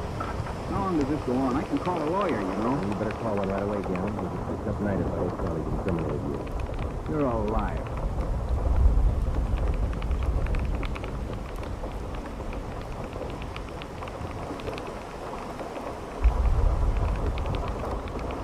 Sure.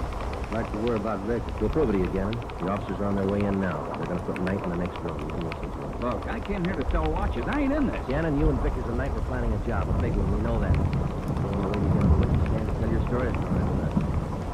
Didn't take too long to break this one. Smoking. Yeah? Smoke? What are you going to do? Nothing. You haven't gotten her. I haven't unwrapped them yet, Joe. Want to check me out? Okay, open it. Give him a good shot. You're going to have some time on your hands, Gavin. You want a new card game? Good room for two. Better with three. Boy, a lot of cards. Yeah. Just two decks. First off, this game is quite a bit like the Yeah. There are 8 of every suit. 4 jokers. Jokers count 50. Red 3s count 120 each. You get a black 3, you can freeze the deck. I see. You shouldn't say deck. In this game, they call it the pack. Pack. What's the pack? It's the discard file. Same as the game. Get a red 3, you can freeze. Black 3. What happens to the 3? You can pick it up.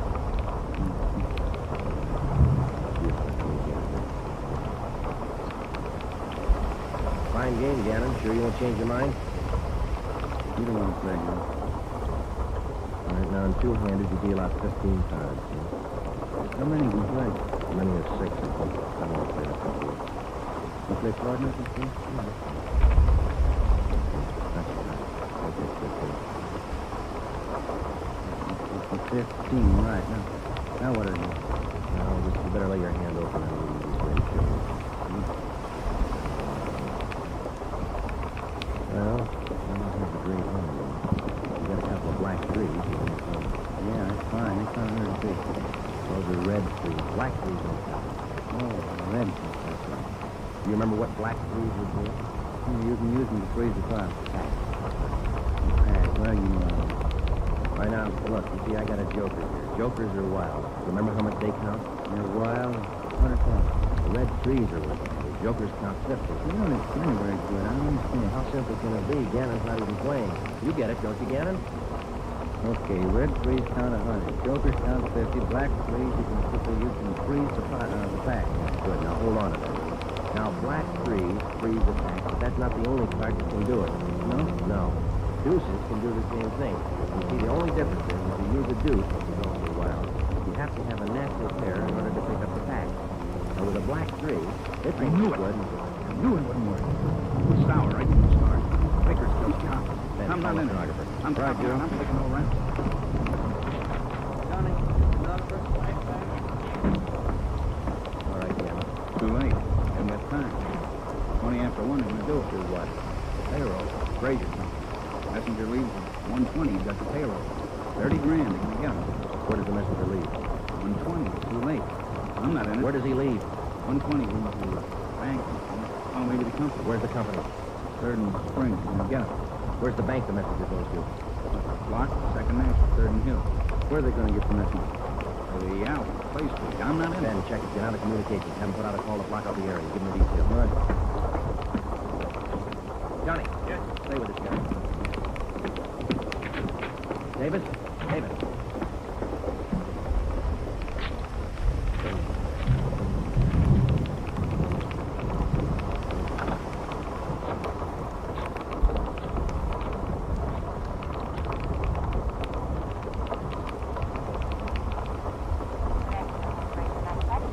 Give me your payroll division. It's a police department emergency.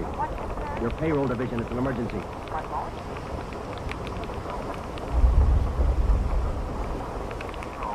Mr. Hopkins, this is Sergeant Friday, Police Department. We've had a tip your payroll messenger is going to be held up today. He left your building yet? Yeah. Thanks.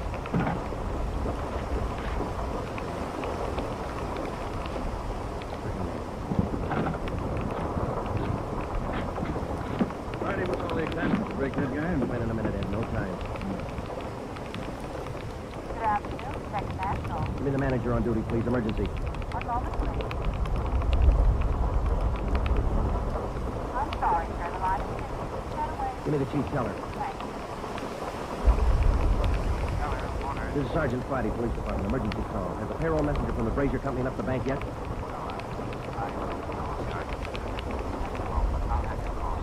Yeah.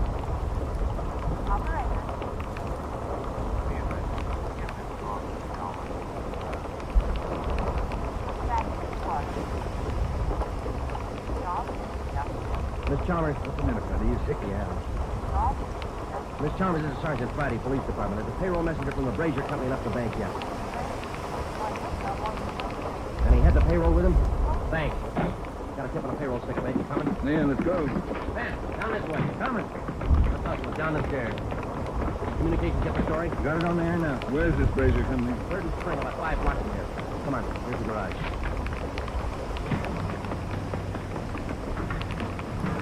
All right, come on, hit it. Let's make time. Get the radio on. Just warming up. All units.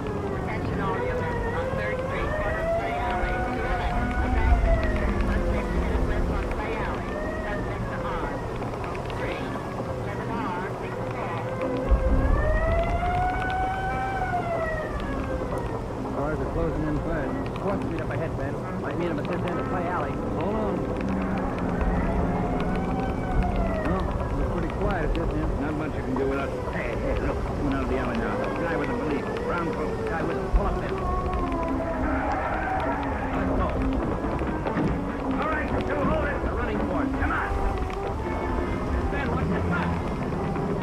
Let's go. Come on, they're losing it. I see him up ahead. Turning on the hill street. Romero, come on. Will you, Skipper? You see him, Joe? Heading for the subway terminal. Yeah, they're going into the crowd. Don't lose them. All right, I'll take the ramp to the left. Then go with him. I'll take the one to the right. See him go? No, I lost. Now, wait a minute. There they are. Over the turnstile. Come on. Go. Go, they're off the platform. They're crossing the track. That's not one of them. Come on, over the turnstile. Come on, man. No, the other guy. He's down into the tunnel. He's free. Come on, after him. Up the side. He's trapped, Ben. There's a train coming through. You, go back. You're trapped. Ben, get out. Hug the side.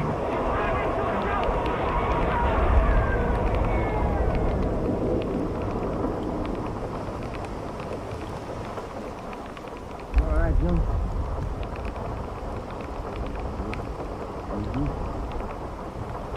Not for sure? Yeah. Let's go. I wonder why he tried so hard, Jim. I don't know, Jim. Some people are like that. You blow the whistle all you want. You never know when you stop.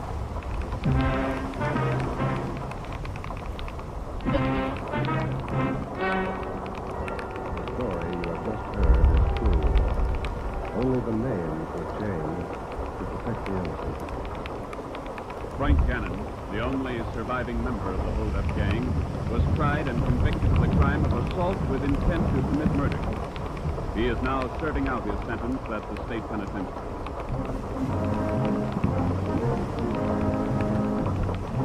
You have just heard the 16th in a new series of authentic cases from official files.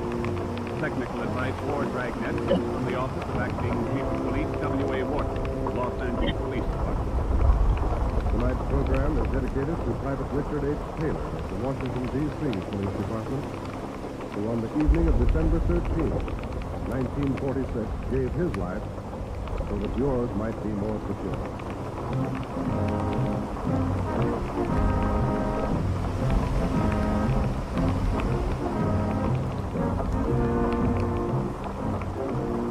Dragnet came to you from Los Angeles.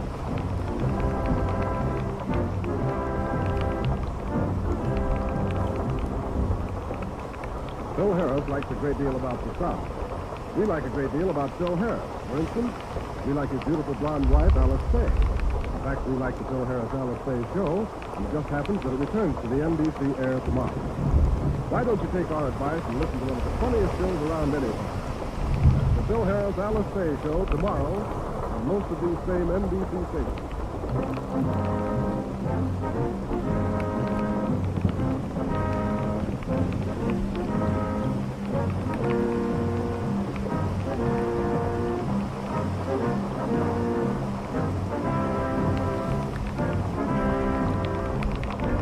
Your tune for the stars on NBC.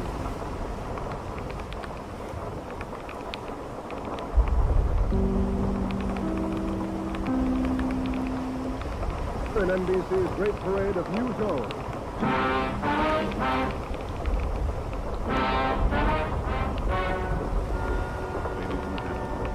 The story you are about to hear is true.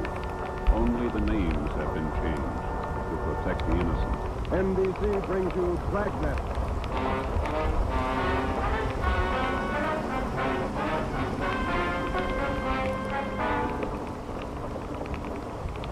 You're a detective sergeant. You're assigned to homicide. A mad killer is loose in the city. In every instance, he leaves a murder weapon behind.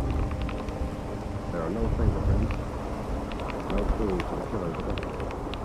Your job? Get him.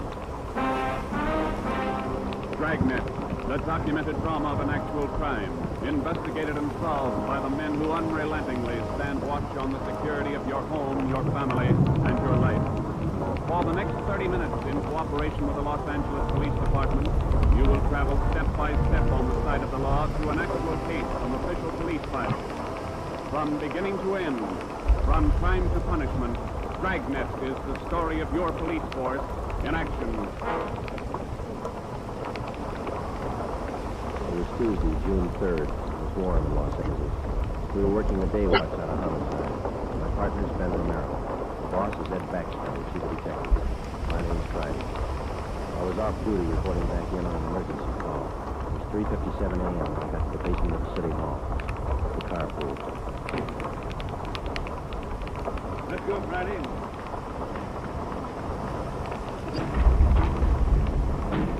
Sorry to call you back in. Couldn't be helped. All right, Ben. Okay, Skipper.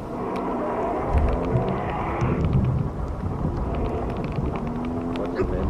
Double murder. When? I don't know. Found out about it 40 minutes ago. Got any ideas? Roughly same M.O. Was that 6413 Norwich, Skipper? No, 6430. What do you mean, same M.O.? Same guy. Brickbat killer. How many does this make? Counting tonight, 4. You got anything at all? Smudged fingerprint. We can't even classify it. Sounds like a smart operator. We gotta get him. We have to shake down the city from one end to the other. Good job, Skipper. Big killer.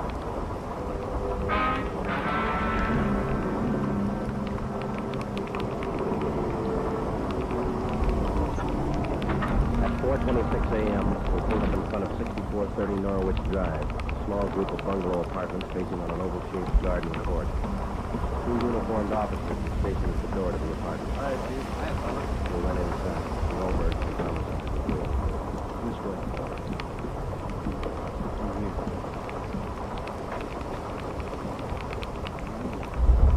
Here they are. Joe, on the floor, that bed. Yeah, it's the red brick.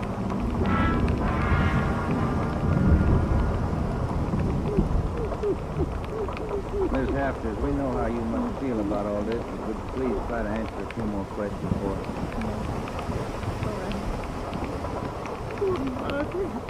Miss Hafters, how long have you known Mrs. Wheels and her daughter?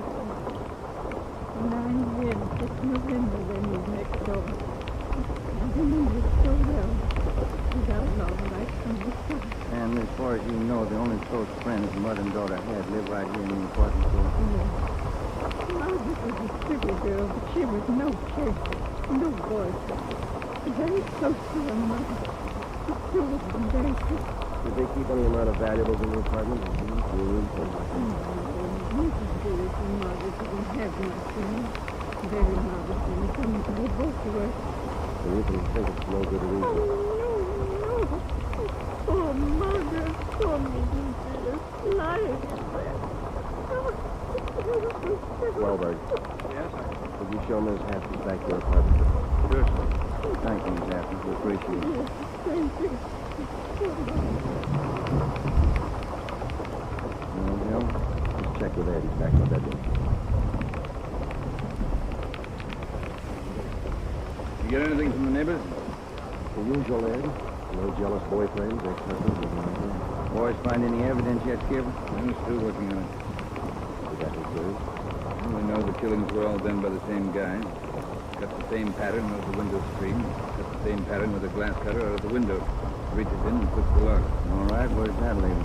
And before he gets inside, he makes sure there are only women in the house. That means he probably watched the house for a few days. Once he gets inside, he wants only one thing: kill. He's never taken any valuables. As far as we can tell, he's never searched for any. What kind of a man looks like that? Here's the guy. So crazy. Hey, fellas. Yes, Donnie? Just a break. 2 fair prints. One thumb, one forefinger. What'd you get? Only got 9 points. Not enough to go into court, but enough to make him. We'll know him when we get him. Yeah. Found the prints on the lens of the old lady's eyeglasses. Probably knocked him off the night table when he went after her. And when he's done, he put him back on the table. Yeah. Had blood on his hands, see? Yeah. It's funny, isn't it? Why would he go to the trouble of picking up a woman's glasses after he killed her? We'll ask him when we find him.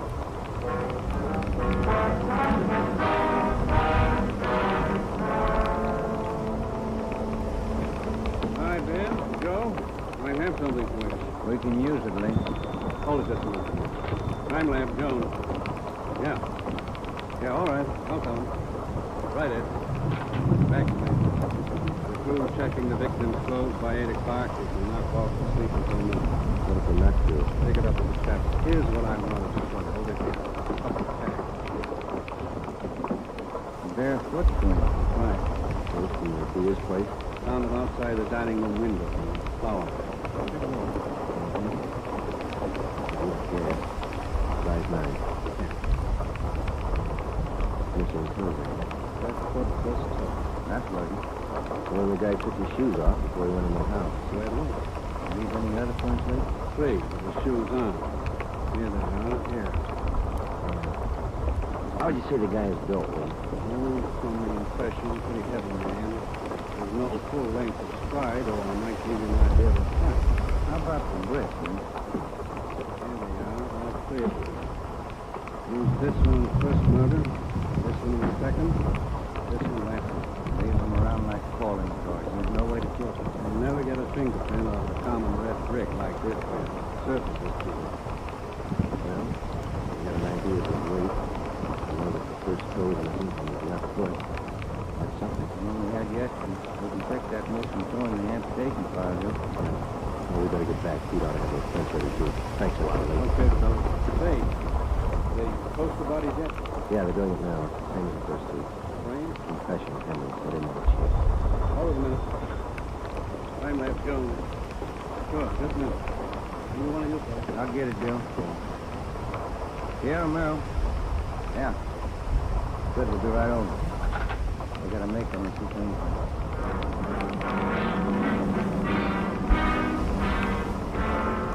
Okay, Joe. Fingerprint file. Made him on the index finger. Let me see, Pete. Take a look, then. Yeah. Doesn't look like a killer, does it? Kind of nice looking. That's right, Pete. He said the same thing about John Dillinger. The name at the top of the make sheet read, Carlos Richard Monterey, male, Caucasian, age 19, height 5 feet 11 inches, weight 165 pounds, dark brown hair, dark brown eyes. Last known address, 1663 Naples Street, Los Angeles. Previous arrest, 1, auto theft, February 8, 1936. That was all. Ben and I had been expecting more. The information on the mama sheet for Monterey was 13 years old. So was the picture. So was the description. In 13 years, a man can change in 1,000 ways. So can his habits, his appearance, his address. In 13 years, everything. Two things. A man's fingerprints and a physical phone.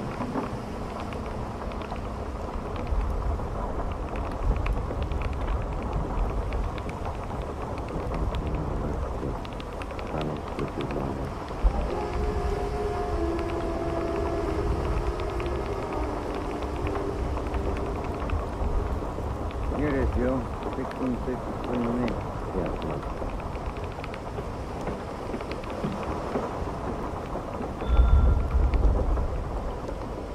Somebody's coming. Yes? What is it? The police officers would like to ask a few questions. Oh, yes. Oh. Would you like to come in? Thank you, ma'am. Yes? Would you mind telling us your name? Monterrey. Isabel Monterrey. What is it you want? You're married?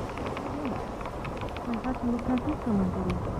Would you explain further what you want? We thought you might be able to help us. We're looking for a man named Carlos Monterrey. I understand. We're looking for a man who'd like to talk to him. Do you know where he is? Yes? Carlos is dead 7 years ago. He's dead, my husband told me. Does your husband know Carlos, or did he know him? Was it so? What about your husband's parents, Miss Monterrey? Where are they? They're both dead. Something. You ever met Carlos? No, never. I've only heard of him. What have you heard of him? Yeah, It's important, very important.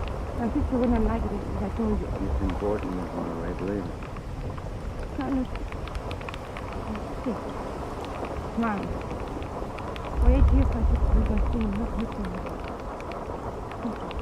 But he only thinks so, Mr. Miller. No one's told him his brother's dead. He just thinks so. What else is it to say? Where's your husband now? Now I speak in name. Closer. Monterrey Card RobCo.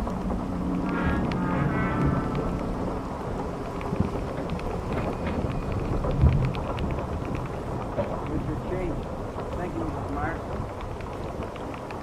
Now, look, officers, you know how it is. You don't like to let these things get out. That's why I trust you. You can trust us, Mr. Miller. I just want to check on a few things. Fine.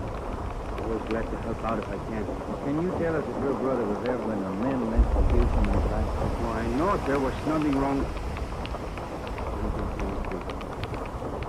Got a little bad, so Mom and Dad had to put him away for a while, just till he calmed down. And I remember the day. Sometimes, dumb, stupid, with what he knew.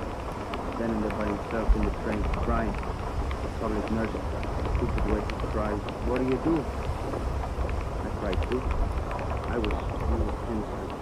I saw him go. He was alone. Later on, Mr. Monterey, your brother was released from this thing. Yeah, he was 16. And he started running around, playing stuff, carried a gun, lived by himself. He dropped some signs of in 38. You haven't heard from him since?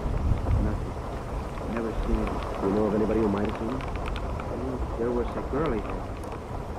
Anita something. On Soteo Street. Anita Martin, yeah, that's it. Soteo Street. Maybe she's seen him. Ask her. Maybe she's seen him. Carlos? Carlos Monterrey? Not in a year. How smart he is. When I was working at the Peacock, down on South Main. He came in, we talked for a while. That was all. And you haven't seen Carlos for the past few months or so? I tell you, no. Has he written to you? Has he phoned? No. 3 weeks ago he phoned. Here. He left a message with my girlfriend. But he didn't call back. Now that's it. That's all I know. Thank you, Miss Martin. Here's our card. If he does call, you let us know. Okay. The lights, Carlos. Is that in me? What? No, I don't know. He was funny. He was nice. You know, I pitied him. Why did you pity him, Miss Martin? He was a good fellow for school. He could smile, you know. He had a nice smile. I could tell he was never laughing. There was something in his mind. Something... Oh, I don't know.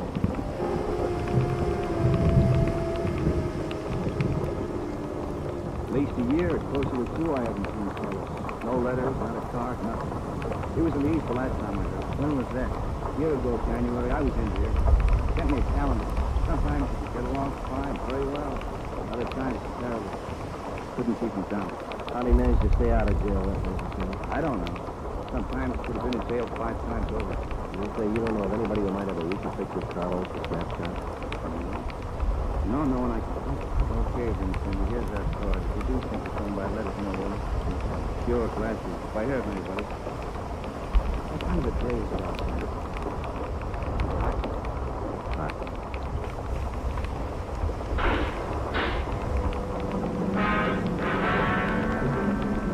By 5 o'clock that afternoon, Ben and I were certain of one thing. Carlos Monterey was in the city of Los Angeles, somewhere. We drove back to the office and told Ed Backstrand about our interviews with Monterey's relatives and his friends. Inquiries and requests for further identification and information on him were immediately relayed to the State Mental Institution. The 13-year-old picture of Monterey taken from the files was copied and distributed with a note of caution as to the age of the photograph. An APB was sent out. The stakeouts were placed at the home of Monterey's brother, his brother's store, and at the apartment of Anita Martin. A special detail of 300 men was ordered to join the Dragnet already in operation. The details at the airport and the bus terminals were alerted, as well as the details at the Union Depot and the main post office. By 6 o'clock that night, almost 1,000 men were actively working at the job of tracking down Carlos Monterey. At 6:30 p.m., Ben and I drew a 4-hour relief period. We drove out to Ben's place, and his wife fixed us some dinner. At 10:30 that night, we reported into the office, picked up Ed Backstrand, and we drove out to join the manhunt. Unit 32R on the corner of South Flower and Loomis, the 390W, AMA 367. Unit 12A, code 1. 66A at 864 Wall Street, the man about a 507, AMA 367. Unit 42, 5430 East Grand, apartment 10, 311, AMA 362. We cruised with the Dragnet operation until 5 o'clock that morning. Ben and I took turns driving. Actually, the tremendous job of scouring 500 square miles of city for one man was only beginning. Unless there was an unexpected break, the search for Carlos Monterey could wear on for weeks. It did. Night after night, the manhunt went on, day after day. There was no break. 16 days later, on a Sunday night, I went to bed early. I read a while, and then I turned off the lamp and went to sleep.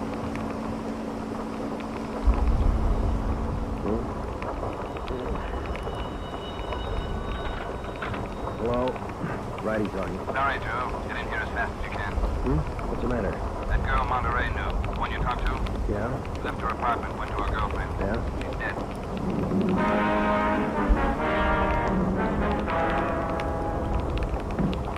There it is.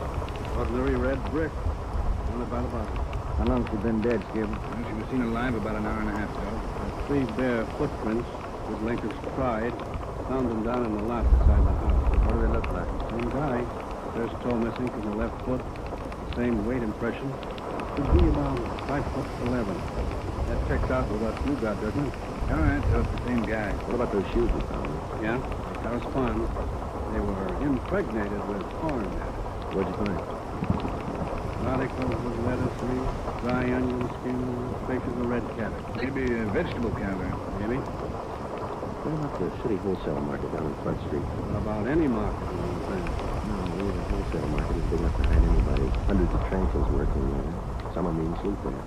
But a guy like Monterey would be perfect. That's a fair guess. Check it when it opens. They open at 2 a.m. 2:30 now. All right, get back to the office and pick up as many extra men as you need. Get down there right away. Okay, Ed. You know he's a rough one, so watch it.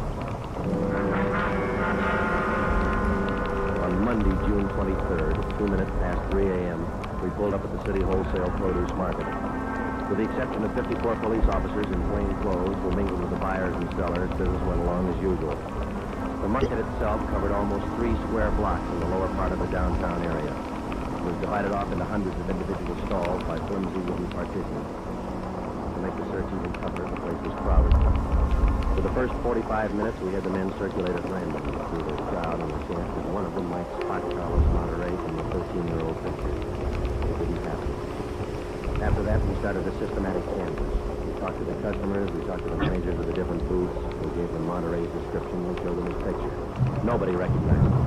We checked the employment records one by one. Not a sign. Sorry, Sergeant. I'd like to help. I've never Never seen the guy. Okay, Mr. Snyder, thanks. We sure pick the sweet jobs, don't we? Oh, yeah, we could spend a year at this. Sergeant Friday. Yeah. Find something? Guy at the booth over there against the far wall. Thinks he might have hired Monterey a couple days ago. Come on, Ben. Where? Over there, Sergeant. You showing Monterey's picture? Yeah, he thinks it might be hidden. Mr. President, this is Sergeant Romero, Sergeant Friday. Yes, I told your boy, Sergeant, this fellow Carlos, I hired him to help last Thursday. Take a rush for me now, so I hired him. You sure he's the man? In the picture? Think so. A little older, maybe. Oh, but I know faces. He's the man. You looking for him? You say you hired this man last Thursday? You're right. It's a big rush for me now in the morning. I hire him Thursday. He works Thursday, Friday, Saturday. But he don't show up this morning, so I got no use. Too many minutes to pick him. He don't show up, I let him go. What kind of work did he do for you? Same as he did before Schiller down there. Heavy work. Moving the stores, they're cleaning up. What kind of produce does Schiller handle, Mr. President? Fancy, very fancy vegetables. Choice. New potatoes, the expensive red onions.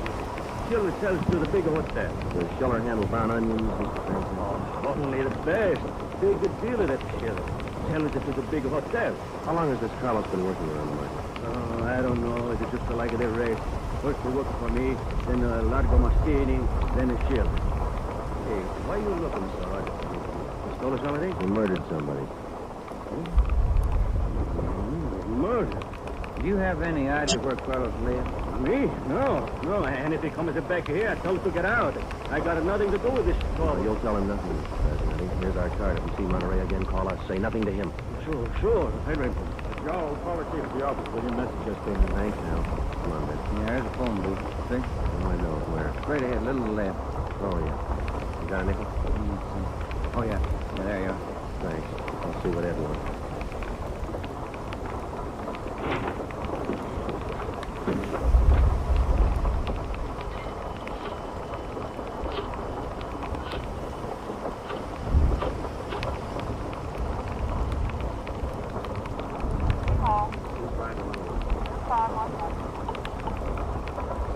Detectives always had it. Hi, Mike. Ed there.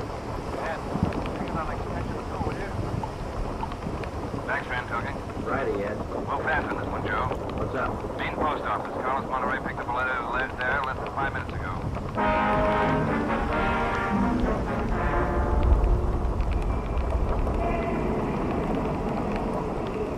Come on, Ben. There's Ed over there with Wellberg. Yeah. Traffic short jammed up around here. Hi, Ed. Friday, Romero. You all set, Wahlberg? All set, Chief. Spring Street to San Pedro. Sunset the first. Got it covered. Good. What's the story? Post office detail tipped us off. 5 minutes after 8, a man answering Carlos Monterey's description picked up a letter at the general delivery window. That was 16 minutes ago. Who spotted him? Sam Lane. Got a look at him just as he was leaving the window. Called to him to stop, but Monterey ran. Lane called me, and we threw a net over the area for 6 blocks around. And Monterey's still somewhere inside this area? I don't know how he could have gotten out. What's next? Well, I'll give him an hour to break for it. After that, we start a house-to-house search of the whole area.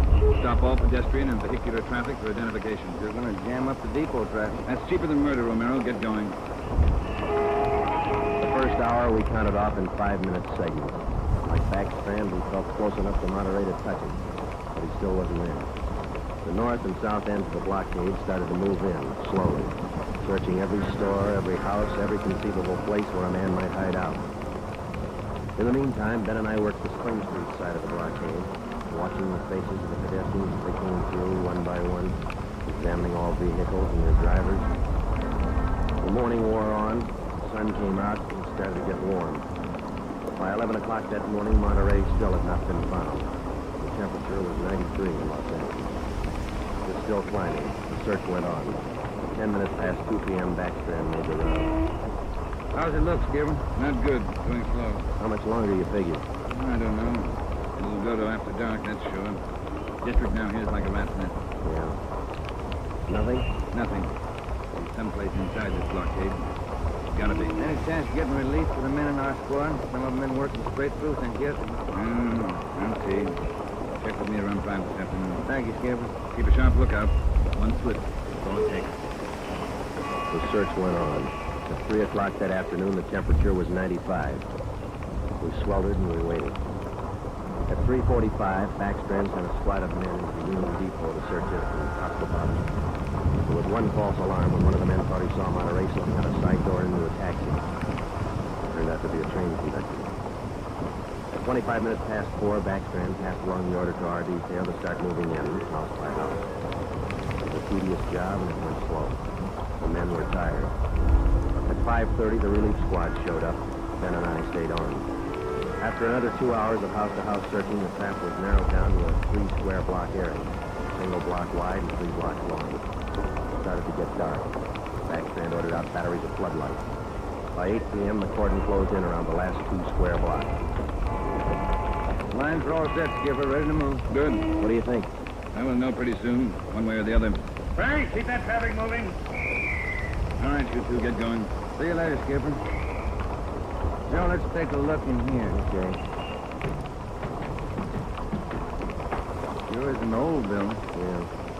Where'd Kamansky go? I don't know. He's here a minute ago. Oh, wait. There's his flashlight. Down the end of the corridor there. He's sitting. Yeah, come on. Kamansky? Yeah. Down below, Sergeant. The basement. Come on. Monterey? He's been there, I think. Here, this way. Where? Over here. Now watch your step. The light's back. Here he is.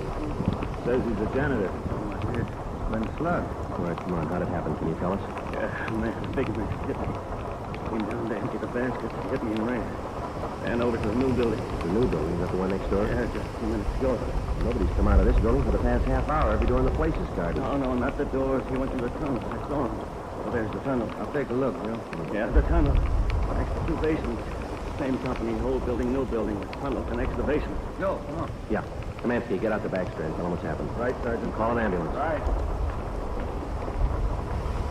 All right, then. Through the tunnel.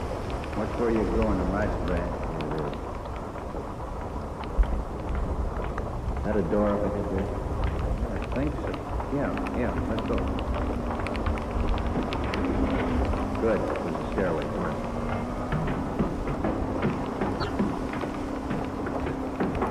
Watch the doors. Joe, the elevator. They're both on the 3rd floor. Let's head for the stairs. Ben, come on.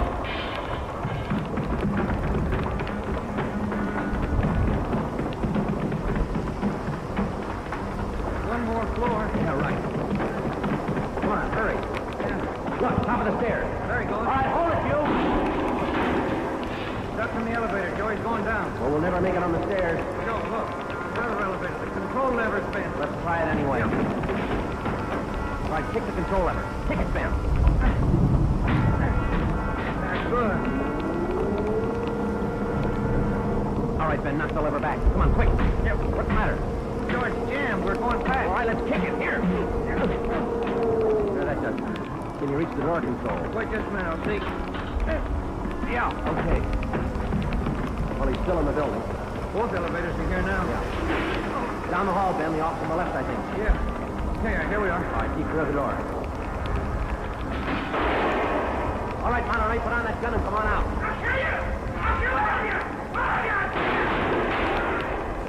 Okay, Joe, let's take it. Watch it, Ben. He's throwing everything he can get his hands on.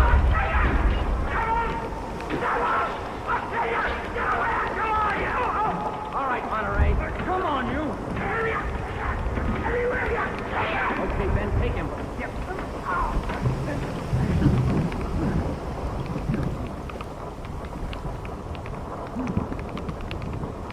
Nice looking guy.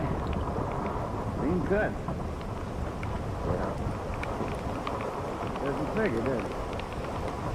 What's that? My wife would say he doesn't look like a killer, does he? What's the killer supposed to look like?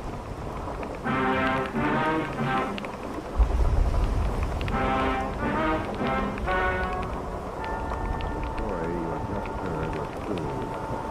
Only the names were changed to protect the innocent. Carlos Monterey was examined by 5 different psychiatrists appointed by the Superior Court and was found to be sane. He was tried and convicted of murder in the 1st degree. He was executed in the lethal gas chamber at the state penitentiary.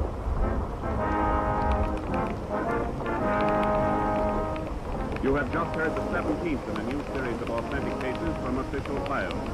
Technical advice for Dragnet comes from the office of W.A. Wharton, Acting Chief of Police, Los Angeles Police Department.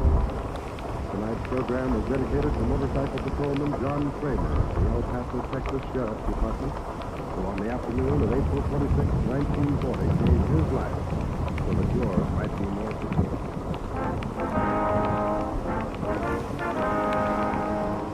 Dragnet came to you from Los Angeles.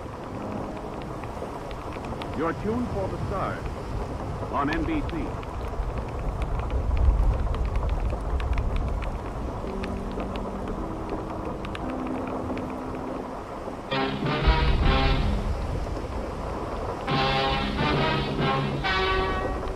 Ladies and gentlemen, the story you're about to hear is true.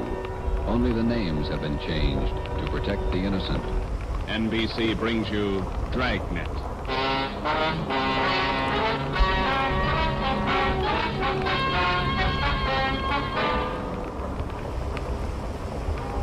You're a detective sergeant. You're assigned to burglary detail. A gang of hijackers has started to work in your city. Truckloads of valuable merchandise have vanished. The thieves are clever, seem to have a foolproof system. Your job, find them. Dragnet, the documented drama of an actual crime, investigated and solved by the men who unrelentingly stand watch on the security of your home, your family, and your life. For the next 30 minutes, in cooperation with the Los Angeles Police Department, you will travel step by step on the side of the law through an actual case from official police files. From beginning to end, from crime to punishment, Dragnet is the story of your police force in action. It was Thursday, March 6th. It was windy in Los Angeles. We were working the night watch out of burglary detail. My partner's Ben Romero. The boss is Ed Backstrand, chief of detectives. My name's Frank. I was on the way back from the record bureau. It was 5:35 a.m. when I got to room 2A. Interrogation. Read this song, Ben. Yeah. 2,600 dozen nylon stockings, 45 bolts of silk, 58 cases imported bird. Where are you dumping this stuff, LaValle? That's what we want to know. I told you the truth. I have nothing to do with it. I don't know anything about it. What was this stolen waybill doing in the cab of your truck? How many times I have to tell you I don't know? Your fingerprints are all over it. You must have carried it there. I didn't carry it. There's somebody's out to frame me. How many in the hijack gang, LaValle? I'm not in a hijack game. I told you I don't know. When are you gonna let me go? Who's the head of the gang? I don't know any head of the gang. I want to get out of here. You're covering for somebody. I'm not covering for anybody. You take the rap for all this, you're going to have a beard down to your knees by the time you get out. I'm not taking any rap. Then let's have it. I'm tired. $42,000 worth. You know who took it, you know where it is. They could have disappeared anywhere on the way from the east, 1,000 places. Nothing was missing from those shipments when they came in on the train. Everything was there when they were unloaded at the warehouse. Then I don't know. I don't know. Every dollar's worth was accounted for when it was loaded on the truck. Well, where is it now? I'm tired. I've been here all night. Let me read it for you again. 2,600 dozen nylon stockings, 45 bolts of silk, 58 cases imported perfume. And you're trying to tell us somebody hijacked all that from the trucks without you knowing it? The trucks were loaded at the warehouse. We went out to eat. We came back, got in the trucks, delivered the stuff, and that's all I know. And while you were out eating, the receipts for the load disappeared, too. That right, LaValle? I don't know where the waybill's are. The shipping truck, that's his job. He talked to you. He says one of you could have taken the Well, then he's lying. I didn't take him. Then what was this waybill doing in the cab of your truck? I don't know.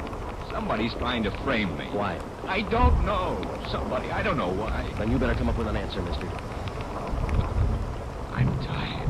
We've been here since 6 o'clock last night. We're all tired. Who are you covering for? What are you trying to build? I need that coffee. It's cool. It's all right. Want some, LaValle?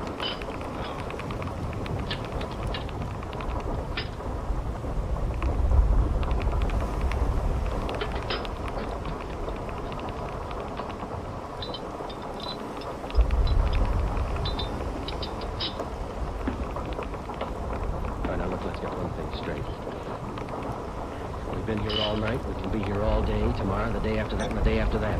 Yeah. We got enough to make you on this, you know that, and we're going to stay with you to tell us the truth, everything. I've told you all I'm going to tell you. We stay here for 6 months, you got it all. This your home phone, Hillside 8321. That's right, 832. What time's your wife get up, LaValle?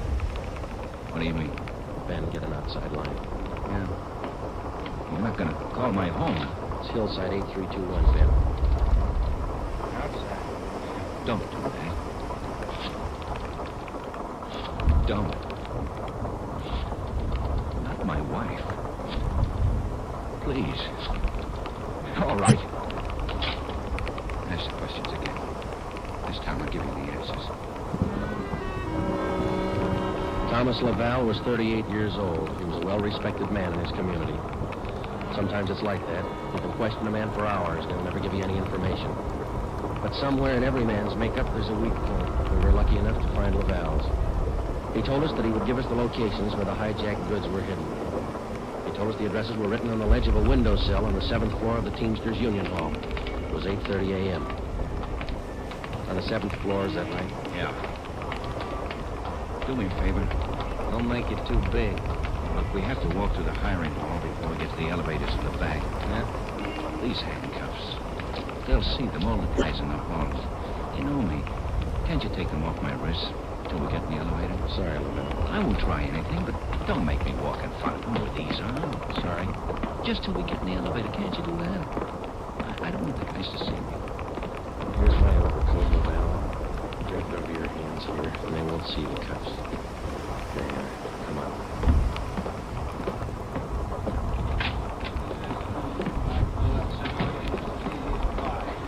Hi, Tom. How are you? Hi. What's new, Tom? Not much.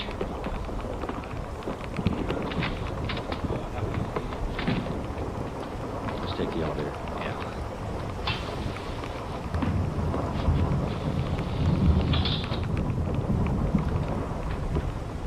Cigarette? No, thanks. You? Yeah. Thanks.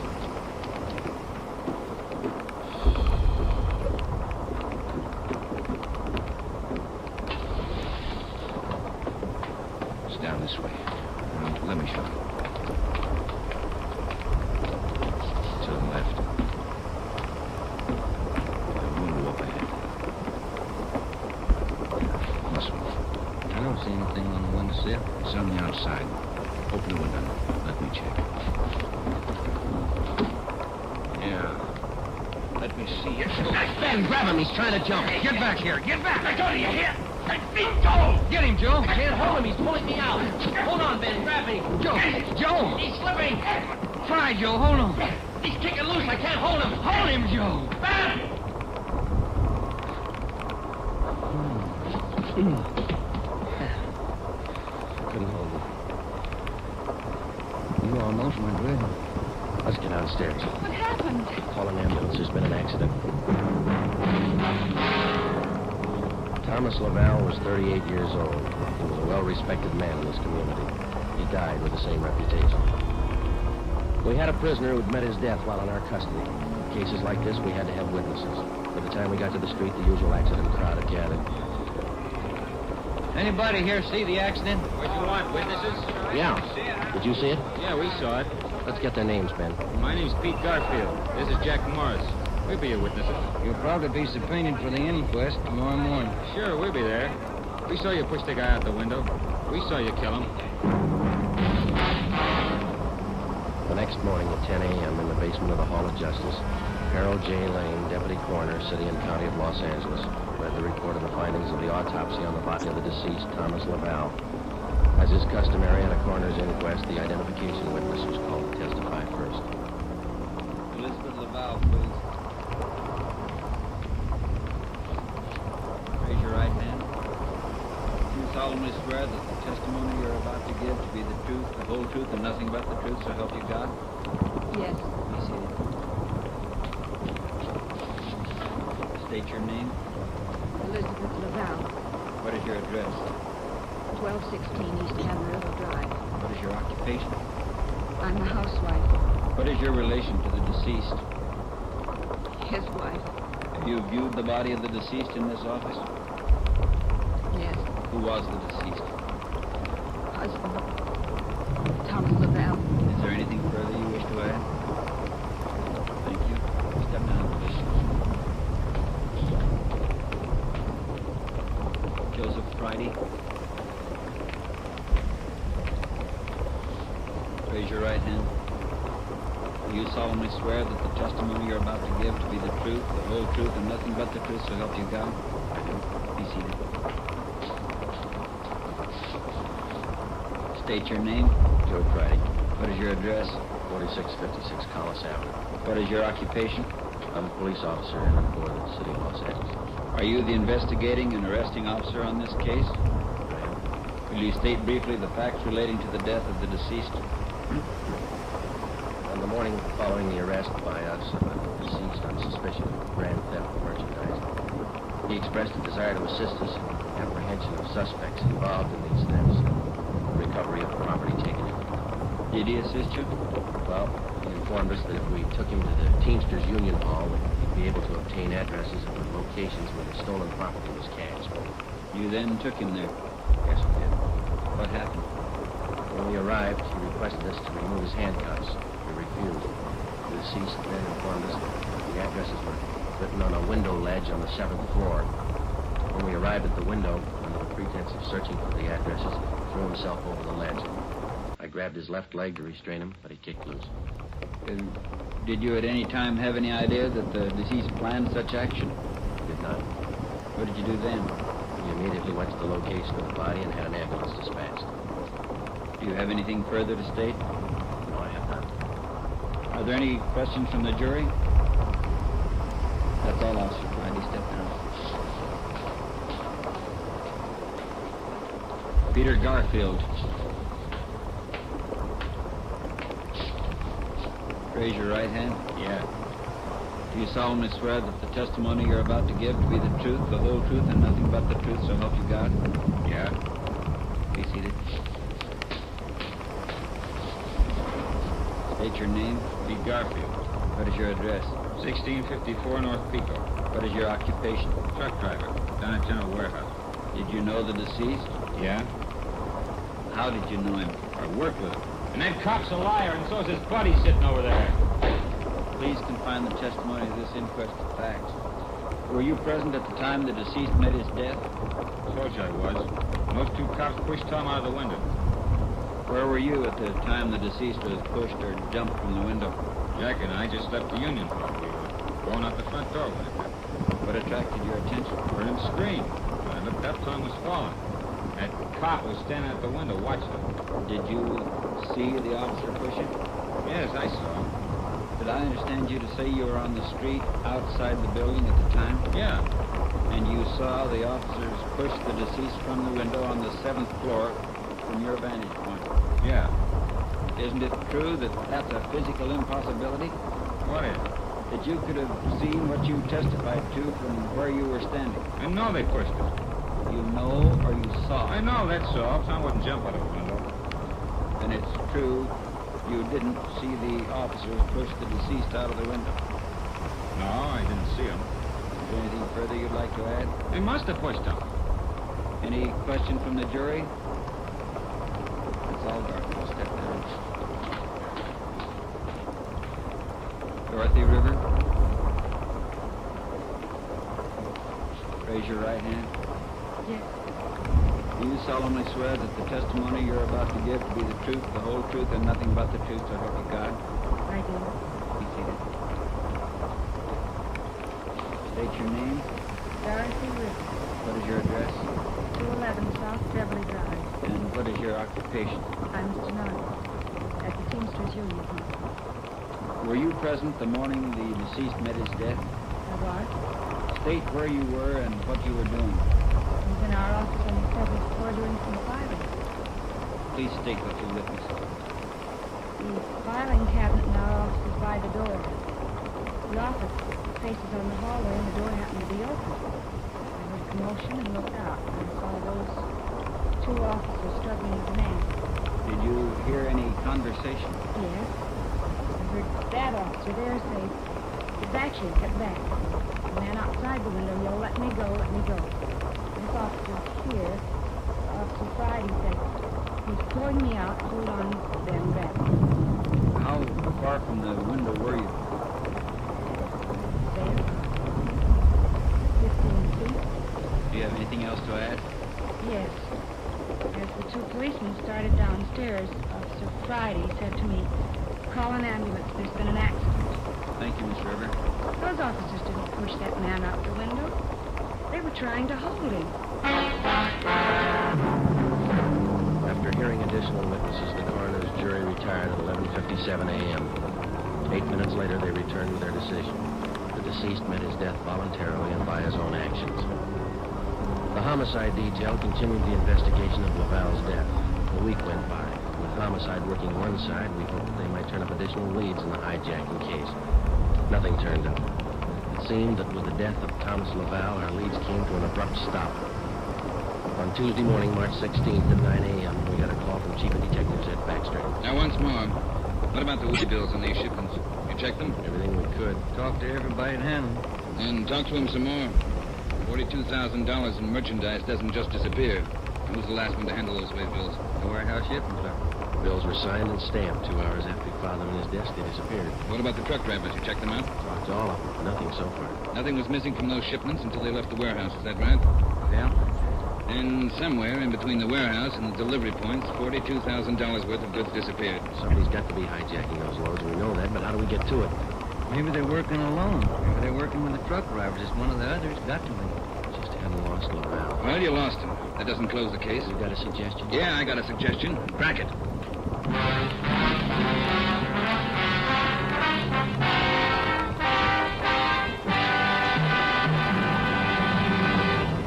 You are listening to Dragnet, authentic stories from official police files. And now, an important announcement. Ladies and gentlemen, we are pleased to announce that starting next Thursday, October 6th, Dragnet will be brought to you by Fatima Cigarettes. We'd like to take this opportunity to thank you, the listener, for your excellent response to our efforts in bringing you these weekly authentic presentations of actual cases from official files. Your letters are the only indications we have that Dragnet is a source of your listening pleasure. We'd like to hear from all of you. Starting next Thursday, October 6th, over most of these same NBC stations, Dragnet will be heard weekly at 10:30 p.m. Eastern Standard Time, immediately following the Supper Club. Check your newspaper for local release time.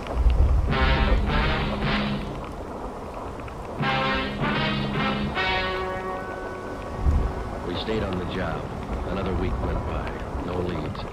We spent so much time at the general warehouse where the merchandise disappeared that we almost got to be a part of the crew. We got to know everybody.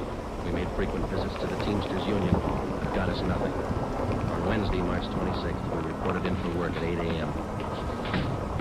Friday, Romero. Yeah, Skipper? We pulled around just long enough. They hijacked another load last night. $38,000.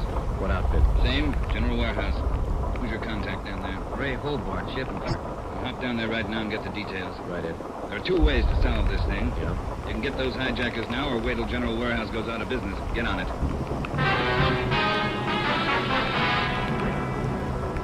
Hobart, who was the shipping clerk on duty last night? I was working for Siegelmeister.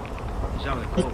And you saw the stuff was loaded on the trucks, and you checked the way bill. Yeah, as usual. Everything as usual. I checked the trucks out at 2 a.m. Went back to the office about the way bills. You worked a pretty heavy schedule, Hobart. You started at 2 a.m. and you're still on duty? Well, it took the last 4 hours of Siggy's shift, at 2 a.m. to 6 a.m. He had a cold. I was back here at 10 this morning to start my own shift. When did you find out the way bills were missing on that shipment last night? Just before I went off. Maybe 5:30, 5:45. How about the truck drivers who handled that load, Hobart? You got 'em? Let's see. I got it right here. Okay. Here you go, Sergeant. Jack Morris and Pete Garfield. Jack Morris and Pete Garfield were brought in for questioning. We double-checked with Homicide and found that their reports on Morris and Garfield tallied with ours. No previous records. Both men had been tailed for a reasonable length of time since their testimony at the Laval inquest. Their actions failed to implicate them. 4 days after the second hijacking, we got a tip from one of our informants down in the warehouse district. He told us that a man in a gray suit had been hanging around the coffee shop next to the Teamsters Union Hall. He was peddling nylon stockings cheap. There had been other reports like this, which we had followed up, but none of them had paid off. Usually such leads didn't pay off, but we couldn't be sure. They had to be checked. At a few minutes before 5 that afternoon, we found the nylon salesman in the gray suit in the back booth of the coffee shop adjoining the Union Hall. Look, man. Take a look. The finest. You can't do better. 51 gauge nylon. Look good, huh? Sure do, don't they, Joe? Yeah, they do. We've been looking for you, Mac. Some of the guys in the Union Hall said that you'd be around. Sure, I saw lots of these around there. truck drivers just like you, man. I'm like crazy. What deal? Sure looks like it, man. How many bird will we have? Many as you want. 4 bits of patty, you little. You got a couple of dozen for us? Couple of dozen? No, not on me, but I can get them. Many as you want. Well, we're kind of in a hurry. Can you get them for us fast? Couple of dozen. Better make it 3 dozen, would you? Yeah, maybe 1. 3 dozen. Can you get them now? Couple of hours I can get them. Same quality. Want to meet me here? Oh, I don't know. We wanted them for the night. My wife's birthday, you know. Well, maybe an hour and a half. How's that? 3 dozen? Meet you here. Oh, look, Mac, maybe we're both heading the same direction. Can't we go with you and pick up the 9 on? Save time for all of us. No, I don't think so. No. Can't you wait an hour and a half? How's that? Then we'll find a better bite. I'm sorry, Mac. I wish we had the time. Well, where do you have to go to pick up these knives? Sunset Boulevard near Fairfax. Can't you wait? I'll make it times. Can't we pay you and then we'll go out and pick them up ourselves? Huh? No. Don't work that way. No. Can't you wait here? I'll make it fast. Well, we ought to be home now, Joe. Yeah, I'm sorry, mister. We'll have to skip it. Yeah, maybe we can pick up something on the way home, Ben. Candy or something. Wife likes candy. No, look, fellas, I don't want to see you lose out on this deal. I'll meet you halfway. How you mean? Look, together we will go out to Sunset and Fairfax, near the place. You wait there at the hamburger stand. In 5 minutes, I'll bring you the stuff, okay? I don't know. I'm late already, but... All right, it's a deal. I'll call the wife and tell her we're going to be a little later. 3 dozen, all right? 3 dozen are the best. You can't do better. Right. I'll be back in just a minute.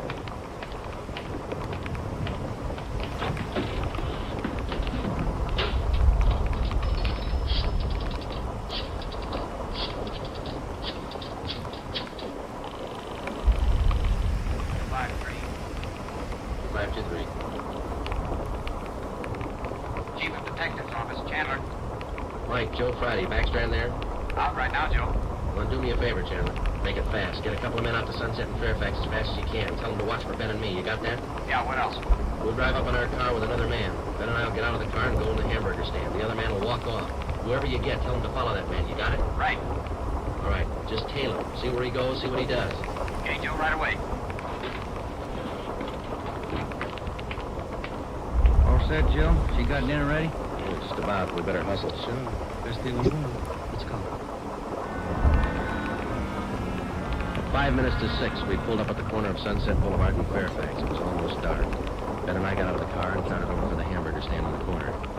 We caught a glimpse of Barcy and Kaplan in one of our detective cars parked in the gas station on the opposite corner, and their eyes on our man. When the traffic signals changed, the man crossed the street and headed down Fairfax. Barcy and Kaplan waited a minute, and then they took off after him. He turned at the next corner and disappeared from sight. Ben and I ordered a cup of coffee, and we sat down to wait. At 6:30, we were still waiting.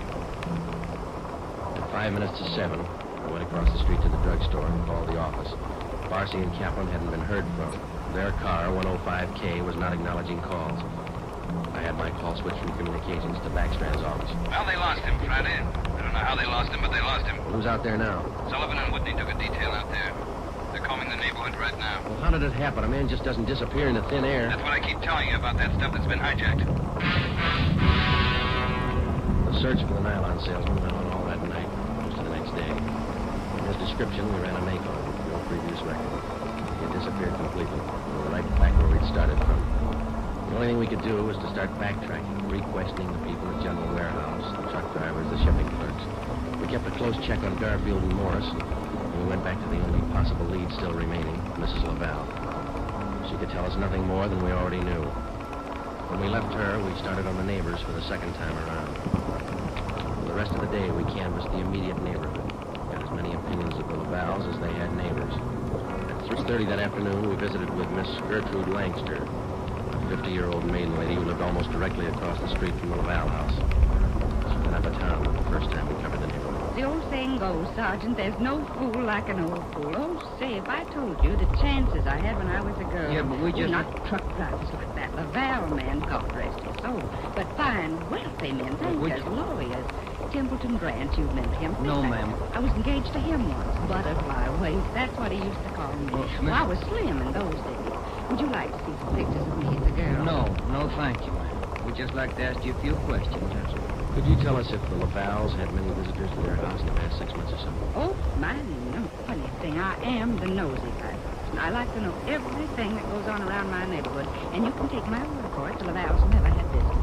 You know, Sergeant Friday, you remind me of a young man I used to be engaged to just a few years ago. Yes, Miss Langston. Now, would you tell us, please, did you have any reason to think that there was something a little out of the ordinary about the Laval? Oh, a little out of the ordinary, he said, but my dear man, yes. Here he was, a truck driver, and there she was with a home furnished like the afters. Why, I even used to see him cart some of the things home in that car of his, beautiful things, rugs and glassware, bolts of fabric, oh, gorgeous. And he'd bring these things home after work. Is that it, Miss Langston? Anytime, day or night, weekends, anytime. After 4, Joe, we better call office. Yeah. Are you sure of all that you've told us, Miss Langston? Sure. Oh, my dear man, of course I'm sure. I watched him week after week. Well, thank you. Won't you stay for a cup of tea? I'll have Josephine fix it. Josephine? No, thank you, ma'am. Well, then, perhaps a glass of sherry? Thank you, ma'am. But there is something. Yes? I wonder if we could use your phone, please. Oh, yes. In the hall, next to the umbrella stand. Thank you, ma'am.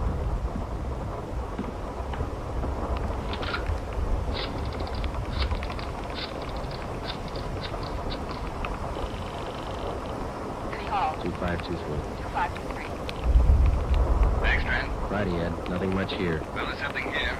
Marcy and Kaplan just called. Pete Garfield left his house half an hour ago. Then he picked up Morris. What's so unusual about that? Nothing except the guy driving the car is the little man in the gray suit, the nylon salesman. Marcy and Kaplan are tailing him. Where are they now? Headed north out Riverside Drive. There's nothing out there but a golf course and a lot of riding stables. I don't care what they do for recreation. Go get him. With red light and siren, it took us 12 minutes to pick up Marcy and Kaplan on Riverside Drive. At 4:23 p.m., we pulled up in front of the Blue Pony riding stables. Marcy and Kaplan's car was overturned just beyond the driveway leading up to the riding academy. Kaplan's hurt. I called an ambulance. They rammed us. What kind of a car they in? They switched. They're driving a 12-ton Bulldog semi. Which way they head? Going north. Got a 3-minute lead on you. Pneumatic commercial. Adam 653. Let's go, Ben.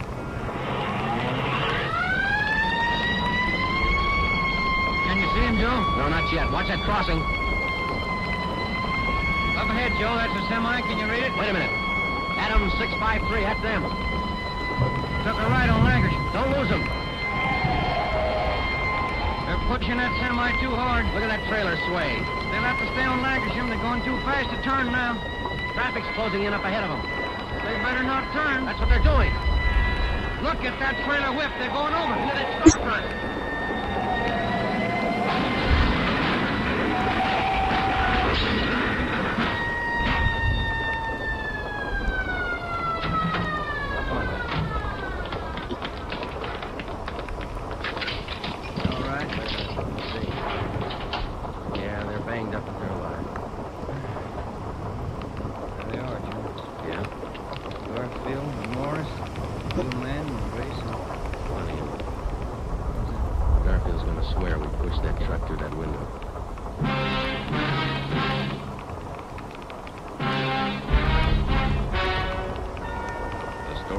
just heard is true.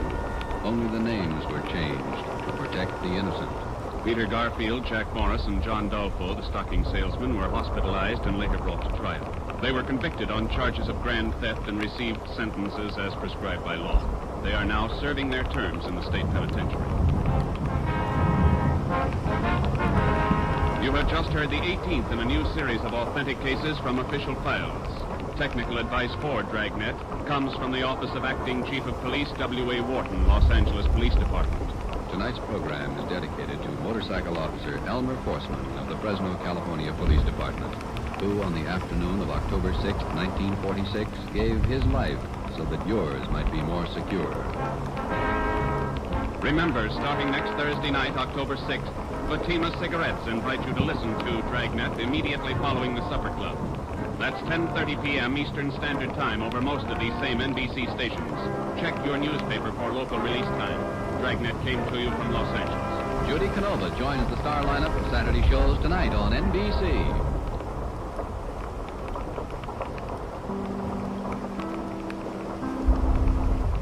One year ago tonight, still visit your local National Broadcasting Company station.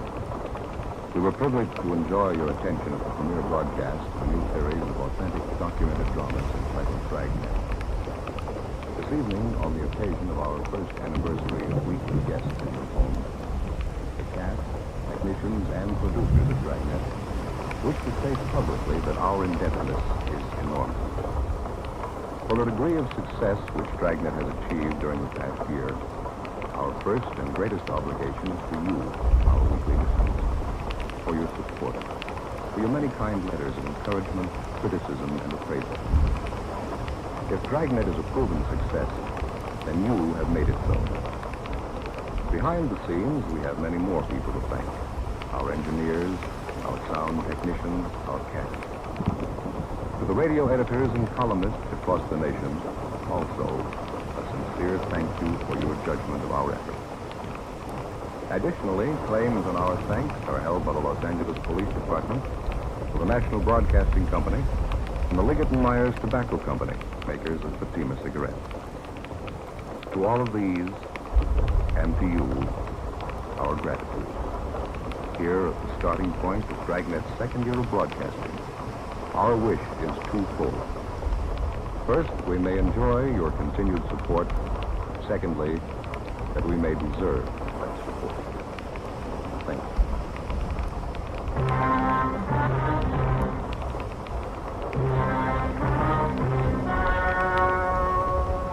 The story you are about to hear is true. Only the names have been changed to protect the innocent. Fatima Cigarettes, best of all long cigarettes, brings you Dragnet.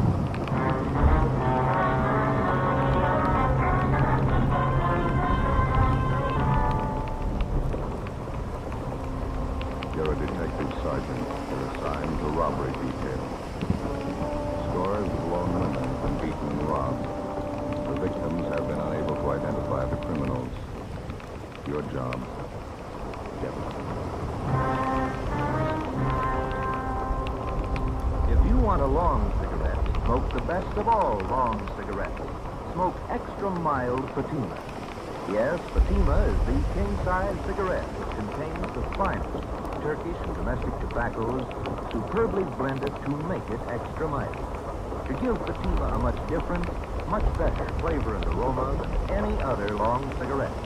That's why Fatima has more than doubled its smokers coast to coast.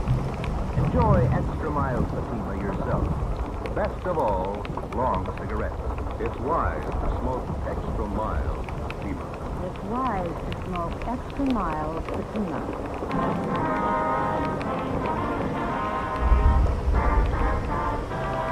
Dragnet, the documented drama of an actual crime. For the next 30 minutes, in cooperation with the Los Angeles Police Department, you will travel step by step on the side of the law through an actual case transcribed from official police files.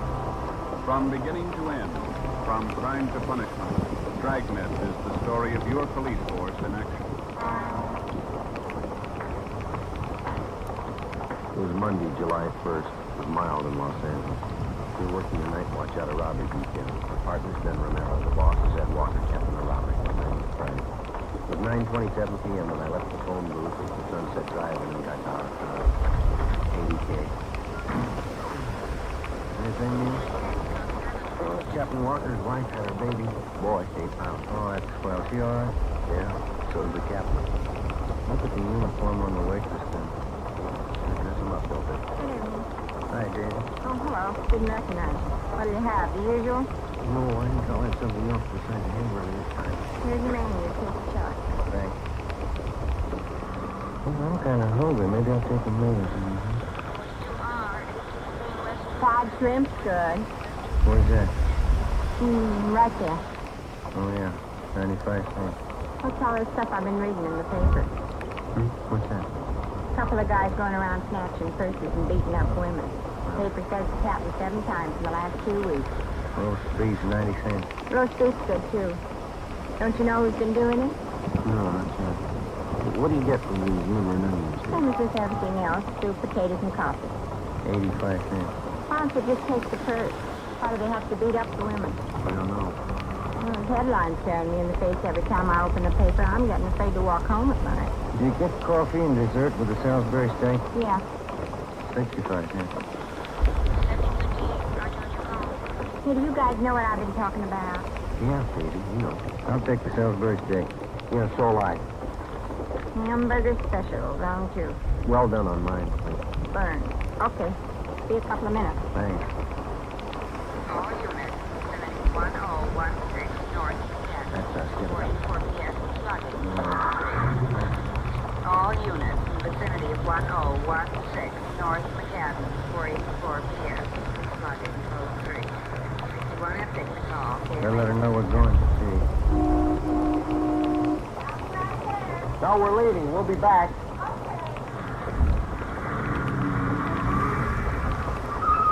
You know, I've been wondering. What's that? Hamburger and Salisbury steak, what's the difference? Price.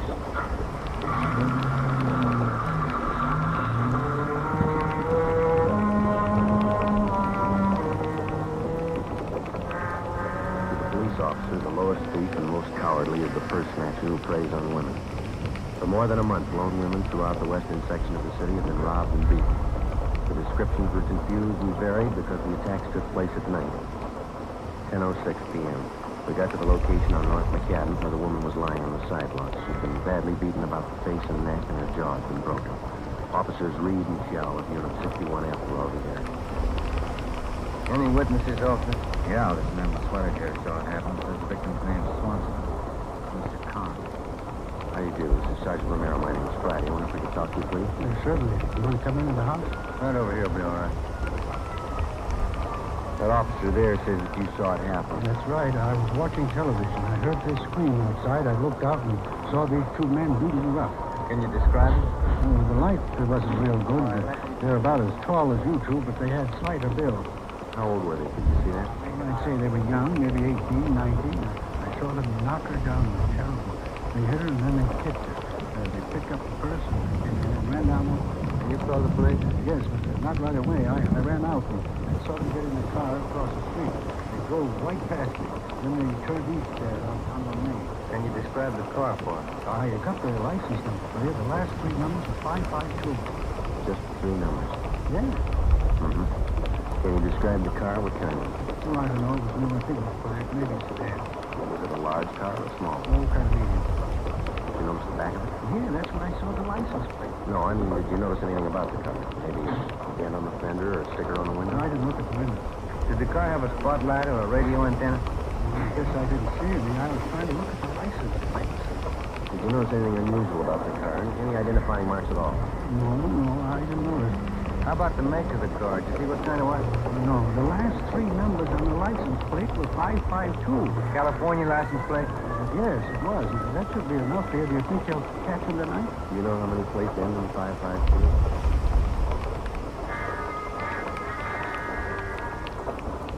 While Ben called in a general description of the car and the two attackers, I talked to other bystanders. I found out that the victim's name was Mrs. Frida K. Swanson, a widow. She had a room at 1003 North Macadam. None of the neighbors had seen the robbery or the beating take place. 11:28 p.m. Ben and I arrived at Hollywood Receiving Hospital to interview Mrs. Swanson, but she was unable to talk or to identify her attacker. She wrote on a piece of paper that she said slugged from behind. Never got a good look at the man. Besides a broken jaw, she was suffering from a fractured wrist, a broken nose, and bruising on her face and body. Tuesday, July 2nd, the getaway car used in the attack on the previous night was found abandoned on Hollywood Boulevard in a stolen car. License number 6-4-552. The victim's empty purse was found inside. Routine investigation developed no lead. We met with Captain Walker. Because the last four attacks had taken place within a 6-block radius, we set up a plan of decoys in an attempt to trap the two purse snatchers. 4 policewomen from Juvenile Bureau and a special detail from Metropolitan Division were assigned.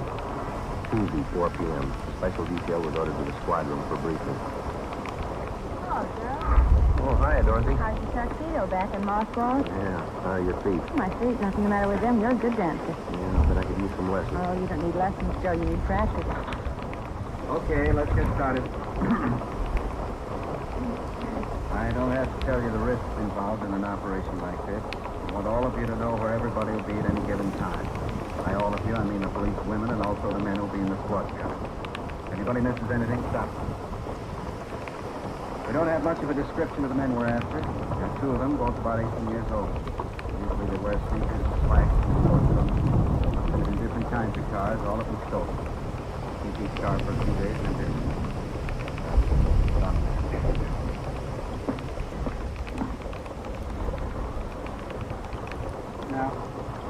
area here. Residential, 90% of the dwellings have garages, so if a car's parked on the street, it might be unusual. You'll be given a list of cars stolen in the last 48 hours and still outstanding. I want you to check all parts cars against the house. Let's pull up your purse. Young lady, that purse is too small, I'm afraid. Make it look worthwhile. Yes, sir. All right. You won't be carrying your guns in that purse, so wear shoulder holsters. So you leave Sergeant Friday at that house in Mark Building. Okay, now, policewoman Short. You board a westbound streetcar at Western and Santa Monica Boulevard at 9:03 p.m. Don't worry about these sketches. The streetcar will be. Get off the Park Thomas at 9:13 and walk south to Willoughby. And east on Willoughby to Hudson, and north one block to Romania. Go west on Romania to Cahuenga, and retrace your steps to the starting point when you're up. Got it? Be covered by Unit 81K. Yep. How fast is going to be walked? Well, I'd say a pretty good pace. No woman likes to be alone on the streets at night, so it'd be natural. Policewoman Ball. Yes. You'll board an eastbound bus at La Brea and Melrose at 9:35 p.m. Get off at Wilcox and Melrose at 9:45. Walk north on Wilcox to Waring, and west on Waring for 2 blocks, and north on Cherry. Follow Cherry for 2 blocks. Turn east on Romaine. Follow Romaine to Cole, and turn north on Cole. Get to Santa Monica Boulevard, retrace your steps to your starting. You'll be covered by Unit 87. Will the cars be cruising or will they be parked? Both. Friday and Romero will be cruising all the time. I'll get to the others when I finish these instructions. Of course, if you see any police car, give no recognition. Yes, yes. Yep. But the two suspects were asleep. Right. With regard to those suicides, Say so. did any of the victims in? They had, they wouldn't be victims.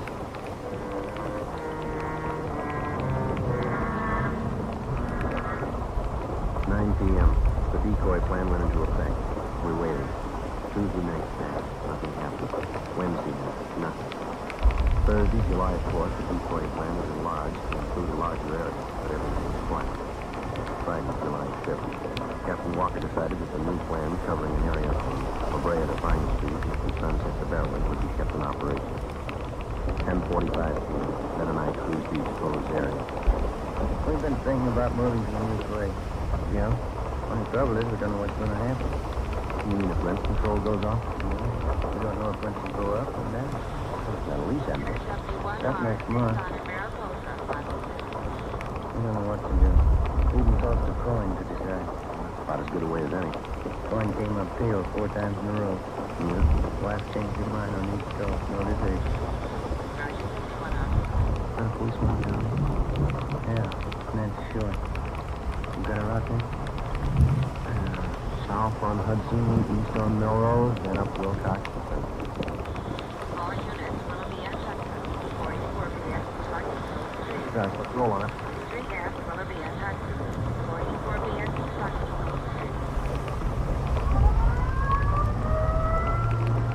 We drove to Willoughby and Hudson, just south of what we saw women sitting on the grass with a few people around her. She was a young woman, about 25. Her clothes had been torn, but there was a red welt on her right cheekbone. She was trying to get to her feet as we came up. There'll be an ambulance here in a few minutes, miss. Can you tell us how it happened? My cheek's swelling. Did you see who attacked Yes, I did. I can tell you about them. Look, here, I ripped off one of their pockets.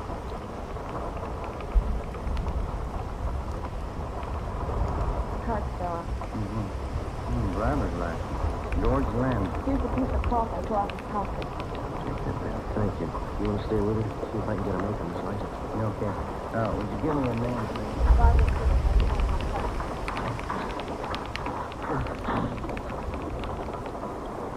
ADK to control 1. 8OK to control 1.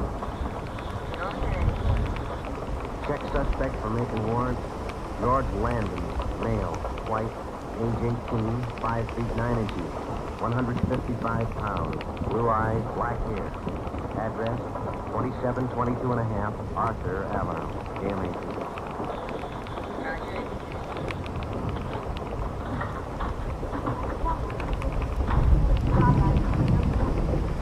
Yes, I saw it. White road pirate. Rough coat. Try to see the license plate. I can look it up. What color? I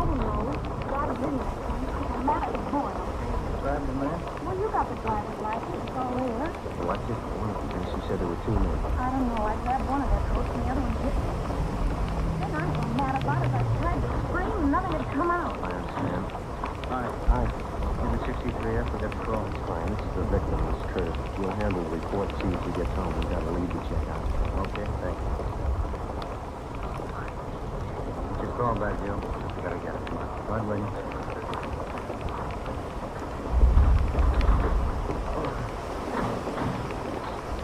ADK to Control 1. Go ahead. Suspect has misdemeanor and felony record. One arrest, suspicion of robbery, and one arrest. GTK, no warrant at this time. Most recent address on suspect, 2722 and 1 half Arthur Avenue. Roger. Been in trouble before. Fellow named Mr. Man. Any address, maybe? Give you the spot for us.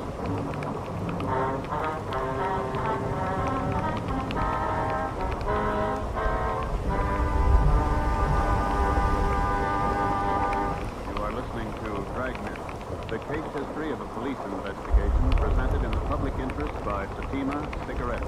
If you smoke a long cigarette, it will be in your interest to listen to a typical case history of a Fatima smoker. It's the case of beautiful aviatrix Bab Beckwith, one of the few women who holds the commercial instructor's rating for single-engine land and sea aircraft. This is her actual signed statement. I've been smoking long cigarettes for quite some time. Recently, a friend told me about a really mild inside cigarette, Fatima. I'm very glad I tried it. Fatimas are a lot milder than any other that smoke, and are much better flavor. I agree. It's wise to smoke extra mild Fatima. And so do more and more smokers every day. Actual figures show extra mild Fatima is more than double its smokers coast to coast. So enjoy extra mild Fatima yourself. The king-size cigarette, which contains the finest Turkish and domestic tobaccos, superbly blended to make it extra mild. You will prefer Fatima's much different, much better flavor. You will agree. It's wise to smoke extra mild Fatima. It's wise to smoke extra mild Fatima. The best of all, long cigarettes.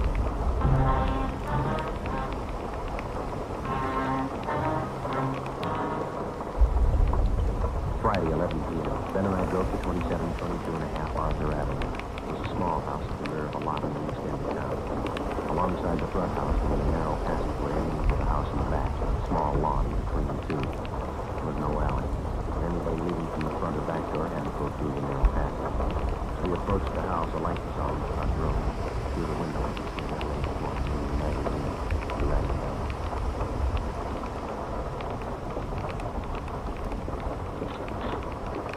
Yes? Police officers. Does George Landon live here? Why, yes, he does. I'm his aunt, Miss Landon. He was.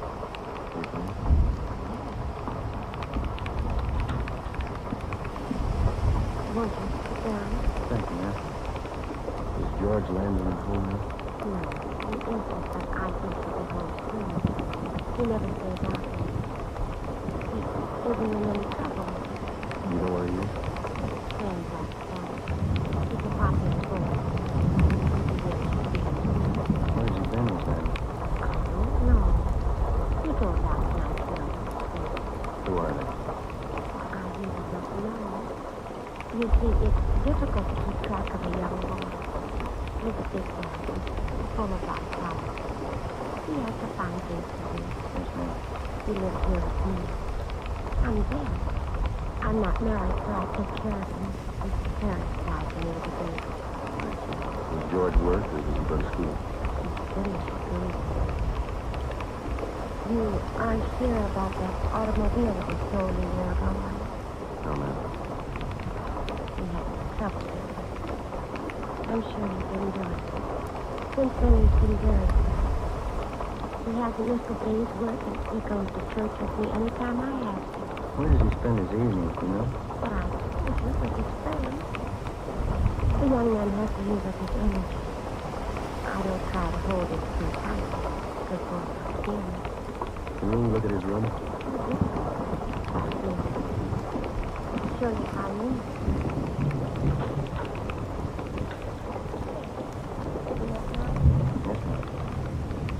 I'm not trying to him. I'm only telling you how he keeps this room cleaned up himself.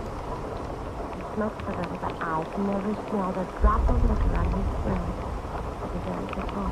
Yes, ma'am. He even reads a lot. His little things look good. You mind if we look around a little? Oh, that's all right. He'll be home soon. He's probably at a movie. Do you want to wait for him? No, that won't be necessary. He's always home down midnight. I'll tell him you're here. Oh, that must be George Smith. George! Yeah? These men would like to talk to you. All right, take it easy, young fellow. Well, let go. Hold him. Turn him around. Stand still, young fellow. Okay. What do you guys think you're doing? I didn't do anything. I was just out for a ride. This your nephew? Coach going, Joe, possibly so. Give us your driver's license here, George. Yeah. I lost it. When? Last week. It was found tonight. So what? How'd you tear your coat? Getting out of the car the other night. Here's a piece of cloth. The girl who was attacked tonight gave it to us. It matches the tear there in your coat. What have you done, George? Tell her. I didn't want to do it. I didn't want to do it anytime. He talked me into it. Who told you? He made me do it. He's got a gun and he stole the cars. He made all the plans. Who made all the plans? Tommy, we never did anything except hang out at the drugstore until that time a year ago. What's his last name? He said that it'd always be held against me and I better go along with it. Tommy who? Decker. Was he with you tonight? Yeah, she's the one that hit her when she grabbed hold of me. She's the one that always hit him. I never wanted him to do it. Where's the stuff you took out of that purse? Tommy's gonna hide it. Where? Back of where he works. Where's that? Garage someplace. I don't know where. He just started working there. Where does he live? Place on West 6th. I never been there. What does Decker look like? Same age I am. About an inch taller and must be 15 pounds heavier. He's got dark hair. How's he dressed? Just like me. Sneakers and brown slacks and tan sports coat. Better call the office. Yeah. Can I use your telephone now? It's in the hall behind the door. Thanks. You said Decker's got a gun? Yeah. Austin, will you tell me the truth? I'll try that. Are George and this Tommy Decker the two men the papers have been writing about? I'm afraid so. The ones who've been robbing the women and beating them up? I didn't mean it. I didn't know what I was doing. I raised you, George. I didn't either.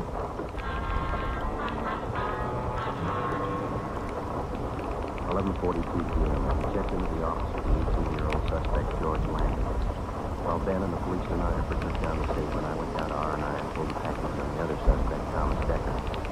His mama sheet showed a petition had been filed on 459 PC and 488 PC. They also showed 3 different recent addresses for Decker. One on West 6th Street, one on South Mariposa, and a third on North Catalina. 2 units were dispatched to the first 2 addresses. Ben and I went to the address on North Catalina, a rooming house. We learned from Decker's landlady that he was working as an apprentice mechanic on a swing shift at a large garage on South Flower Street. 12:51 a.m., Ben and I arrived at the garage. I beg your pardon. Yeah? Police officer. Does Thomas Decker work here? Yeah, he works here. Hey, Decker! Hey, Decker! Yeah? I'm the guy who did it here. There he is. Thank you.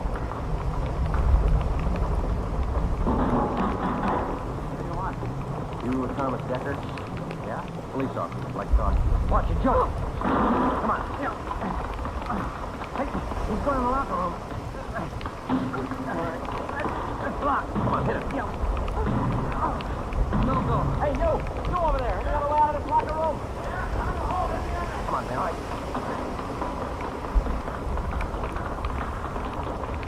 Here we are. Watch it. Stand from behind that car. Back to the door. I come.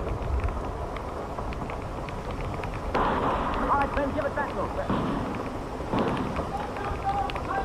Throw your gun out. Throw it out. Right now, come on out. Hands behind your head. Let's get the gun. Watch it, Joe. Watch it. Hey, he's getting away. Head him off downstairs.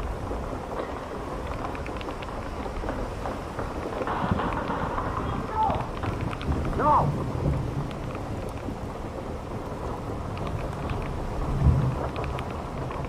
There he goes. Head him off. Let him go. Let him go. All right. All right, get the cuffs on him, Ben. Yeah. 18 years old. What's it prove? I don't know. Sometimes you kind of wonder if it's true. What's that? There's no such thing as a bad boy.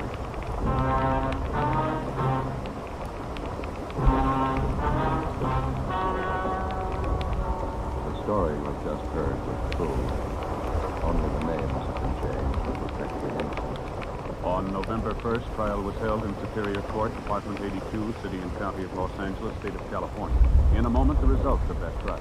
It's amazing how many long cigarette smokers are changing to extra mild sativa. Here is the actual report. From coast to coast, extra mild sativa has more than doubled its smokers.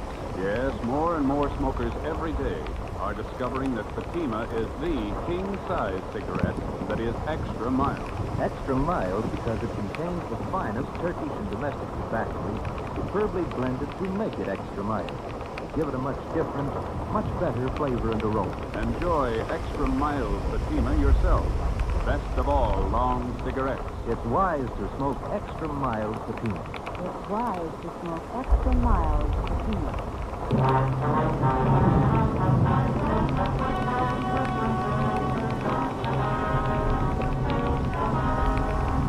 Thomas Decker and George Lendon were tried and convicted on 5 counts of grand theft person, 5 counts of grand theft auto, and 5 counts of assault with intent to do great bodily harm. They were sentenced to the state penitentiary for a term as prescribed by law and are now serving their sentence. Ladies and gentlemen, Chief of Police W.A. Wharton speaking from his office in City Hall, Los Angeles, California. As Chief of Police of the City of Los Angeles, I wish to extend my heartiest congratulations to the program Dragnet on the occasion of its first anniversary. The overwhelming success of this program, as indicated by the hundreds of commendatory letters, telegrams, and personal comments, I feel has been due to the splendid job of portraying police officers and their work. The American public, by its enthusiastic acceptance of Dragnet, has indicated a desire for factual police programs. The Los Angeles Police Department is proud to contribute to the constructive entertainment of both adults and children through this medium. May I extend my best wishes to the National Broadcasting Company, the sponsor, the actors, the writer, and the producer of Dragnet. And I trust there will be many more years of continued success to this program.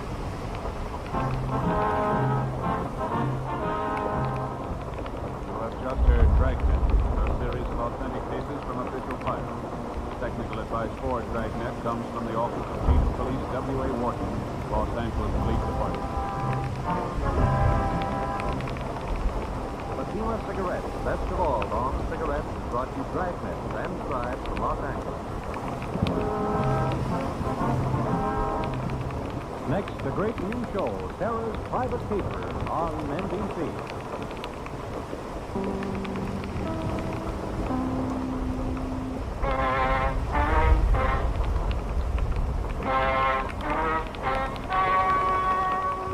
The story you are about to hear is true. Only the names have been changed to protect the innocent. Fatima Cigarettes, best of all long cigarettes, brings you Dragnet.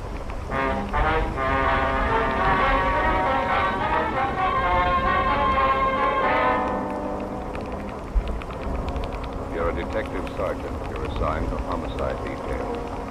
The owner of a fur store has been shot and killed. Your only lead, a missing fur coat. The killer is at large.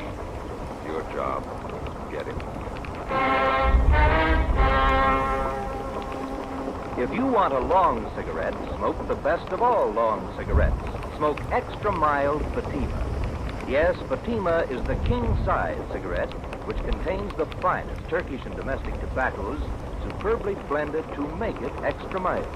To give Fatima a much different, much better flavor and aroma than any other long cigarette. That's why Fatima has more than doubled its smokers coast to coast. Enjoy extra mild Fatima yourself. Best of all, long cigarettes. It's wise to smoke extra mild Fatima. it's wise to smoke extra mild Fatima.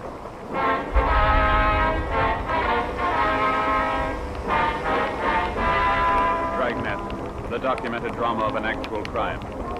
For the next 30 minutes, in cooperation with the Los Angeles Police Department, you will travel step by step on the side of the law through an actual case transcribed from official police files. From beginning to end, from crime to punishment, Dragnet is the story of your police force in action. It was Saturday, November 23rd. It was warm in Los Angeles. We were working the night watch out of homicide detail. My partner's Ben Romero. The boss is Blaine Steed, captain of homicide. My name's Friday. It was 6:35 p.m. and we got to the corner of Western and Lexington, the Western Fur Shop. Hi, Brennan. Hi. What happened, Frank? The owner's been shot. Name's Albert Kreiber. Yeah. Where's that? Mrs. Kreiber. Haven't been able to get anything out of her. Where's the body? In the bag. Munkers is back there. Did you call the lab? Yeah. Jones on his way. Photographer and fingerprint men. Nothing seems to be messed up. It was a small shop. A couple of fur coats on dummies on one side of the store. On the other, a tall glass case holding about 15 more. Mrs. Kreiber sat on a straight back chair staring at the floor. We went through the curtains into the back room of the store. Sprawled out on the floor at the far end of the room was the body of a man. He had a fur coat gripped in one hand. Sergeant Moncrief from Hollywood Division was standing by. Where do you figure, Monk? Looks like a couple of hours. You called for it? Yeah. How long have you been here, Monk? Just a couple of minutes. Think Mrs. Kreiber moved anything? I don't think so. She was sitting in that chair when we got here. She put in a call? Empty shells down the floor. You got a pencil?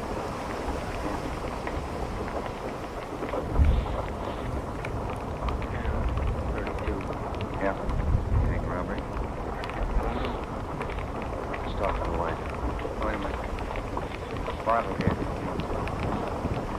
Sierra Valley Wine Company. The world's finest musky town. 27 cents a pint. Nobody touched this today. Stop it. Anything in the customer files, Brennan? Not so far. You tried to talk to Miss Kreiber again? No, pretty bad.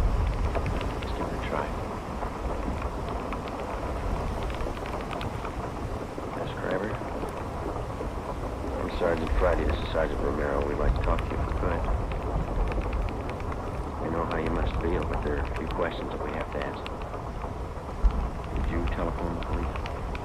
We have to know how it happened, Miss Kreiber. Miss Kreiber? Can you tell us what happened?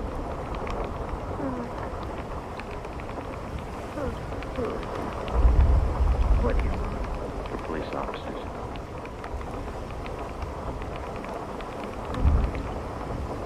Albert.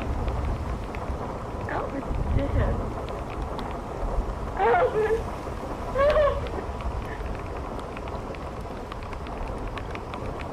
Someone call the police.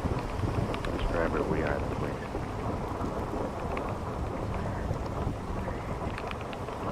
He's dead.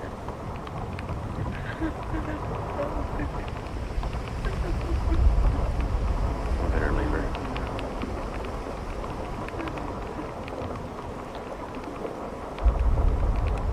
Friday.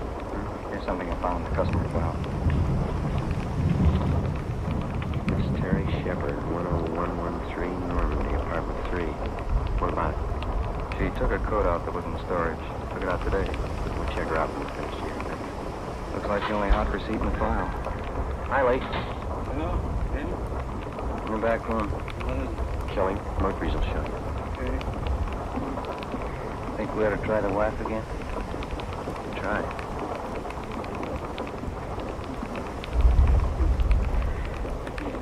Miss Kreiber, can we do anything for you?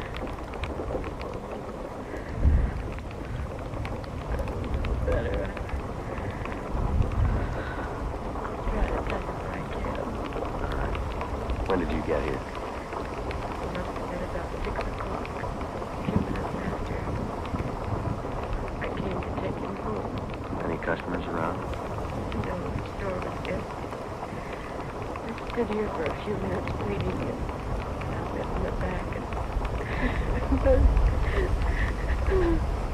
so, Is the front door open? no.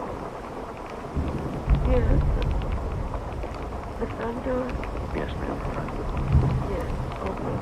Did you telephone the police? I think I did. Did you come here to pick him up? No, usually he drives home himself. I came down on the streetcar to ride home. What kind of a car do you have? An old one, yes. 1939. 40, I guess, yes. Where does he usually park? Anywhere at the store. Place. Take a look. All right. Where is your home? 412 Northwest.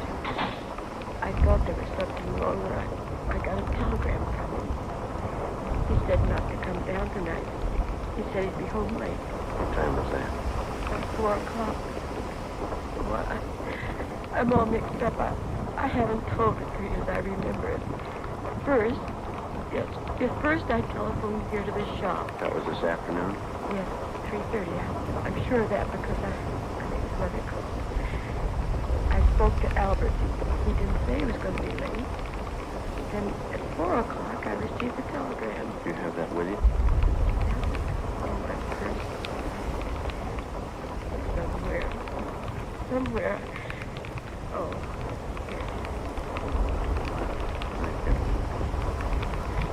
Don't come down. I won't be home until late after some customer. Can I keep this or return it to you? Yes. What'd you do after you got this wire, Miss Parker? Well, nothing. I thought it was strange, but I didn't think too much about it. Then I started wondering why he didn't say anything over the telephone on the way. I came down here on the streetcar. Did you phone the store just before you left your house? There was no answer. Of course, the lot's empty. Better get out an APB in the car. Miss Crabber, you said your car was a 1939 or 40 Oldsmobile, didn't you? 1940. What model was it? Sedan. Light blue. Do you remember the license number? I have it on this chain with the extra key. Here it is, on this little tag. The veterans make these. Thank you. Can I see him? Sure. Excuse me, Miss Crabber. Do you want me to wait? I'd like to go home. We'd like you to wait for a little while, yes. Do you have any relatives living here? The nephew in Beverly Hills. Jerome Reed. They live on Cannon Drive. I'll call him for you. Thank you. Lee, this phone out here all right to handle? Yes, who does? Okay. Joe, you coming in? Yeah, right away. Pretty clear, easy to trace. I'd say he was standing over here by the curtains when it was shot. Stains again. Stumble along this glass case. You see the smears here in the glass when he tried to grab hold of something. Yeah. And I guess he caught hold of that fur coat and pulled it down. And he stumbled and bumped up against this coat peg. Through that up against the safe. How many times has he hit? 6 empty casings on the floor. Looks like 4 through and through wounds. 32. Right. The wife know if any of them missing? Yeah, she's in pretty bad shape. It looks to me like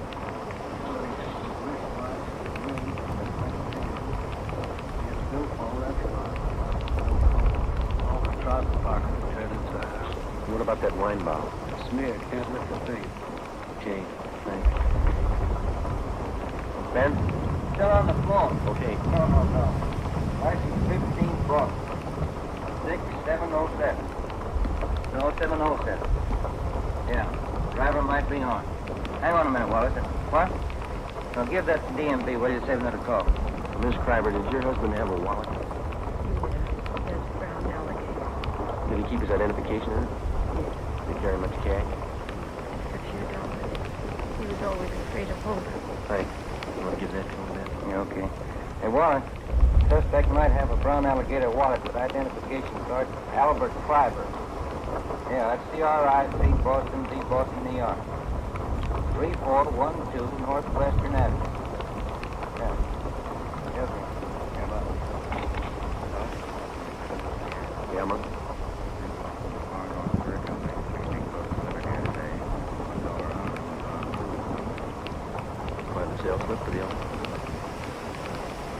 Schreiber, would you come over here, please?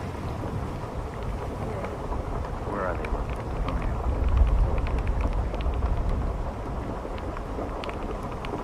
These are mink coats here, aren't they? Yes. Wild.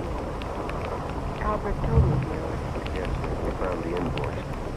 He ordered 3. Only 2 here. You don't need to let any discussion.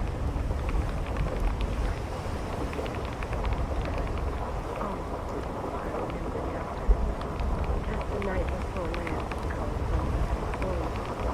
Told her he had some milk for today. She could come in and... Do you know who that was? I didn't hear any name. Miss Schreiber, do you have any idea who might have wanted to shoot your husband? His family was everybody liked Albert. He didn't run around. He was either working or at home. Did he drink? That's all. I mean, beer or wine? No, he never touched anything. All right, thank you. Brennan, will you see that Miss Schreiber gets to her nephew? Right away. Thank you. Might as well go then. Yeah. We can talk to some of the neighbors. 6 shots fired. Wonder why nobody heard him. Pretty heavy traffic outside. Somebody wanted a mink coat pretty bad. A coat like that cost quite a bit, doesn't it? This one's going to come a little high. Yeah.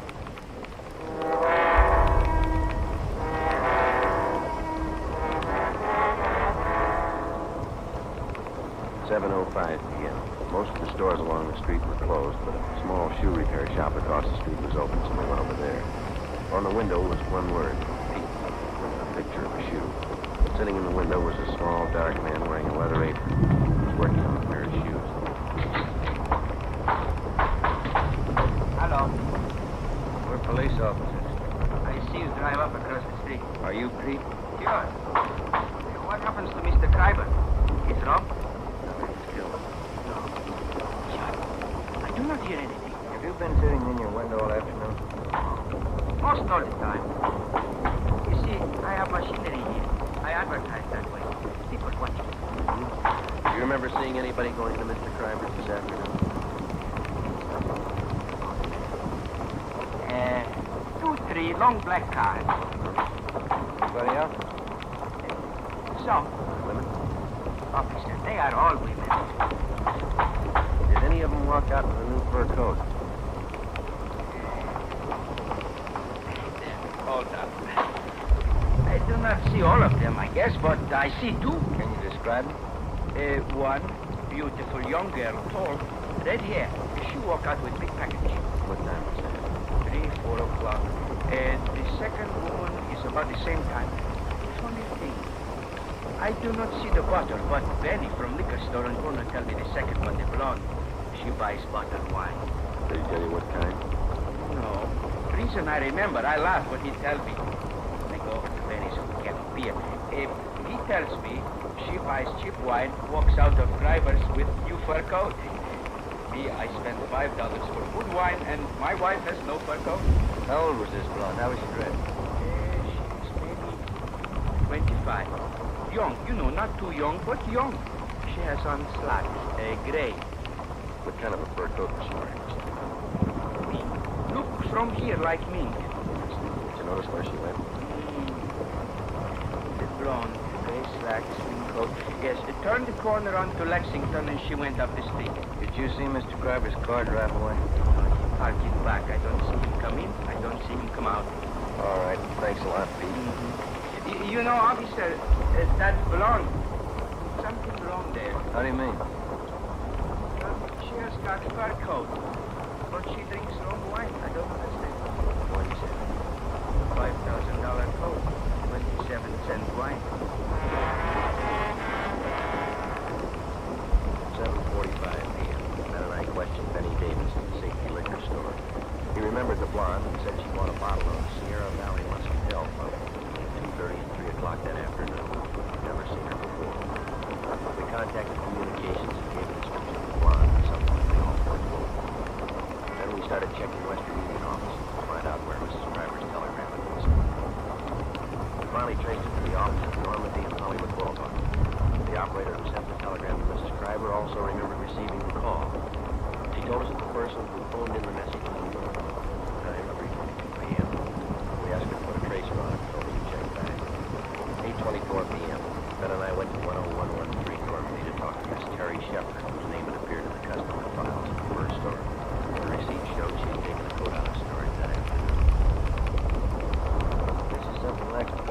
Nothing I used to live with. Same people must have built. Free. Just Jerry Shepherd.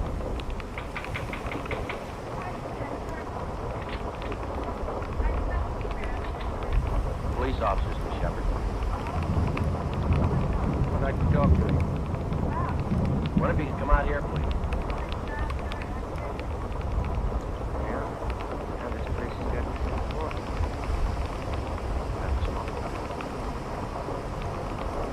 What went cheap in? Sure, I'm sorry to bother you. What can I do for you? You've got a fur coat, Miss Shepherd. Yeah, sure. What if we can see it? Sure, but I don't think it'll trouble you. It's only muskrat. I bought it in Pittsburgh. Where is it, McLaughlin? Yeah. Okay. It's down the hallway, first door on the right. I think I know where it is. What's this all about, Lieutenant? What time were you at the Western Fur Shop today?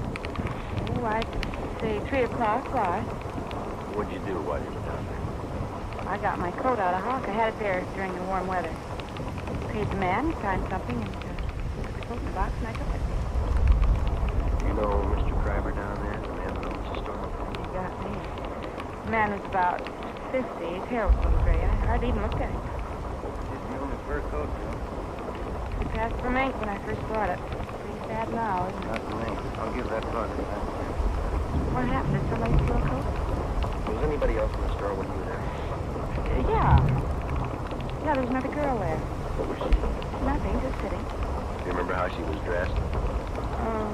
She was wearing a gray suit, slacks, blonde. Her face wasn't much, but she had a neat little figure. Do you remember anything else about her? I didn't pay that much attention. Anything else in there, Ben? Not a thing, Joe. Maybe I'd better take the towel off my head. It doesn't look so hot when it's wet, but it's natural. It's natural red. Yeah. Is there anything else that you might be able to... I think that's about all. I gave the man my claim check and the money. He got the coat, put it in the box, and gave me a receipt. Nothing else? No, when I got the receipt, I saw the blonde walk over and pick up the telephone. I was just leaving then. Did you hear any of the conversation? She asked for Western Union.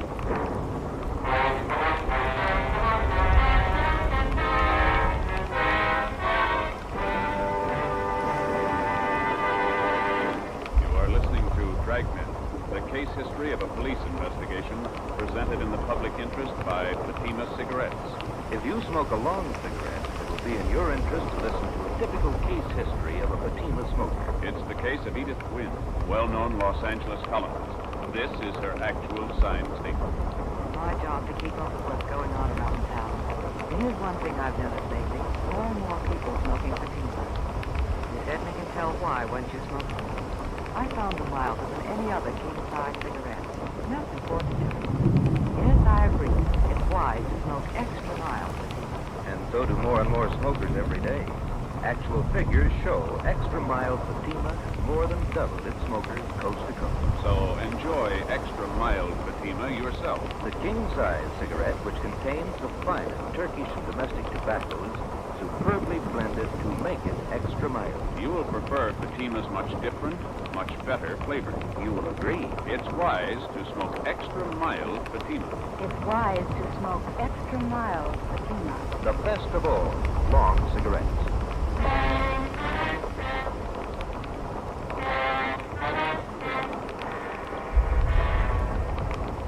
Sunday, November 24th, 9 a.m. Ben and I contacted the owners of all the shops in the vicinity, but none of them saw or heard anything at the time of the shooting. Officers Brennan and Moncrief interviewed all the regular customers of Albert Kreiber's fur shop. Only 3 had been in the store on Saturday, but none of them had noticed anything wrong. At 11:35 a.m., we spoke to Mrs. Kreiber again, but she could add nothing to her story. Her niece and nephew had been to a football game at the Coliseum in the afternoon and knew nothing had happened until they were telephoned by Officer Brennan. 2:55 p.m. We spoke to all the tenants of the apartment house at 5513 Lexington. We were at the fur shop. None of them had been home, but the owner told us that he had some men working on the roof of the apartment house at the time of the murder. Through the owner of the durable roof company, we traced the 2 men who had been working on the roof. They told us that about 4 o'clock they had seen a blonde dressed in gray slacks enter the parking space in the rear of Kreiber's fur store. They whistled at her, but she paid no attention. She got into an Oldsmobile and drove east on Lexington. 7 p.m. We checked in at the the office, got word that Albert Kreiber's car had been located in the parking lot at Vermont and 8. We drove down to the location and talked to the parking lot attendant. Well, the car must have come in sometime last night. It probably came in the back way because I don't remember it coming in. It doesn't have our lot tag. Did you work all last night? No, I finished at midnight and started at 10 this morning. I kept waiting for somebody to claim this thing, and after supper, I figured it might be stolen, so I phoned the police. It's been sitting here all that time. Are there any keys in it? No, sir, there weren't last night either. Have you ever seen this particular car before? No, sir. Have you ever seen a blonde woman about 25 wearing gray slacks? You mean hanging around here? Yeah, or in the neighborhood. Yeah, but not today or yesterday. Do you remember one? Yes. Does she drink a lot? Maybe. Well, there's one that hangs out in these bars around here. Once in a while, she comes in a lot, but not lately. When did you see her last? A couple of weeks ago. Was she with anyone? Yeah, but I don't remember. I've seen her with a lot of different guys. Does she hang around with anybody in particular? Yeah, her husband.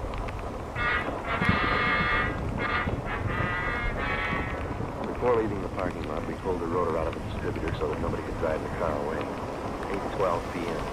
We called homicide and asked for more men to canvass the bars in the neighborhood. Ben and I staked out on the car. We sat in our car across the street from the parking lot until midnight.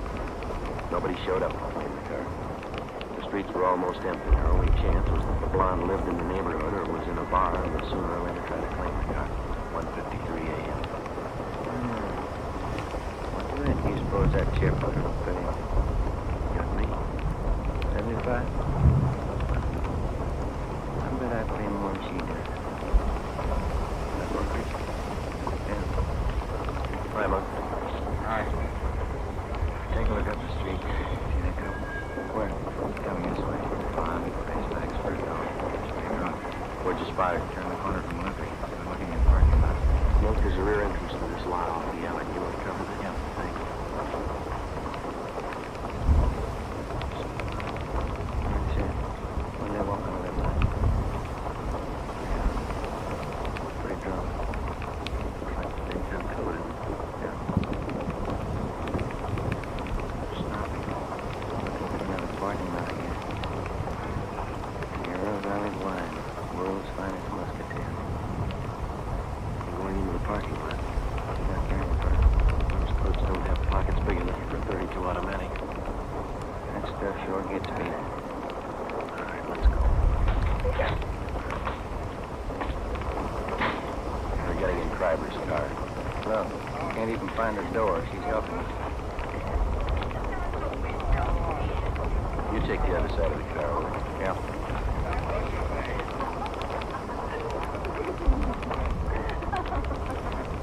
Who are you? Police officers, can I see your driver's license, please? I got a driver's license. What's your name? Betty Moore, what do you? The registration slip on the steering column says Albert Kreiber. What's the matter with this car? Who's Albert Kreiber? Oh, I know who he is. Scott. Who's this man? Friend, that satisfy you? Lots. What do you want him there for? Let me have those keys. Hey, Here you are, Ben. there's nothing in there. Here's a purse. Give me that. You keep your hands on the wheel. Gun, 32. Shit, it's empty anyway. There's nothing wrong in that. Do you have a permit to carry it? Yeah, I got a permit. Can I see it? I lost it. Give me those. Keep your hands on that wheel. Here's a wallet. Identification cards, Albert Kreiber. Where'd you get these? I don't know. Man's watch, Albert Kreiber, engraved on the back. Who's Albert I Kreiber? don't know, I told you. All right, let's get out of the car. Why didn't that car start? Come on, stand up. You get over there. Where'd you get the fur coat? I bought it. Where? I don't know. Yo, look at her slack. Wine. Still run on. What kind of wine? Muscatel. Muscatel isn't a red wine, it's a white wine. Who's Albert Kreiber? I don't know. This is his wallet. This is his car. Where'd you get him? I don't know. I don't know. This the gun you shot him with?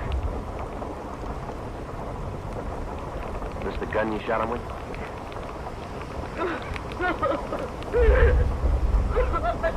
I was going out with him. He said he'd give me a fur coat. He promised me a watch. He never gave me one. And then we sent a telegram to his wife and everything. He gave me a fur coat to take me out.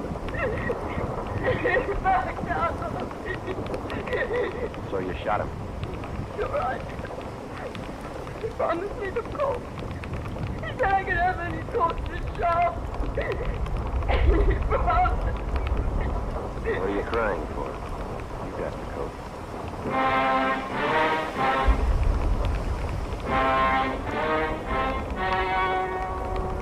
The story you have just heard was true. Only the names were changed to protect the innocent. On February 27th, trial was held in Superior Court, Department 86, City and County of Los Angeles, State of California. In a moment, the results of that trial. It's amazing how many long cigarette smokers are changing to extra mild Fatima. Here is the actual report. From coast to coast, extra mild Fatima has more than doubled its smokers. Yes, more and more smokers every day are discovering that Fatima is the king-size cigarette that is extra mild. Extra mild because it contains the finest Turkish and domestic tobaccos superbly blended to make it extra mild, to give it a much different, much better flavor and aroma. Enjoy extra mild Fatima yourself. Best of all, long cigarettes. It's wise to smoke extra mild Fatima. It's wise to smoke extra mild Fatima.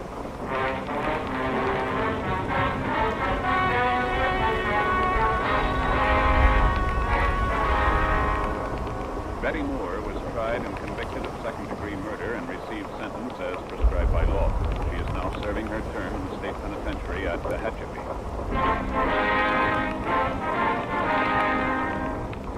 You have just heard Dragnet, a series of authentic cases from official files. Technical advice for Dragnet comes from the Office of Chief of Police W.A. Wharton, Los Angeles Police Department. Fatima Cigarette, best of all long cigarettes, has brought you Dragnet, transcribed from Los Angeles. Next, here's Sarah Berner in Sarah's Private Caper on NBC.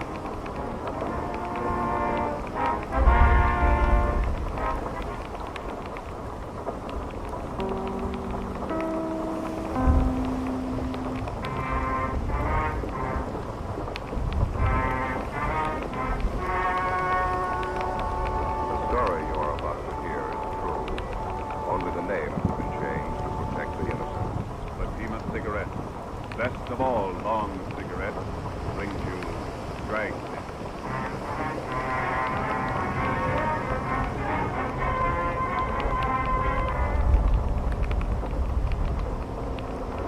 You're a detective sergeant. You're assigned the homicide detail. A woman has disappeared, taken from her home by a man posing as a police officer. Your job, find her. If you want a long cigarette, smoke the best of all long cigarettes. Smoke extra mild Fatima. Yes, Fatima is the king-size cigarette which contains the finest Turkish and domestic tobaccos, superbly blended to make it extra mild. To give Fatima a much different, much better flavor and aroma than any other long cigarette. That's why Fatima has more than doubled its smokers coast to coast. Enjoy extra mild Fatima yourself. Best of all, long cigarettes. It's wise to smoke extra mild Fatima. Wise to smoke extra mild Fatima.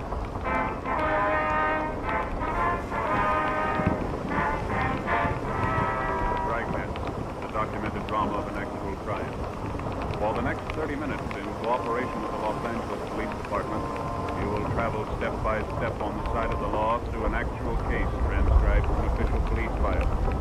From beginning to end, from crime to punishment, Dragnet is the story of your police force in action. It was Tuesday, April 4th. It was warm in Los Angeles. We were working the night watch out of homicide detail. My partner's Ben Romero. The boss is Thad Brown, chief of detectives. My name's Friday. It was 10 minutes past 6 p.m. when I got to the basement of the city hall. Carpool.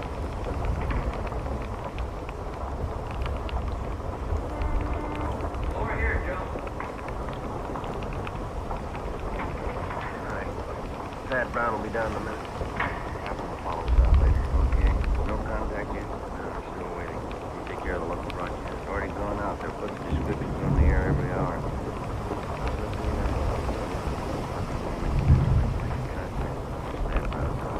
Squeeze them.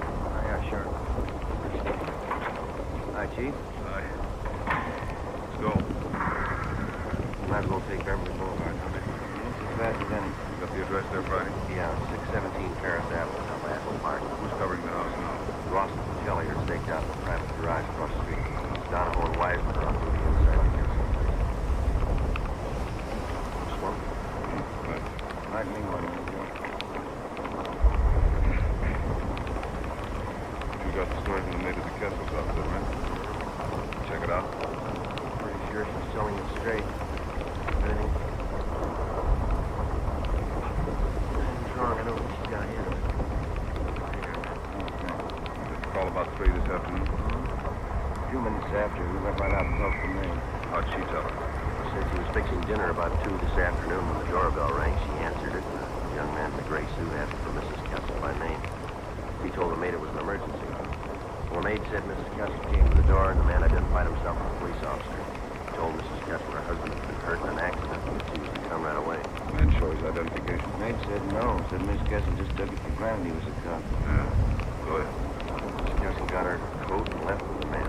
About an hour later, her husband, Professor Kessel, got home. He wasn't hurt. He hadn't been in an accident. He hadn't seen his wife. As soon as he heard from the maid what had happened, he got on the phone and called us. What's the background of the husband? Professor Kessel. Supposed to have quite a name. Professor of philosophy out of Simmons College, a small school out there, Glendale. Devout man, friend, synagogue. Sure about the maid's story? Sure as we can. She gave us a good description of the man who picked up Miss Kessel. White male, American, 25, 30 years old, 6 feet, 170, 80 pounds, gray suit, gray hat, brown shoes. How about the car he used? Next month, Chevrolet, dark blue, white sidewalls. Told him to make it up.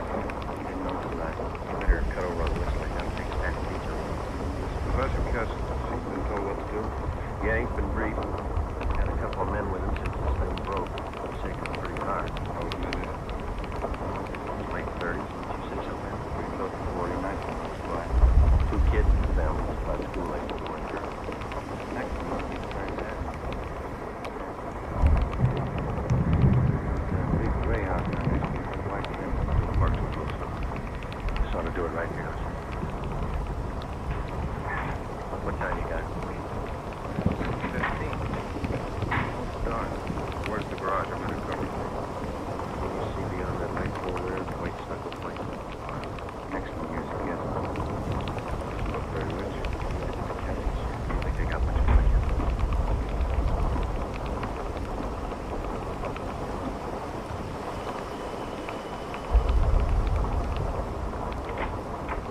I don't know. Come in.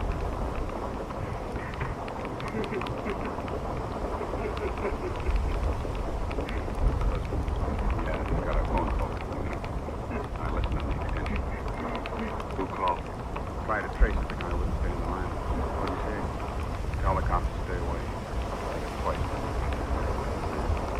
Said if they don't, I'll kill her.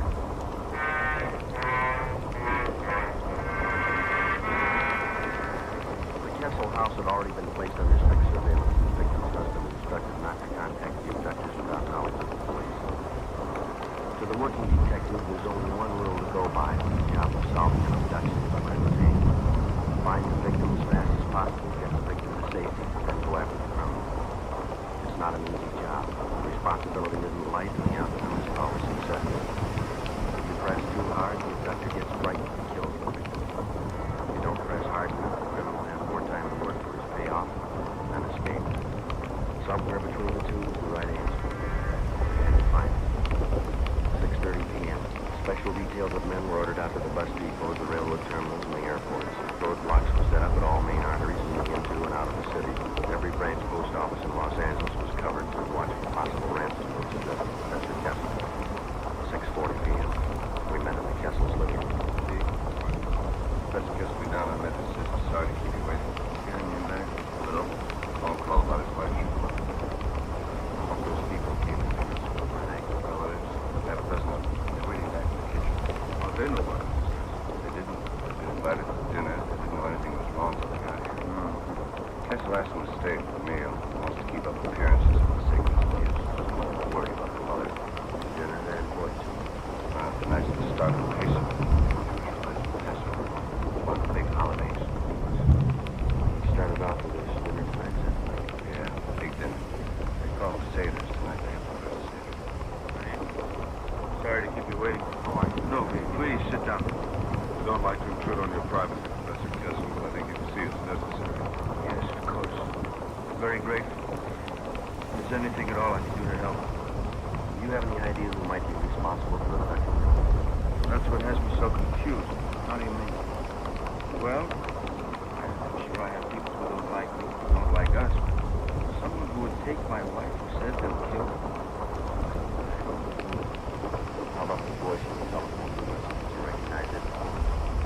No, it didn't sound like anyone I knew. He talked so fast, I could hardly understand him. Do you think the person who took your wife had some other motive besides holding her for ransom?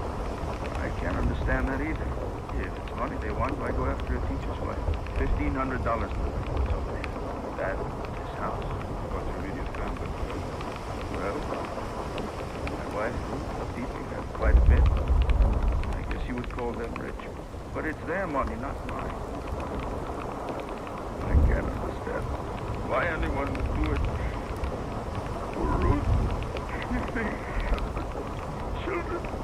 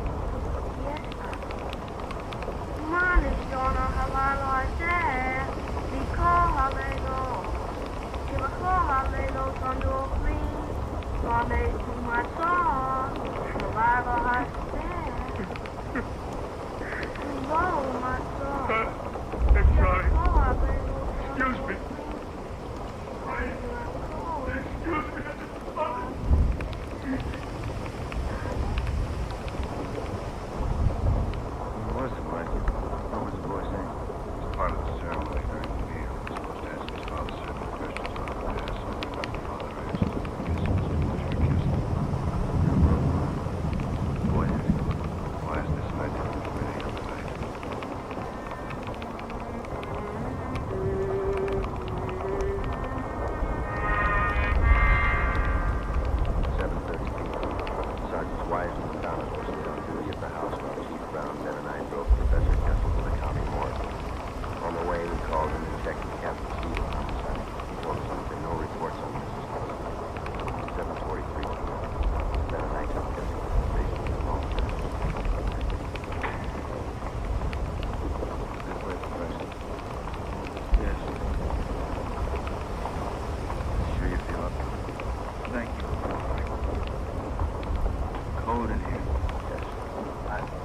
back here.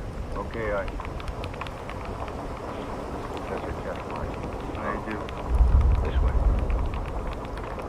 Change door number 5. I called over as soon as the photograph. Yeah, thanks. Found the body of Avenue 19 Riverbed crossing the ocean again. No identification? No. Here we are.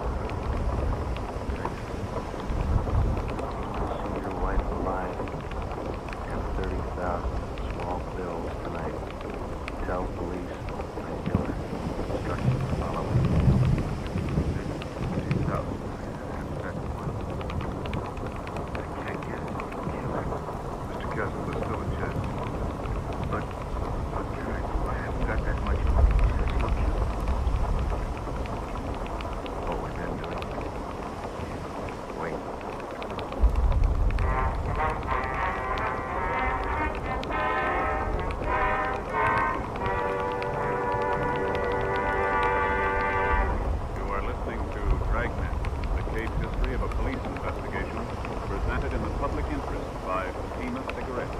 Fatima, the long cigarette that has more than doubled its smokers coast to coast. There's a very good reason for this amazing industry. Men and women everywhere are finding out it's wise to smoke extra mild Fatima. I agree, Christine Matson, airline stewardess. I agree, this is Mike Chavez. I agree, says Bad Beckwith, fashion stylist. Yes, all agree.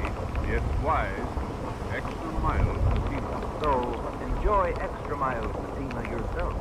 The king-size cigarette, which contains the finest Turkish domestic tobacco, superbly blended to make it extra mild. You will prefer Fatima's much different, much better flavor and aroma. You agree? It's wise to smoke extra mild Fatima. It's wise to smoke extra mild Fatima. Best of all, long cigarettes.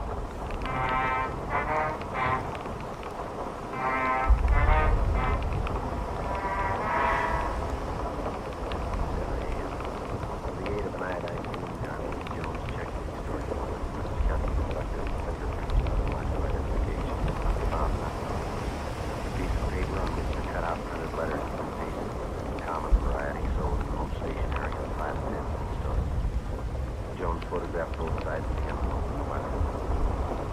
11 a.m. Still no word. None of the special details had anything to report. At 1:45 p.m., another letter was delivered to the house. The envelope was opened. The letter was carefully pinned down in the corner. Again, the same as the last. 9 to 11 o'clock. Come along with your car.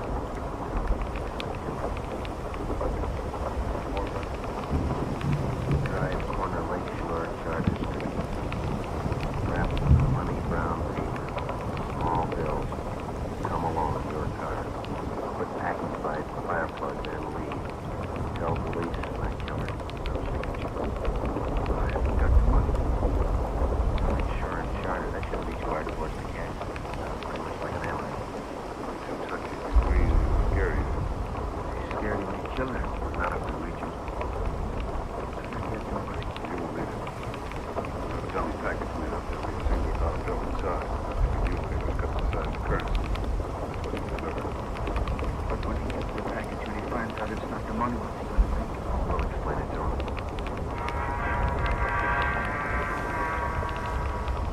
Starting at 10 o'clock that night, more than a dozen cars from the Detective Bureau circled the area around Lakeside Avenue and Charter Street, keeping a distance maybe from 3/4 to a full mile away so as not to scare off the detectives. Some of the cars were parked in service stations, some in private driveways. The neighborhood was located in the heart of the new veterans housing project. For a full 5 blocks in each direction, there were no buildings of any kind, where we should keep an eye on the package and take ransom money. The owner of one of the completed houses nearest the spot on Charter Street was contacted and agreed to let us use his home as a lookout point for the stakeout that night. 9 p.m. Fred and I took up our position for the lookout. We were equipped with a pair of night binoculars and a walkie-talkie.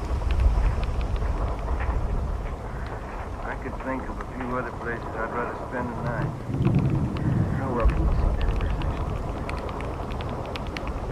Fine, huh? I showed you everything. Check the cap. What time you got? 9:25. Where's the skipper park? Private driveway near Charter and Hayward. Friday to 105K.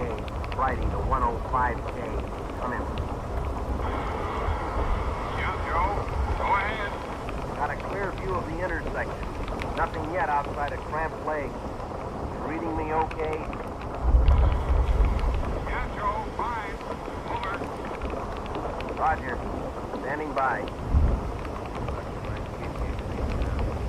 Why? I never understand. Why should his father be sitting on top of somebody's roof late at night? He'd never get it. We waited. 10 o'clock came. 10:30. At exactly 11 p.m., we watched through our night binoculars. We saw Professor Kessel drive up to the designated location 5 blocks away, place the fake package of ransom money with the fire hydrant near the intersection, and then drive away.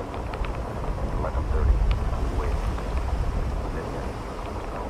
2 a.m. Nothing happened. The package was still lying with the fire hydrant undisturbed. Captain C checked with us periodically on the walkie-talkie. At 3:30 a.m., we were still waiting. At a few minutes past 6 a.m., Professor Kessel was directed to return to the intersection to pick up the package and drive back to his home. His wife's abductor had failed to show. Maybe the suspect was setting a trap. Maybe he had no idea showing up at the first visit. Maybe Mrs. Kessel was dead. Didn't know. 10 a.m., Thursday. No further contact. A special detail from homicide, including Ben and I, were ordered on a door-to-door canvass of the general area around Lakeside Avenue and Charter Street. After 7 hours of ringing doorbells and answering the place, we saw from Mr. Harold Oland, who was a long-time resident of the Silver Lake area. We showed him the gentleman's description. Yeah, that's Mr. Thompson. For sure. Where did you see this Thompson? Oh, I saw him last time. You got it when I got the thing. Does this Thompson have a car? Yeah. I wonder if you could describe it. Is Thompson in the house now, Mr. Olander? Nope. Some drive away or something. I can show you the house. It's an official place. It is. Come on, then. I got the key right here. Cottage just down the lot. See what I mean? Light? Yes. How long's Thompson been in the house? 2 weeks tomorrow. Noticed anything unusual about it? drive out with a lot of people. Right. You usually keep all the blinds drawn? Yeah, now that you mention it. What?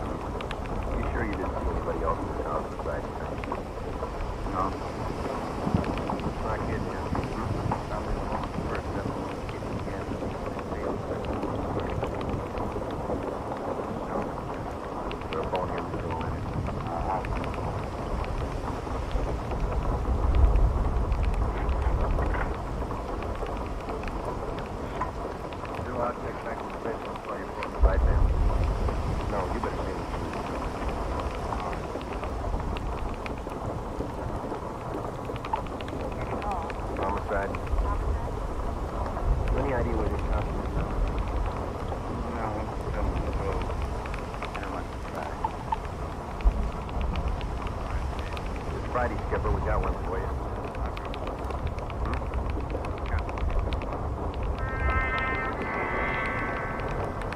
Jessel's she had no idea where she's been and why she does everything. All additional information that she could furnish us with next was immediately relayed to the entire station. 2 hours later, the neighborhood arrived out and that his life was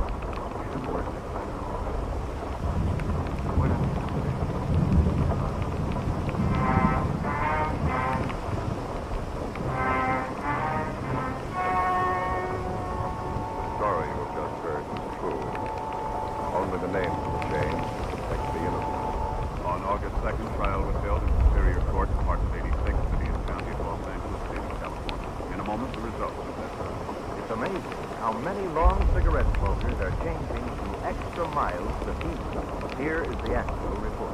From coast to coast, extra miles of FEMA has more than doubled its smokers. Yes, more and more smokers every day are discovering that Fatima is the king-size cigarette that is extra mild. Extra mild, because it contains the fine 30-dimensional wax, superbly blended to make it extra mild, to give it a much different, much better flavor and aroma. Enjoy extra mild Fatima yourself. Best of all, long cigarettes. It's wise to smoke extra mild Fatima. It's wise to smoke extra mild Fatima.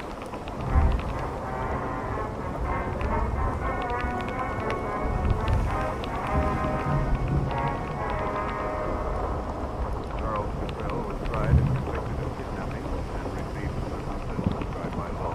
He is now serving his term in the state penitentiary.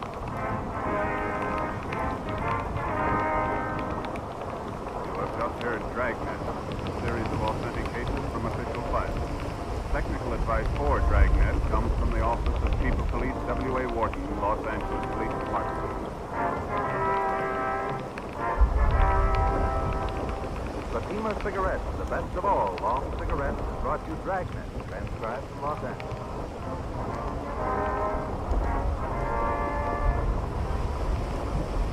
hear Sarah Berner and Sarah's Private Keeper on NBC.